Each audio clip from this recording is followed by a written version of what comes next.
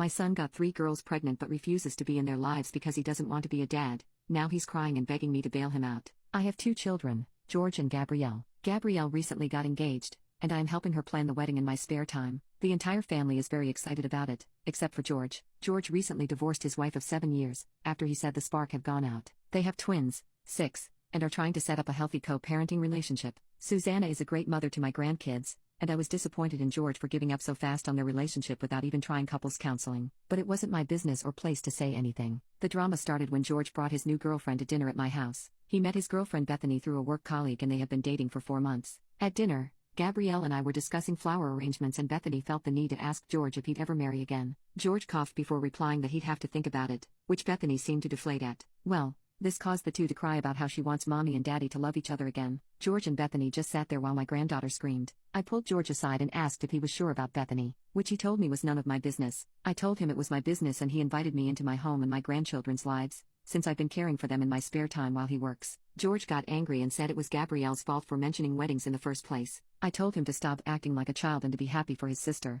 Then Bethany felt the need to insert herself and tell me that she and George were together no matter how much I liked his ex-wife. After that, I was done with the conversation and asked them both to leave. George and Bethany stormed off, flipped me the bird, and left my grandchildren at my house at 7 p.m. I had to call Susanna to collect the children since they had school in the morning, and I was attending a cake tasting with Gabrielle the next day. I feel like I shouldn't have to tell my 31-year-old son to be happy for his sister or argue with a random woman whom I have never met before in my own home. So, am I the a-hole? Update 1. Bethany came to my house to apologize for how she acted at dinner last week. She told me that she was 2 months pregnant and George had broken up with her after she told him, because he has too much responsibility and doesn't want to be in the baby's life. I then spent the better part of 3 hours talking with Bethany about the baby and what she wants. She says she wants to keep the baby even if George refuses to be in its life, and I told her that I would help with childcare if she needs it since she doesn't have any family that lives nearby. Before I got angry with George, I thought I would call him and give him a chance to explain. George was angry that Bethany had shown up at my house and insisted that it wasn't his baby. I told him that he should get a paternity test and he asked me for $500 to cover it since he's struggling. I told George that he needed to figure it out himself since he was about to be a father of 3 and that he'd better step up and do right by his kids. George then hung up.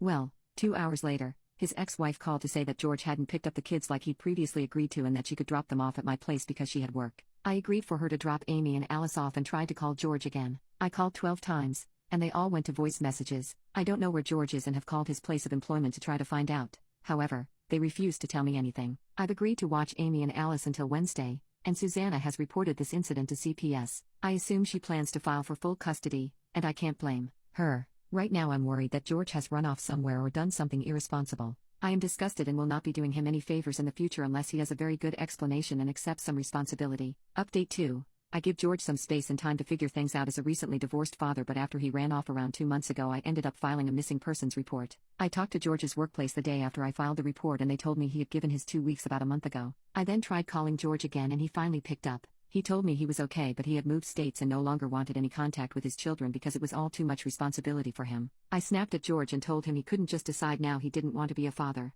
Then George told me he never wanted kids in the first place and those kids don't look anything like me anyway. George then told me to F off and hung up the call. After that, I informed the police department what had happened to let them know George wasn't in any danger and that we knew his whereabouts. After that happened, I just cried because I couldn't believe I had raised such a selfish person. Susanna has filed for full custody, and George, as far as I know, is refusing to pay child support and will probably end up in jail at some point. Bethany is now 4 months pregnant and is having a boy, and George is the father. Somehow he managed to come up with the $500 so he will have to pay child support since he doesn't plan on being in the baby's life. Bethany moved into my home in November since she's had trouble doing things herself, and her doctor says she's at risk of preeclampsia if she becomes too stressed during the pregnancy. In that time we have gotten closer and despite how our first meeting went I actually have come to like Bethany. Update 3. 6 months later, Bethany has given birth to a healthy baby boy and has found an apartment and a new job. I am so proud of her for how well she is coping with everything. As for George, that's a messy situation. Roughly 4 months ago, George was found to have illegal substances and was arrested. When George first called me from the county jail,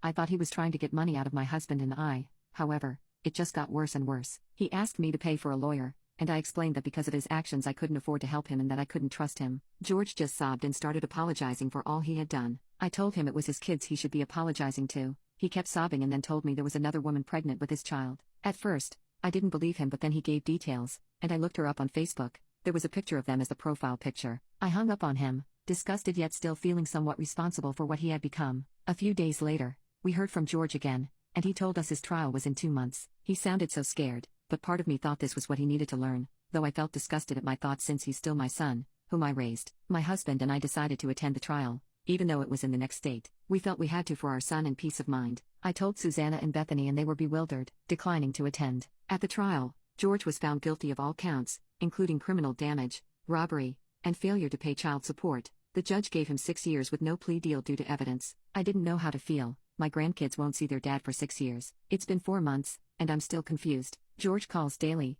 crying, apologizing, and begging us to get him out and speak to his kids, which I've declined since Susanna hasn't given permission. Bethany decided not to contact him or her son. I haven't reached out to his other girlfriend either, so I'm unsure how to feel. My son lost 2 of his gadgets and I found both of them 2 years later while rummaging through my husband's belongings. I think he might be framing my son, but I don't know how to prove it. I have an 8-year-old son who was in a terrible accident 3 years ago that landed him in a 2-week coma, required multiple surgeries on his cracked skull and in which he suffered from a TBI. Miraculously, he walked away mostly okay aside from some severe scarring, blindness in one eye and kind of terrible short-term memory loss. While his memory has improved, he still forgets a lot. Not anything significant, but things like constantly forgetting things I ask him to do, not remembering what he ate for breakfast and things of that nature. The worst thing though is that he loses/misplaces everything. It can be quite frustrating, but I try to give him a lot of grace knowing his situation. A year and a half ago he got an iPhone for Christmas and within 3 months it was lost. He swore up and down that he last had it on our couch and that somebody had to have hid it from him. After questioning the one other kid in the house, I came to the conclusion that no one hid it from him and that he must have lost it and just not remembered where he had it last despite his confidence that he had it on the couch. For months I would spend every free weekend tearing my house apart and deep cleaning in hopes that it would turn up, but it never did, so I just gave up and considered it a loss. I blamed myself because he clearly was not ready for that responsibility. About a year later, I ended up winning an iPad at work, and with my son being the only person in the house without a phone, the iPad unofficially became his. After about a month, you guessed it, he lost it. He again swore up and down that someone is messing with him and taking his things and hiding them. Again, I really just blamed myself. About 3 months later I was putting away some laundry and was tired of my husband's t-shirt drawer being a jumbled mess, so I pulled everything out to reorganize and lo and behold, my iPad was sitting in the bottom of the drawer. I asked my husband about it and he seemed really confused about how it got in there and insisted he didn't put it in there. Knowing that my son struggles with impulsive behavior from his accident and ADHD, I just assumed my son put it in the drawer, possibly to hide it from his brother, and then forgot about it. Which brings me to tonight. I just went out to my husband's car to look for something in his trunk, which took me a bit as it is a complete mess of papers, grocery bags, shoes, gym stuff, water bottles, coffee mugs, returns that never got returned, etc. As I was rummaging through the mess, I found my son's iPhone that has been missing for almost 2 years. This time, I know there is absolutely no chance that my son put it in there because he is rarely ever in his car,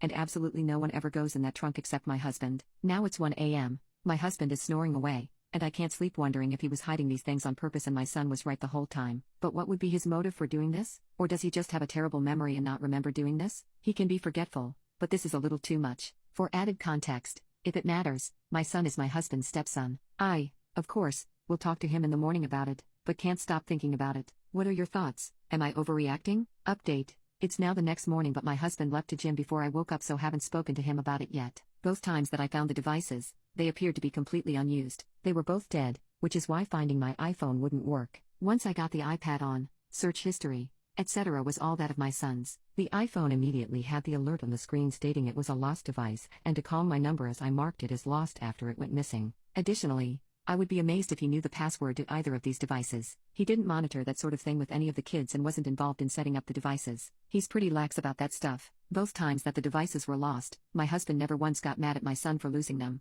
I never once got angry at him for losing them. I even mentioned a couple of times that I blamed myself. My husband never got mad at me or made any comments about how my son wasn't ready for the responsibility, etc. The only commentary he ever had was, well, he knows if he lost it, he doesn't get another one, right? This is the general expectation we gave to all of our kids. Take care of your phone. If you lose it or break it, that's it. Additionally, my husband is the one who bought him the phone, and he continued to pay for the line all this time, never canceled service. He also never likes to blame stuff on my son's injury and says things all the time along the lines of, even with his accident, he's smarter than most kids I've met, more athletic, etc., and thinks I use it as a crutch too often and don't give my son enough credit for how far he has come. So it's not like he was blaming the lost devices on my son's TBI. Here is the last bit of info. Some people commented that there was no way he could have forgotten the phone was in his trunk, as men always go in there. This may be the case with most men, but if it wasn't made clear enough, his trunk is a dumping ground for the messes that accumulate in his car that he moves to the trunk and never deals with again. For example, one of the things I found, and there was a framed photo of his kids that said Happy Father's Day 2023, so it's been in there for over a year. Also, I found the phone under a bunch of junk. so it's not like it was staring at him every time he opened the trunk. So with all that being said,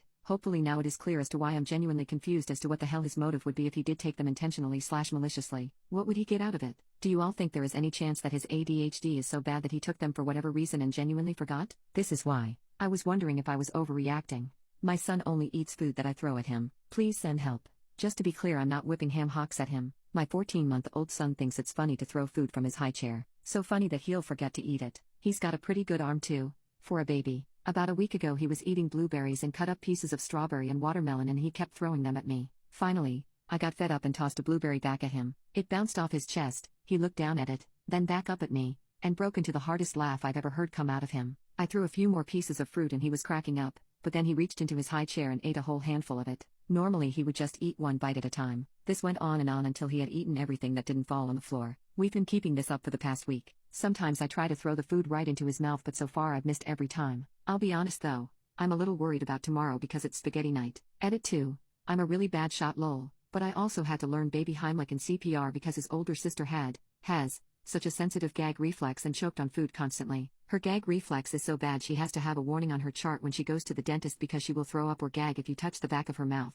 When he started eating solid food I didn't want to take any chances, so I also bought a thing called a life vac that apparently sucks objects out of a baby's throat if they're choking. I've never had to use it, but it's right next to his high chair just in case. I appreciate all the concern for my baby though, thank you for looking out for him. Update post. Well, spaghetti night was a success, as long as you define success as he ate the food. I was surprised that he immediately started eating it without having to play our little game first. I made him a plate with a couple little twirls of pasta and he started grabbing fistfuls and chowing down right away. He's half Italian, so I guess it's in his blood. After a few good handfuls though, he was ready to play and started whipping noodles at me and my daughter. Because he's an uncoordinated baby though, he ended up flipping them back onto his own head, which cracked up his sister, and when she laughs he laughs. To be honest, I didn't end up throwing too much food at him tonight, mostly because he was doing my job for me, but also because I just got caught up in watching my kids play together. He still got ridiculously messy though. Afterward, I put him right in the tub, but he was like an Italian bath bomb. The water was orange and had all the little flakes of herbs and Parmesan cheese, so I had to drain it and start again. While I gave him a bath, my husband started the task of cleaning up the high chair and its surroundings. He shouted,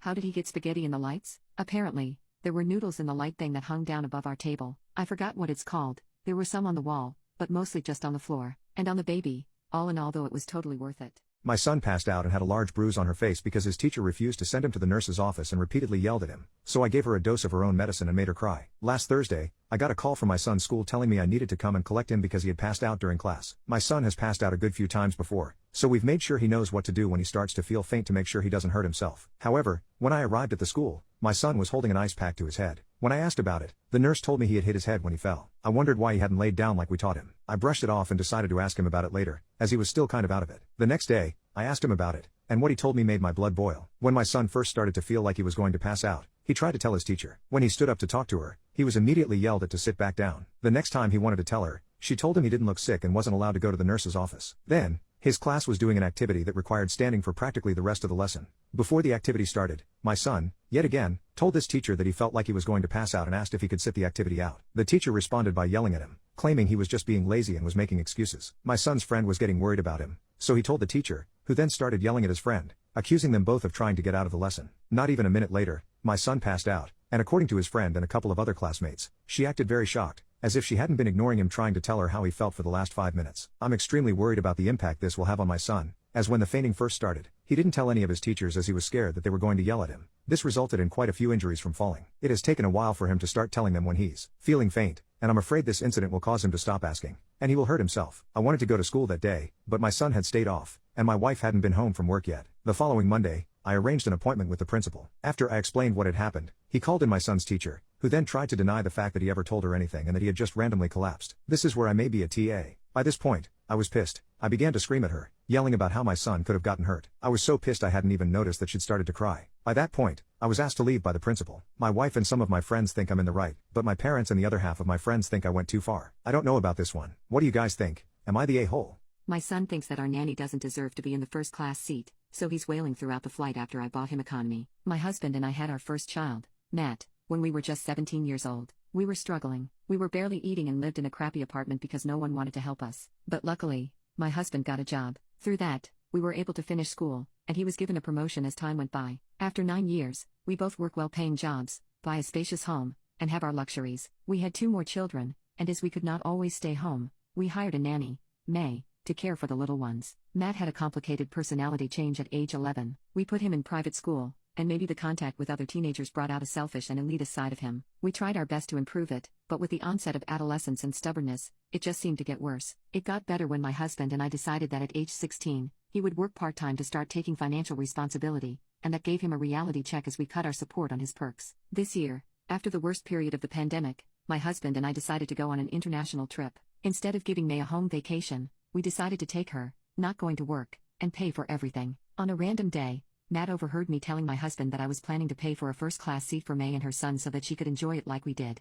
He asked why we should do this. We were already paying for everything and let her go economy class if she couldn't afford first class. I was shocked. I said it was mean to say this and that she was an important person in our family who gave up having time for her child to take care of me. It's the least I can do. He still stood his ground, so I said if he saw it that way, I'd buy him an economy seat, and he'd have to turn around to pay for an upgrade to see how privileged he is to have parents who can pay. He nodded, thinking it was a joke even though I said it wasn't. As the months passed, I warned him that his ticket was economic, and he didn't believe it. On the day of the trip, like a shocked Pikachu, he was startled when he realized I told the truth. He threw a tantrum in the middle of the airport, saying that 10 hours of travel would be very uncomfortable. I just replied, "You had 6 months to gather, you've been warned." The flight was okay, but Matt was outraged the entire trip, saying it was almost torture and that we had gone too far. My husband agrees with me. My son's fiancée develops a fantasy that she is my actual daughter. Now she demands that I walk her down the aisle and lie in my speech that I love her. I have 2 kids with my ex-wife, John and Sally. I'm remarried to my wife. My son is engaged to Abby. She seems nice but has been a bit pushy in trying to create relationships with my wife and me. Abby isn't close to her family. She told us many stories about why, and while some of her complaints don't seem awful,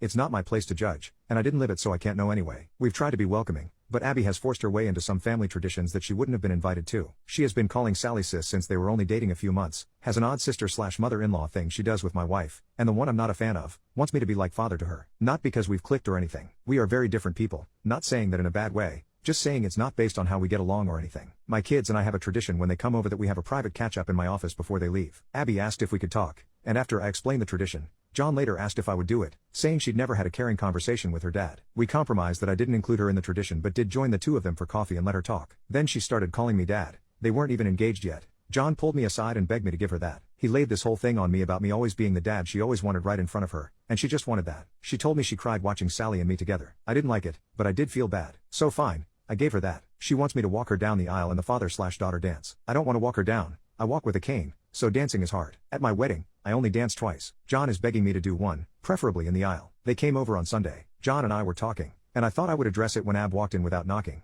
asking if he'd told me yet. I asked what. John said she wanted me to say something about having a second daughter now in my speech and how I loved her. I just looked at him. She asked if I'd do the walk and dance for Sally. I said of course. She yelled she's my daughter too, and I said it will never be the same. Sally is my actual daughter. I tried to explain that I'd talk about her being a happy addition to the family and that I love how happy she makes Jack, which I thought was a good compromise, but she started crying. John apologized, and they left, but he called me when they were home, nearly begging me to. Update, on Mother's Day, my kids and their partners visit my ex-wife. So it turns out my ex-wife and Abby are much closer than I had imagined. She calls her mom, which is part of where this comes from. Also, my ex has been egging it on. On Mother's Day, they were talking about the wedding, and I guess whenever Abby referred to me, it was as a dad. My son told her to let it go, which led to yelling. Abby said she deserved to be my daughter, and my ex told her she was right. However, Sally told her I only had one daughter, which was a response to Abby saying that as my daughters, they should be united. A couple of days later, John and Abby dropped by unannounced. The entire night was Abby trying to bring up the wedding, John trying to change the subject, and Abby not allowing that. We talk logistics because I'm helping them get some good deals through some professional contacts I have when finally she just says, "So I was talking to mom. She said that you can walk me down the aisle and she'll do the dance, or you can dance and she'll walk. It's your call, but you need to choose soon." I reiterated that I could not dance. She tried arguing that I had danced a little at my wedding,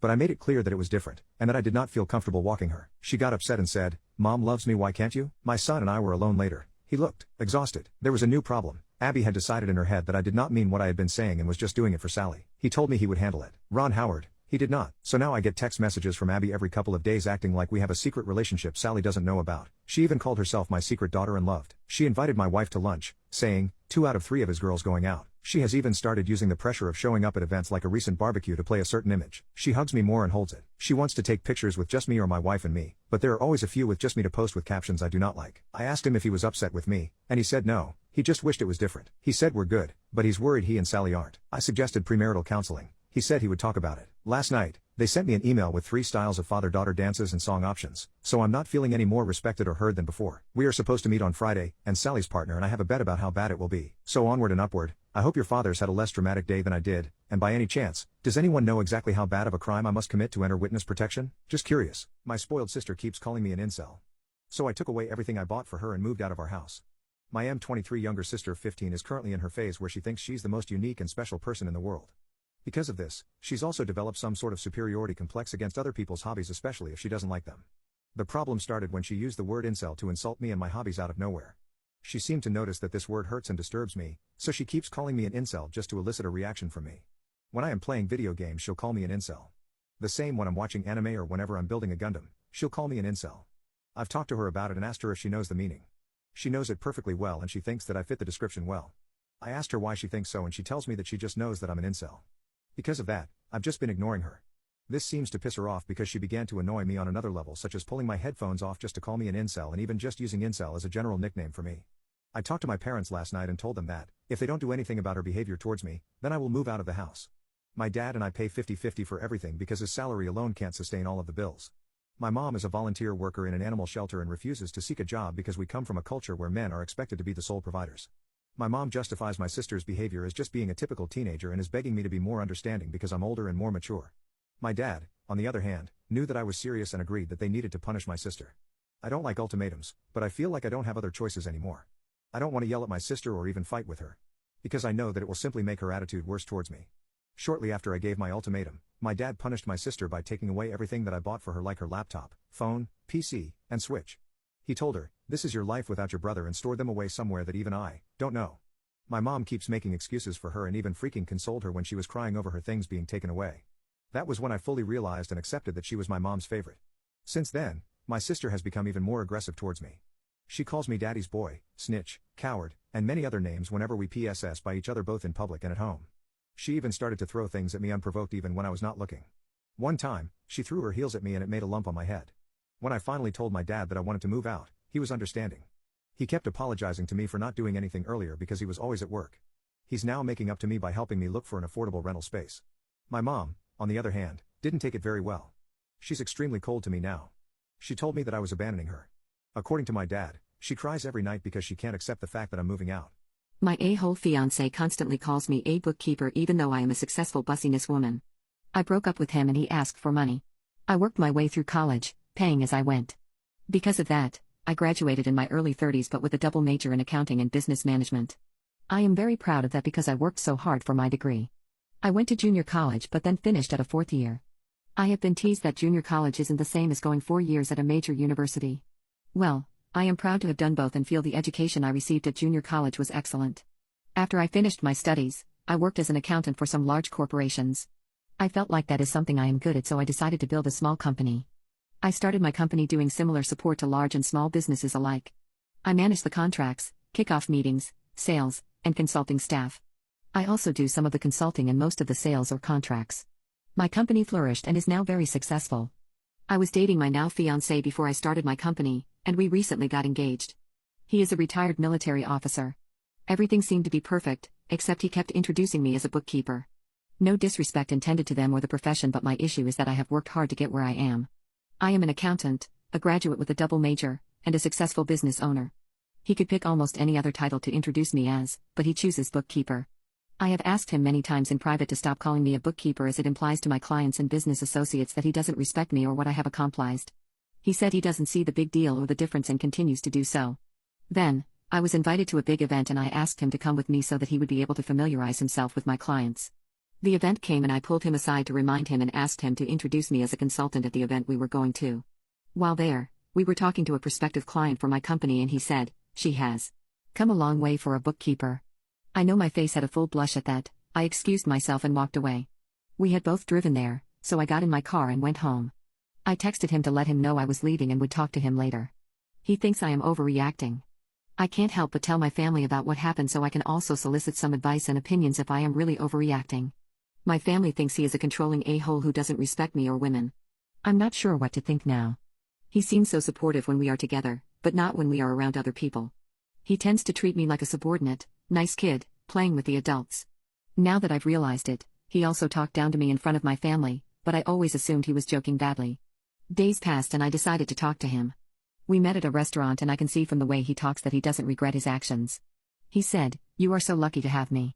You should listen to my advice more so you won't overreact like that," and he further said that now that I had time to get my emotions under control, he was willing to let it go. I laughed and told him I was fine and so were my emotions. I thought to myself, what in the world is this crazy man thinking? He is nothing compared to me who has a successful business that came from my hard work. I can't believe I let him pass many times. Needless to say, I have called it off with the old man. I need someone proud of me and caring. Here is the shocking part: before I walked out of the restaurant, he wanted to know what I was going to give him for his help with my company. After the shock wore off, I handed him $1 and walked away. I went home and announced to my family that I had separated from him, and my family responded by buying champagne.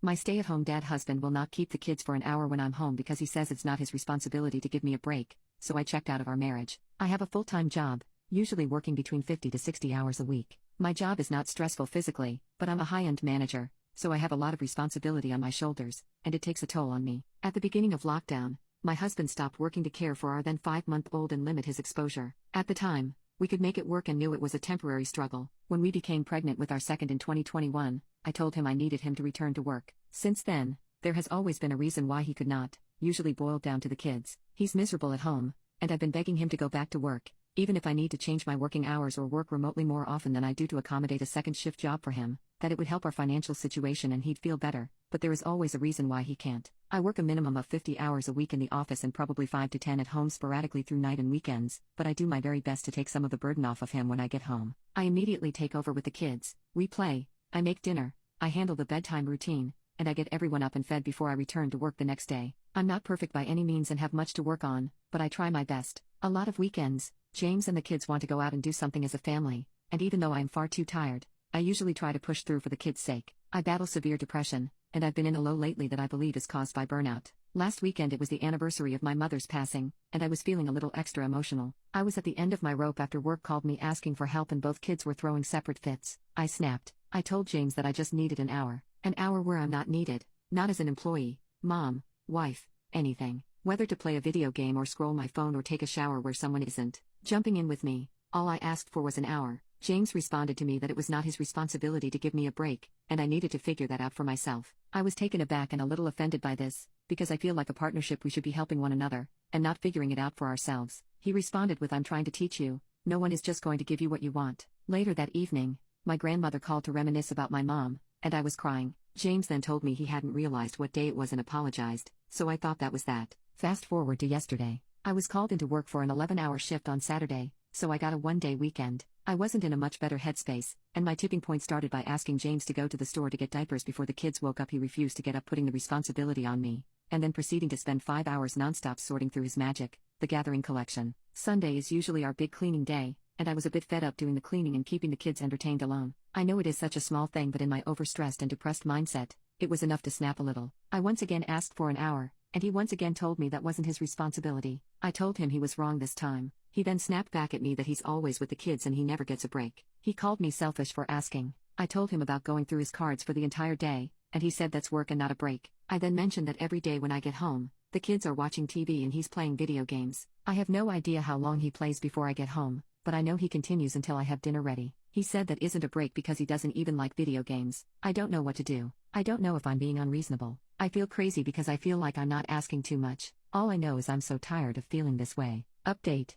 It hasn't gotten better, but I've come to a realization that I've been checked out for a while, and the fights and problems he and I have don't bother me like they used to. I have actual dreams about leaving him, and I want to. I, however, feel trapped. We have 2 cars, both in his name as gifts from his mother. I pay the insurance and tags on my car, a 2016 with 250k miles on it that he ran into the ground driving for Uber for 2 years before COVID, but I have absolutely refused to pay for his newer 2020 car that I begged his mother not to get because I knew I would be stuck with the payments. So both cars are technically his. When we bought our house, it was under a false promise. His mom offered to watch the kids when she retired so James could return to work. This did not happen. She also co-signed for the home with my husband so we could get a better rate. So I also have no ownership of our house. I don't have anywhere to go. My dad has a small basement I could rent, but it adds over 30 minutes to my commute and I do not know what I would do for childcare, other than being unhelpful. He has shoved me, been romantic with me while I slept, and constantly gaslighted me. I'm over it, but I feel stuck. I know it's unhealthy, but to cope, I'll usually have a couple, 2 to 3,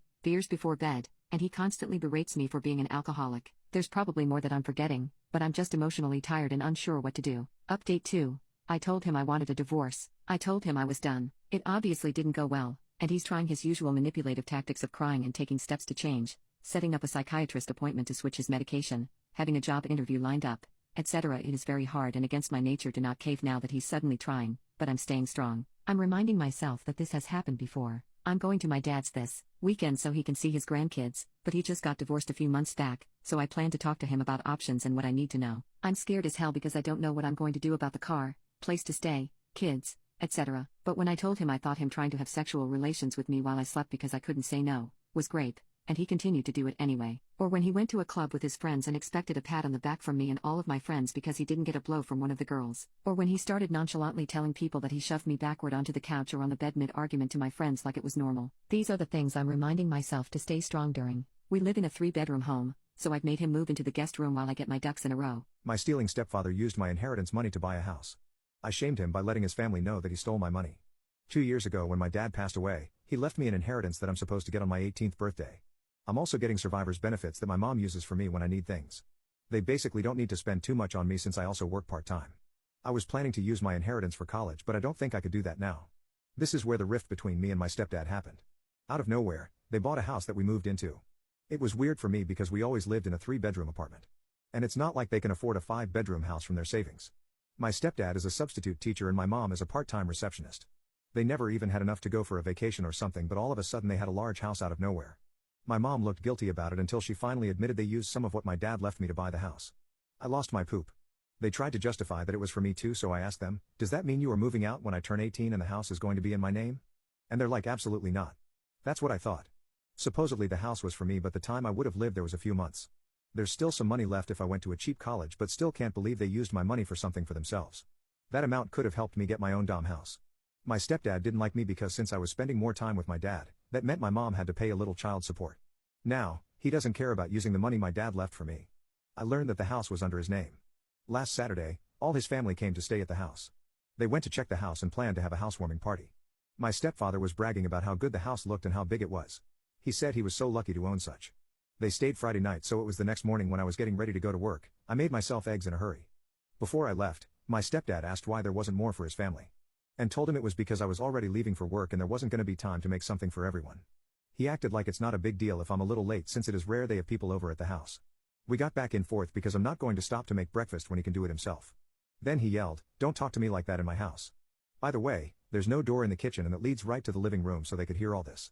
I said loudly, "Actually, it's my house since you paid for it with my money, and don't forget you stole from me." My stepsister stole and wrecked my brand new car. Now she's begging me to change my mind because I told her she should better pay for my car or I would sue her. My stepsister named Paula had 2 cars, both she got from her dad and my mom, and she destroyed both of them within months after she got them. Paula got her first car when she was 17, just after she got her license. It was an older Audi she got from her dad. It wasn't the nicest car but a good start. She didn't like the car but it was better than nothing, so she used it. But after 4 months she crashed it into my mom's car as she was coming back from a party. The second car she got last year for Christmas my mom and her dad bought for her, but guess what, she drove it into the river on New Year because she forgot to put the handbrake on. My mom and her dad were furious but she didn't care. She said she would just buy a new car and they should chill out. She moved out afterwards to her own apartment, so I just bought myself my dream car, a Mini Cooper 2014. I did years of saving for it. My stepsister visited 2 weeks ago over the weekend while I was at my grandparents' house, so she thought she could use my car while I was gone and drove shopping with it. As I got home I saw a huge scratch at the back. I asked my mom how it got there. She was clueless. She didn't know Paula took the car while they were sleeping. Paula, looking all innocent, said she took the car on a little shopping tour because I wasn't using it. I was so angry at her and said if she ever uses my car again without my okay I would kick her arse to the moon and back. She said she was sorry and that some idiot was not her. When I was coming home today I saw my car crash into the wall in front of our house and Paula, my mom and her dad standing beside it. I was furious. I asked what happened and my car was in the wall. Paula said she accidentally crashed it because she wanted to drive to the nail salon and she confused the front and reverse gears. I exploded. I screamed at her that I wanted her to pay for the car and that she was a horrible person because she didn't even look guilty for destroying my car and that she should never drive a car again in her life because all she does is cause accidents. I stormed away and looked into my room. Her dad said I should forgive her and that it was an accident but we were sisters. I was shocked and so disappointed in my mom because she said nothing against it. I said that she wasn't my sister and I would never forgive her and that I would move to my grandparents and that she should better pay for my car or I would sue her. He said that I was a brat talking to them like that and that not forgiving her would make me a bad human being. Update 1. This morning I got a call from my stepdad saying Paul came crying and drunk driving in a car to them and begged him to try to change my mind on the police because she doesn't want to get into trouble. He said if I go to the police my uncle won't do anything for me and that I'm no longer welcome at home. I just got back from the police station and filed a report of theft and damage to property against Paula. It turned out Paula and her dad called the police and said that I would frame her and that I crashed the car into the wall. So I'm on the way to a lawyer to help me with all of that. I also called my insurance company and they said that would work on getting me the money I deserve. I'm now living at my grandparents' house and will distance myself from the rest for a while. I also just found out that my stepsister tried to fight my mom after she contacted me and wanted me to come back home. She's in the hospital right now because Paula broke her nose. I'm now on my way to her and hope she alright and sees what kind of a person she really is. Update 2. Paula got arrested for stealing the car from a neighbor and my stepdad is not talking to my mom or me right now and my mom is thinking about getting a divorce. I don't really know what to say. I'm just overwhelmed with the situation right now. My stepdad gave a very shameful speech and ruined my wedding, so I clapped back at him through social media and it cost him his job. I recently got married about 2 months ago to my husband who we'll call Ryan. So I came out to my mom when I was 19 years old and she was very accepting of my identity ever since. My mom met my stepdad about 2 years ago, which we have never really gotten along. About a year ago me and Ryan sent out our wedding invitations. We wanted to let everyone have plenty of notice for our special day so they could keep their schedules clear if they were planning to attend. My mom was part of our wedding planning. She helped us book the venue and offered to pay. Venue was Ohika Castle, otherwise known as the Blank Space Castle. My stepdad was never really involved in the wedding planning as he works a lot. Well, fast forward to about a month before our wedding. I called my mom and asked what she and my stepdad was planning on wearing. My stepdad started talking in the phone claiming he wasn't even aware that I was getting married or that I even had a girlfriend. I said, "What do you mean girlfriend? You have met Ryan on many occasions and have always been aware that I was gay." He then went on to say that if he was going to be attending my wedding it had to be a real wedding with a bride and a groom. He followed it up with a lecture about how being gay is wrong and all that narrow-minded stuff. Me not wanting to cause an argument just chose not to reply and ended the call. I called my sister and started gossiping about how disrespectful his words were. Fast forward to my wedding, my mom and my stepdad both came. I was surprised he came but assumed my mom talked some sense into him. Later on in the night everyone had been drinking a little and my stepdad decided to give a speech which I was unaware of. He proceeded to use slurs towards me and my husband and say some pretty rude thing which I don't want to repeat. He ruined our wedding. I called my mom the next morning asking why she is with a homophobic man who can't even respect her own children. She started getting real defensive saying that he has freedom of speech and can say whatever he wants and that he shouldn't have to change his own beliefs just because other people don't agree with them. To which I called my mom a horrible mother saying her kids should be her first priority and then I hung up. All of a sudden my mom and stepdad both started posting and sharing anti-gay posts on Facebook about how they've never met a mentally stable LGBT person or how gays are always rude and that being gay is a choice. I then clapped back calling out everything racist and disrespectful my stepdad has said and then blocked them both and everything. About a week later my mom called me on no caller ID saying what I did was wrong and has now cost my stepdad his job and he would like me to pay my mom back for everything she's paid for our wedding, claiming I was only using her for the money. My sister is on my side but a lot of my family is scolding me saying I'm the asshole and that I need to pay my mom back. So PLS, am I the a-hole in this situation? My stepdad stole my identity, causing my credit score to drop over 200 points and when I brought it up, he spit on me. So I filed a police report for identity theft and a misdemeanor. I never had a reason to check my credit score until a couple of months ago, other than when I got a credit card in 2021. At that time, I had a 745. When I went to purchase my first car on my own in April, the dealership told me my credit score was 541. I had no idea why since I barely used my credit card and always paid it off in full every month on time. I put off buying the car while I looked into my credit and was mortified when I saw 2 other credit cards on my report, which were nearly maxed out and with probably 15 late payments between them. When I asked my mom and stepdad about it, my stepdad said he opened the cards when I went to college because I stopped paying rent at the house. When I lived there during my 2 years at CC, I paid them $500 per month rent. I stopped paying when I moved out. We argued about it, and he said I owed it to him for the years I didn't pay rent, literally talking about 8th, 12th grade, and just to drop it. When I told him he couldn't do that without my permission, he said he didn't need permission and spit in my face. Like a full-on spit on my face. I left crying, and my mom called to apologize. We talked a little bit, and she told me he had something similar happen to him in the past. Obviously, that's no excuse, and I told her I'd have to go to the police about the accounts. She said to slow down and really think about if that's what I want to do. I hung up the phone. I wish I'd known about the account sooner. I will still call the police, but is there any other way of handling this? Update. I made the police report for both identity theft and spitting. They said it was 2 separate incidents, the identity theft, a felony, and the spitting a misdemeanor. About a week afterward, my dad came storming into my workplace. He's always had anger issues, but this is a new low for him. He starts screaming at me for calling the police, and a security guard comes in and tells him to leave. The security guard meant well, but she's probably 23 years old and small, and my stepdad is 6'2" and has been in plenty of fights in his life. My manager told me to go in the back and he followed me back there. I locked myself in the bathroom, and he just kept banging on the door for probably 3 to 4 minutes, screaming at me. I called my mom, and she tried calling him. Eventually, a police officer gets there and goes to handcuff my dad. He fights him, and 2 other officers pile on him. He's arrested on aggravated battery and aggravated resisting charges. He was released from jail the next day, no idea why, but the county decided not to prosecute him. I spoke with an officer a couple of days later about a possible order of protection, and I was told the county usually doesn't prosecute people fighting cops unless an officer gets injured so badly they might have to medically retire. What reminded me about this post was that I checked my credit yesterday, and one of the accounts has come off. Still waiting for the other one, but it's just a matter of time. My dad hasn't said a word to me since, and my mom refuses to talk about it. The nice thing is the rest of my family is completely on my side with this. My credit should recover pretty soon, but I think my relationship with my stepdad is pretty much over. I'm fine with that. He's a toxic person. I'm just hoping nothing else happens. My stepdaughter insinuated I was a gold digger, so I told her how broke her father was and I'm literally wealthier than my older husband. I've 38 been married to my husband Rob 52 for 4 years now. My husband's late wife died 1 year before we met and we dated for 2 years before marriage. He has 2 kids, 28 Madison and 26 Brett. Note, I am not calling them my stepkids because they explicitly told me I'm not their stepmom, just their dad's wife. I didn't play a part in raising them, so I'm okay with that. It's always been a tense between us. I tried my best to be kind to them and have been generous when I can be, but they are very cold with me. Being a child of divorce, I can partially relate to a parent moving on, so I try not to force anything. Madison recently got engaged and we are excited about it. Everyone was over recently and she asked about a wedding budget from us and Rob told her he was able to contribute $10K. She has bigger hopes for her wedding than this, so she was upset and kept asking for more. Rob, however, is still working hard on building his savings back up. Before his late wife died, he basically wiped out his cash savings, had to cash out his 401k, and even took a small mortgage on his house to cover medical costs as well as life expenses since he had to cut back on working. Eventually, he had to drop that job for a more flexible but lower paying one, so this $10K is actually really generous from him. Rob went to run an errand and it was just me and his kids. Madison then asked me if I'm going to give any in addition to what her dad was giving. I told her we're a marital unit and that what we discussed together was a reasonable amount to contribute. She then said, I should have known.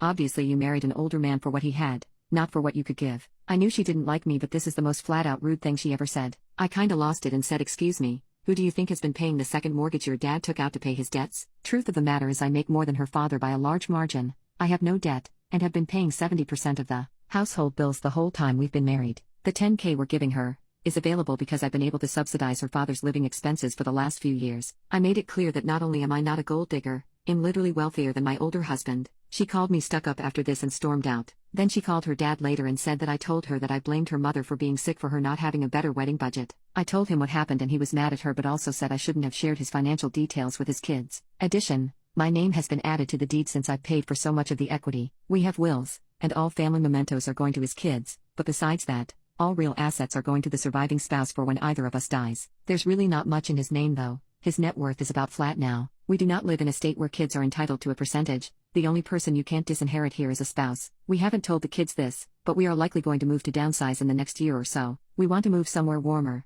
and that way we can have a fresh start together somewhere new. My stepdaughter is signing me up as a full-time babysitter and wants me to quit my job so I can look after her daughter, so I packed my bag and left. I married Sam 5 years ago. Sam always knew I did not want to have children of my own, and he was fine with that. He has a daughter, Leah. His wife died when Leah was 10 years old and I met him when she was 15. I didn't meet her till after a year of dating. She was a sweet young adult and we got along great. I did not move in with Sam till Leah left for college though. Leah got pregnant last year. Her boyfriend did not want to keep the baby but she wanted to keep it. He broke up with her. Leah moved back in with us cause she could not afford her lifestyle without him. She worked as a teacher and he was the breadwinner. I had concerns about how she was going to raise a child on a teacher's salary by herself. I suggested getting him to pay child support. She did not want that. Sam thought I should stay out of it. Fine. But once she had the baby around 4 months back, Leah seemed to realize that having a baby was not the sunshine and rainbow she thought it was. She barely got any sleep during the last 4 months. All the while, Sam was helping her with the baby while I did almost all the chores myself. Now her leave is ending. She did not want to leave baby at daycare or with a nanny. Sam and I both work as well. She asked if I could stay home with the baby. I said no. First, it is not my baby, and I never wanted to raise a child. Second, I have work. She asked Sam, who asked me to do it instead. I refused, stating the reasons again. Sam couldn't stay home because he earned more than me and covered more bills. I asked why Leah can't stay home with the baby herself. She said how she was young and had to build a career. I said many people take breaks to raise kids, and she broke down crying about how she was so tired all the time being a mom and she needed something else in her life too. Sam feels bad for her and thinks we should help her. I suggested she pay for a nanny with her income, but Leah doesn't want strangers looking after her baby. Both of them are pressuring me to stay home with the baby so she can go to work. I'm standing firm on my decision. Leah said yesterday how she wished her mom was alive since she would have had her back. She said I didn't love her and my husband is also mad at me. Am I the a-hole for refusing to help my stepdaughter with her baby? Update. I had some tough conversations with my husband and stepdaughter. He refused to see the point. He accepts I have always been true about my boundaries, but he still needs me to step up and help out more, be more understanding. I realize the fact is he sees his daughter as his baby girl and me as the adult in this situation, so he needs me to act like an adult and support the child. I tried to make him realize she is not a child, she made her own decisions and she needs to be an adult. He says I won't get how a parent would feel and he needs to be there for her. I realized his long-term plan is to keep supporting her as long as he can and she wants it. To be frank, I sort of respect his stand. A father wanting to be there for his daughter and wanting to live for her is admirable, but that is not the life I envisioned. Loving grandmother that babysits occasionally? Sure, but raising Leah and her baby? Nope. Before we decided on anything extreme we had a talk with Leah as well, to know what her plans are. We revisited the topic of child support and this time her dad was adamant to know why. Well, apparently the reason is Leah is still in love with him. She is scared pushing a court case and responsibility on him, on a decision she made will scare him away. She is still holding on to hope he will come back. We don't think she is being realistic, but have decided to table that talk for later since Sam is anyway ready to fund the baby's life, and child support can be demanded with back pay when she decides to follow up. We offered her multiple solutions, such as fewer work hours, career change, nanny, daycare. She did not accept any offer. She loves the school she works at and does not want to leave it. She claims reducing hours will impact her career trajectory and since she wants to work, she might as well work full-time.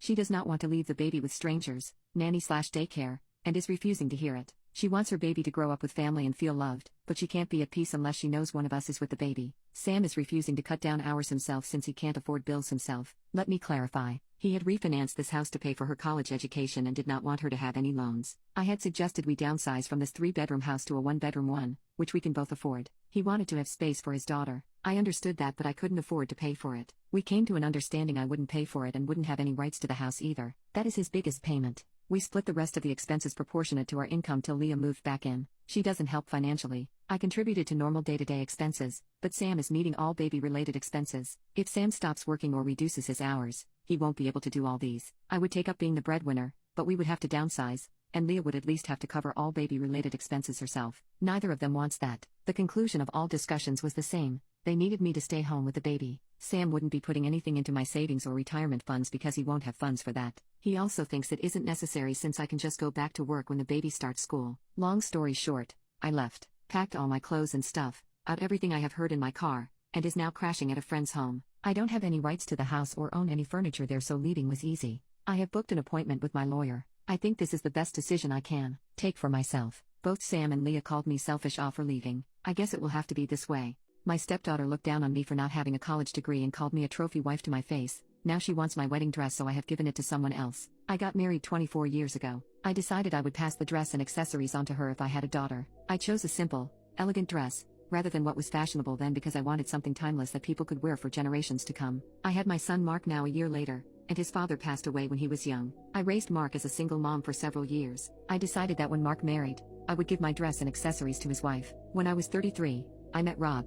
Now, I fell in love with him, and we quickly married. He became a great father figure for Mark, and I was so excited to have a stepdaughter, Molly. My relationship with Molly had a rocky beginning. I've been patient and gentle with her. I've offered to take her shopping or get her nails done. I asked Rob about her favorite foods and made sure to cook those. She clarified that she didn't see me as her real mom. Years passed, and I never changed the way I treated Molly. My door was always open for her, but she never changed the way she thought about me. She called me a trophy wife to my face. If I ever threw a charity event, she would remark, "Wow, you're so generous with Dad's money." While she didn't say anything explicitly, I could tell she looked down on me for not having a college degree. A couple of years ago, I made a final offering to Molly. I brought her into my closet, showed her the dress and accessories, and told her I would love for her to wear them at her wedding. Some alterations would have to be done. I am 5 feet 9 inches and a size 4, while Molly is 5 feet 4 inches and a size 8, but we could make it work. Molly scoffed and said I had archaic values and that the dress was trashy, and walked out. That really hurt because she knew what that dress meant to me, and she didn't care. After that,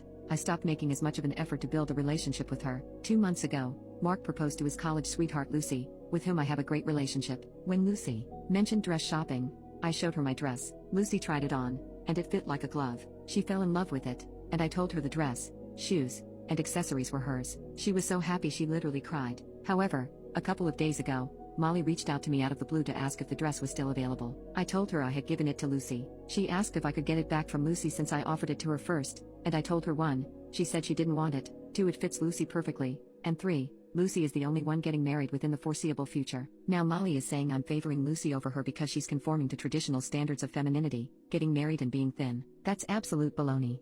My stepdaughter thinks that she can do whatever she likes since she is pregnant and tried to get rid of my cat, so I cut all ties with her and kicked her out. I have been with my fiancé for 3 years now. He has 2 kids, a daughter who's a lovely girl and another daughter who I'll call Kim. She has always had a bad attitude to everyone, especially me. Now before anyone assumes, my fiancé was already divorced his ex 2 years before we even met, and his ex is a nice person who I get along with very well, so there's no hate from her end either. He moved in my house, and when Kim is 3 months pregnant, she lived with us because we have more room for her and the baby. The baby daddy stays sometimes, but he has 2 jobs along with studies. They are both 19, so it's mainly been me who's take care of her. So the main issue today, her boyfriend came over, so my fiancé suggested we let them have the house to themselves and go for a walk. About 2 hours later I came home and noticed my cat missing, who Kim hated and wanted me to get rid of. I asked her where he was. Kim said she ran out the door, which I knew was bullshit. Whiskey is an elderly cat who even wouldn't go out on the porch if I didn't bring him. So I checked the Ring camera, and as expected, Kim threw Whiskey out. That ran her off. My fiancé tried saying Kim is pregnant. Her hormones are all over the place, and pregnancy brain messes with women, that he was gonna bring up getting rid of Whiskey for the baby's sake anyway.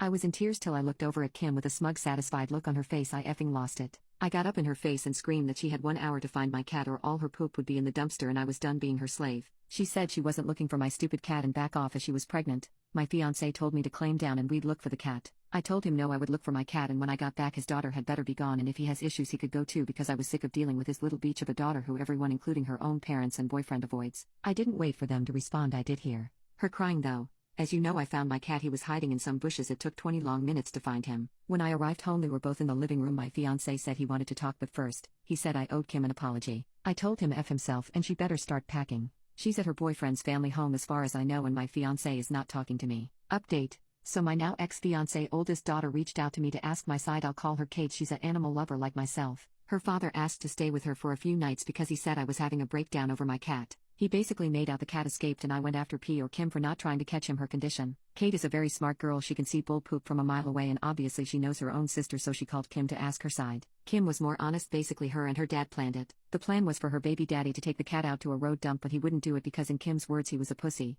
So they got in a fight about it, and Kim, thankfully being lazy, just kicked Whiskey out and ran him out of the yard. I've decided to call off the wedding, which is in few weeks, and broke up with my ex-fiancé by text. I don't give a FK if it's immature or cruel. I've told him I'll box up his stuff for him and leave it for him to collect in a few days. My ex called me when he's coming over, so Whiskey will be locked in a room safe, and I'm calling a 24-hour locksmith next. The begging and bullshit promises have already started, but my mind's made up. I'm done being his ATM slave for him and his spoiled bitch of a daughter, Kim. Whiskey is fine, by the way, just a little shaken, but he's curled up in my lap refusing to move. My stepdaughter tried to film me in the bathroom for a prank that scared me. Now she needs 12 weeks of recovery. I married Judd a few years ago, and as a result, I acquired a stepdaughter, Abby. I dated Judd when Abby was 8, met her when she was 9, and married Judd when she was 10. I'd say our relationship is okay. She doesn't act bratty towards me and respects me enough as her mom's husband. However, there is one glaring issue about her, and that is her pranking nature. Abby loves to pull pranks. One example is her hiding my car keys with what looked like 100 dubs in a box. I found them quickly because she failed to notice my keys had duct tape on them. Another one is when she hid in the fridge, something I still find very weird, to scare the first person who opened it. Well, last Wednesday, I arrived home, and it seemed I was the only one there. Only my shoes were at the doorstep, and I even called out Judd's and Abby's names, but there was no answer. This is normal as Judd sometimes works late, and Abby stays at school for extracurriculars. So I screwed around with my dog for a bit, and then I decided to relieve myself. When I got to the bathroom, I noticed that the window cabinet was open. I thought nothing of it at first and unzipped my pants, but then I saw a shadow behind the shower curtains. I thought the worst and immediately punched the figure behind the curtains. Well, as everyone may have guessed it from the title, it was Abby. She was making a prank video, and I had not noticed that she propped her phone up on the bathroom cabinet with 2 cups. I'm not going to lie, I did not hold back. I punched her as hard as I could. Her nose looked broken, and when I realized it, I flipped out, and so did she. After maybe 5 minutes of freaking out, I drove her to urgent care and informed Judd of the situation. Her nose was indeed broken and would need about 6 to 12 weeks of recovery. Abby won't talk to me, and as for Judd, she thinks that my action may have been justified, but also thinks I should have approached with more caution, which she has refused to elaborate on. So Aita? My stepdaughter walked all over me and called me a drama queen for mourning for her dead father, so I was done and signed off her custody. My late husband has a daughter, Michaela, from his previous marriage. She was 9 when we got married. Her mom was attempting to alienate her from us. She talked junk about me. Keep in mind that my ex knew very little about me. Before anyone asks, I didn't break up the marriage. They divorced when Michaela was 5. I met my husband 2 years later. His ex still wanted him back and kept telling Michaela I was why they weren't getting back together. My husband was the one who left her because she cheated and had no plans. He was in a long court battle to get more time with Michaela, but it's safe to say that Michaela didn't like me and felt like I was the witch who was keeping her daddy from her mommy. I tried to bond with her, but she rejected me time and time again. Together, my husband and I had 3 children. A little after our youngest was born, when Michaela was 13, her mom was arrested and sentenced to 15 years in prison. My husband received sole custody. It was a big adjustment for Mikhaila. We got her into therapy. She still wanted very little to do with me or her siblings. I went to therapy with her, but eventually, the therapist said that the best thing I could do was give Mikhaila space. Pushing the issue would just make her away. The therapist also told Mikhaila she didn't have to like me, but she did need to treat me like a human being, and as I always respected her, she needed to respect me. Mikhaila did not listen. She called me horrible names, said nasty things to her siblings, and kept asking her dad to divorce me. It led to a lot of arguments with my husband because I was giving her space, treated her with kindness, and was her punching bag. He said she had been through a lot, but I truly think it's because she was nice to him. Even her therapist was concerned, but nothing changed. Mikhaila is now 15. My other 3 children are 4, and 2. My husband passed away 6 months ago. Initially, I took custody of Mikhaila because her only other family was her maternal grandparents in another state. Mikhaila even said she wanted to stay with me and be near her friends. I kept her in therapy, but the treatment got worse. I tried to understand. She's lost 2 parents in a short period. She's stuck with the woman she was conditioned to resent and 3 little ones. I've tried everything while balancing my grief and handling the little ones. It came to a head a couple of weeks ago. Mikhaila was out. I put the little ones to bed. I ended up having a good cry because I was just so stressed and missing my husband. Mikhaila came home and asked what was wrong. I told her. She began calling me a whiny drama queen, saying now I know how her mom felt when he wouldn't take her back. She called me a bunch of terrible names and kept following me to taunt me as I walked away. I finally locked myself in my room.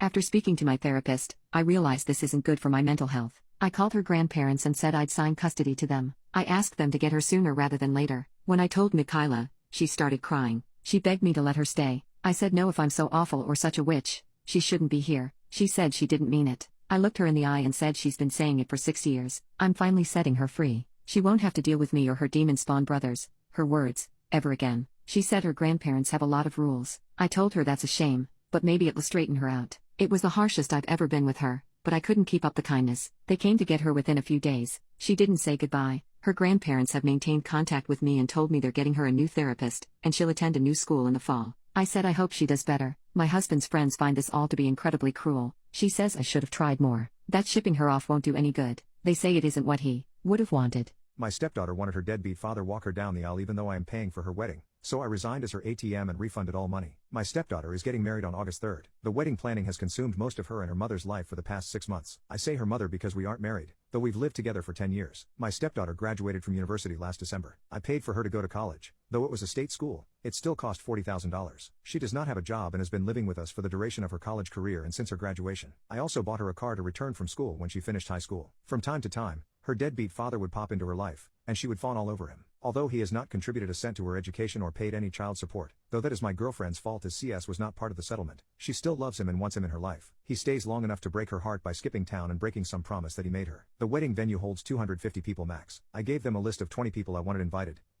Since I was paying for everything, they told me that was no problem and they'd take care of it. So I let these people know they'd be getting an invite, and they should save the date. Saturday, I saw one of my friends on this list at the golf course and asked if he was coming. He told me that he wasn't invited. He told me that he got an announcement but not an invitation. He had it in his back seat and showed it to me. Sure enough, it was just an announcement, and my name was nowhere on it. It had her dad's and mom's names, not mine. This led to a big fight with my girlfriend, as I discovered that none of my 20 made the cut for the final guest list because 250 people is very tight. I was pissed, but not a hell of a lot I could do because the important people in my life had already been offended. My girlfriend said, if some people didn't RSVP, yes, I might be able to get a couple of people in. But that is an ultimate slap in the face, in my opinion. So, I was boiling on Saturday. Yesterday, we had a Sunday dinner with the future in-laws family, a surprise guest, us, and the real dad. At this little dinner my stepdaughter announced that her real dad would be able to make it to her wedding and that now he'd be able to give her away. This was greeted with a chorus of oh how great and how wonderful s. I don't think I have ever felt so angry and so disrespected. I was shaking. I took a few seconds to gather my composure because I wasn't sure if I would cry or start throwing punches. Once I was sure I could speak, I got up from my chair and said I'd like to make a toast. I can't remember exactly what I said, but the gist was this. I'd like to make a toast. The sound of spoons against glasses rings in my ears. It has been my great pleasure to be a part of this family for the past 10 years. Aw, how sweet. At this point in my life, I owe a debt of gratitude to the bride and groom because they have opened my eyes to something very important. Confident smiles were exchanged. They have shown me that my position in this family is not what I once thought it was. And now, a glimmer of confusion and shock spreads on the faces in the room. Though I once thought of myself as the patriarch or godfather of the family, commanding great respect and seeking out help in times of need,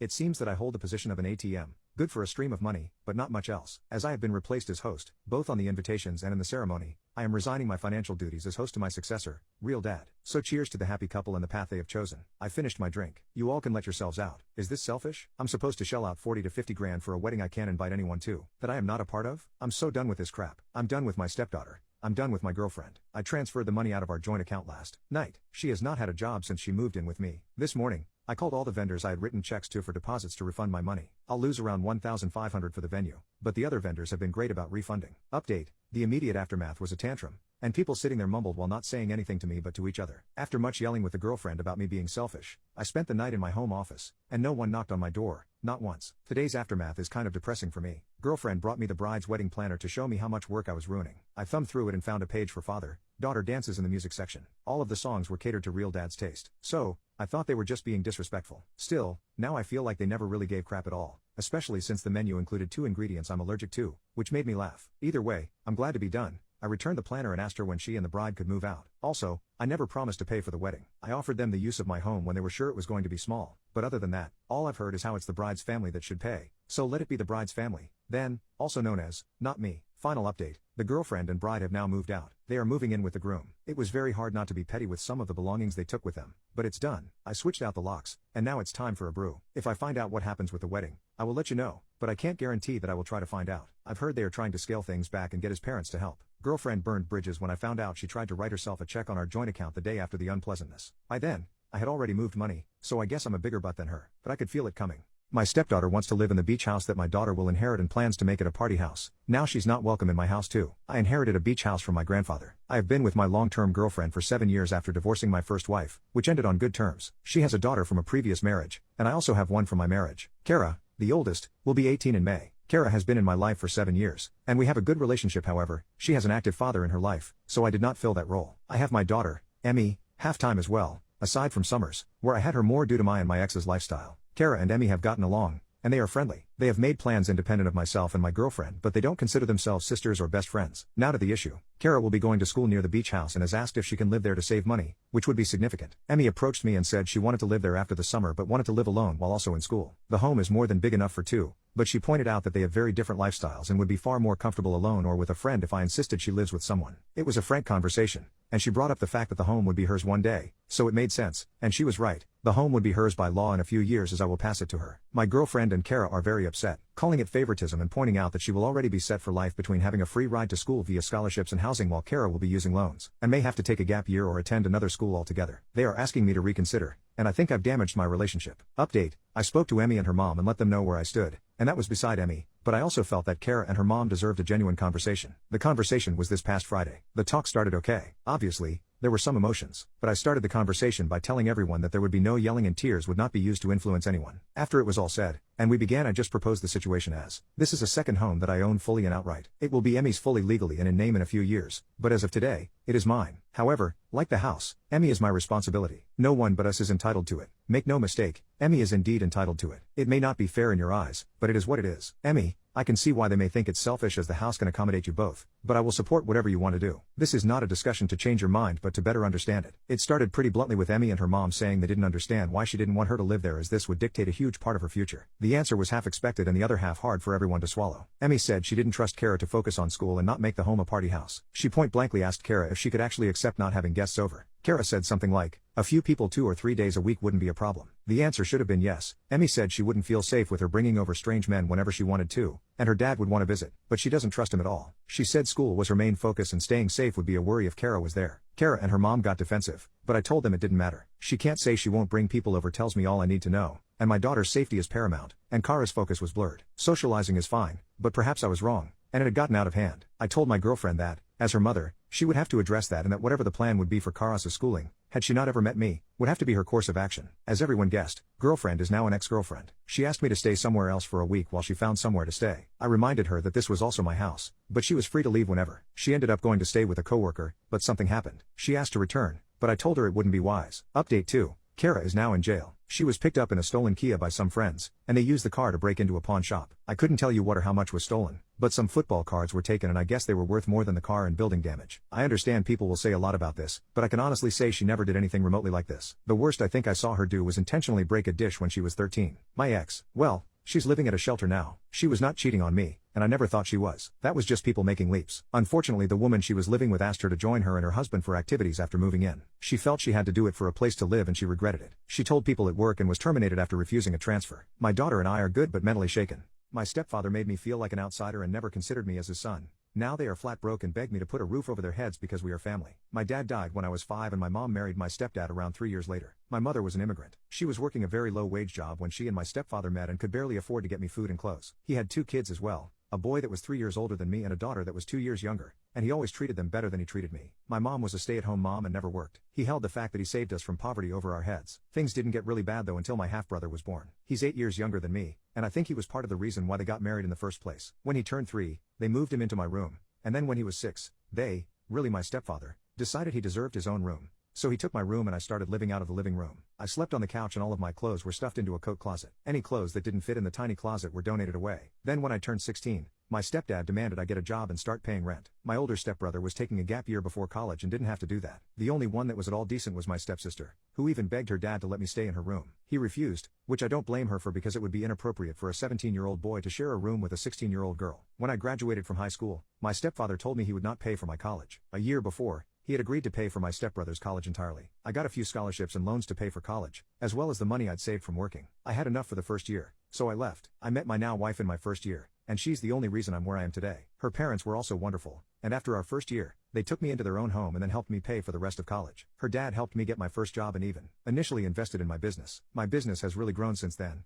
and I've become very wealthy. My stepbrother ended up getting a girl pregnant in his 3rd year of college, dropped out, and now still lives with my stepfather and mom with his now wife and 3 kids. Since I still needed to see my mom, my wife and I purchased 2 houses in my hometown. We rent out one and use the other whenever I go visit. Well, the last few years have been really bad for my stepdad. He had to close down his business, and some other things happened so they're flat broke now. They need to sell the house to cover their debts. My mom knows about the house I own, and asked me if they could move in. I told her that she can, but my stepfather and stepbrother's family can't. My mom was very upset about this. My stepfather called me a lot of names, but mainly just ungrateful and heartless. My wife thinks that I should just agree since it would be hard on my mom to be away from her husband and I'm making my stepbrother and his family homeless. Am I the a-hole? Edit. The main reason my stepfather has so much debt is because of my stepsister's illness. I also helped pay for her medical costs. She has since passed away, but my stepfather still has significant debts from those expenses. She was the reason why I got back into regular contact with my family, but I now want to be in my mother's life to just be in her life. That being said, I'm going to talk to her about her relationship with my stepfather. I'm going to make sure to let her know that I will support her if she wants to divorce him, but I will not agree to any situation where he or his son might be living in a house that I own. Part of the reason why I was questioning whether what I was doing was wrong was because of what my stepfather said regarding my stepsister. He made the point that she would have been disappointed that I wasn't helping the family. My sister, like my wife, was extremely generous. She would do volunteer work, even when she was barely strong enough to stand on her own. Family was extremely important to her. After he said that, it really made me think if I was doing the wrong thing, especially since he's right that I would be making life very hard for my stepbrother's kids, who didn't do anything wrong. My stepsister really loved those kids, so I feel like I should care for them in her memory, but I just can't get over how terrible my stepbrother treated me. The response to this post has really helped me stand firm on my decision, because I was definitely wavering.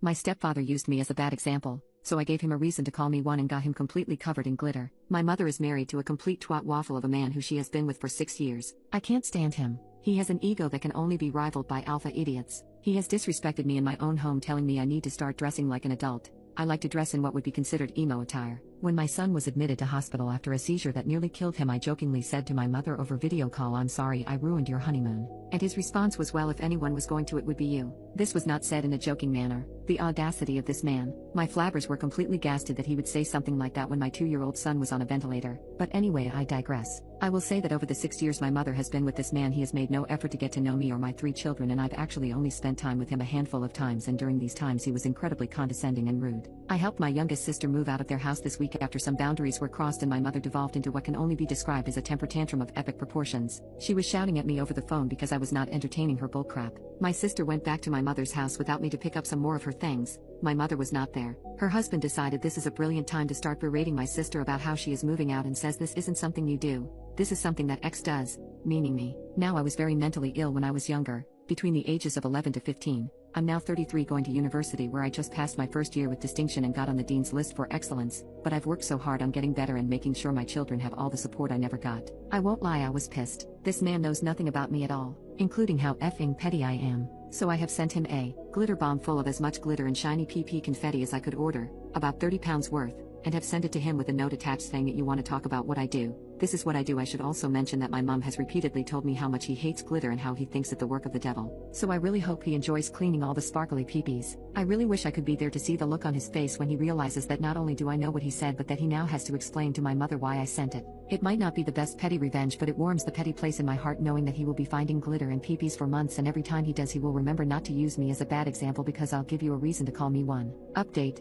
First of all, I wanted to give some context to a few bits I mentioned in my previous post. I did not send him an envelope full of glitter. I sent him a spring-activated glitter bomb from an online prank store called Postal Pranks. Today was my previously mentioned sister's birthday. She went to see my mother in the Twat Waffle. While she was there, my mother's husband mentioned to her that someone had glitter bombed him. He then goes on to tell her how he opened it just as he was about to leave for a work trip and was completely covered in glitter and sparkly peepees. He then proceeded to lose his poop. He was so covered in glitter he had to change as it was inside his clothing. This delayed home for about an hour. My mother proceeded to lose her poop as she had a guest over at the time who witnessed the entire spectacle take place. My sister goes on to ask questions to see if he had any idea who had sent it, and that's where it gets mind-blowingly good. He has no idea it was me. Neither him or my mother have any idea who sent this or why he got it. So now I am deciding how I want to let them know it was me, or if I do, maybe I'll just let him have a stroke every time he sees a package that he didn't order. My stepkids and their mother agreed not to invite us to our grandchild's baby shower or even to let us know that the baby was born, so I canceled their part of our family vacation.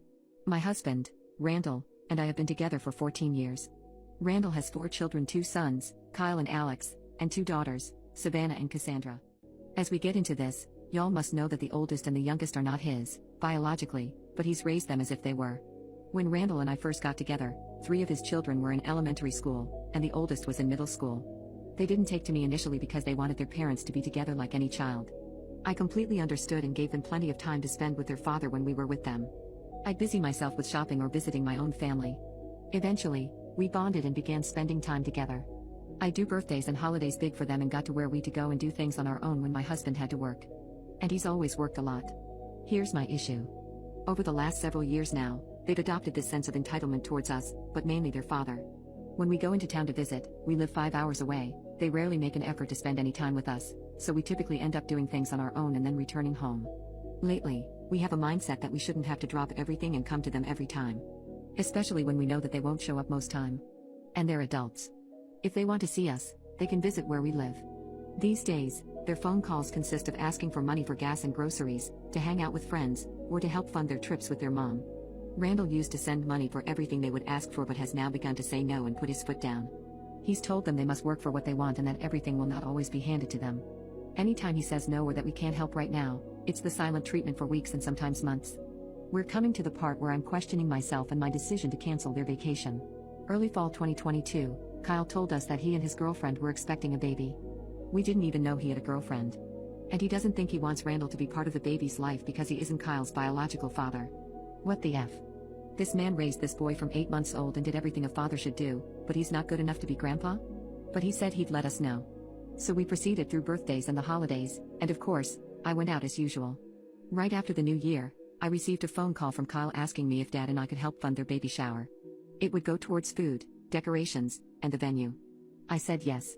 I sent him the money, and he told me that in a week or so, he'd give me all the baby shower details and that I should expect the invitation in the mail. About an hour later, Randall called me and said Kyle called and asked him if we could help fund their baby shower. And Randall sent him money, too. Randall was furious that he took us both for money but left it alone, and we didn't hear from any of the kids after that. Mid-March came along, and we were visiting my husband's family when his sister-in-law asked why we hadn't gone to the baby shower the previous weekend. Because we didn't know about it. We were stunned. Then, his sister-in-law dropped another bomb on us. The baby was born the day before the shower.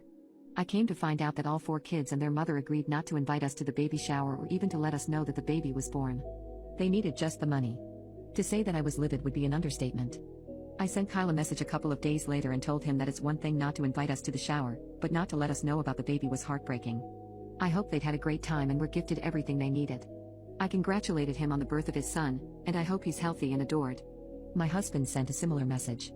We've yet to hear back from him, and we're headed into mid-June. So, after a conversation between myself and my husband and the fact that I paid for the entire trip on my own, we decided to cancel their tickets for what was supposed to be our family vacation. I got a partial refund for some of my reservations, but that's okay. I'll take the loss. Last week, we got a call from the other 3 asking what dates they needed to plan for and what they should pack. I also told them I canceled their tickets, so they didn't need to worry about it. They were angry and had some choice words. I honestly feel like it's the best decision we could have made. Update: our vacation turned out to be absolutely wonderful. Randall and I spent quality time together, exploring new places and reconnecting in a way we hadn't done in years. As for the stepkids, the fallout from our decision to cancel their tickets was swift. They were furious, as expected, and they let us know just how angry they were. They blamed us for ruining their plans and even tried to guilt us into giving them money to make up for the missed vacation. But Randall and I stood firm. We reminded them that this was the consequence of their actions, using us for money, excluding us from important family events, and treating us as nothing more than an ATM. Since then, the silence has been deafening.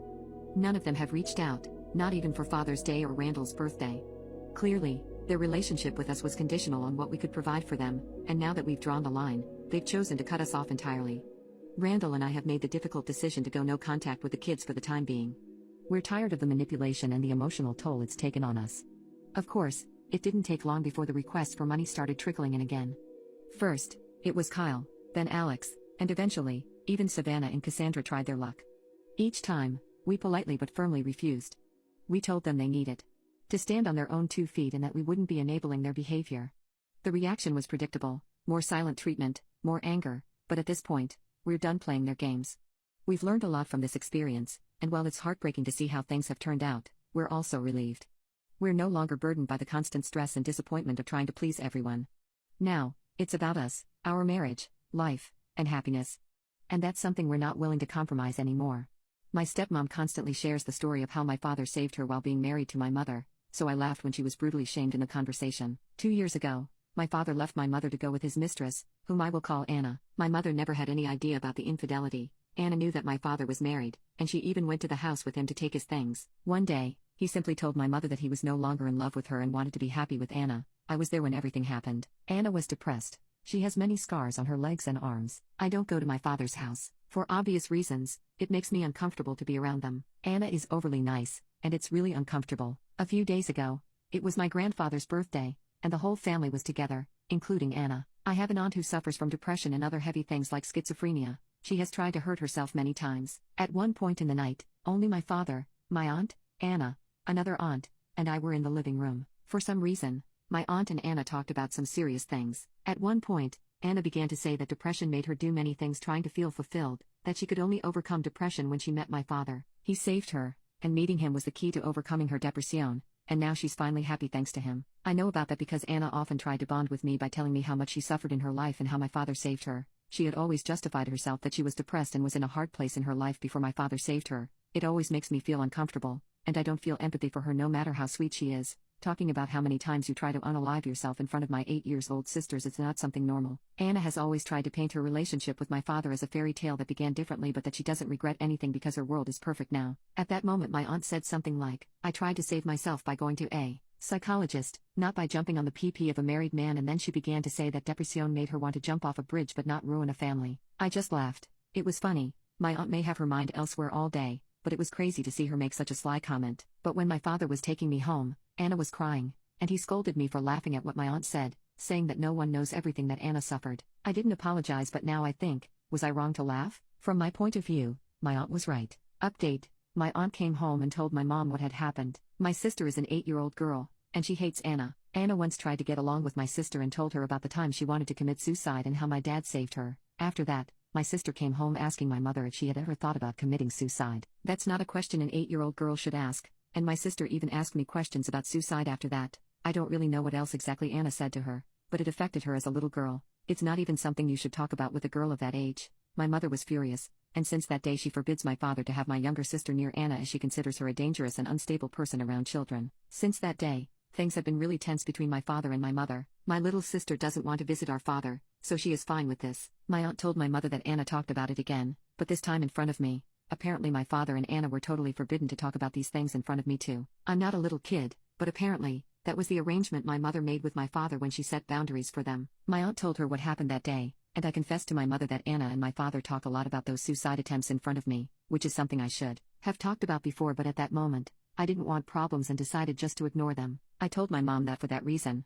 I was not going to my father's house anymore, and my mother got very upset with him. The next day, she went to talk to my father. I don't know what they talked about. She just came back saying that Anna can't get close to us anymore. She told me that she can't forbid me from being near my father, and that's my decision, but Anna is extremely forbidden to set foot in the same place where I and my sister are. My paternal grandparents agreed, and my aunts too. They knew about the situation with my younger sister. I haven't spoken to my father, but my cousin told me that my father argued with my grandfather. He often says that Anna is a good person and we don't understand the pain she suffered, so I guess he's upset with all of us now for our great lack of empathy, as he always says. I don't know. At least now I won't see them for a while. My stepmother acts like my baby is hers and I am her surrogate. Now my father is demanding that I name her after my stepmother or he will disown my daughter. I got married to my wonderful husband, Theodore, 4 years ago. Throughout the first year of my marriage to Theodore, we tried to get pregnant, but I was not successful in carrying a baby full term. It absolutely crushed me. It crushed me that I might not be able to have my own baby and experience what it's like to give birth to a baby I could hold as they cried from entering this world for the first time. I was crushed, hurt. That's even the word of how I felt at that time. Being the absolute best husband, Theo helped me through each time I cried and broke down, even though he was also hurting. He was my rock through all this. In December last year, Theo and I took a trip to France to celebrate our anniversary. We did what every couple does on their anniversary together, but unprotected. As I thought, I would never get pregnant. Long story short, I did indeed get pregnant, and I am 7 months pregnant now and expecting my first baby girl. My stepmom, Rachel, has been acting as if my baby is hers and I'm her surrogate. She told me I'm not allowed to breastfeed my baby because when she and my dad look after the baby, they should be able to bond with the baby. I should only put my baby in pink clothes, frilly dresses and bows. And the biggest problem is what I'm going to name my baby. My husband and I settled for a lovely Welsh name, as I am Welsh. We decided the baby's first name would be Welsh and the baby's second name would be French because my husband is French. My stepmother hated that the baby was not going to be named after her. We've had multiple disagreements on the topic. One of the disagreements turned into my husband getting involved as my stepmother threatened to name the baby before we had the chance to in the hospital. It infuriated my husband as this is our first baby, and we shouldn't have to deal with a woman who thinks she's entitled to name a baby that she isn't birthing. When I was adamant about naming my baby the name I wanted, she dragged my father into the argument. He told us he would not want to have a relationship with the baby unless we named her Rachel. I refused. Why should my baby be named after a woman who tried to take over the joys of being pregnant? It wasn't happening. I just wanted to curl up and cry right there and then. It was so emotionally taxing. It just made me want to cry because of how much they wanted to control everything to do with my pregnancy. My stepmother wouldn't stop asking to be in the delivery room with me because I need my mom, so I snapped when I realized that she was trying to replace my mother. I've always had a good relationship with my stepmom, 54, who I'll call Sophia. When I was 7 and my brother was 5, we lost our mom pretty traumatically. My dad met Sophia a few years and lots of family therapy after that. I was 10-11 when he introduced her as a friend and it took 2.5 years before they got married. Sophia has always been great. She never tried to replace our mom, left all of our family photos up, was never offended we didn't ask her to come to the cemetery, but came when we did ask. She did my hair for high school dances, watched rom-coms with us after breakups, taught my brother to drive, and cried happy tears at both our weddings. She treats my husband like her own son. She's truly a great person, which is probably why I feel like such an awe in this situation. I'm 6.5 Mo along with my and DH's first child. Between the hormones and this new chapter of my life, I have been missing my mom extra fiercely these past months, wishing that she was here with me to meet her grandbaby. I've been visiting her grave a lot just to sit and talk, basically cry about how much I wish she was still here. I know it's been 21 years but her absence is like a physical ache some days. It started a few weeks ago when my dad warned me Sophia had been remarking about being in delivery with me. The next time I saw her, she asked and I gently told her only DH will be in the room with me. Since the first no, she's taken it as an invitation to change my mind. Every time she brings it up, I shut her down gently with I appreciate the offer but I still only want DH in the room. We'll let family know when we're ready for visitors. Then last weekend a couple of my cousins threw a casual co-ed backyard baby shower that included both my and DH's fams. I overheard Sophia chatting with another of my cousins who's pregnant and Sophia was trying to get her to convince me to have Sophia in the room. My cousin was ignoring her mostly but then I heard Sophia said a girl needs her mom with her for that. I was probably hormonal/tired but I was so upset. I finally interrupted and just said, yes a girl does need her mother. Too bad mine died in front of me and my bonus mom can't seem to take no for an answer. I didn't say it loudly enough for anyone but us to hear, but I was rather harsh and then I went to hide inside saying I needed to lie down. My dad said he understood my side and supported me no matter what, but that I really hurt Sophia's feelings by what I said and I should at least apologize for that. I do want to apologize but also believe I deserve an apology for not being listened to. It was also the first time I ever really felt like Sophia was trying to replace my mom and I just snapped a little. I don't know I feel horrible so maybe I already know the answer but am I the a-hole? Update we became a family of 3 a bit earlier than expected. I won't go into boring detail but after rushing to the ER with my husband and my medical team being rock stars doing everything they could, our little girl made her big debut a little over a week ago. She'll have an extended stay in the NICU but doing as well as anyone can expect for being 12 weeks early. On to the update I was asked for. I took the advice given and invited Sophia to have lunch with me via a silly card, a sincerely written note inside, that I left for her at their house, which was a throwback to when I was in HS and we'd hide notes for each other. We met at one of our favorite brunch spots so we could work things all out. I won't recount it all verbatim, but to all who said she was obviously going to turn into a boundary-stomping nightmare, thankfully, you were wrong. As one Reddit user suggested, I jumped the gun after only getting the gist of the convo Cousin and Sophia were having, and after talking with Cousin as well, I can confidently say Sophia wasn't attempting to convince her/me of anything. I had interrupted her when she was trying to express to her cousin that she was too scared to ever give birth and couldn't have imagined doing it without her mom, that, in her opinion, a girl needs her mom during her first pregnancy and she only wanted to make sure I had all of the support I needed since my mom wasn't here. That's when I interrupted so rudely. After some more convo, lots of laughing, and more than a few tears, it was like it had never happened at all and she even got to feel a little bit kick after dessert. I miss those kicks. Regardless, it all ended up being for naught because Sophia did end up being my first call after I was admitted and Hubs was just as uselessly terrified as I was. She was calm, collected, didn't overstep or hover, and when it was time for her to leave the room she had very heartfelt words that I'll likely never forget and which convinced me that at least a tiny bit of my mom's love/soul/spirit/energy is living inside Sophia. Our sweet girl was given a beautiful name to honor all three of her grandmothers. Her middle name is a derivative of my lovely mother-in-law's and her first name is a beautiful mashup of my mom's and Sophia's real names. I'm beyond blessed to have such loving, understanding, and supportive people in my life. My stepsister broke the DVD my dad had made for me before he died and tossed it in the trash, so I told her she's dead to me and would never consider her a family again. My stepsister and I used to be close. We became stepsisters at 6, and even though I never called her just my sister, I always considered her one of my best friends and a part of my family. The only source of conflict we ever had was my dad's family. They never took my stepsister on as their family, and she would get upset about it when I visited them. She always felt that wasn't fair. My dad died, and his family stayed in my life and loved me and made sure I had more people to love me. But her mom left her, and so did her mom's family. I know it made her jealous. We have fought about it. She'd begged me to let her come along, but I always felt uncomfortable, so I never asked. 2 months ago, my stepsister wanted us to go to this convention, an hour from where we live. She never said anything and bought the tickets online without asking her dad or me. That same weekend, I had plans to visit my great-grandma for her birthday and was spending the night with her and my grandparents. When she mentioned the convention 3 days before, I refused to cancel seeing my family go with her. She told me she wanted us to go and I could see my family anytime. I told her my great-grandma is older and I might not get to see her anytime because she's in and out of the hospital a lot. That weekend, while I was gone, my stepsister found the DVD my dad had made for me before he died, which was his last goodbye to me. It was my comfort item. I had it in my room on my desk because I wanted it to be safe. My stepsister broke the disc and tossed it in the trash in the mall before I got back. I went to watch it that night, and it was gone. I told my mom, and I was pretty hysterical. That's when she and my stepdad figured out what happened, and I realized after. I told my stepsister I hated her, I would never let her be my family again, and we would never be friends again. She started crying and apologizing, and I told her it didn't matter because she was dead to me. My mom took me for ice cream to try to calm me down and cheer me up, and my stepsister was grounded when I got back. Things have not blown over. I refuse to forgive her. I ignore her and make sure she's not allowed to touch me. I leave the room if she comes in. I ignored her at school, too. She was getting more and more upset. My mom and stepdad asked me to work on forgiving her, and I said never. They now want us to go to therapy together, and I said no. I told them I wouldn't go willingly, and even if they made me, I wouldn't take part in therapy. I said they could waste money if they wanted to, but I would not let her fix this. I told them I wish she was never in my life,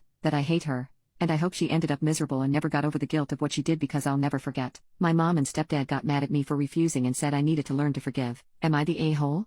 My stepsister is forcing me to convince my mother to share my debut with her because we are now family. Now they will know why I don't make mama mad. I will celebrate my 18th birthday in a few weeks. In my culture, it's called a debut and is equivalent to quince or sweet 16. My mom didn't have a debut experience during her time, so she wants me to have a great one. She budgeted up to $60,000 for this event, booked the venue 11 months ago, and my initial dress fitting 9 months ago. Mom and Jay were both widowed and had been married for 7 months. Jay had a son and 3 daughters with his first wife. They didn't move in together entirely after the wedding, but he would sleep at our place when my mom wasn't traveling. His youngest daughter, Mila, will also be turning 18 a few days before me. However, he didn't plan anything for her birthday. Over Christmas dinner, the topic of our B-days came up and my mom said she doesn't have to worry about mine anymore because she planned it way in advance. Jay tried to get more info, but she chuckled and told him, I planned it way before we got married. She thought that was the end of it, but a few days later, my mom told me that he asked her if I and his daughter could share the day since our birthdays aren't that far apart. My mom said no and that it would be inappropriate since our family and friends living abroad would be flying in just for the event,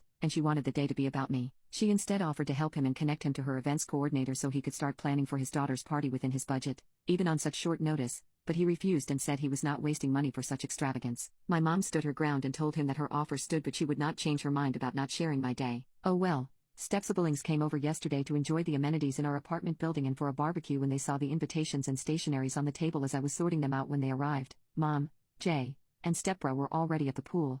Mila broke down in tears and begged me to convince my mom to let her share my party with her since we are sisters now. I said, I'm sorry, but I am not the one making plans, nor is my money being spent on it, so it's not up to me. Her older sisters backed her up, and they even suggested that I test my mom by telling her that I wouldn't show up to my party if I couldn't share it with Mila, so I said to them that they did not know my mom and that she isn't the type to test. All three of them then berated me and called me a stupid and selfish brat for not understanding that family should share, and I was a coward weakling because I couldn't stand up to my mom. I was shocked, so I just walked out and stayed away from them the rest of the day. I still feel shaken by this, and knowing my mom, she will bring hellfire on them even if it costs her her marriage if I tell her, so I don't know if I should say to her, am I the a-hole? Update: yesterday, me and mom went to our family home outside the city as we do every Sunday. She and my dad designed it together, and it's where my dad's urn rests, in my mom's room. That was his wish. She is still attached to her dad and his memories. Jay is not allowed in that room, so she stayed in the guest house with Jay and his kids when they came over for Christmas dinner. Anyway, after reading your comments last night,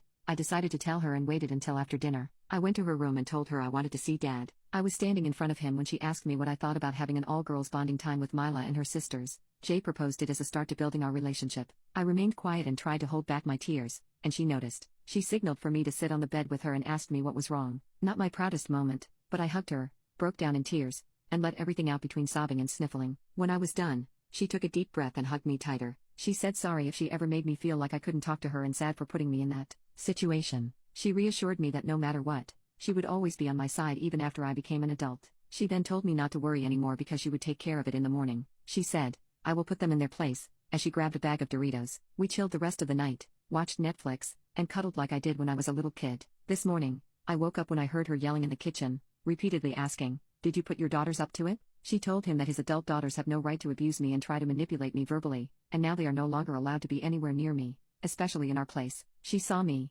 so she ended the call by saying they would talk more at lunch. We are on our way back to the city now. She asked me if I remembered what my dad would always tell me and my brothers. I said, don't make mama mad, and she replied, no more secrets. I will tell you everything and expect you to do the same. Update 2. Mom told me to come to her office at noon. When I got there, Jay and his daughters were there. He brought them there to apologize to my mom. She asked them what they had told me exactly at our house and demanded to say it again in front of her and their dad, but none wanted to speak, so she turned to me. I repeated everything they said to me. Mom shamed Amy and Carla for how they treated me and warned them that she could get them in trouble for verbally abusing and bullying a minor. She told them to apologize to me, which they did. It was obviously forced and fake, but we didn't care. Jay went to our house tonight, and he and Mom had a verbal altercation. He called Mom unfair and overreacting, and Mom told him that although they agreed on not parenting each other's kids, that's why she spared Mila from her anger, but his adult daughters are no longer kids. He ended up leaving with his suitcase. My stepsister organized a party for herself but under the pretext that it was for my birthday. My mother snapped at me for arranging a different party,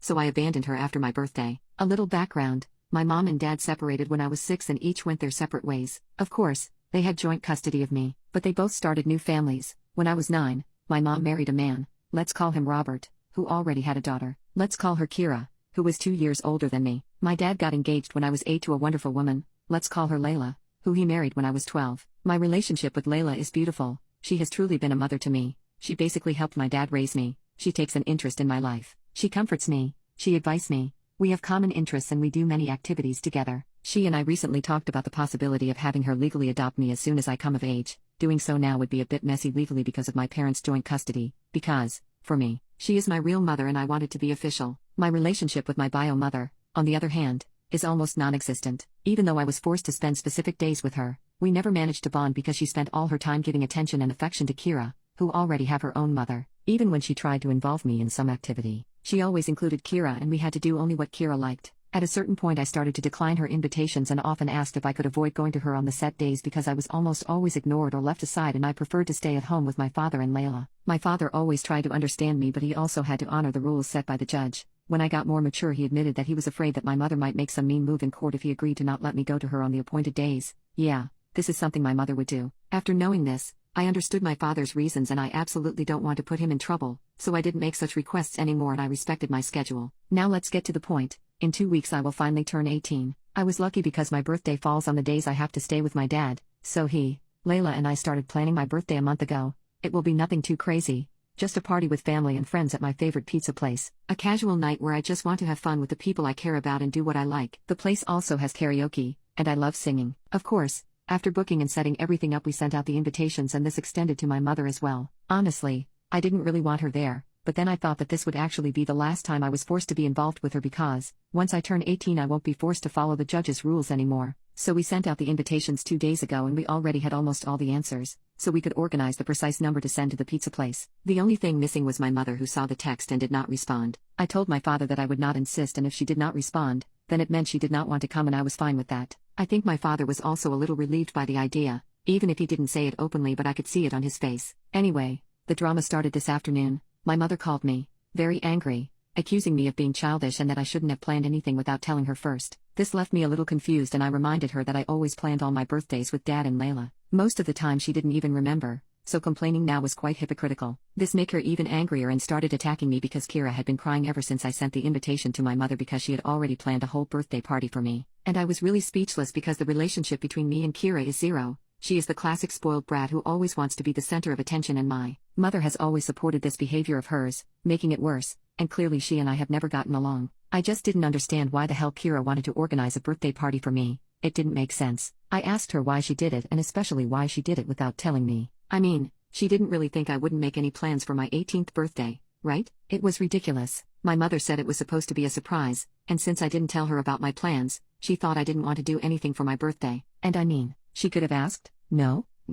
But here comes the worst part, and, I admit, the one that made me lose my cool. My mother started listing all the things Kira had prepared for my party, maybe to rub in my face what I would have missed, and they were all Kira's favorite activities. Things that I didn't like. She had booked a fish restaurant for lunch, and I don't eat fish. Not because of some whim, but because it made me feel sick. Just smelling fish makes me feel nauseous. I'm not allergic. I had it checked. My body simply rejects it. She also booked an afternoon activity at a ranch near the city where my mother now lives, where you can ride horses, and, well, I don't like it. I have nothing against horses in particular, but the idea of riding one or getting really close to an animal that big scares me. Then she thought about going back to my mom's house for a backyard barbecue for dinner, and I just don't want to do that because I don't want to spend more time with my mom than I have to. My mother also said they had already sent out invitations to everyone, and at that point I was really speechless, but I had to ask her who she had sent them to because my friends, my dad and his family, hadn't received anything. It turns out that at the party was mostly invited to Robert's family, my mom's family and Kira's friends. I mean, it was basically a party organized by Kira for herself, but under the pretext that it was for my birthday. So,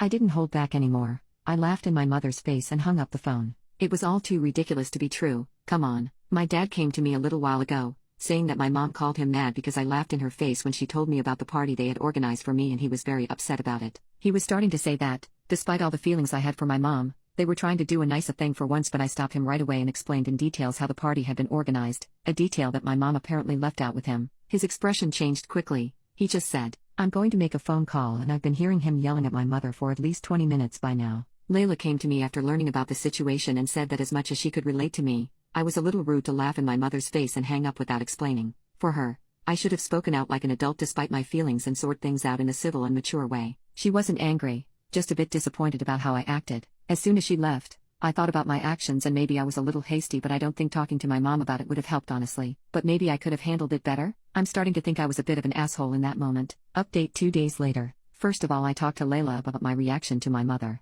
Layla raised me on the importance of communication and always pushing me to talk about my problems so I could solve them. So I see where her comment about my behavior came from, and I understand it. But I also gave her my point of view, telling her that the situation my mother was explaining was too absurd, and laughing is the only natural instinct that came to me. While my mother was talking, at some point I thought, is it a joke? Or some sort of bad prank? Is she making this all up? Because her bullshit was absolutely ridiculous. Layla said she understood me, and as many of you have told me, she just wanted me to understand that there will be situations in my life where I can't just laugh and hang up the phone, and she was just worried about my reaction. Anyway, we managed to clear the matter between us, and I'm happy. I also talked to my dad about the phone call he had with my mom. Apparently, my mom had an excuse for everything. She said that Kira just wanted to do a nice sisterly gesture on my big day, that she wanted to share her hobby, riding horses, with me, and that she never thought my fish problem was a real problem but just a whim, and in the restaurant they had booked it made the best fish around. And that last one is a lie because, when I was little, I threw up a couple of times in front of my mom just because we went somewhere that smelled strongly of fish, so she know very well it's a real issue for me. My dad retorted that nothing they had prepared had been done for me, that Kira had clearly planned the party for herself,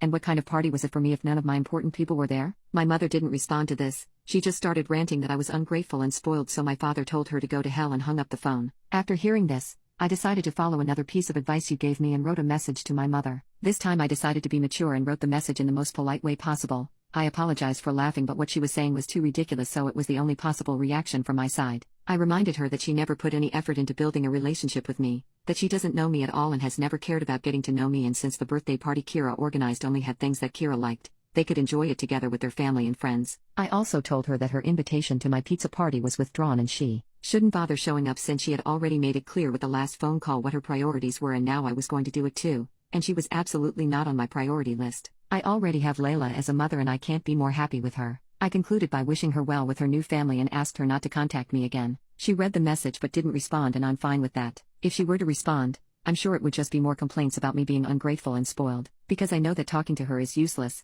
She would not understand or pretend not to understand. But clarifying things once and for all has put an end to our situation. At least on my side I had a sort of closure, and I thank you all for that. I probably would have given up and ended contact with her after my 18th without saying anything, but your comments helped me understand that a firm end was necessary. For those who asked how my mom could throw me a surprise party when I wasn't with her, my dad asked her the same question, along with asking her how she could think he wouldn't throw me an 18th birthday party. My dad took it a bit personally, lol, and she said they had planned for Robert to come get me the morning of my birthday, explain the situation to Dad and Layla, and then take me to Mom's house under some pretense. Honestly, I don't know how it would have worked. I would have flat out refused to go to my mother's if it wasn't our set days, no matter what excuse they would have made up. And most of all, I would never have left Layla and Dad to go to Mom's on my 18th birthday. It would have been one thing if my mother and I had a good relationship, but that was definitely not the case. In all of this, the only person I don't feel like blaming is Robert. We never had a close relationship, but he was always polite to me when we lived under the same roof. He even cleared out his study so I could have a permanent room in his house when I went to my mother's. We didn't develop any stepdaughter-stepfather bond, but he always tried to be kind to me, so I don't blame him for any of this. It's likely that he really thinks the party is for me. We don't know each other well enough for him to know my tastes unless my mother told him, which I highly doubt she did. Luckily, I didn't leave anything of mine at my mother's house either. All my things are here at my father's house permanently. Usually, I would pack my suitcase when I went to my mother's with the things I needed for those days and then bring them back when I went back to my father's. I never felt safe leaving anything to her because Robert's family and Kira's friends came over often, and I didn't want to leave anything of mine out in the open to strangers. Well, that's it for now. I hope my mom respects my wish to go no contact and doesn't bother me anymore after that. I'd also like to bring up the adoption conversation with Layla after the holidays. She seemed really happy when we first talked about it. Thanks again everyone for your kind words and advice. Your insights have helped me better manage the situation. I can understand that I'm still a little immature, but I feel that this experience has helped me grow a little more and see the issue from other points of view. All the best for you, guys. My stepsister slept with my ex-fiancé and married him. It's been 5 years, and my mother thinks I should be over it already. Now she's crying hysterically because I am depriving her of my child. I was engaged to Ryan. Our engagement ended when my stepsister Kelly begged me to leave him because they loved each other,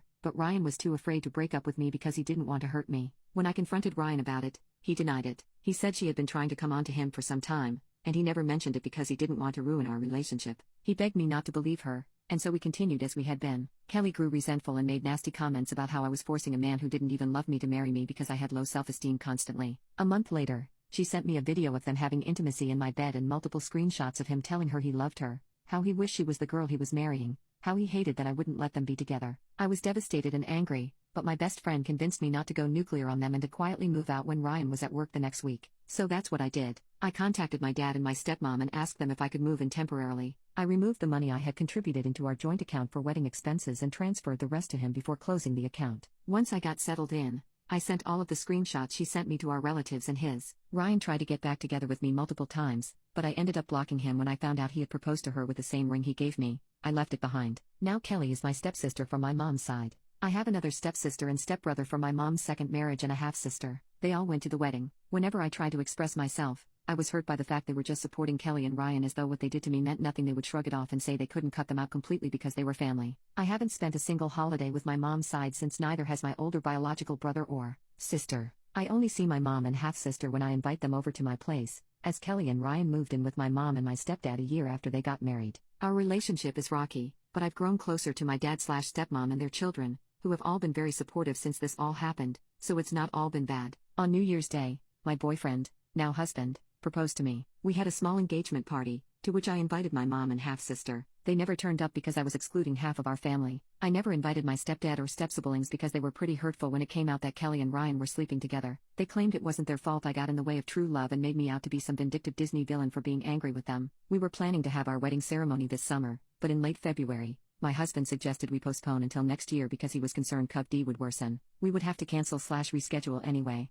I found out I was pregnant a month before our original wedding date. so we had a courthouse wedding on that date with a plan to hold the ceremony next year. Only my dad's side of the family was aware of both the pregnancy and the wedding. My stepmom likes to knit, so she's been making some stuff for the baby. Recently, she posted about what she had made on Facebook with a caption about how excited she was to have another grandchild soon. I was tagged in the post. I have zero issues with the post. I never told my family I wouldn't inform my mom's side. It wasn't that I intentionally hid it from her. She never seemed interested in my life/relationship, so I never brought it up. My mom called me an hour later to demand to know if I was pregnant and how she couldn't believe I hadn't told her she was finally going to be a grandmother. She has since invited me and my husband over to her house multiple times, and I declined every single time for the obvious reason. My stepdad, whom I've barely spoken to in 5 years, has told me how excited he is to meet the baby and my husband, and the same with my siblings. Even Kelly reached out to my husband to congratulate us. I was furious. The next time my mom and stepdad called me, I finally laid into them. I told them I didn't want them to keep inviting me over when they knew I would be forced to see Kelly and Ryan if I came. I told them how hurt and angry I still am over what they did to me and how my family dismissed my feelings.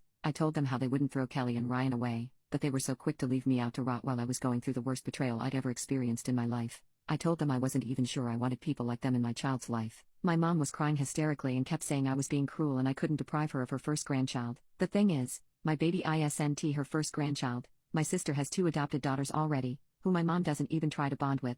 She kept wailing about how I might be the only person in our family even to give her grandchildren. My stepdad got angry and defensive. He claimed I was petty for holding on to something that happened 5 years ago. He pointed out that I had found someone else, so I should understand how love works, and sometimes 2 people just can't help themselves. You love who you love. He said Kelly and Ryan were happy together, so I should be happy for them like they're happy for me and my husband. Ironically, my sister told me Kelly and Ryan looked like they were on the verge of divorce, and they argued constantly. My siblings all hate him but pretend they like him for Kelly's sake. I ended up hanging up because I was so angry, and when I got angry, I started crying. I didn't want them to think they got to me. Since then, I've been receiving texts and calls nonstop from my mom's family. They're all essentially telling me I should be over things already. It's gotten to the point that my husband and I have switched phones so he can screen my messages for me, and I don't have to read them. How do I make my family understand just how unforgivable what Kelly and Ryan have done to me is? I would prefer not to go completely without contact, but is that my only option here? My stepsister took my mother's necklace without my permission, so I humiliated her and sent the police to her wedding to take it back. I lost my mom when I was 23. It was by far the most traumatic loss I had experienced. I just couldn't and didn't want to accept her death.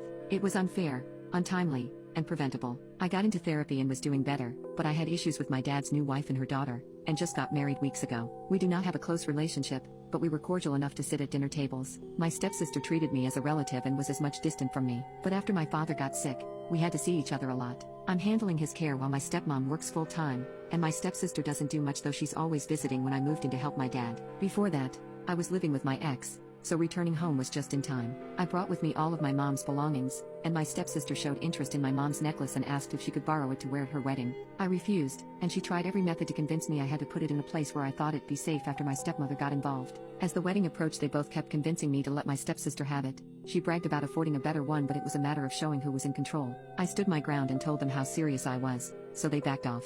I didn't attend the wedding to stay with my dad. I remember wanting to change where I was hiding the necklace while the house was empty, but I found it was gone. After searching for hours, I called my stepmom, and she said not to worry, my stepsister took it and would return it when the wedding was over, but it was clear that I wouldn't see it till after the honeymoon since she said her daughter was staying at a hotel. I screamed at her to return it, but she argued about not wanting to leave the guests, and the wedding already started. I told her I'd get it myself, but she forbid me from coming, saying she'd have to keep me out for wanting to make a scene. I called the police and explained to them what was happening. I informed them my stepsister intended to leave for her honeymoon with my property. The police were sent to where the wedding was being held, and they were able to retrieve the necklace from my stepsister. She and my stepmom were in shock and livid. My stepmother returned home and kept shouting at me, calling me petty and crazy to send the police to my stepsister's wedding, ruining it and humiliating them over a piece of jewelry. She was screaming at my sick dad, telling him to handle me after the stunt that I pulled at the wedding. I defended myself, saying I only wanted an item that belonged to me, and they took without permission returned. She argued further that I could have waited to get it back, but I chose to burn the bridge with my stepsister and said that she considered me dead after this. She said stuff I can't mention here,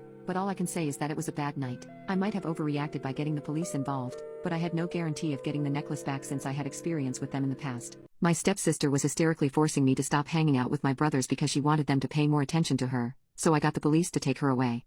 I am the youngest of 4 siblings. I have 3 older brothers, Michael, John, and Chris. Our mother passed away when I was 8, and since then, my father and my brothers have been quite protective of me. I had father-daughter date nights with my dad and movie nights with my brothers, among other things. I think that was their way of making sure I didn't feel lonely. Last year, my father got married to Melissa. She, with her daughter Ashley, moved in with us. I always got the sense that Ashley didn't like me. She would talk to my dad and my brothers, but she never talked to me. Whenever I tried to talk to her, she would answer curtly and then walk away. I never understood why, or if I did something to her, but after a few weeks of trying to get along with her without success, I gave up.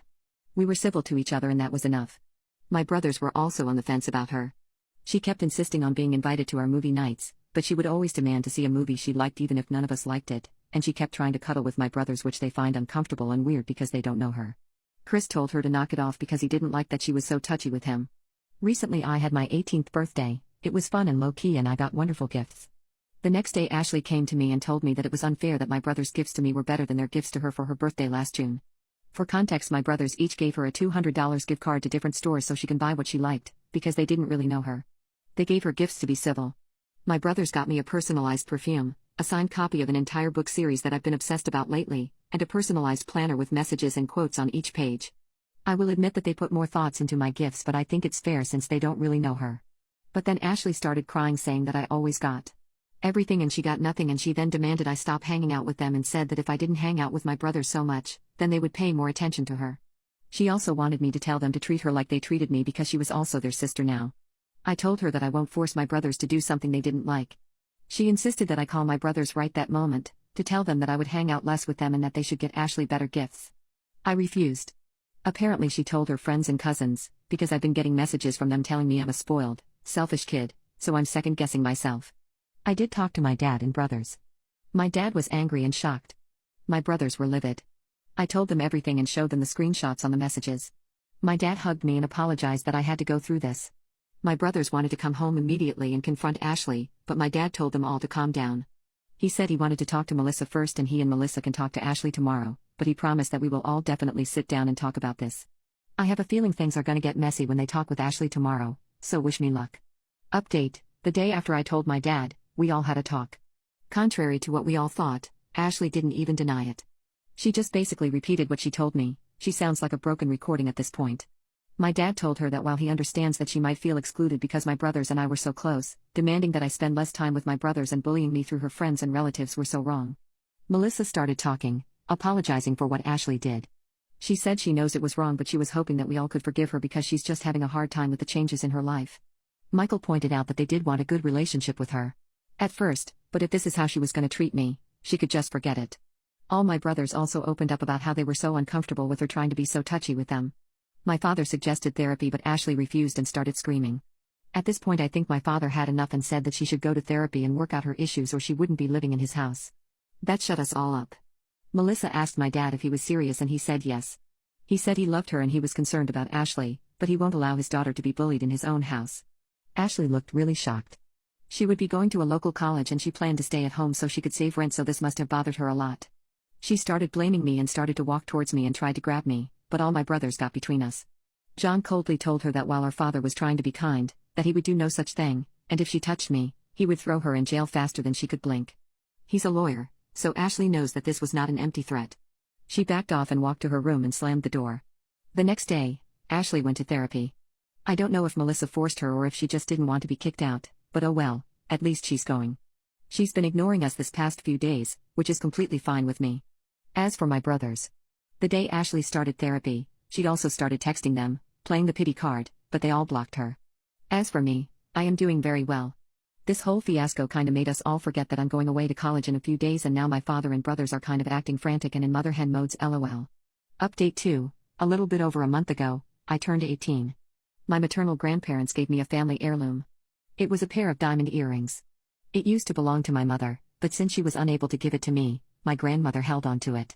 Until my 18th birthday. I keep it in a locked drawer in my room. Yesterday Ashley and Melissa went to a wedding. I knew because Melissa made a Facebook post. I didn't think much of it, but in one of her posts, I saw Ashley wearing a pair of very familiar earrings. I know it's bad to accuse people without proof, but I just immediately knew that those were my earrings. I called my dad and my brothers and informed them and went home.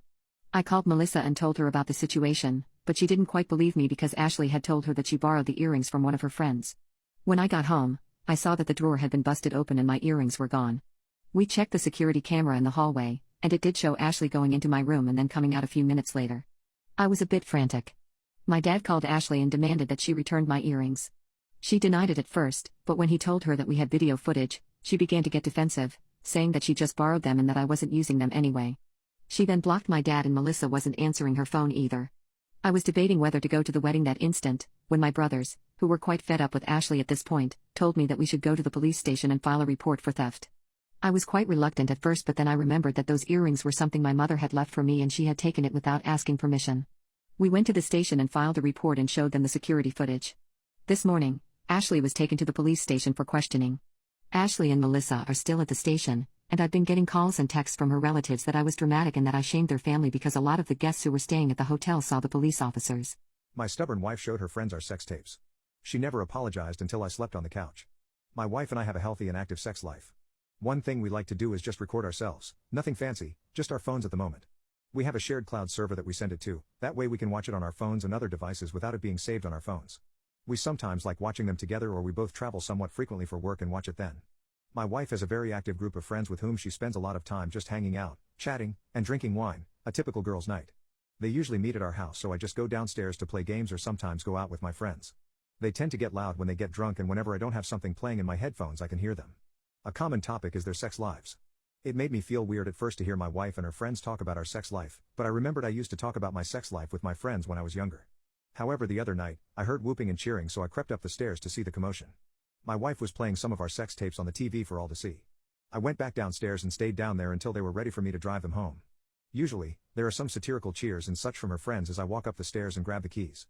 This time a couple of them did wolf whistles, which they'd never done before, and one said, "Way to go, stud." My wife shushed them and decided to come along when I dropped them off. My sweet boyfriend turned into a gold digger and started calling me trust fund Barbie behind my back after we got engaged. Now he's going to need a trust fund of his own after I kick him to the curb. I am a trust fund baby, but I try to not be spoiled and have always worked myself. I met my fiancé Mark when I was 20 and working as a waitress. We began dating a few months later and he proposed to me last year. Now Mark is not poor. He is upper middle class, and while he doesn't struggle in life, he didn't have too much to spend and lived very frugally. I thought he was an honest man because he always wanted to pay for his own things, reject expensive family holidays when we were still dating, and he would cook for me instead of going with me dining outside. What I want to say is that I never had the impression that Mark was trying to take advantage of me or my family. In the beginning my family was a little sketched out and brought up the gold digger argument, and I stood up for him and fought with my dad. Soon they came to love and accept him. When Mark graduated, Dad hired him and now he is in a high earning position. Everything was good until I overheard Mark and his friends talking about me while they assumed I was sleeping. His friend kept laughing and calling Mark the man. Then they started laughing about me being willing to not sign a prenup. Then one of the girls that was there said something along the lines of, "Jesus, you're about to make some bank, Mark." Mark laughed and said, "Yeah, just 3 more years and I am free." At this moment I felt sick to my stomach and wanted to throw up. I kept hearing them calling me trust fund Barbie and stupid beach and so on. I didn't know what to do, so I just lied petrified in my bed and waited till the people left and Mark went to bed. I texted my sister and snuck out to her place in the middle of the night and just passed out without telling her anything. I haven't returned home and just told Mark that I was sick and didn't want to make him sick. My sister has been really worried, but I just feel so ashamed about everything. My family was right, Mark is a gold digger and I fell for it. Even if I tell my family what happened, I have no proof. My father can't fire him just because he is a dick. As far as I know, he is excellent at what he does and he has no legal foot to fire him, I think. I just feel so confused, ashamed and angry and would appreciate some insight. Update: I decided to present him with a prenup to look into his reaction. After telling my dad, we invited Mark for lunch and would serve him the prenup there. However, to be sure about things, I asked him if he had anyone over, because our neighbors had complained about loud noises. He said yes, that his buddies were there. He didn't mention the girls that I saw. We finished lunch and Dad served him the papers saying that it was a must for getting married. You could instantly see that he didn't expect this. He got angry and asked me to speak to him alone. We went into the other room and he began babbling about blindsiding him and that this just really felt like a personal attack. He was trying so hard to sell me the role of victim and making me out to be the villain. Then he just said that he needed to think everything through and left. I have to admit I kinda broke down and began second-guessing myself, but I could keep it together. My family happily didn't pull the "I told you so" s. We looked into everything and I have the legal right to evict him. The lawyer handled everything, wrote an official eviction notice, and after a lot of talk, Dad decided to present Mark with a deal so that he would leave the company. After that was all sorted out, I decided to just simply text him, "Hey Mark, trust fund Barbie here. As you said you would be free in 3 years, I'll do you a big favor and set you free now. Kisses." My tenants cut my family's prized cherry blossoms because they didn't match their wedding. I never thought that losing my precious cherry blossom trees would have ended up making me a richer woman, but I still would have chosen to keep the trees instead of the money. About 2 years ago, my grandparents, who I was incredibly close with, passed away, and I ended up inheriting the 2 rental properties they owned. The properties are almost next door to each other and extremely close to my own apartment as well. Both properties already had tenants, and as soon as I became the new owner, I made it a point to go to both properties and introduce myself as their new landlord. When I got there, I spent a good amount of time admiring the stunning cherry blossom trees my grandparents had maintained on the property for years. Well, I got a similar reaction from both of the fathers of the families that lived in my rental properties. Neither of them seemed too excited to have a 28-year-old 5 feet 2 inches Japanese woman as their new landlord who held complete power over their housing situation. One of the dads even told me that he was surprised that I could speak English so well, and the other asked me if I was even 18 yet. Things were fine for a couple of years and I didn't have any issues with them until 2 of the grown children from both families contacted me to let me know that they were getting married and they'd like to use the properties to host their wedding. Both of the fiancés from each family had been pleasant to me up until that point, and I assumed they were just asking for permission to hang up some lights and flowers, so I gave my consent. Like I said earlier, the rental properties are extremely close to my own home, and the next day I ended up waking up to the sound of buzzing chainsaws. I walked outside to find a team of men cutting down my grandparents' prized 35-year-old cherry blossom trees that my grandma had personally imported from Japan. I immediately told the guys with the chainsaws to stop what they were doing, but they explained to me that they had been directed to cut down every single tree because they didn't match the bride's aesthetic. I continued begging them to stop, but as soon as I went inside to get my phone, I heard their chainsaw start up again. When I went back outside, they told me that if I tried to get them to stop, I'd basically be suing myself since they were hired by my own tenants, so I should just had to suck it up, buttercup. At that point, I had a group of huge aggressive white guys crowding me and laughing at me as they tried to intimidate me into leaving them alone, and I just went inside and called the police. I watched the police get there, write them tickets, and then I just burst out crying when I watched the guys get right back to work as soon as the cop car was out of sight. I had been trying to call my tenants all day, but they were unreachable, so I called my attorney. My attorney helped me serve them a day eviction notice for the very next morning. I cried myself to sleep that night and finally fell asleep around 5 o'clock in the morning. I woke up again around noon to the sound of rocks being thrown at my house. When I got closer to the window, I recognized my tenants' voices as they yelled racial slurs up at my window. When I went to go get my mail that day, they were waiting out there and called me every racial slur they could think of and even threatened to R-word me. I called the cops, but they were gone before they got there. A couple of days later, once my tenants were finally gone, I had an arborist come to the properties and give me an estimate on how much damage they had caused. The arborist was shocked at my story and told me that due to the tree's species and age, I was certainly within my rights to sue. Even though my tenants and the shady crew they had hired had done everything they could to scare me and intimidate me, I refused to back down. I went forward with suing them for the cost of the trees, and the legal battle went on for almost a year. Eventually, I learned that the legal fees caused my ex-tenants to move into a trailer, and that's where they ended up having the kids' wedding. Meanwhile, after I won the case, I used my winnings to renovate the properties and double my rental properties' worth. Although I lost my grandparents' precious trees, I gained more stability than I've ever had in my life. My terrible boyfriend let a family move in my house. I told them they have one day to move out or I would call the police on them all for trespass. For context, I inherited a holiday home from my grandma some time ago. I never really use it as it's roughly a 5-hour drive out from London, where I live. It's relevant to the story that the keys to the holiday home are on a rack, with literally every other key to anything my boyfriend or I own. The holiday house has a security system hooked up to my phone. When it detects someone on the property, cameras turn on and I can see them. Now, my boyfriend's brother recently had his 4th child. He and his wife currently live in a 2-bedroom apartment. So 3 days ago, they were both over at my and my boyfriend's house with all their kids, and we were talking about anything and everything while I was holding the baby. My boyfriend's brother eventually mentioned how I have my holiday home and how it has more than enough space for him and his wife to raise their 4 kids. My exact response was, "Yeah, but I'm not gonna let you live there, so." He went quiet after that and his wife started to collect their kids and their things. They left about 10 minutes later. My boyfriend hasn't said anything to me about the conversation, yet I'm feeling bad about my response because I know they really do need the space. So fast forward to yesterday. I wake up for work and realize my boyfriend isn't in bed with me, nothing out of the ordinary. He works from 8:30 a.m. When I'm finally about to walk out the door, I go to grab my keys and notice my holiday home's keys are gone. I look around for them, and I couldn't find them, so I called my boyfriend. The first and second times he doesn't answer, the third time he does. The conversation went, "Hey, have you seen my other house's keys?" "Yes, I have them." "Cool, why do you get them though?" "Grabbed them by accident. I'll return them when I'm back from work." I thought everything would be fine. So I continued with my day and went on to work. Midway through my work day, I get a notification from the house's security system. I open it and find my boyfriend, his brother, and his family all outside the door with a moving van in the back. I was fuming. When I got home, my boyfriend was already there, acting as if everything was normal. I started screaming at him, asking why the hell he'd move a family into my house without my permission. He tried to justify it and say he had to help his family. It honestly just made me more angry. I told him that we were over and he had one day to get his brother and his family out of my house or I would call the police on them all for trespass. That all happened at around 6 yesterday, 14 hours ago. I called the police a little while ago. About 30 minutes ago they came and returned my keys and let me know that the family had been told to leave by them. At first, they refused, but eventually, they packed their things up and went. My ex-boyfriend, his brother, and his brother's wife have been blowing up my phone asking why the hell I'd put them and their children through this, so I've blocked them all. My Trump supporter mom wants me to donate my liver to her. Please help. My mom has been in the hospital for over a year now, and normally, I wouldn't be all too worried about it. For the past 5 years or so, she has repeated the cycle of going to the hospital over a, usually, minor issue, lying to doctors in order to get painkillers, mainly oxy, which she has been addicted to for at least 10 years. Then, she'll stay at the hospital, getting all the pity and attention she can from the 2 friends she has, and then she comes home, saying it won't happen again. This cycle repeats every 3 months at least. However, her doctors have recently told her that her liver has failed, or is failing. She has narcissistic personality disorder, so it's hard to get a straight story from her. My older sibling and I know exactly why her liver failed. It was because of at least 10 years of oxy abuse. She got the prescription from it after a gastric bypass and hasn't stopped taking it since.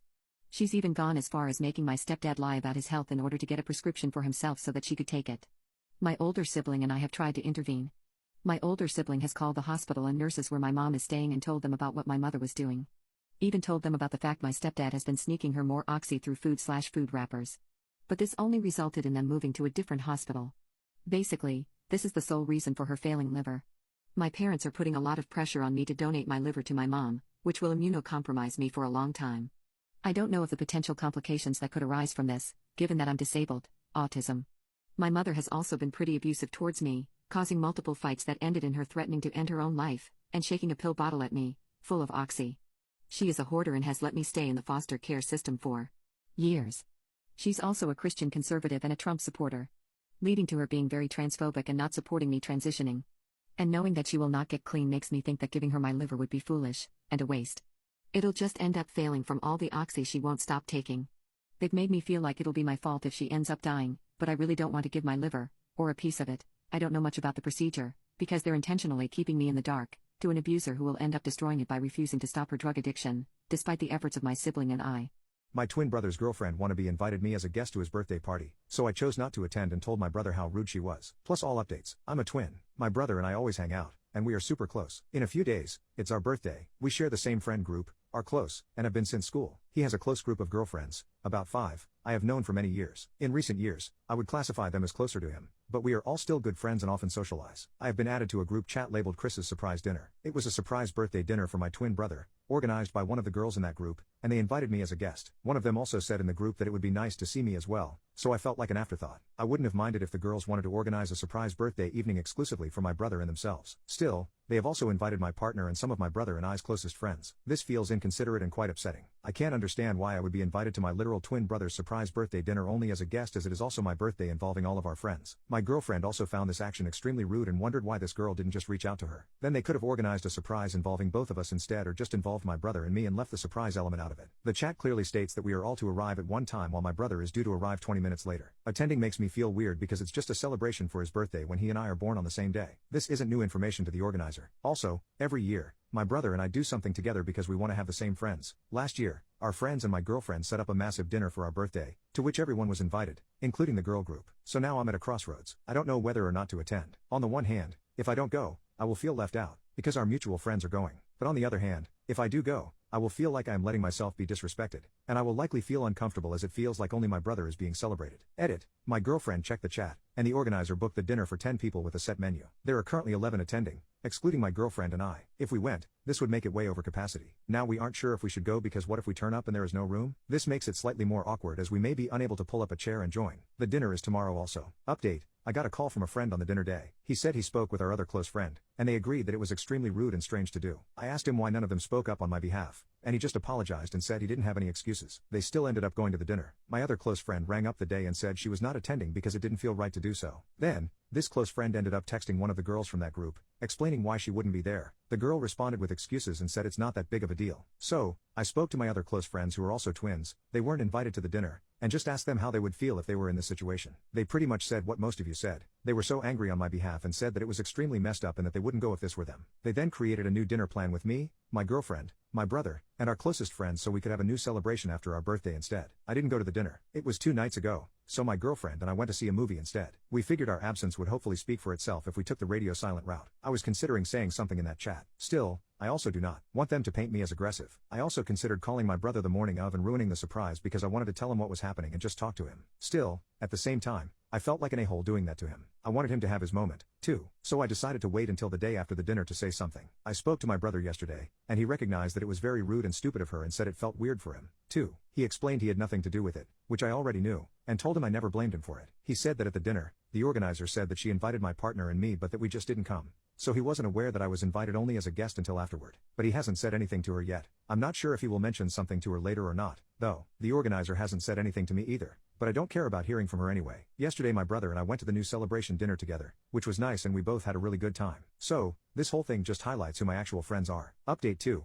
Last night, my partner and I went to leave drinks, and my brother also came with us. The organizer of the surprise birthday party showed up there at the same bar. It was my first time seeing her since the birthday event. My brother told my partner and me that he did not invite her tonight and that she had just asked what he was doing and had just shown up with 2 male friends. Strange. Anyway, she walked in, looked my girlfriend up and down, completely ignored us, and went straight for my brother and some other friends. My girlfriend and I were in absolute disbelief that she could be so rude, especially after everything. We thought she might try to make amends, but she did not. She made a point of ignoring us but left not too long after she arrived as she was out of place because my brother sat with me instead of over by her. My girlfriend then said to my brother, "Why does she have to be so beachy?" And my brother agreed. I think he is starting to create some distance between himself and her. My two-faced future mother-in-law called me a SLT, so I called off the engagement. My fiancé was livid and cut her off of his life when she was begging for forgiveness. My fiancé and I have been dating for 4 years and engaged for 5 months. For some context about my fiancé, he is an outstanding partner. He is so kind and gentle, always ensures I feel secure in our relationship, and treats me like a complete queen. With all of that aside, the only thing that bothers me a little about my fiancé is that his mother and he have a bit of what I call an extreme relationship. What I mean by this is they are very extremely close, as it has been only the two of them since he was 8 years old. I have always been so nice to her and have done a lot during our whole relationship to spend time with her, help her with anything she needs, and try to become close with her.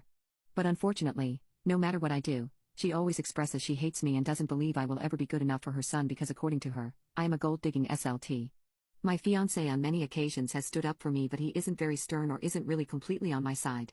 He just tells his mother to stop it or to not fight today, which makes me feel like he is dismissing it. This has been going on throughout our entire relationship. But one of those times, my fiancé really snapped at her and finally stood up for me, which had gotten her to stop as he threatened she would lose him if she didn't make things right. Before this happened, I had learned to put up with it because I love my fiancé and truly believe he is the one for me. But ever since he proposed to me 5 months ago, his mother has gotten progressively worse. She texts me horrible messages, leaves me voicemails, gets her friends to also harass me, and anytime she sees me in person she is terrible only when my fiancé is not around. She has resulted in being nasty no longer in front of my fiancé because of what he said the time he had stood up to her.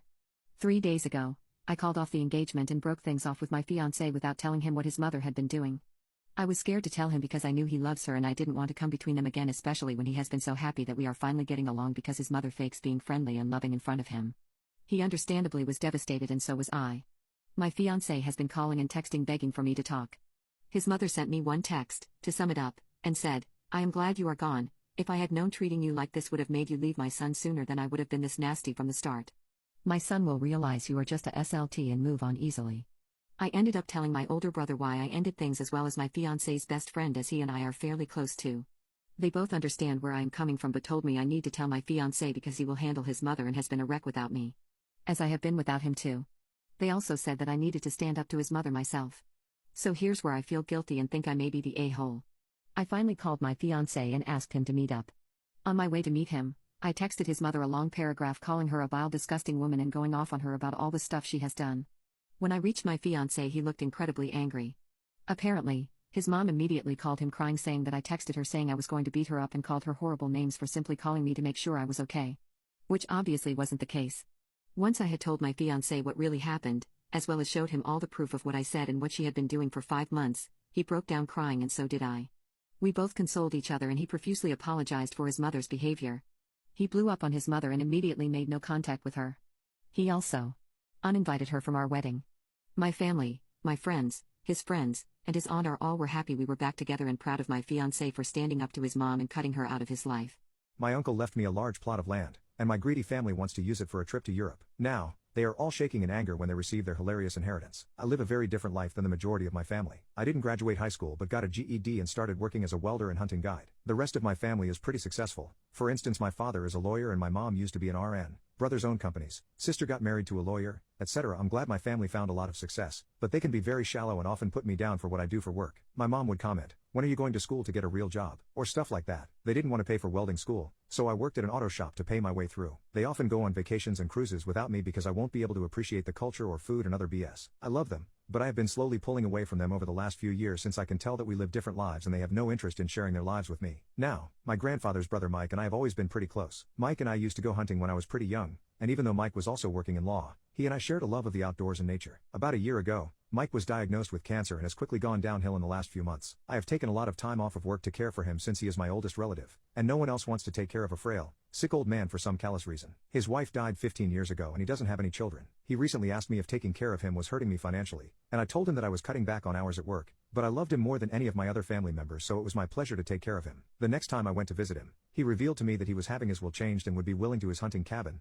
It's not a cabin. It's a small single-family home with power and running water, on 70+ acres, to me, along with about $100,000 too. Get it fixed up and start your life. He wants the rest of his estate to be liquefied and donated to different causes that he is passionate about. Mike is actively dying now. He asked to be taken out of hospice so he could die at home with his dog. In his own home, my family was talking about how much money Mike has, and how when he dies, they want to convert his hunting cabin into a summer vacation home, and how they were going to fund a big memorial trip to Europe on his dime since we are his last remaining family. They expect the majority of his wealth to be broken up between us all. They do not know that everything is being donated, and I am getting the house and some of his money. I know that when they find out about what Mike has so graciously done for me, they will rip me down and curse his name. I don't want to be around for the fallout. I plan to set aside some money for renovating the house for full-time use and start a small welding company someday. So, Wibta, should I cut them out of my life as soon as Mike is gone? Seeing this new greedy side of them has soured me a lot, and I don't know if I can even stand being around them anymore, even though I know that Mike always said that your family should be everything to you. Update: Mike passed away shortly after my last post. He died peacefully in his sleep. His last waking hours were spent with me, Maisie, and the nurse who was caring for him. He is buried next to his late wife. He lived a good life. Some of his last words to me were, "We had a pretty good run, didn't we?" The will issue was hilarious to me and was a great pain reliever. Mike is always looking after me, even after his death, because watching the bombs fall in real time was like chicken soup to my grieving soul. Yes, Mike did leave the cabin and money to me. He also left me his guns, his dog and her stuff, his fishing poles/tackle, and a few moments from over the years. He changed the will 3 years ago and simply never told me or anyone else in the family. He left various trinkets for other members of our family that were pretty on the nose. For instance, he left my father, who spent a long time complaining about the contractors working on the house, a bag of old hand tools. My sister got a box of wine glasses. One of my brothers got a drawer full of pens and pencils for your blossoming legal career. He also gave all of us some money for a round of beer in his honor. Watching everyone go from fake sadness to excitement, to horror and disgust was quite the trip. My mom kicked the pot of flowers outside the office so hard she tipped it over. My father just stared out the window in silence for a really long time. My oldest brother held it together until we made it home and then started screaming and swearing about getting a fucking box of pencils as a thank you for being part of his life. I have been moved from the disappointment son list to the poop list. As some of you noted,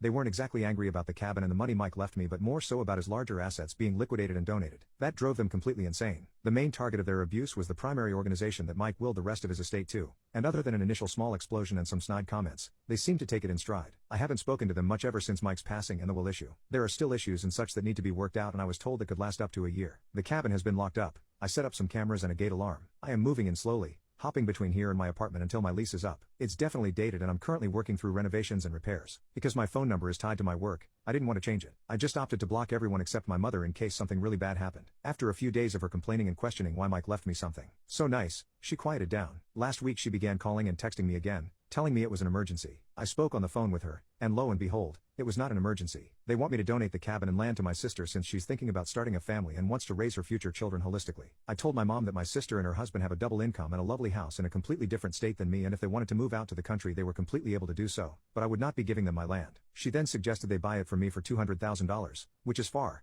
less than it is worth. I said no. I got everything from I'm a selfish bastard to if I don't support my sister's dreams of raising her kids in the countryside, I'm dead to her, to Mike would want me to give the cabin and land over, to see if we ever do anything for you ever again. You entitled a-hole. I feel like it should have been harder to hear those things, but it just feels like they're trying to get me to give up what my great uncle willed to me, and it made me angry rather than sad. My sister also got on the phone to cry and say it was her and her husband's dream to raise their kids, specifically on Mike's land. I felt bad saying no to her then, but in hindsight, she's never mentioned it before, so maybe this is a new development. Since then, They'd been contacting me by email, social media, and the like, hounding me to let my sister have / buy the cabin and land. I should have gone completely no contact. I've deleted my socials, and since I've moved job locations, they don't know where I am currently working. They do, however, know where my house is. Sometime while I was at work, my mom and sister drove over and knocked on the doors, tried to open the side door, and looked in the windows. On my doorbell camera, my mother very clearly tells my sister not to touch anything, so he can't sue. I am thinking of putting up a locking gate. Right now it latches, but does not lock. Everyone is now blocked, and I am putting together a list of people that would need to be notified of a phone number change since I want to change my number. I don't know how to keep them from walking onto my property. About 2 weeks ago when I came back to my apartment, my parents were both waiting for me to confront me about how devastated my sister is that her future children won't have the experience of growing up in the country. I'm kind of afraid that they might camp out at the property until I give in.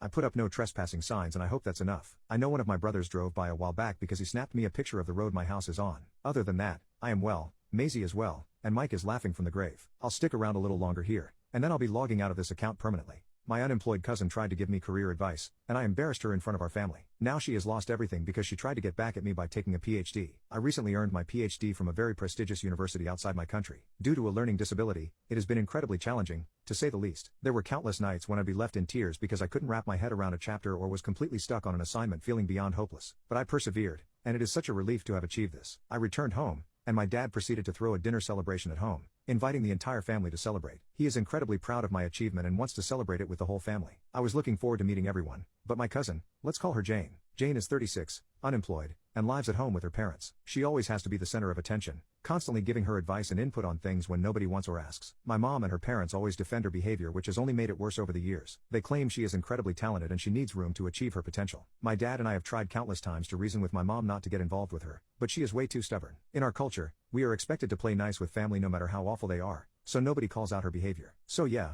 while she hasn't ruined family events per se, she definitely leaves a sour note, and we can't uninvite her or else the drama will be unbearable. This grin it and bear it mentality has always sucked in my home country, and I think it's a big reason why my dad encouraged me to settle abroad. The day of the dinner arrived, and Jane was insufferable as always. She would not stop interrupting conversations and would totally dominate it with her tall tales about how she was getting job offers from Google or going to travel around Europe to pursue her passion for music and art. It was especially annoying since she'd keep interrupting me when I was trying to explain my research to my family members, who were genuinely curious, and she clearly couldn't stand it. Then Jane decided she finally had to give me advice on what to do with my life now. My mom and aunt basically cornered me, not letting me get away, saying it was important and she was guiding me as a good older sister. My dad, thankfully, stayed right next to me in case things escalated. She started going on and on about what she did after graduating high school to make herself a success. My mom and her parents were nodding along while my dad and the rest of my family looked done with her. I kind of zoned out, not wanting to engage, but she noticed and got annoyed. She snapped her fingers in front of my eyes and looked at me, annoyed. I'm giving you such good advice, you should pay attention so you can do well like me. Rather than the usual apology or excuse that I'd used for years, I proceeded to reply, is it good advice to end up an unemployed loser who lives with her parents at 36 like you? Then no thanks. Everyone was stunned and silent for a second before she proceeded to burst into tears and run out. My aunt and uncle glared at me before racing after her. The dinner pretty much ended after that as everyone made excuses to go off. My mom exploded at me, telling me to apologize, but my dad defended me saying Jane could stand to learn from me instead of lecturing me like I was a kid. The argument spiraled out of control and things have been pretty tense since. My aunt and uncle sent some nasty texts, but I ignored her while my mom kept going on about how heartbroken Jane was. Update: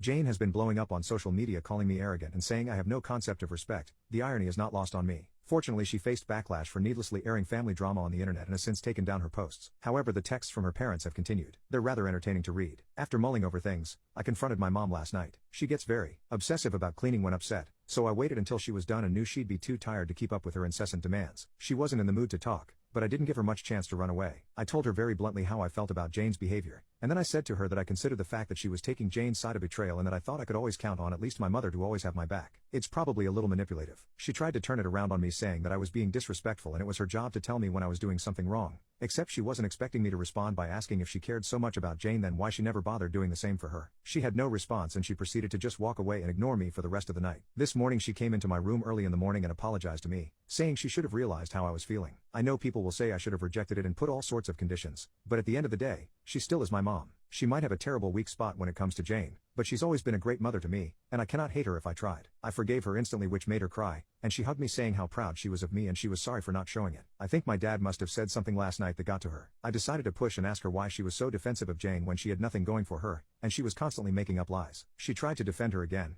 but I told her that I was tired of doing this same old routine and if she could please treat me like an adult. After some pushing, she finally admitted that she knew Jane had absolutely nothing going for her and it was grossly inappropriate for her to try and give me career advice like that. But her perspective is that Jane is someone to be pitied and we should be compassionate by tolerating her BS so she doesn't feel bad. I pointed out that they just enabled her behavior and made it worse, but conveniently now she said it wasn't her place to correct Jane. I was getting sick of this cycle that was doomed to repeat, so I told her I wasn't apologizing to Jane now or ever, and the next time she tried to condescend to me I wouldn't bother holding back. She was a bit emotionally drained, so she accepted. I can just hope she got the message and won't push the subject of Jane anymore. So I've been lying in bed thinking about all of this. Everyone in the family is sick of her behavior, so I think I'm going to talk to my dad about asking the rest of the family to exclude Jane and her parents from future events. Update post 2. This is actually so insane I don't even know what to make of it. I feel like I'm living in a bad sitcom right now. Last night, my mom got a phone call from my aunt. She is hysterical, crying about how they've lost everything. She spends close to 30 minutes hearing her out, but eventually, it's too much for her and she just ends the call. She went into the living room and just sat there practically catatonic. After about 10 minutes she began to tell us what was wrong and I couldn't wrap my head around it.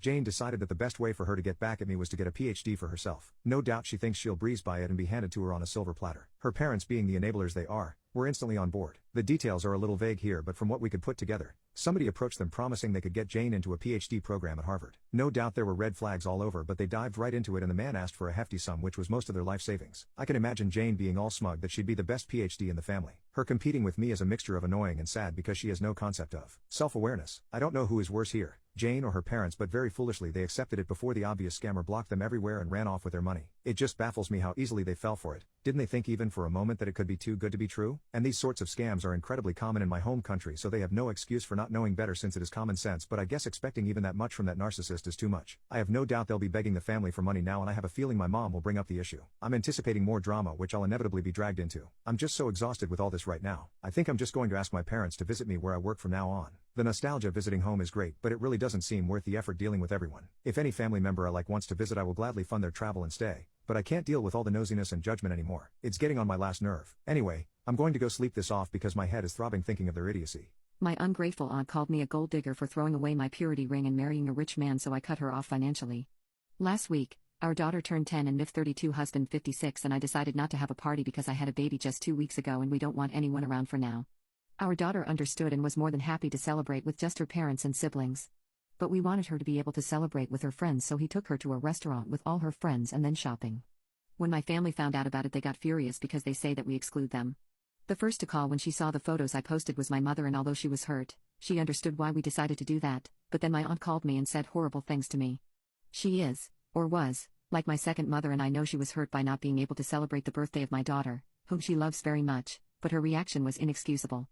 She told me that I was becoming what she always hated, that I let money change me and that now I leave my family aside because they don't have money, and that she was disappointed that I let my daughter celebrate with rich brats and not with her family. That is not true, because if they had insisted on celebrating with her somewhere I would have let her too. I told her that if she wanted to celebrate with my daughter she just had to say so and I would let her go to her house so they could spend the day together, but she just said that she's no one's second option, that she's poor but that she still has dignity, not like me, who as a teenager threw away her purity ring to sleep with a rich old man so he could pay her college tuition. And here let me clarify something. Yes, I was 19 when I started getting sexually involved with my husband, but it wasn't for money, because at that time I was working at his house and I earned enough to pay for my studies. It was something that happened out of attraction, and you can't handle that regardless of whether the person has money or not. And yes, I threw away the purity ring that she gave me because I no longer wanted to continue living the way she and my family wanted. I thought, and still think, that giving a child a purity ring and making her promise to be a virgin until marriage is very sexist, and there is no way I would support that now. I told her to stop talking about my husband's money because I have had a well-paying job for years and I have my own money, and all she said was something like I wouldn't have that money or that job today if I hadn't spent the last 13 years sucking some rich old man's pee-pee. When she said that I had enough and told her that if she hated my or my husband's money so much then there was no point in continuing to help her financially. And I said that because about 4 months ago she lost her job and I'm the one who has been paying the rent for the place she lives since then. I hung up the call and I have not answered any of her calls, nor have I read all the messages she sent me. I have worked so hard for what I have today, and yes, perhaps I had a little financial help from my husband, but that didn't help me graduate with honors from college. That was my merit and no one else's, and I'm not going to let anyone, not even my family, make me believe that this is thanks to my husband. My unreasonable teacher said I am too dumb to have a perfect score and accused me of cheating, so I wrote a letter to the superintendent to make her publicly apologize. I'm being accused of cheating in a math exam. I got a perfect score on the exam and the teacher asked me to stay after the class, and she told me that she knew I cheated, even though I didn't cheat. My math has always been good except last year when I was dealing with depression. She says she knows someone of my mental faculties will never be able to get a perfect score, so I must have cheated. Basically telling me that I am dumb and proving that the only evidence she has for me cheating is that she doesn't think I could get a 100. I told her that I didn't cheat and I was offended at the accusation. 2 days ago I was asked to see the principal who said the same thing, that I should confess to cheating and tell them how I did it so that they can stop other students from doing it. He more or less threatened me this can go very well or very bad for you depending on your cooperation with us. I told him that I was happy to retake a new exam right now or at any other time to prove that I didn't cheat, but he said that I could have had time to prepare since the time my teacher talked to me. I told him that if their evidence for my cheating is my lack of mental faculties, then no amount of studying should make a difference. He still did not agree for me to take another exam to prove that I could get that score. Of course, I was sad and humiliated by what happened. Yesterday, I was asked to his office again and he told me that he knows about how some students are cheating. He offered me a clean slate if I let them access my social media and emails to find out who they are, and if I give them evidence of other students cheating, he will let me retake the exam. I have no knowledge of what he is talking about and I declined access to my social media and email. I'm now suspended for disobedience of school staff and lack of cooperation in proving my innocence from a cheating charge. This to me sounds very unfair and I can't help but feel like I'm being targeted here for maybe a personal reason. Because this does not make any sense. They have no evidence that I cheated, refused my offer of retaking the exam, and insulted my intelligence. So I wrote a letter, had my mom sign it, and sent it to the superintendent's office. I also called them. They said they would speak with the school. I was called into the school and the principal's office. I was told to take the test there in the superintendent's presence. I did that, and the math teacher came and looked through all my answers. She said it was another perfect score and just wanted to leave the room. I said loudly, "I think you owe me an apology." She said, "Yes, I should not have accused you of cheating." I said, "Yes, and another apology for saying I don't have the mental faculties to get a perfect score." She said, "I'm sorry," and left. The principal said, "Don't push your luck, kid." I said, "It wasn't luck, and you also owe me an apology." He was taken aback by it but still intimidated by the superintendent's presence, so he apologized and said my suspension was reversed. It won't go in my records. I told him that now in his 24 years, there is one student who was accused of cheating and proved the teacher and administrators wrong, so he shouldn't give bad advice to the next poor student who is in my place. My vegan friend took me to a steakhouse and expects me to order salad. I told her to leave. Let me start by saying this, the restaurant choice was hers, and hers alone. She had known about me losing my grandmother, so she wanted to take me out to eat, to get me out of the depression I was in. She said it was her treat, so I was sold. She took me to a local steakhouse. I saw the steaks as soon as we walked in, ready to be picked out. We go to order, and she orders a salad. I ordered an 8 ounces T-bone, cooked medium rare. As soon as I said that, I heard an up from her. When the waitress leaves, I look at her and ask her what's up. She informs me that she has recently become a vegan, not because of allergies or anything, she just thinks that vegan is a healthier lifestyle, and that she couldn't believe that I ordered a steak. I gave her this what the bleep? And she responds with, "Why are you looking at me like that? You took me to a steakhouse. You can't possibly expect me to go along with your vegan diet in a freaking steakhouse, can you?" Well, that upset her, which, I do get. I came across as a little bit of an a-hole there. But then, when our food arrived, she was visibly annoyed with how much my steak was dripping from the juices. I offered to have it boxed up, to enjoy it once I was out of her presence, but she was like, "No, you ordered it to eat here, you might as well." As I was cutting into it and everything, she kept on giving me this look of pure disgust, until I finally couldn't take it anymore. I looked at her, and point blank asked her, if she has such a problem with me eating meat, then maybe I should pay for my food, and my own ride back, and she could pay for hers and leave. She did so, left, and she hasn't talked to me since. My vegan roommate deliberately moved the meat I bought and called me childish. I moved it back and told him not to mess with my food. My roommate and I have been living together for about a year and we haven't had any problems. We're friends, so we're fine sharing a few things in the apartment, but one thing we rarely share is food. Unless we order a pizza or something, what's mine is mine and what's his is his, no exception. So no eating someone else's food, and we don't touch each other's side of the fridge. We split the fridge down the middle with little dividers, I get left and he gets right. Well, recently he went vegan. I thought nothing would change since we don't share food. However, last Sunday, he asked me to stop putting raw meats in the bottom crisper because the juices could leak onto the other side and get on the vegetables he puts down there. In the past, he'd put stuff other than meat in his side of the crisper, so I asked if it wasn't a problem then, why is it now? He said it was because he only puts vegetables down there and that now that he's a vegan he realized it was disgusting and it made him sick thinking that his food was being contaminated with the suffering of animals. I'm not usually so stubborn, but that's the best place to put the meat to keep it fresh, so I told him it'll be fine if he just leaves it, but if he wants to, he can just move his stuff elsewhere because that is my side of the fridge and I will put whatever I want in it. He said there was no room, but I said that it was his side of the fridge and that's his problem. That wasn't the end of it though. Yesterday, I saw him touching my side of the fridge. I didn't want to be childish, so I just shrugged it off and didn't mention it. However, I saw that he'd moved my raw meat and put it right on top of some yogurt I had bought. Not only that, but it was very precariously perched on there and it fell when I opened the fridge. Some of my other stuff fell too. I was mad, because what if there's glass on there and shards could be on my food? What if the juices did leak? They'd go right onto or into the yogurt and get me sick. He was complaining about that, so in my mind, he is a hypocrite. Also, the meat would be less fresh and he's messing with my stuff even though we agreed not to do that to each other. I confronted him about it but he said I'm being childish and that he was going to continue moving my stuff to not mess his food up. I just put my food back where I had it and told him never to mess with it again. Today, I bought 5 kilos of different meat and planning to put them in the fridge. I hope he faints. My vegan roommate keeps unplugging the fridge to make all my meat go rotten. My one roommate has always been a bit of a freak. She has a bunch of pet rats and constantly stinks of rancid BO. I found her on Craigslist and we signed a lease before ever really getting to know her, and now I know, don't move in with strangers. I only ended up living with her because I was starting college and I needed to move in somewhere at the last minute. Not a day goes by where I don't regret moving in with her. She has a lot of strange habits and she's really obnoxious. Whenever I see her in the kitchen or living room, she starts ranting at me to be better to the environment or else I'm just helping the world burn faster. My roommate is a strict vegan, and she is constantly telling me that I'm a monster for eating meat and that I should really be more like her.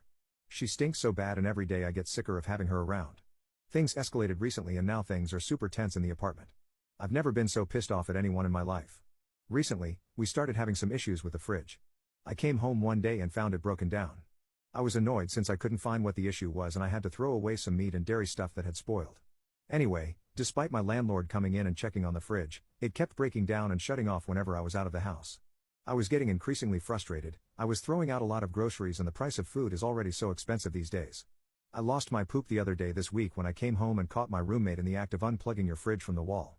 In that moment I realized our fridge was completely fine. She had just been unplugging the effing thing every time I left the house so my food would rot. I yelled at her and asked her what the hell she thought she was doing. She said that she was saving the animals I was eating the only way she knew how.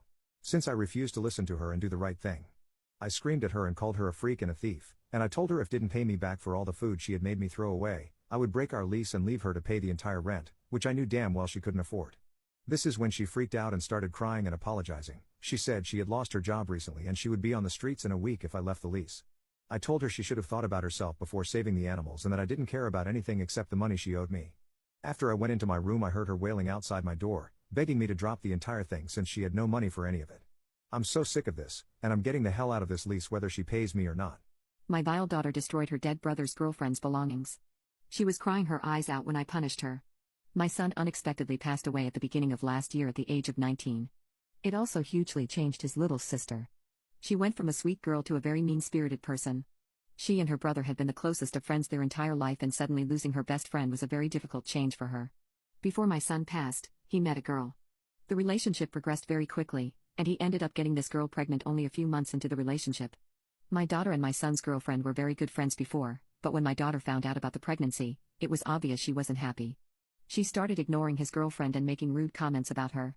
When the baby was born, there was a clear difference in how she treated her other niece and how she treated her new niece. I talked to her about it and she claimed she just didn't like babies. Anyway, my son passed when the baby was still a newborn. His girlfriend said she couldn't afford their apartment without my son and we decided that she and the baby could move in with us. She would stay in my daughter's bedroom since it's bigger and my daughter would move into my son's chill husbanded bedroom. Last week, my daughter and son's girlfriend got into a disagreement. My son's girlfriend was annoyed because my daughter is too loud at night and disturbs her and the baby. My daughter said that she isn't loud at night, but if my son's girlfriend is bothered, she needs to go get her place to stay. I've never seen either of them so upset before. My daughter called her a beach and a freeloader. The day after we had a discussion, my son's girlfriend apologized.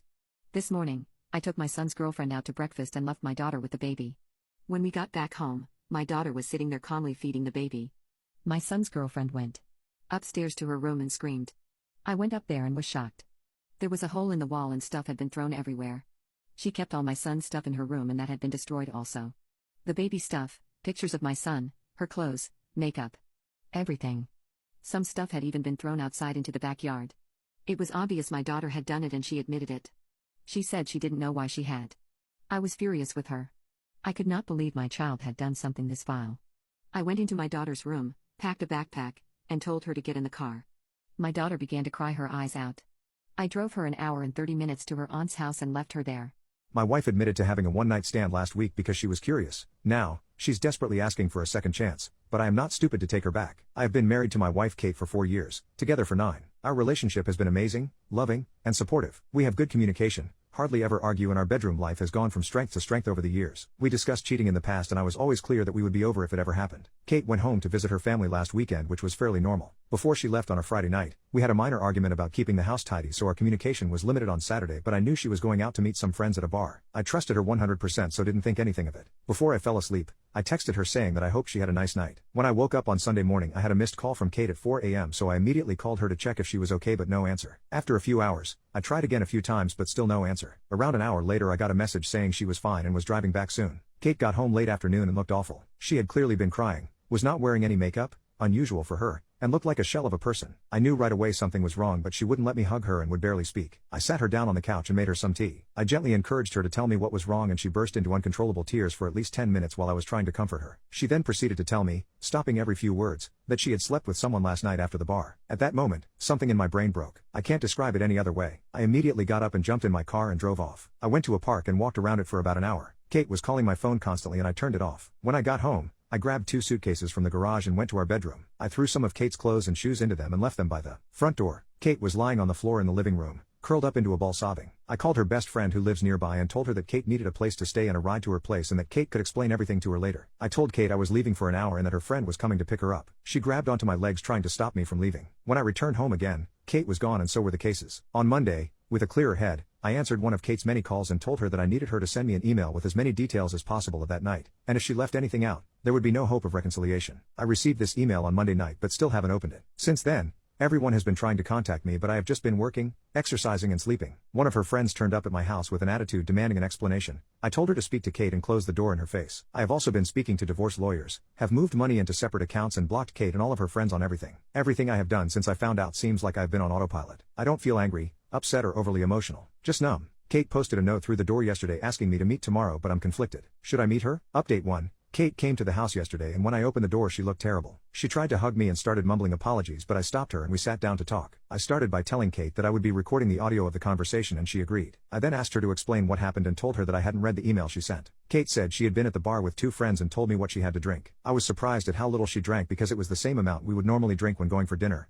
a few glasses of wine and a cocktail. She admitted she was only slightly tipsy. One of her friends, Sarah, has a younger brother Max who came to pick them up around midnight. It's a running joke in their group that Max has had a major crush on Kate since high school and I had heard them joke about this. The 4 of them went to get some food and Max then dropped each one off until it was just him and Kate. Kate said she didn't want him to drive the 20 minutes to her parents' place after working all day, so would just order an Uber from his apartment. She went into his apartment to order the Uber but couldn't get one. Max suggested she should crash in his bed and he would take the sofa. He would then drop her off in the morning. Kate refused and continued to try to find an Uber. They were sitting on Max's bed and he kissed her. She kissed him back and they ended up having intimacy. After that, she broke down crying from guilt and Max took her home. She cried for another hour then tried to call me to tell me what she had done. We had to stop several times because Kate kept breaking down and crying hysterically. She told me it was a huge mistake. She got caught up in the moment. It was terrible. She only loves me. After she was done, I told her that her story didn't make sense, but it didn't matter at this stage because I was done. This caused another breakdown. I told her I was going to continue with the divorce preparations, but for the next month, we would be separated with no contact. I also told her that we would both remain faithful, would get a full STD panel and she would tell our mutual friends and family what happened. If she sticks to these conditions, I would be willing to meet again to see if there was any way forward other than divorce. She enthusiastically agreed to this but made it clear that she did not expect me to stay faithful to her. I know many of you will criticize this decision, but I need to be sure that divorce is the right option after I have had time to process everything that has happened. I am still 99% sure that is where we are heading, but I need to be 100% certain. Update 2. First of all, I'm not in robot mode anymore. My friends have also been great since they found out and have been dragging me out of the house to hang out. I decided to read the email and wish I hadn't. The story Kate told in the email was mostly the same, but there was no mention of going into Max's apartment to order an Uber. There were also pretty explicit details of what they did, for how long, and that they had apparently used a rubber. I will never be able to forget this description. Many people who were originally criticizing me for kicking Kate out of the house have now apologized, but they can keep it. Kate's parents reached out to apologize and I spoke to them because we had a good relationship before all of this. They begged me to try to work it out but said they understood if I decided to get divorced. I didn't commit to either option. Kate's other friend, who was there that night, contacted me to tell me her side of the story. It mostly matched up. Bar food home. She said Kate could stay over at her house but she refused, saying she was driving home early the next morning. Max apparently insisted that he would take Kate home. The version of the story that she told didn't mention Kate trying to get an Uber, only that Max invited her in and she accepted. I asked her if she had ever suspected anything before and she told me that about a year ago, she went to meet Kate for coffee but found Max sitting with her when she arrived. Apparently Kate looked guilty, but when asked about it she said they just met by chance. Sarah, Max's sister, also reached out to me and I spoke to her too. She was angry with both Max and Kate and told me a similar story. Apparently her whole family is angry with Max and she has not spoken to Kate since she found out. She apologized on behalf of her idiot brother and said she had warned him to stay away from Kate since high school. She didn't think anything else had happened between them. I have had zero contact from Kate but heard that she was going to be moving into an Airbnb near our house. Apparently she is not coping well and called in sick from work a few times over the last few weeks. She does have support from the friend she is currently living with, and I asked her parents to keep an eye on her. Her parents came up to see her this past weekend. I went out with some friends at the weekend and ended up drunk at a bar. I was talking to a girl there who I probably could have gone home with, but I stopped myself because I wanted to keep my self-respect. Reading the email and hearing what they had done made me give up hope of repairing this, especially when I know she is not being truthful with me on other things, so who knows? I will be moving ahead with the divorce and might not even wait a month before telling Kate that this is my final decision. My wife and her affair partner said that I was not a man because I couldn't make children, so I slept with his wife and put them down on their knees for forgiveness. We got married almost 3 years ago. She started having an affair with her coworker 1 year ago. I learned that because I saw his car outside my house one day. I had my suspicions. I hired a private investigator and gathered evidence that she was having an affair with him. I was angry. Then I got a call from the coworker's wife that she came to know about the affair. She only had texts they used to send, but I have all the receipts for their hangouts. Together, we decided to confront them. We used to meet up a lot. She told me she had suspected his affair since her pregnancy. They have 3 children together. One day, we thought we should sleep with each other as revenge. We did, and not going to lie, it felt good. We have been meeting and having intimacy for a while. She is an amazing woman. Mostly, I am very angry towards my wife, because in some of her texts with her affair partner, she and AP made fun of AP's wife, saying things like she has gained weight, her vagina was destroyed, and other disgusting stuff. I cannot believe that she would say something like this while being a woman. She even made fun of my fertility issues, saying that I am not a man because the chances of me having kids are very low. I do not feel bad about my affair. AP's wife wants to tell his husband. I guess we are both tired of carrying out the revenge affair. We both got carried away. We were both so driven by revenge that we got addicted to it. I will confront my wife soon. I already have the divorce papers ready. It will be easy since we do not have a joint account or marital assets. AP's wife might have some problems because they have kids, but she can take him to the cleaners. I know I sound like an awful person, but I am already checked out of my marriage. Update. So, I served her divorce papers at her work. When she came home, I packed up her things and told her to go and stay with her dad. She did what typical cheaters do. She begged, apologized, and blamed me for her affair. I was prepared for all of that. She was stubborn and told me she would not leave and would fix our marriage. I reminded her the house belonged to my parents. Their name is on the house. I can call them and evict her if she doesn't leave. I had already called her sister. I thought she would take her away from me, but her sister blamed me. I am not a good husband if I give up my marriage that easily. This is where I became a bit petty and told her, this is very hypocritical coming from a woman who left her husband for his cousin. I guess the apple doesn't fall far from the tree. She slapped me. I warned her this was their last chance or else I would call the police on her for assaulting me. After she left, the messages didn't stop. I didn't block her because I wanted to screenshot most of it. She said she was sorry, begging me to take her back. She mocked me and said she never enjoyed any lovemaking that we did, and she and her AP had intimacy on every piece of furniture in our house. I don't know how true that is, but I will replace my furniture. I wanted to tell her the OBS, and I defiled her car by having intimacy on it, but I didn't. The last time I spoke to her, she apologized to me. This time, the apology seemed sincere. She told me she got carried away. Lately, she has been thinking about having kids. She knew that and told me she wanted to be child-free. But now that she is in her mid-30s, she wants to become a mom. The fact that I could not give it to her angered her, and she cheated just to cope with it. She told me she was wrong and that I was the best partner and husband anyone could ever have, but she just wanted more. I asked her why she didn't just say so. We could have adopted or gone to a sperm bank. I asked her if she was pregnant. I don't know, but it looked like she was. She murmured yes. I knew this wasn't my baby. All hopes for reconciliation are out the window now. Imagine if I never discovered the affair. She would have passed this pregnancy as a miracle baby. I just congratulated her and said I hope she has a wonderful baby. I want this divorce ASAP.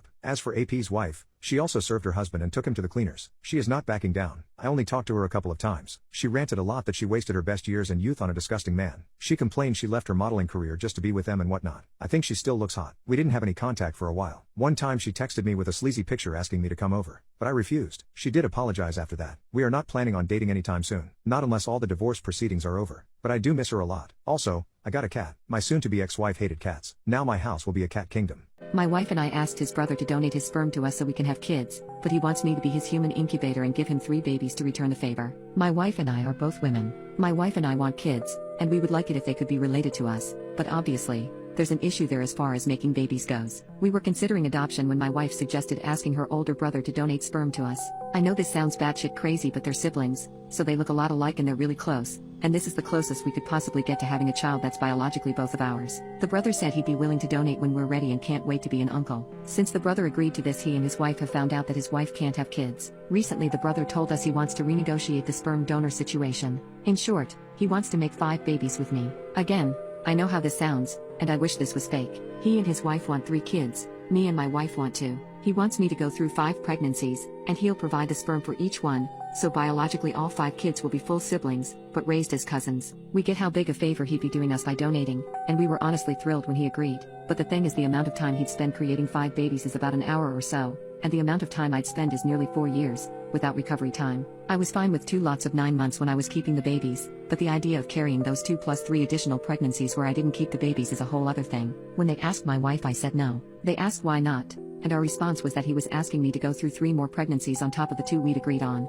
He then said that if we weren't willing to give him children, he wouldn't do the same for us. We said that was his right to change his mind, but he was asking too much from us. So now no one is having biological children. My wife and I were seriously considering adoption before the brother suggestion ever came up, and we do still want to try that. So at the end of the day we'd be just as happy to have a non-biological child as a biological one. However, the brother, who doesn't want to adopt, has told their mother, who has told the extended family, and it appears that just about everyone in my wife's family believes that we should agree to it and return the favor. So basically if he gives us children then I should do the same for him, and by the time I'm done, everyone has their desired number of biological babies. The brother and his wife are similarly pressuring us, telling us they'd give us children, so why won't we give them kids, and that the 2 things are the same, and called us hypocrites because we'd have kids with their help but won't help them have kids. Update: we are going back to adoption, which was our plan before the brother was even suggested. My wife and I separated, and when I saw her again years later, I discovered that I still love her. Now, I'll be damned if I let it slip away from me again. I have been separated from my wife for a couple of years, known each other since we were kids and have been together since our adolescence. For context, my wife is a lawyer and worked hard to get to where she is. I'm a stay-at-home writer who didn't make any real money until the last few years. Being a stay-at-home worker meant that I've always been around for our kids, an 11-year-old girl and twin 6-year-old boys. If my wife was my universe, my kids are the stars in it. So I decided to go and get my poop in order, and she understood, since her being the only breadwinner wasn't an issue.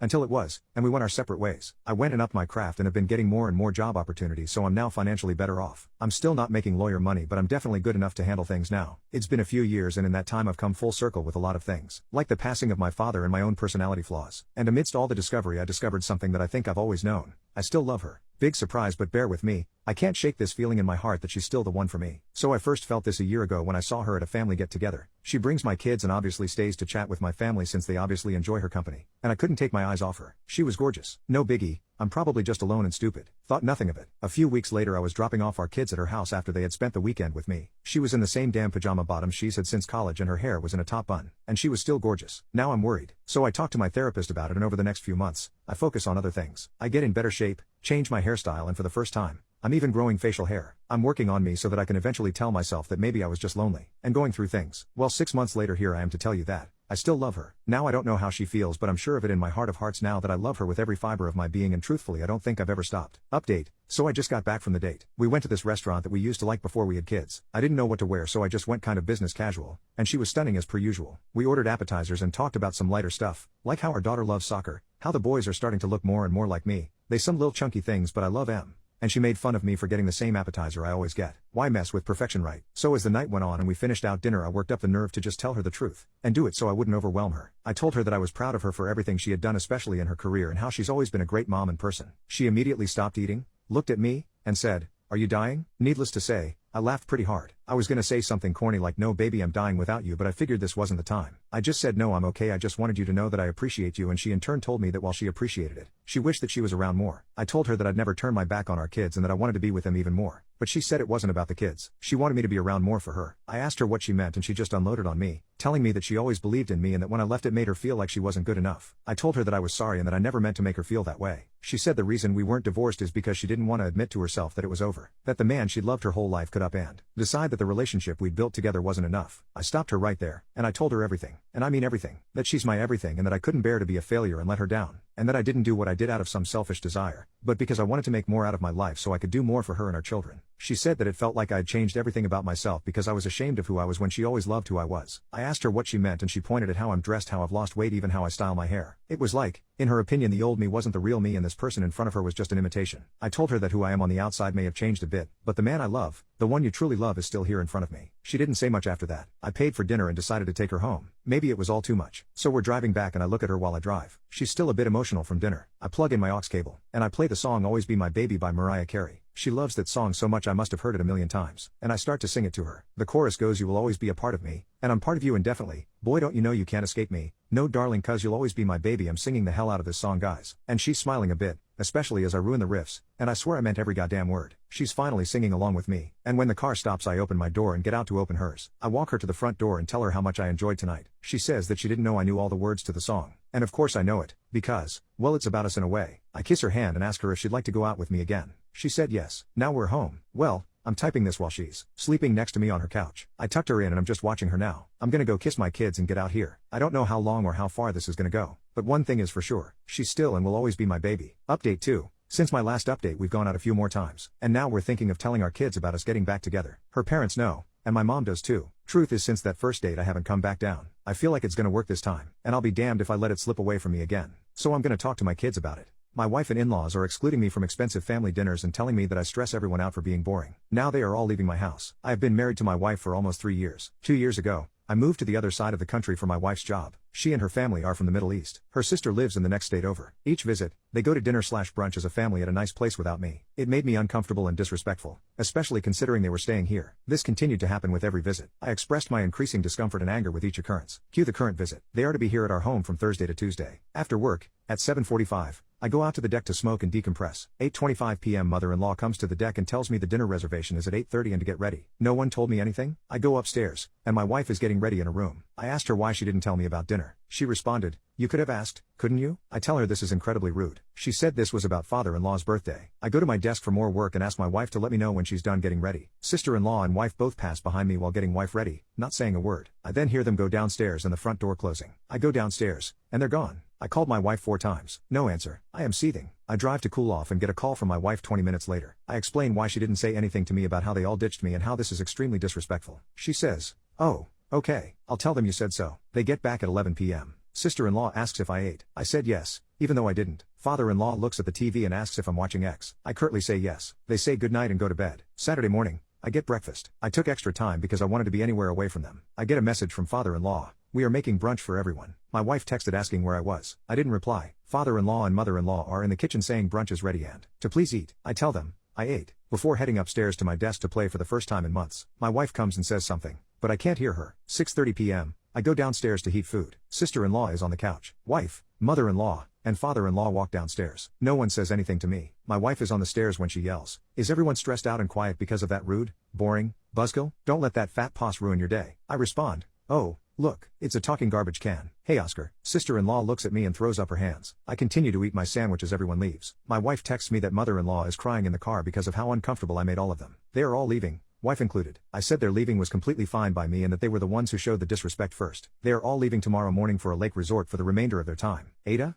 My wife asked me to open our marriage after she had an affair with her boss, but she regretted everything when I agreed and moved on. I was married to my wife, Katie, for 10 happy years. It was a magical relationship. We met in college and believed we had something special and unique. We were each other's firsts, whether it be going on a first date or spending our first night together. It was a love supposed to last forever, until things began to change. 1 year ago Katie decided to change careers and get a new job. With a new job came new coworkers and friends who were very open-minded about relationships and intimacy. Every day when Katie came home, she would have a new story about one of her new friends. I was worried because most of these stories included either intimacy or infidelity, and sometimes even both. That being said, I was happy because Katie seemed to genuinely enjoy going to work. She had also started going out more, like going to a late night party on each weekend. However, this led to us becoming distant with each other. Every week it felt like Katie and I were talking less and less, while she was going out more and more. Some days she came home at 4 a.m., exhausted, and didn't say a word to me before going to bed. She had a guilty look on her face the next day, meaning she knew she had something wrong, but she still never communicated with me. I was concerned about our relationship and decided to have a heart-to-heart with my wife. I told her that by no means did I want to restrict her freedom, and I was happy she was gaining new experiences. But her actions were clearly putting a strain on our relationship, and the path we were headed towards wasn't a good one.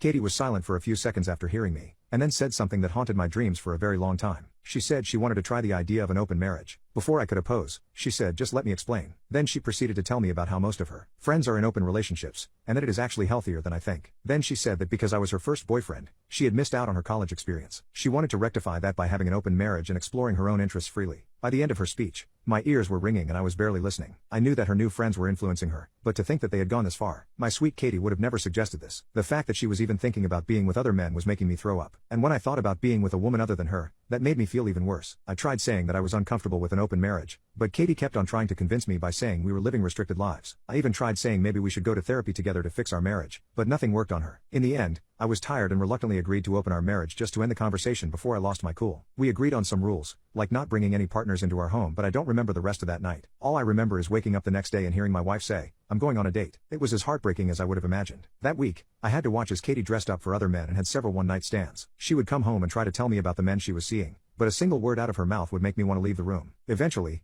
I found out through her socials that she had started an emotional relationship with her manager. He wasn't a young, handsome man or anything like that, but it still made me feel awful. I tried to go on dates with other women to make myself feel better, but it only made everything worse. Every time I looked at another woman, it felt like I was betraying the love I had protected for over a decade, even though that love no longer existed. I just had enough and decided to focus on myself. I stopped looking for hookups and stopped listening to Katie altogether. I spent most of my time working on projects or playing my favorite video games. It was a weird lifestyle for someone my age, but at least I wasn't brooding all day anymore. That's when I met someone online. Let's call her Jin. Talking to Jin felt like I was actually talking to a real friend because she would listen and let me vent without judging me. Even after we met up in real life, that little connection was still there. Jin was from South Korea, and had just gotten out of an abusive relationship. I wasn't looking for a relationship with her due to that reason, which is maybe why we were able to form a real friendship. One day, I was relaxing at her apartment because Katie was having a girl sleepover. That's when one thing led to another, and Jin kissed me on the lips. It was a heartfelt moment in which neither of us was taking advantage of the other. It was also the first time I felt desirable and valued by someone in months. I was finally moving on from the trauma of that particular evening. A couple days after this,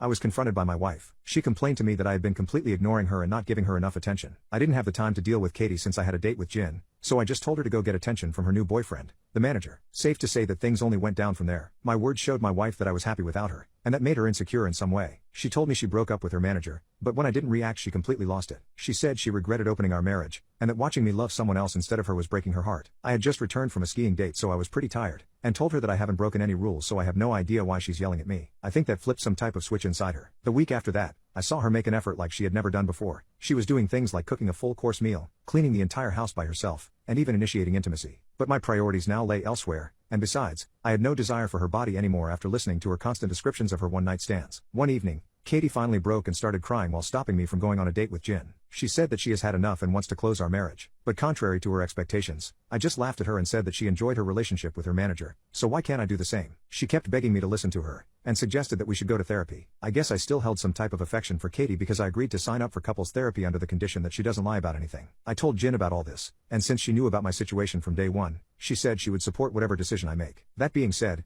our first therapy session was a complete nightmare. Katie broke down and cried for what felt like hours. She admitted she had let her group of friends and manager influence her to experiment and basically forced her into having intimacy with the manager. It was a drunken mistake and she felt really guilty afterwards, so much so that she was on her way to tell me the truth. That's when her friends said I would never forgive her, and I would leave her to rot. They said the only way to keep me in her life would be to suggest an open marriage, so that way I won't be able to blame her relations with her manager. It was a disgusting truth and I was shocked by this admission, but it was too late. She claimed that the manager only saw her as a distraction and used her, which made her realize how badly she had messed up in regards to me. Even after all that, I didn't feel anything for her, except for apathy. To me it just sounded like she was making excuses for her behavior after watching me finally get some sort of happiness. I told her that there is no way I can forgive her, and decided to stop the therapy sessions while also moving out of the house. I moved in with Jin while consulting a divorce lawyer and thinking about my next steps. Meanwhile, Katie had quit her job and cut off her friends because she said she wants to work on herself. She texted me all that because apparently, she still thought that our marriage could be saved. I guess I messed up by not making it clear enough, because when I came back to the house to grab a few things, Katie threw herself at me. She tried to kiss me and direct my hands to inappropriate places, and only stopped after I screamed at her to get away from me. She looked pissed that I had refused her advances, and angrily yelled, "Oh come on. What can that South Korean beach do for you that I can't?" What she didn't know is that bringing Jin into our mess was the absolute limit for me. I told her that if she still doesn't understand what Jin did for me, then this is the last time we talk without lawyers. My wife beat cancer and wants a hall pass to spread her legs to her coworker.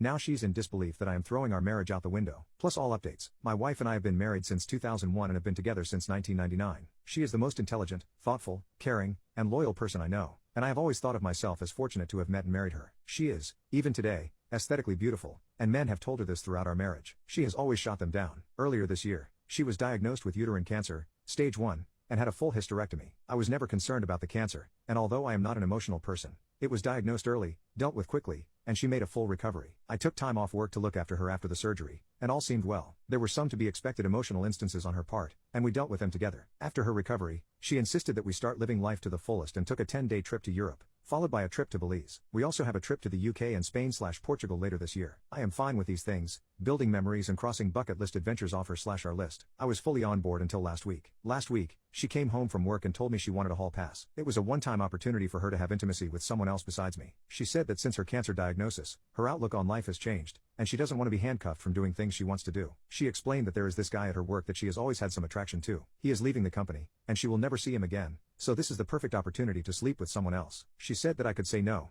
of course, but that she would be mad at me for an indeterminate amount of time and that it would be confirmation of my male toxicity and insecurity. I told her I appreciated her talking to me about this, but approval via coercion is not. I got up in the morning, and she basically said that she was sorry for putting such a large decision solely on my shoulders and that to help she was taking the decision away from me. She booked a hotel near where her coworkers were having a party/send-off for this guy, and she would spend the night there with him. She hoped that I would be here when she got back. She would answer any questions I have about the night after it happened but not before. She will not tell me who he is or anything about him because she knows me too well and that I will dwell and obsess over him, which would make it too real for me, which is pretty accurate. Her POV is that the less I know, the better, which contradicts the offer to tell me anything I want to see after it happens. Part of me wants to put my foot down and say this will not happen and deal with those consequences when they happen. Update: I was hoping that my opposition to her plans would give her pause, but unfortunately, that did not happen. I said I am a hard no, and I am unsure how I will feel about you if you go ahead. I was met once again with, this is for me, it will be one time. What can I say to help you deal with it? You'll get over it. We were meant to be regardless of the situation. Remarks leading up to Saturday. She left Saturday, ostensibly to meet her coworkers, but in reality, the guy. I asked her to text me when she was leaving for the bar, and when she did, I asked her if she was really going to go through this. After her response,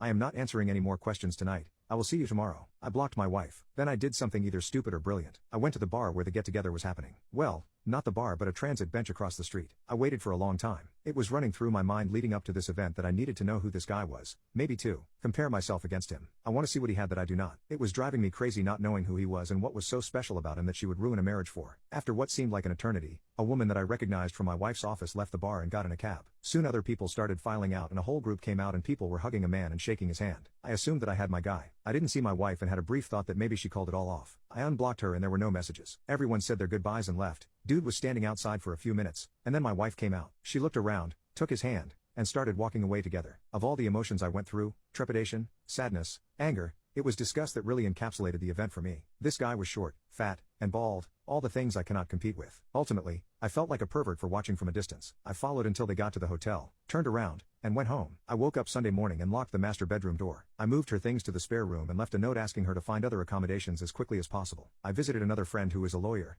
and he gave me some sage advice and a couple of recommendations for divorce attorneys. He also made the introductions. My wife had been calling me numerous times since around 11 or so. Once blocked, the calls go to voicemail. I listened to the first couple but felt nothing but some satisfaction when she couldn't get through to me, and she was obviously becoming concerned. I didn't want to go home, but I left in such a hurry that I didn't plan an overnight trip properly. I got home around 9, and as per my buddy's advice, I recorded the interaction. I was halfway up the stairs when she came up from the family room asking what was going on. Could we talk? I thought we talked about this. I just answered that I was not interested in discussing this tonight and went to bed. She left me alone after not getting a response through the door. I feel kind of like a child for not talking with her and shutting the door on her, but I just couldn't look at her. Monday, I got up and ready for work. She was waiting for me and asked if we could discuss getting back to normal. I said, you have been doing all the talking for the both of us for the last week. Why don't you continue and leave for work? I have an appointment with the attorneys my friend recommended for this week. Update: my lawyer wasn't available for a few days, so I faced the reality of living with my wife in the interim. I really didn't want to go home and have any discussion, let alone a debate about our relationship. When I got home, I was ambushed by her friends and my mother-in-law. Instead of taking the remorseful approach, they decided that a full court press was what the situation warranted,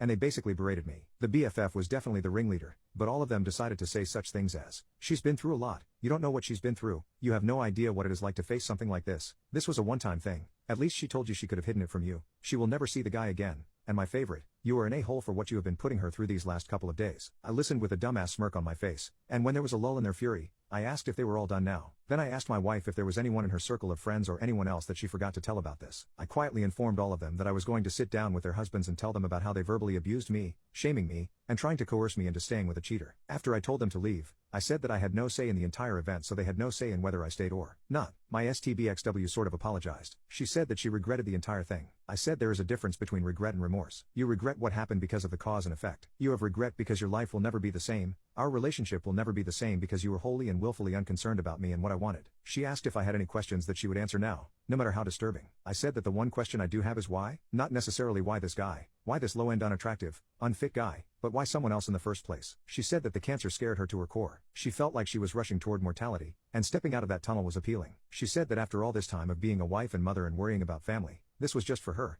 an escape. The guy was just someone who had been interested in her for a long time. She knew wouldn't say no and was completely opposite to me. I said if I was going to risk my marriage, the woman would have to be a serious upgrade from you. I told her that I saw you and him coming out of the bar that night. I watched you walk away from the bar hand in hand towards the hotel. I said that you looked too familiar with each other and asked if there was something going on before all this. She said no, but who knows if that is true. I said that after all our years together, your lack of respect for me was astonishing. I finished by saying that I would never be able to look at myself in the mirror again if I condone that level of disrespect and stayed with you. I said I hope we can go our separate ways amicably and that I have an appointment with a lawyer later in the week. I again asked her to find some other accommodations, and she simply said, I am not going anywhere. We are not getting a divorce. I will give you all the time you need and do whatever you need to recover from this. We will get past this. She has asked me to go to marriage counseling, which I refused. Why would I go to counseling? I did nothing to warrant needing a therapist's advice. I had her served and gave her a notice to vacate. The house is my premarital asset. She has moved in with her mom, but I find her constantly coming by to see if I need anything or making suggestions like what if we had an open relationship only on your side or threesomes, which seems kind of desperate and pathetic. Rebuffing her constantly and telling her she has to call to ask permission before coming by and finally seems to getting through to her that there will be no us going forward. She has said that she will drag the divorce out for as long as possible,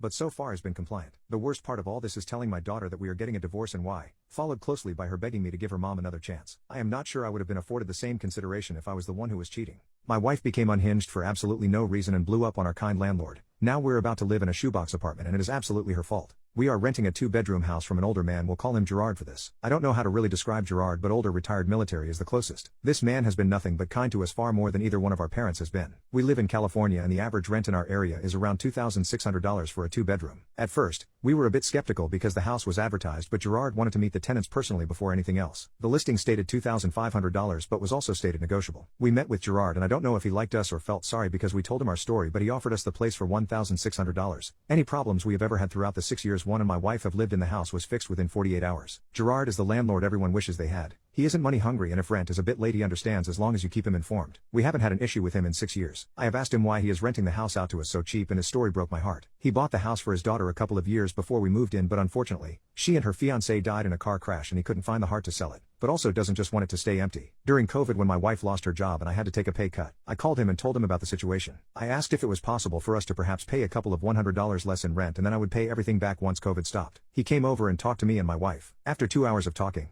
he said that he would forgive half our rent until the whole COVID thing is done and then we can just go back to the original contract. I can't describe how happy I was. I thanked him with tears in my eyes. With the $700 saved on rent we were able to keep our head above water during that crisis. Above it the kind of man Gerard is. My wife is currently 5 months pregnant. Gerard had some health scares so we haven't seen him for the last 6 months. He came over the day before yesterday to tell us he is healthy again and will again take up the care responsibility, so if anything is needed give him a call. He saw my wife and obviously the belly and asked how far along she was. We told him and he just had this smile from ear to ear and said congratulations. Before he walked off he said kids are expensive, so as a baby gift from me, let's make the rent an even $1,000 until the baby is born. I have no idea why, but for some reason, this set my wife off completely. She started yelling at Gerard, calling him an old man that is looking down on us and that he can take his useless gift and shove it up his butt. She was yelling for like 3 minutes and every time I tried to stop her she would just get louder and louder. I don't know what got into my wife, but at the end of her rant, she said if you want to gift us something for our baby you should not let us pay rent at all, you stupid effing old man, that is what you call a gift. Gerard took everything she said and didn't say a word back. His face just went from happy to completely emotionless. After my wife was done he just left. I blew up on my wife and asked her what the F she was thinking as Gerard never did anything wrong to us. She just started to cry and refused to talk to me the rest of the night. Every time I brought it up she would start crying, but I caught on to the crocodile tears and told her to just stop because I wanted an explanation. Yesterday morning before I left for work I told her she better be ready because ready or not when I got home we would talk about what happened and I would not accept her fake tears. I got a text from Gerard telling me we have to talk. He asked to meet at the house at 5 and I agreed. We met up at the house and he asked to come in.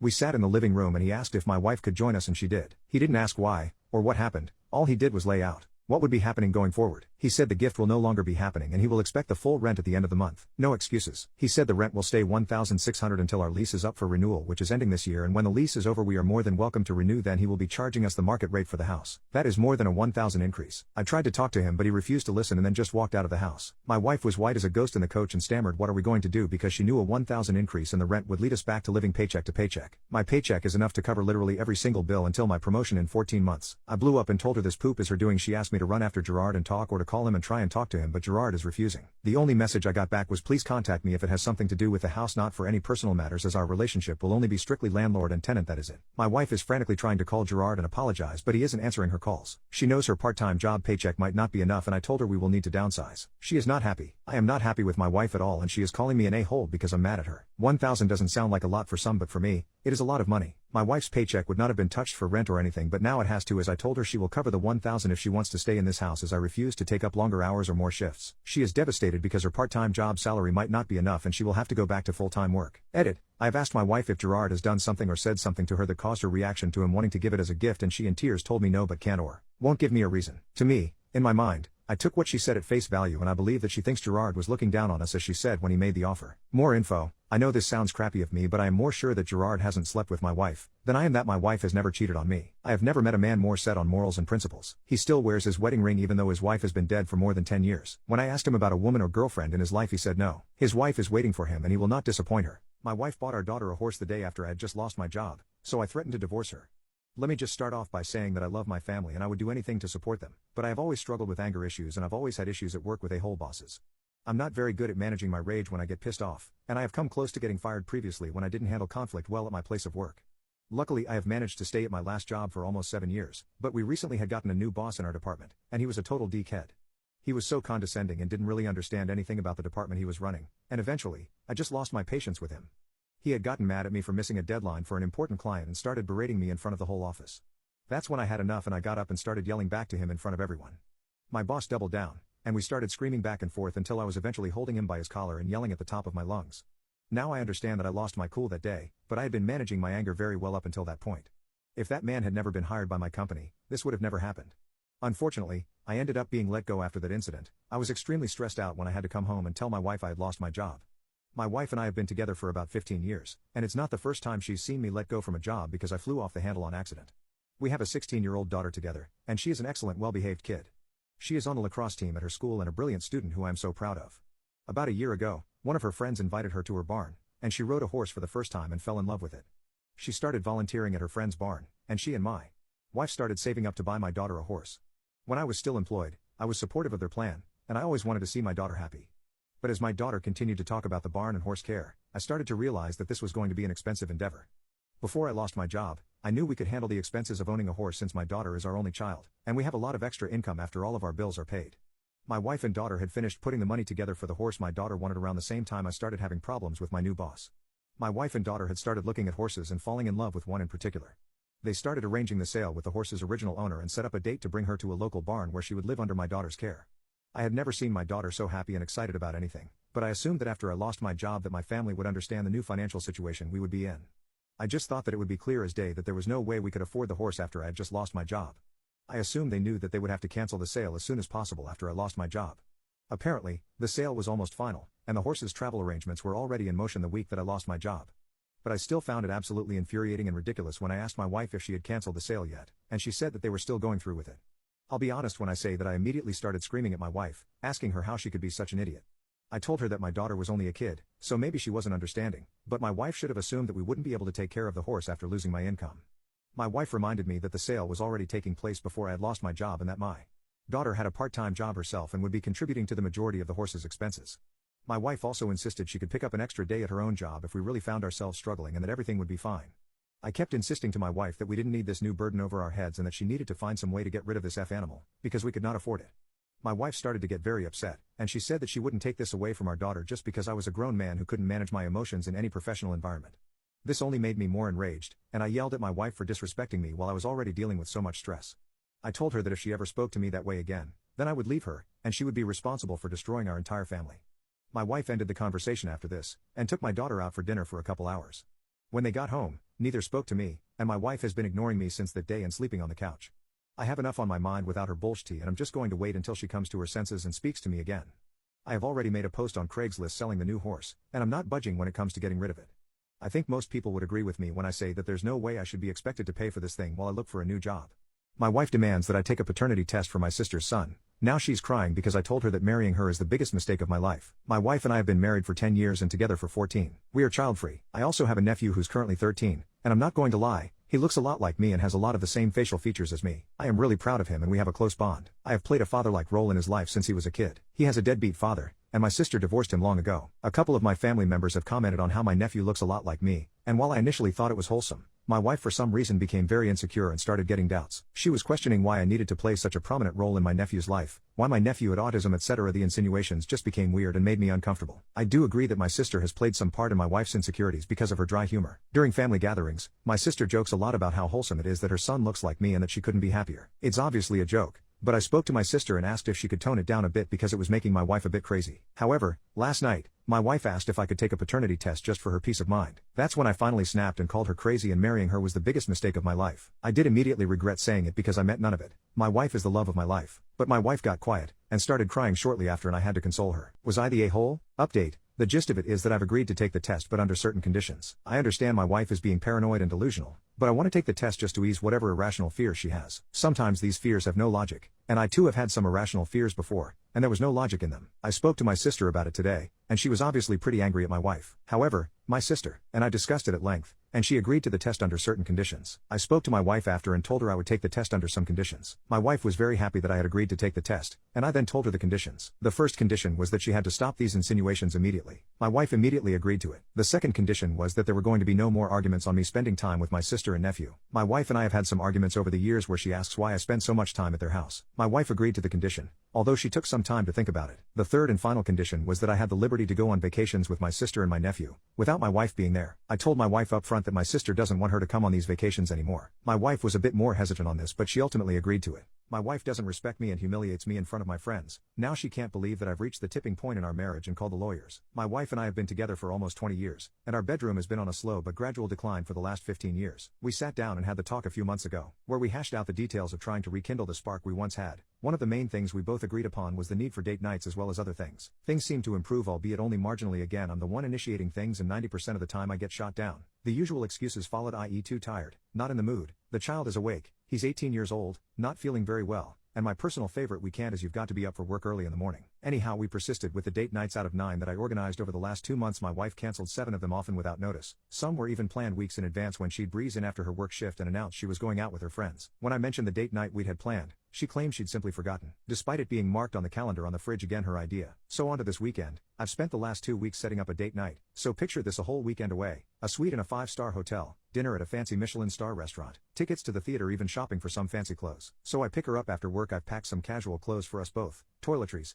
etc. I tell her I've got a surprise plan for her, and she immediately starts protesting, saying she has things to do. I've told her that everything had been taken off and she didn't have to worry. She raised the issue of clothing, but I informed her that I'd got it covered. She seemed to calm down at this point, and off we set, although the atmosphere in the car was cold, to say the least. Anyway, a few hours later we arrive at the hotel and check in. She seems to cheer up when she sees the suite we have. Saturday we headed out shopping ahead of our planned evening. Several hours later we return to the hotel to get ready for dinner. After a while she emerges from the bathroom. I can't put into words how amazing she looked, wearing a dark blue evening gown, matching lingerie, 4-inch heels, jewelry, hair, and makeup done perfectly. Let's just say my jaw was on the floor. When she saw me staring, she smiled at me and gave me a twirl, and she looked as stunning as the day we tied the knot. So the dinner went as well as it could, although there was very little conversation between us. We hailed a taxi and headed out to the theater. At least I got a thanks for this part. I'd also arranged for a pair of mutual friends to join us at the theater. So we took our seats and enjoyed the show. Just as the intermission started, I reached over and placed my hand over hers to ask her if she liked the show so far. To my surprise, she snatches her hand away from mine like she'd just been bitten by a poisonous snake. She looked me square in the eyes and proceeded to tell me that whatever I was thinking was going to happen tonight, when we got back to the hotel, I could forget it. Her words almost dripping with disdain and venom, also loud enough so several people around us heard. Our friends didn't know where to look or what to say. My wife told me to shift because she needed to use the bathroom. At this point, something inside me just snapped and I got up,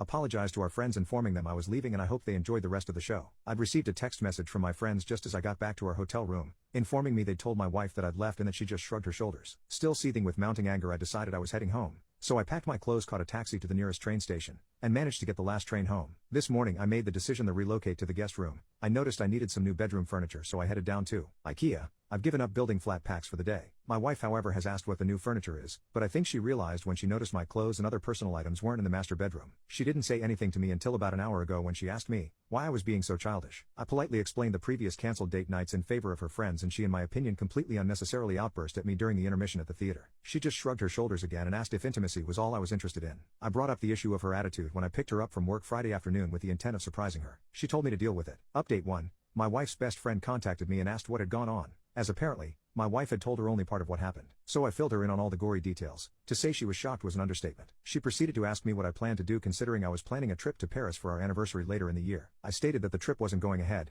because of her actions at the theater. My darling wife still hasn't apologized for her actions/outburst. She still claims that she may have overreacted slightly, to her exact words. Beth promptly called my wife and put her on speakerphone. Beth then proceeded to tear her a new one and, to add insult to injury, spilled the beans about the proposed trip to Paris for our anniversary. My wife proceeded to gush, saying that she knew I'd get over it as I couldn't say no to her. Her happy mood disappeared when Beth informed her that I'd canceled the trip not 10 minutes ago. I've also spoken to a solicitor concerning a separation and eventual divorce. I recently renewed my passport, and when it arrived, my wife's first reaction was to ask if the trip to Paris was back on. I replied, or rather snapped back at her, that no, it wasn't back on and the possibility of it ever being planned again was virtually zero. She then proceeded to ask if that was the case and why did I bother renewing my passport. I replied by stating that I have almost 2 months of holiday time saved up from last year and this year, so I'm planning on flying out to California to see an old friend. Her jaw dropped to the floor. She appeared to be trying to say something but nothing was coming out. Yesterday morning when I got in from work, I found her sitting at the kitchen table along with Beth. My wife appeared to have been crying by the look of her eyes and face. I then reached into my bag, pulled out 2 A4 envelopes, and placed them on the table in front of her. I then explained the contents of the envelopes. The first one contained a rough draft of a separation agreement drawn up by my lawyer, which would likely end in us getting divorced. At hearing my words, she started bawling her eyes out again. Her friend calmed her down and asked her what she thought I'd do, as she mentioned that during our conversation Beth had picked up on my cold demeanor and tone.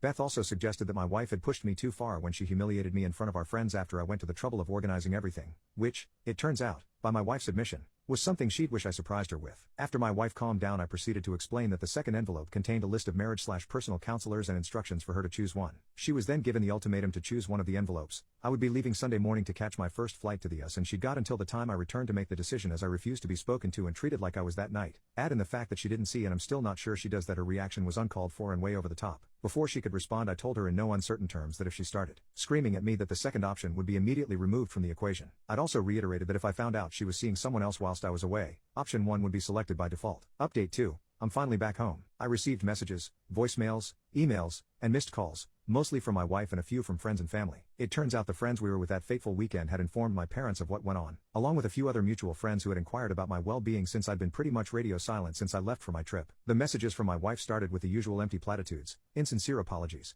etc. I assumed that when I didn't give her the satisfaction of responding, the messages became more menacing and darker in nature, almost to the point of threatening. I rang her and told her that I'd landed back in the UK and I'd be home after I made a quick stop off at my mother's house. She seemed overly affectionate and sweet on the phone and almost had me wondering if it was the same person I left when I headed out to the US. So I spoke to my mom and laid out everything that had happened and why I took the trip abroad, and she said that she understood but was considerably upset that I left without telling her in person. Anyhow, I get home and my wife practically rugby tackles me the second I'm through the door, again showering me with affection as if nothing had happened at all. She made small talk, asking if I'd enjoyed my trip, asking where I'd been and what I'd saw. I waved her off my lap, sat her down on the sofa next to me and asked her bluntly if she'd decided the 2 envelopes if presented to her before I left. She simply scoffed at me and asked if it was really serious because she assumed that I was just being childish and throwing a tantrum. I informed her that I was deadly serious about it and if she'd given it any thought. She just smirked at me and told me to stop being stupid and get over it. My reply was that she'd given me her answer and said, "Thanks for letting me know where I stand." At which point I rang the solicitor who drew up the 2 sets of papers, and although I hated ringing her one Friday afternoon whilst she was likely with family, she asked me what choice my wife had made. I informed her that I didn't want to discuss it over the phone and could make an appointment next week to discuss it in person and go over my options. As I wrote down the appointment time,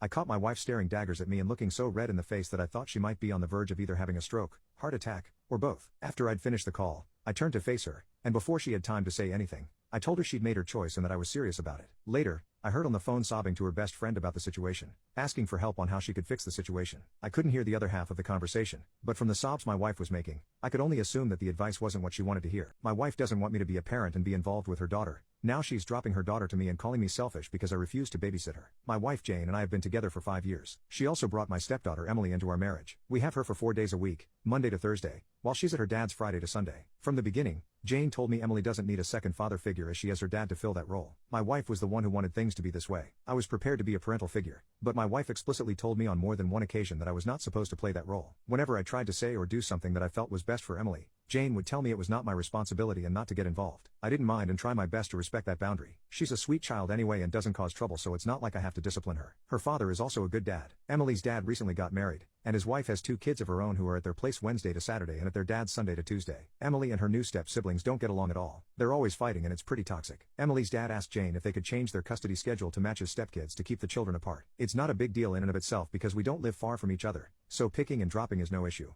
and she can easily be dropped off to school no matter where she stays. The issue is that my wife agreed to it without consulting me. Jane is currently doing a certification course for the next 12 months and they have classes on Saturdays from 9 to 5 p.m. She asked me if I could babysit Emily on Saturdays, but I can't because I play golf with my brother and sister on Saturday mornings from 8 a.m. to 1 p.m. This has been our tradition from before Jane and Emily came into my life, and I had told Jane much before that this is important to me and my siblings. She asked if I could move to another day, but that's not possible either because my siblings also have jobs and families of their own, so Saturday was the best day for us. I told her she could hire a babysitter, but she doesn't want to spend money when I could do it for free. I told her that wouldn't work for me. She then got mad and said golf is stupid and I should put my stepdaughter over my siblings. That pissed me off, so I told her I'm not going to sacrifice my hobbies just so that she can have a free babysitter. For the record, I don't have anything against Emily. I've babysat her before and she's a good kid. If there was a family emergency or if it was an occasional occurrence, then yeah, I would cancel golf for that day to take care of her, but I can't give up something this important to me for 12 months continuous. I don't disagree that kids should be treated well by their stepparents, but at the end of the day, it was Jane who set the ground rules on our relationship. Whenever I tried to play the role of a stepparent and influence any decisions regarding Emily, she would shut me down.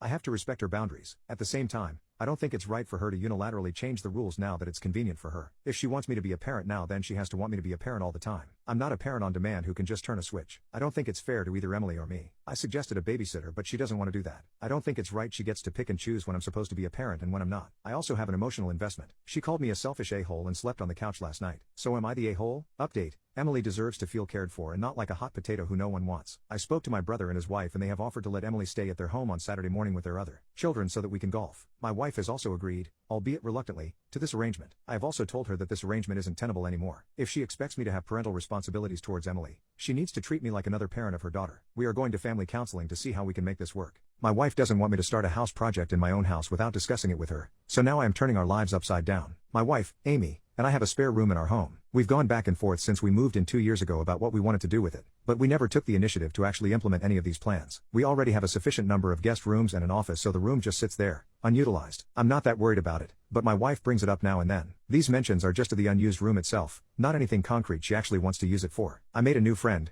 Ben, about 8 months ago, and it was very much one of those we connected from the first time we spoke to each other situations. I've actually never had that many close male friends, so this connection is especially important to me. The conversation flowed so easily, we had loads in common. I didn't think such a huge amount of genuine love and respect for a person could be developed in less than a year, but it's been very cool to experience that and get to know him. One of the things that we bonded over was a similar love for art and music. Ben is way more talented than I am when it comes to painting, but it's something we both enjoy. His birthday is coming up soon and I thought on top of the $3,400 pair of Gucci shoes I was getting him, I could turn the spare room into something similar to an art studio for us both to use. I am also planning to give him a spare key to the house so he can use the room. I already ordered a few things for it and was getting ready to jump into painting the walls when my wife came in and demanded to know what I was doing. I explained that I was finally fixing up the spare room. She said it was unacceptable I had done this without confirming with her that it was okay, but I didn't think I would need to since it's been 2 years and the room has basically never been touched. Update: Ben and I sat down and talked on Tuesday night about everything. It was overwhelming, to say the least. He was gentle and sweet, as always, and allowed me the time and space to say everything I needed to. That night was one of the most beautiful of my life. Acceptance, love, and trust are truly so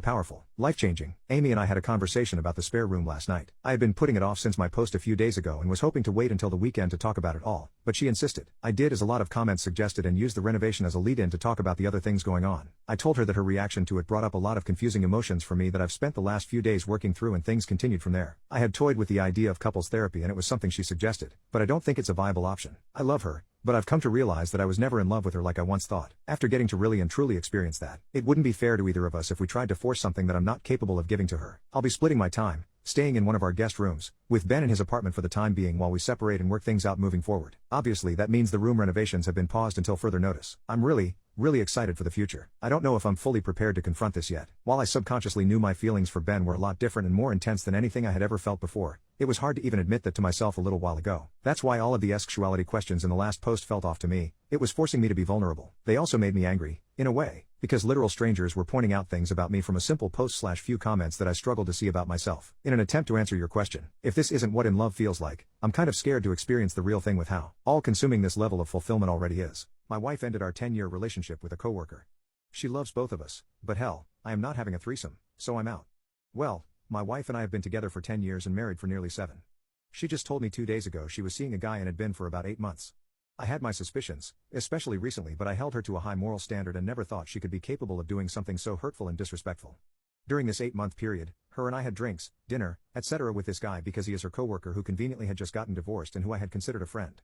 So here we are having dinner, drinks, hanging out, and the whole time my wife and him were playing footsie under the table and putting on an act like everything was normal. I told her that as of that day, either he's dead to you or I am. And then the crushing blow came. She said she wants to continue seeing him. She says she loves me and loves him. She wants us both, but I am not into that open relationship threesome poop, so I'm done. I asked how she could equate almost 7 years of building a life, love, and relationship to an 8-month affair. She couldn't answer that but said she was sorry that she hurt me. I told her if she was truly sorry she would have broken it off and put her attention on us. I am stunned, pissed, and utterly embarrassed that I didn't see the signs, but most of all, I am sad and brokenhearted. I'm not going to beg to have her back. I have accepted my fate and will move on. Her whole family knows and they are not happy with her at all. They have all reached out to me giving support and telling me they love me and I will always be family to them. Her sister is pissed and doesn't even want to see her. She has claimed that after we divorce, she will not be anywhere near this guy nor bring her son around him. They have been really close as sisters and her taking my side was huge. I have made myself unavailable and busy. This whole weekend to her. I have set up a consultation with a lawyer for this Tuesday to start divorce proceedings and I have begun looking at housing options but may try to buy her out and keep the house. Also, since she makes more than me, I will be filing for spousal support. We do not have kids but we have a dog who will be coming with me since I did all the work to raise her and train her, so way less complicated and no reason for her to contact me after I am gone. I can't wait to leave her grummy pale mother effing dillweed. My wife found out that her ex-husband has cancer and she wants to move in with him, leaving me and our children, but I am considering letting her go because he is my best friend too. My wife was married to Bob for almost a decade. They got divorced 12 years ago. There is a story behind it. Bob and my wife were college sweethearts. They got married very young and have been happy. However, tragedy struck and Bob got into an accident which led him to be paralyzed from the waist down. My wife was 29 and Bob was 30 back then. My wife took care of him for 3 years, but in the end, she just gave up. She told Bob that she could not do this anymore. She knows she sounds selfish but she always wanted kids, but Bob cannot have children after the accident. She wanted to get a divorce but promised him that she would always be there for him. She just wants to be selfish for once. Bob, although he was upset, understood. They split amicably. My wife stood by her promise and still visited Bob. She was still a part-time caretaker for him before she met me. I met her 2 years after her divorce. While we were dating, she made her situation with Bob clear that she would continue to see him. I know a lot of guys would be skeptical about this, but I just loved her the moment I saw her. Her kindness and compassion towards others is what drew me towards her. After we became official, she only went to see Bob once a week, sometimes even twice. I did not mind then. In fact, I liked her ex very much. He didn't treat me like I was the other man. He was always welcoming towards me and even showed me his library. I always felt bad for what happened to him. He was a great man and life has just betrayed him. When we got married, I could still see the sadness in his eyes, although there was a mix of emotions from him. I always felt that Bob never stopped loving my wife, and to some degree, my wife still has feelings for him. I know she loves me a lot. She has always treated me like I'm her king and always showed her love to me. Seriously, I'm really lucky to have her in my life. Together we have 2 children. My kids are also close with Bob. Everything was fine until a few months ago, when we got the news that Bob had cancer. It was at the last stage and he might not even survive a full year, but there is still possibility. The news really shattered my wife. She had stopped eating properly and being her usual cheerful self. I understand it, but here is a part that I am a little uncomfortable with. She now visits him very often. Most of the time I will be there with her. Then few weeks after the discovery, she told me she wanted to move into his house. She told me that Bob feels lonely and his siblings have not cared about him since his accident, and it would be better if she would just stay with him. I objected. We had an argument and reached a compromise that we were both going to stay. So I've been staying at Bob's house for 2 weeks now. 4 days ago, we were all having dinner and after we were finished I decided to do the dishes. My wife and Bob were chatting. The conversation was like this. Bob, I really miss this. I miss talking to you like the good times. My wife, me too. Remember one time we talked so much that we were late for work the next day? It wasn't even important. Bob, what happened to us? Lily? I mean, we were something. People would use us as an example. I miss you a lot. Never thought that when I was dying you wouldn't be my wife anymore. My wife. I know. At one point I thought that too. But life had other plans. I mean, I love you but I love my family more. It was not the same after your accident. It is as if they forgot that I was in the kitchen and listening to their conversation. My wife was normal after that. We went to bed and kissed each other goodnight. Between this, she wanted to make love to me but I just rejected her. I don't know how to feel about all of this. I trust my wife. I know she is a strong woman with good morals. She will never cheat on me. I know she is just sympathetic towards Bob because their relationship was beyond just exes. They are best friends. I feel like an intruder between them. And I think no matter what my opinion is about all of this, I will always be the bad guy. Update. I just wanted to do the talk when she wasn't stressed. I texted my wife to meet us at our house, not Bob's. I ordered her favorite food and set up the table. When she arrived, she was surprised to see the setup and I just told her since she has been stressed lately I wanted to do something good for her. I called my mother. The kids are with her. Bob is staying at the hospital today so he is fine too, and she can relax. She was happy and thanked me. We talked about our life and she vented about her job and everything that's been going on. Then I dropped the bomb about her conversation with Bob. I told her about the conversation she was having with Bob and how it made me feel. Well, I like Bob and I know she loves me too, but I cannot help but imagine her wanting to be with him. And it's really like a stab. Though I do appreciate her wanting to help Bob, I want to enforce boundaries. I cannot live forever in her ex's house. We have our own house. She needs to think about our kids too. I feel like day by day I'm losing her. This is just my concern and not insecurity. I expected her to flip out and become defensive, but she just cried a lot. She said that she didn't mean to hurt me. She knows she went too far with wanting to stay with Bob. She says she doesn't want Bob to feel alone. That's why she proposed it. And she feels sorry for not listening. She didn't mean to hurt me. She has been thinking about the living situation. I told her it's not enough. I wanted us to talk to a therapist. This whole thing is just a burden on me. She got scared and said why? Nothing's wrong with us. I told her I wanted to do this. Just make sure we are on the same page and there are no hard feelings on either side. Then I asked her if she still wished to be with Bob. because if he didn't have the accident they would still be together. She told me she has wasted time thinking about what if. She knows we'd probably never meet, or she and Bob could have divorced for a different reason. The thing is, she doesn't want to think about it. What happened just happened. She loves me and doesn't want to be with Bob. Bob has a place in her heart as a friend and a family. When she says she loves Bob doesn't mean she is in love with him. She hasn't thought about him in a romantic way since their divorce. The only reason she stuck with Bob was because they promised each other no matter what happened they would be with each other even as a friend. She proposed that we move back home and only stay 1 day a week at Bob's house. She might do occasional visits when it is needed. I agreed, but I still insisted on going to therapy. She agreed to it. We have yet to tell Bob about the news, but I'm sure he will understand. And before you ask, yes, Bob has a full-time nurse. He has a family, but they hardly ever visit him. I'm also very much drained emotionally. Bob is also my friend. Seeing him getting weak every day just makes me feel hopeless too. My wife found out that I was cheating and she left without any trace. 2 years later, I learned that she's already married, but I am still miserable because I can't get over her. She is still the love of my life. We were together for 10 years, but I made a huge mistake and cheated on her. It was just once, just one damn time. Somehow she found out. I never knew how because I haven't been able to talk to her since then. I guess she found something on my phone. I came home that afternoon as usual and everything felt weird. The house felt emptier, and I quickly realized that her things were gone. I panicked. I started calling her over and over, but her phone didn't even ring. Suddenly I saw some papers on the table. She was divorcing me. Under the divorce papers, there was a note that said, "This is what you do with cheaters." That was the last thing I got from her, 2 years ago now. Of course, I called the contact information for her lawyer, who has been the only bridge between us. But he just told me that he was her legal representative and that she didn't want to see me. I absolutely refused to accept that 10 years of a relationship would end like this. I know I have failed, but I always tried to fix it. I know that if she gave me the chance, I could make that sweet and special girl I met more than 10 years ago fall in love with me again. I know that I can make her forgive me. After all, many couples go through similar things and get over it. Why can't we be one more couple in that statistic? Why after 8 years of marriage am I thrown away like garbage for a mistake? I don't deserve so much indifference. I haven't been able to see her or even hear her voice in 2 years. 2 years of not being able to see or talk to the person you love the most is too much of a punishment. This situation has destroyed me emotionally, mentally, and even physically. I ended up consuming an unhealthy amount of alcohol, and weeks of barely eating, and not sleeping. I was a zombie for months. I was just functioning on automatic. I wanted to die, but I couldn't let myself die because I always held on to hope that she would come back. The divorce was finalized over a year ago. I'll be honest, I didn't make it easy. I didn't want to get divorced and I still don't understand how we can be divorced. I asked for couples therapy, but she refused. I know from my lawyer that her lawyer advised her to go at least once or twice, but she refused. It took quite a while, but finally, the divorce happened. I can't even describe the feeling I felt and still feel, as if a piece of me had been cut out. I know I hurt her, I know I failed, but I think we all deserve a second chance. When I couldn't take the pain anymore, I decided to start therapy. My therapist doesn't give me advice to get her back. He only focuses on me moving on with my life, encouraging me to meet new people and go out on dates, but I don't want to. At this point, I'm not even interested in say X anymore. A few days ago something happened that completely shattered me. I was having a few beers with my friend at my house. Let's call him Nick. We were both pretty drunk. I started talking about my wife, and he said to me, "You should put more effort into getting over her. She's over you and is happy having a life away from you. You should do the same. You can't live in this self-pity all your life." Something in his words hit me, but not in the way he expected. He spoke with a lot of confidence that my wife is over me and is happy now. How does he know that? At this point, I got angry and started pressuring him to talk. He refused. I pressed as hard as I could. I cried. I begged him to tell me if he knew something. I needed to know something about her. Until he finally told me. His wife had been in contact with my wife for the last year. They were great friends, and I remember Sabrina, my friend's wife, being very sad about losing contact with my wife. The thing is that my wife went to live in Norway, got married to a guy there, and is about 7 months pregnant. I felt like dying.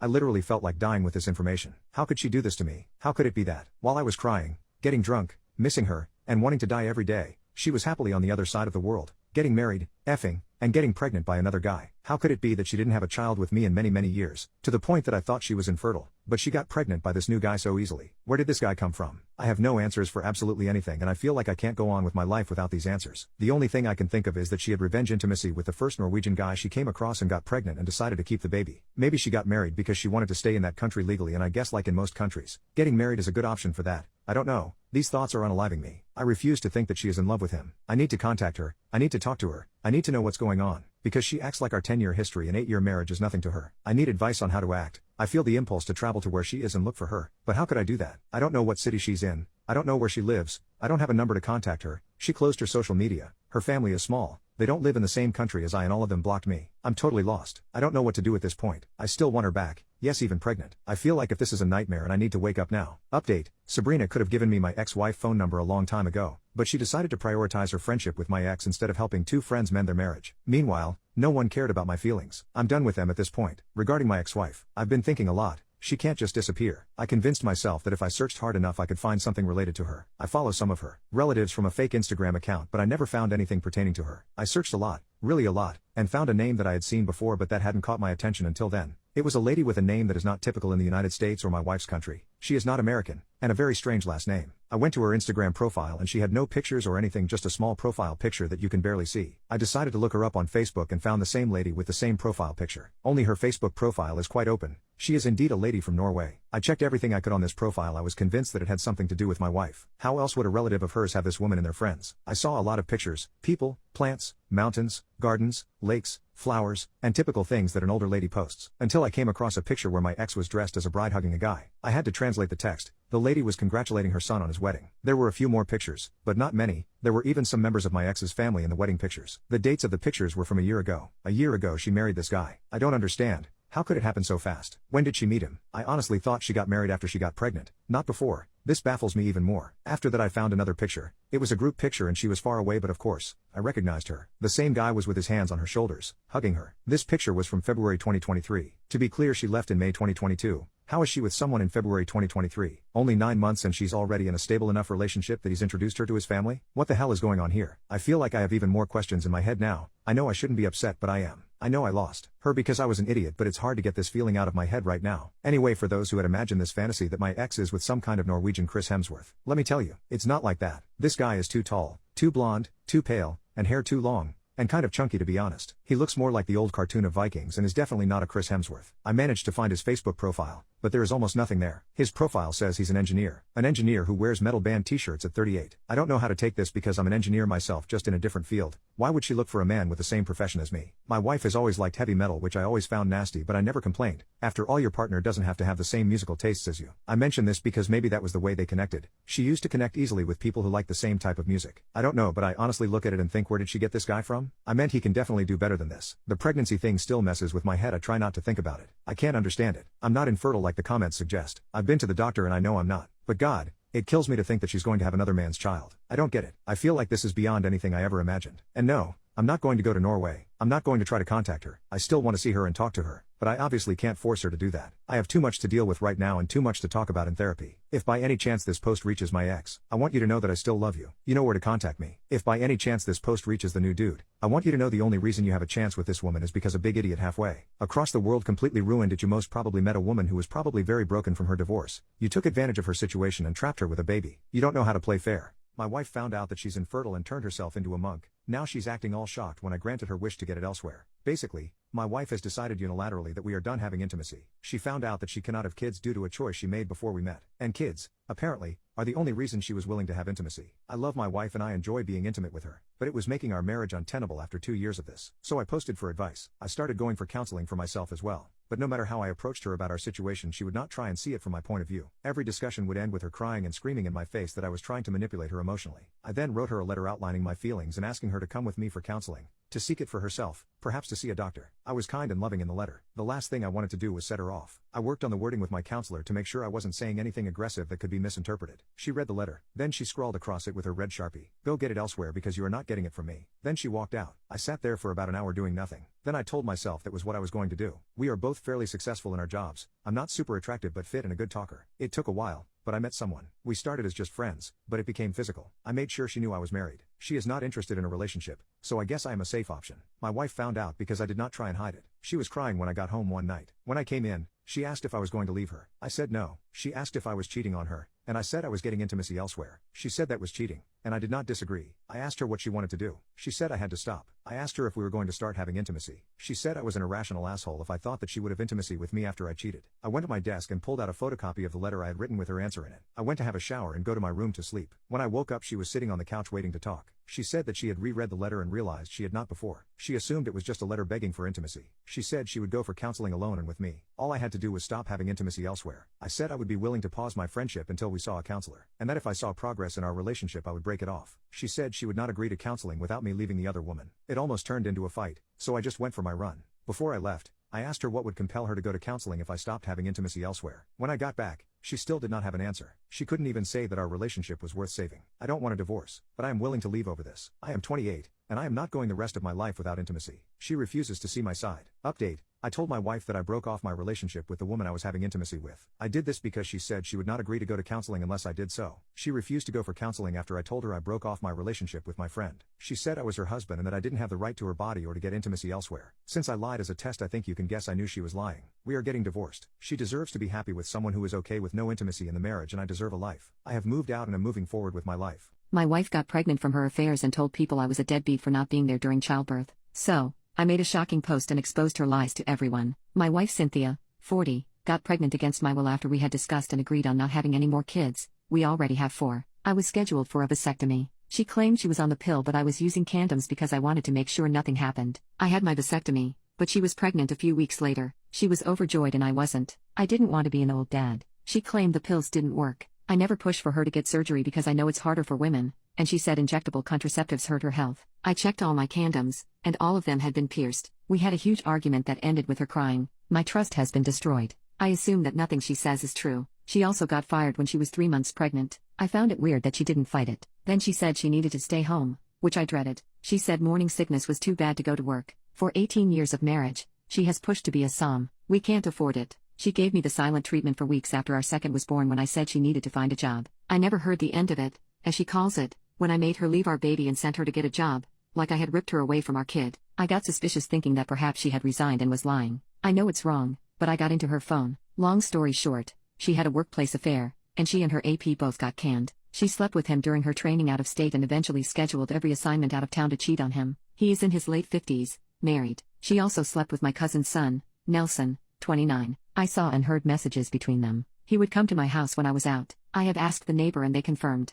My neighbor said Nelson would show up sometimes 2 days in a row when I was out. I checked my schedule, and it could have been when I went to Ohio for 3 weeks. I came home on weekends, but everything seemed normal. What's worse is that Nelson calls me uncle. I let him stay over a couple of times. She also used our own kids as leverage, promising that he could see them if he didn't pressure her and kept his mouth shut. So she obviously put him in some type of a stepdaddy role. She told him the pregnancy was his baby. I hate him, but I think she manipulated him because he has zero relationship with his parents or his siblings, and he kept texting her about how she was like home to him. I lost it and woke her up. She tried to claim that she was SA by both men, then said she was pressured into it because they threatened her. I confronted both men. I reached out to her ex-co-worker via social media, but he blocked me after a couple of exchanged messages. Nelson did get belligerent, and it could have probably ended in a real fight if I had him in front of me. Anyway, the paternity test came as negative. I moved out and got a lawyer. I refused to be at the hospital during childbirth. It was a stillborn. I was shocked. Even if it wasn't mine, it felt dark and strange. I offered my kids emotional support but didn't allow her to cry to me. I had to get a court order to get a DNA test on all our kids. They are mine. A few weeks ago, people on Facebook started asking questions and attempting to call me out for not posting anything about the baby. I think she might have told someone that I wasn't present at childbirth because a couple of people came at me. We are getting a divorce, and I'm very angry that she's still trying to milk it. I told each person the truth separately, but eventually got fed up with looking like the bad guy and wrote a post saying thank you to everyone who has reached out to insult me, but the baby was not my child as per the paternity test. It had to step away from social media because of it. Her family called me, asking me to take it down. They didn't know the full story but said, "This is not how things get solved." I'm not deleting it despite being called out for shaming. While I worked my ass off for our family, she was texting her best friend and complaining about how I'm not the shadow of my former self, how I look old and let myself go. Her friend responded angrily, but they were not on speaking terms anymore. Cynthia claimed that her friend ghosted her and didn't know why. I'm suing for custody since she repeatedly took my kids across the state so that Nelson could hang out with them and left them with her dad before I came home from work so that she could go do work stuff and had intimacy outside of our marriage. She had been begging me not to ever tell the kids about the paternity test, but they needed to know the truth before she twisted the narrative. My daughter won't speak to her, and our second child wants to come live with me. I'm sick of crying sporadically because sometimes I'm driving and can't hold it in. I had a family, and despite everything, I was proud and happy, but she took it away. I didn't know she saw me as less. At least her friend defended me, although we are not close. My lawyer says we should contact her as a character witness. I hate Cynthia, and I told her during her pregnancy when she wanted to initiate intimacy. She's naturally overweight and I loved her as such, but I hated the knocked up by the AP version of her. I told her she looked grotesque, like Jabba the Hutt. Her lawyer is pushing for family counseling. I would only agree to civil co-parenting, but nothing oriented at the couple's reconciliation bullshit. She calls it a mistake, but to me, she bred via infidelity and created an entire human being, and I will never forget that. All I want is to get out of her life and I feel like she's trying to keep me from moving on. My wife has a growing obsession with Asian men, and I found out that she's been drooling over my Korean best friend, Now she wants our relationship to open but only for him. My wife and I have been together for 10 years, married for 8, and now have 2 small kids. She is the love of my life, and I could not imagine myself with anyone else. About 3 years into our marriage, she started to show attraction to Asian characters in the shows and movies we watched together on our weekly movie nights. At first brushed it off as a joke, but I realized she was serious about a month ago when we started watching Chicago Med. She often joked about wanting one of the characters, Dr. Choi, to be her doctor so he could feel her up. I laughed along until she insisted we stop watching when Dr. Choi got into a relationship with another doctor. Thinking about it now, throughout our entire relationship, Asian men caught her attention. For the past few years, she's been obsessed with popular K-pop members, joking about how she would rather be with Eric Moon and Jimin. She even goes as far as to say that she's disappointed she got stuck with a white man and that our babies aren't as cute. A friend of mine who has been Korean since childhood visits us often. He and my wife have become friends. I always thought she acted weird around him, but I never took it personally until last night. As I was cleaning up dinner, she put the kids to bed and asked to sit down and talk about something important. I was hesitant but agreed. She started it by saying that she didn't feel like our intimacy life was as fulfilling as it used to be. I was taken aback and asked how I could bring her more fulfillment. She suggested we bring in a third person into our intimacy life. I instantly knew she had someone in mind despite her denying it. After an hour of talking in circles, she revealed she had been having intimate thoughts and urges regarding my childhood friend, and she suggested I watch. I was stunned and told her I didn't want to discuss this anymore and slept in the living room. We haven't spoken since last night, and I don't know what to do. I'm sitting in my car outside my office writing this. I don't want to go home and see her, knowing what she's thinking about. I think I want a divorce as she's no longer the woman I fell in love with, and I suspect she has already acted upon her urges with him. Is that too big of a jump over intimate fantasy? Update: I returned home the night I made the post, and my wife and I were still not speaking. I waited until she put the kids to bed to call my friend. I wanted to talk to him alone. I slipped outside and made the call. I told him everything. He told me he was so sorry for me and that my wife's behavior was disgusting. He then confessed to me that a few years into my wife and I's marriage, she, drunk, made a move on him at a mutual friend's party. It began as flirting, and my friend was not entertaining it. She kissed him, and he left the party early. I asked him why he never told me about it. He said he didn't want to ruin our marriage over something she did while drunk. They never spoke about it and continued as normal friends. Now that a week has passed, I figured out that this party aligns with the start of her strange behavior towards Asian men in the media. I thanked him for sharing this with me and hung up. I immediately went inside and confronted my wife. I was officially disgusted with her for pushing a kiss on my friend and suggesting I watch her be with him. I told her exactly how I felt and what my friend had told me. My wife admitted she only asked to open our bedroom to him because she had had feelings for him for years and wanted to keep herself from cheating on me. I explained that she already had and wrecked the foundation of our relationship. I told her we were divorcing,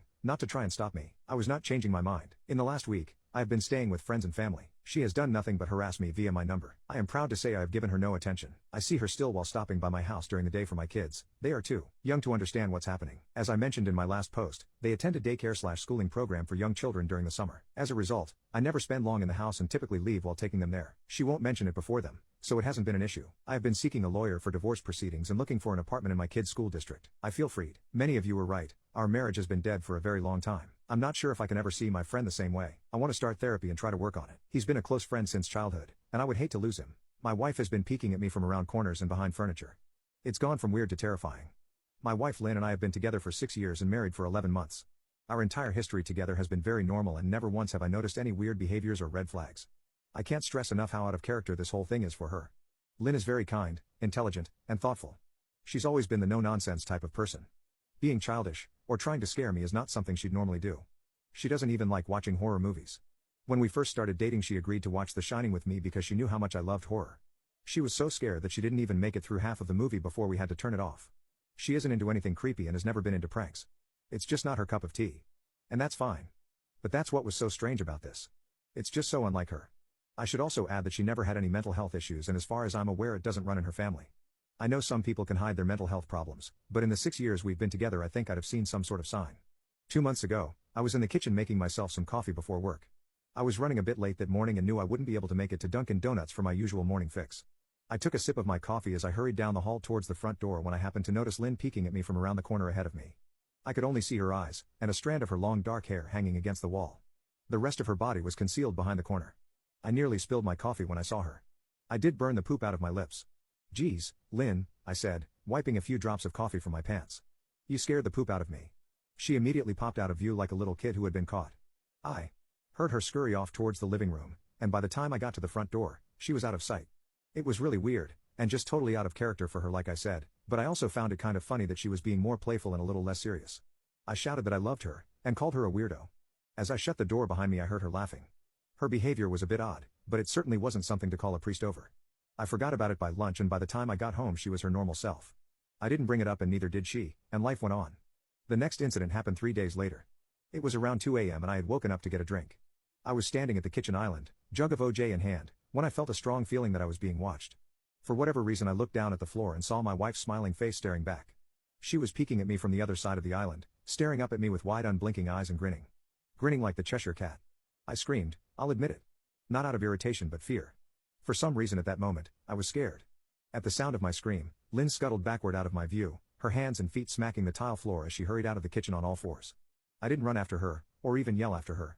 I just stood there frozen in shock, wondering what had possessed her to do that. It took me a little longer than I'd like to admit to go back upstairs, but I eventually did. When I got to our bedroom, Lynn was lying on her side, asleep. Or at least pretending to be. I stood there for a while, watching her breathing to be sure she really was asleep.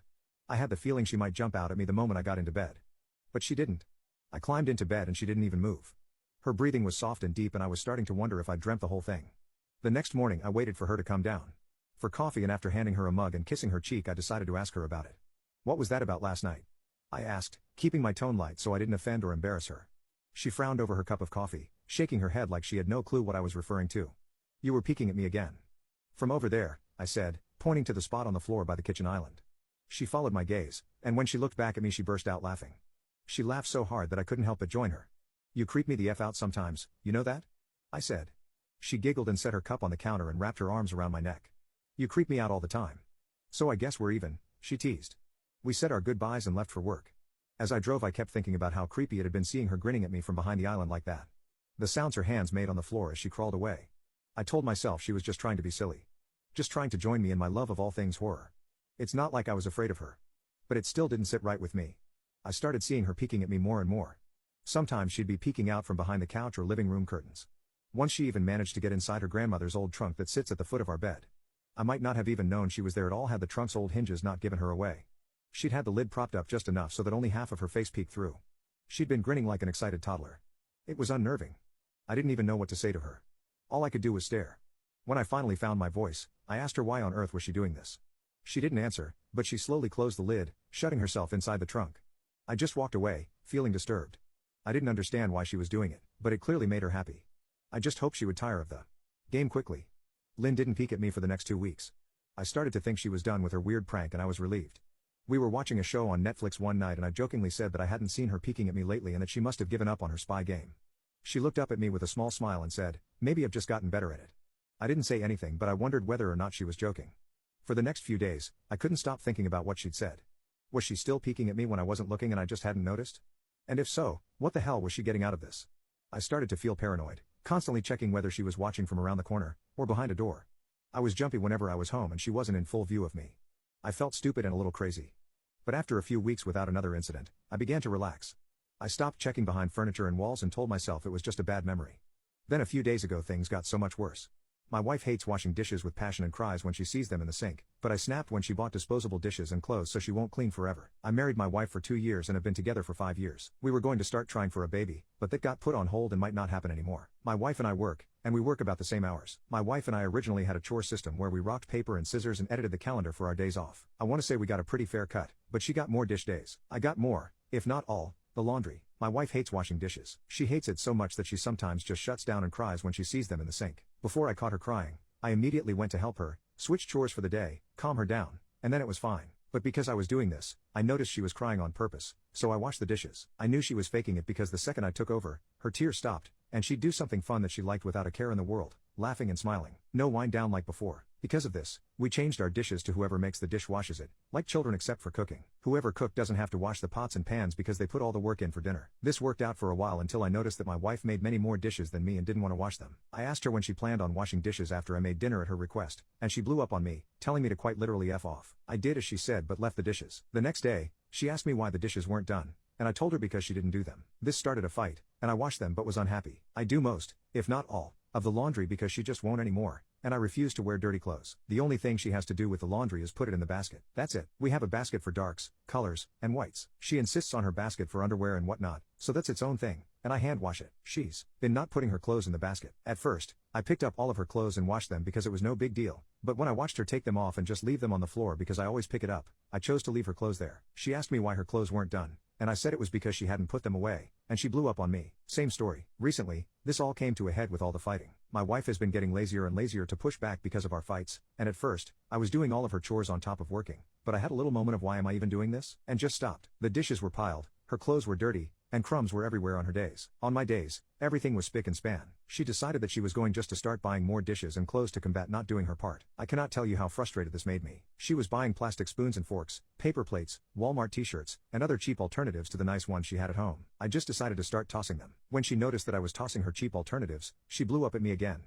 And for the first time since we've been together, I raised my voice. My voice was deep, and I was a big man, which scared her, which I regretted. I immediately lowered my tone and told her that she just wasn't doing her part and that she was wasting money buying useless things when all she had to do was just clean up after herself and put clothes in a basket. She cried, and despite how many times I apologized, she told me that she didn't feel safe with me and that maybe we were better off divorcing. This shattered me. She's been cold with me, sleeping on the couch and playing domestic violence signs videos out loud. It's such a low blow. The videos usually talk about yelling, throwing away items, control, emotional abuse, and signs that they're going to get physical. I don't think I'm wrong for what I did, but this is really wearing me down. And I've been getting some texts here and there from our families calling me an asshole, an abuser for throwing away her things and yelling at her and that she needs to divorce me. The yelling was an accident. No one has wanted to hear what happened fully, making me feel alone and a bit crazy. My friends either stay out of it or are on her side if they're women. I've been losing friends. I feel like the asshole now. All I wanted was for her to clean up after herself. I'd never hurt her, and I'd never yelled at her before, which I regret. I didn't mean to scare her. I was beyond frustrated because this had been building for months. It was probably immature to throw away the disposables, and I should have cleaned up after her, but I was just frustrated.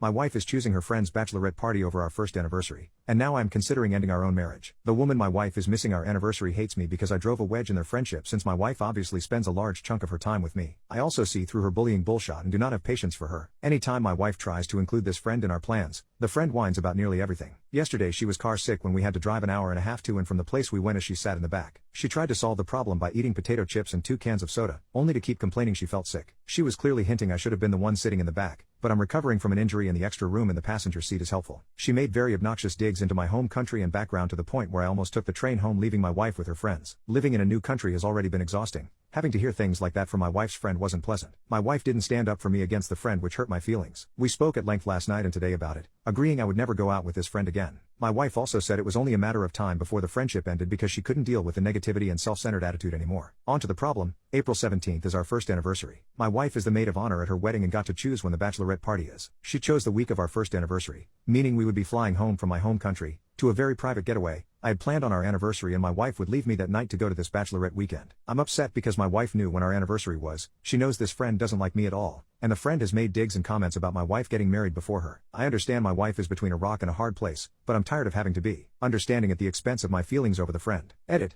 I just had a very long discussion with my wife and explained my feelings. She is ending the friendship with the woman after the other woman in the car's birthday party in a week, so there isn't a fallout. She said her own anxiety about the situation was clouding her judgment and making me feel how I did wasn't what she wanted at all. I'm an action speaks louder than words sort of person, so we'll see what happens, but she was heartbroken and worried I was going to start the conversation with a divorce. Update. There were many discussions and disagreements leading up to her ending the friendship. Things would grate at me that my wife was still going along with the friendship for the sake of her other friend and their friendship triangle's birthday party. Every day it was like I was more annoyed because she still hadn't even defended me to the friend, and it was showing she cared less about me and how I felt in her country when she knew how much I missed mine. She knew she needed to end it anyway and said losing our relationship wasn't an option. After a bit of prying, it was clear how psychotic she thinks her friend is. My wife believes her friend will key her car, show up at the house and cause problems, drag all the other friends involved into it. It all came to a head when I told her I was not returning to her country for mine. We're back in mine for a Christmas thing with my family, if the friendship was still intact. She ended the friendship 2 days later after the friend called me racist towards the very large white, 85% plus, majority of her country. I am white. As expected, the friend has started to go off the rails. So far it's been excessive phone calls and texts. The friend tried to text me and apologize for her comments to salvage anything with my wife, but I had changed my number a week prior. The apology was something along the lines of, sorry if what I said hurt your feelings, but your words hurt mine. What I said had just pointed out my frustration with lived experiences in the new country every day. Friendship is over. Wife is worried ex-friend will key her car. She is genuinely fearful of this ex-friend. We will be installing another camera as soon as we get home that only points to her car. I doubt this is the last update, and we actually booked a vacation for our first year anniversary. Update 2.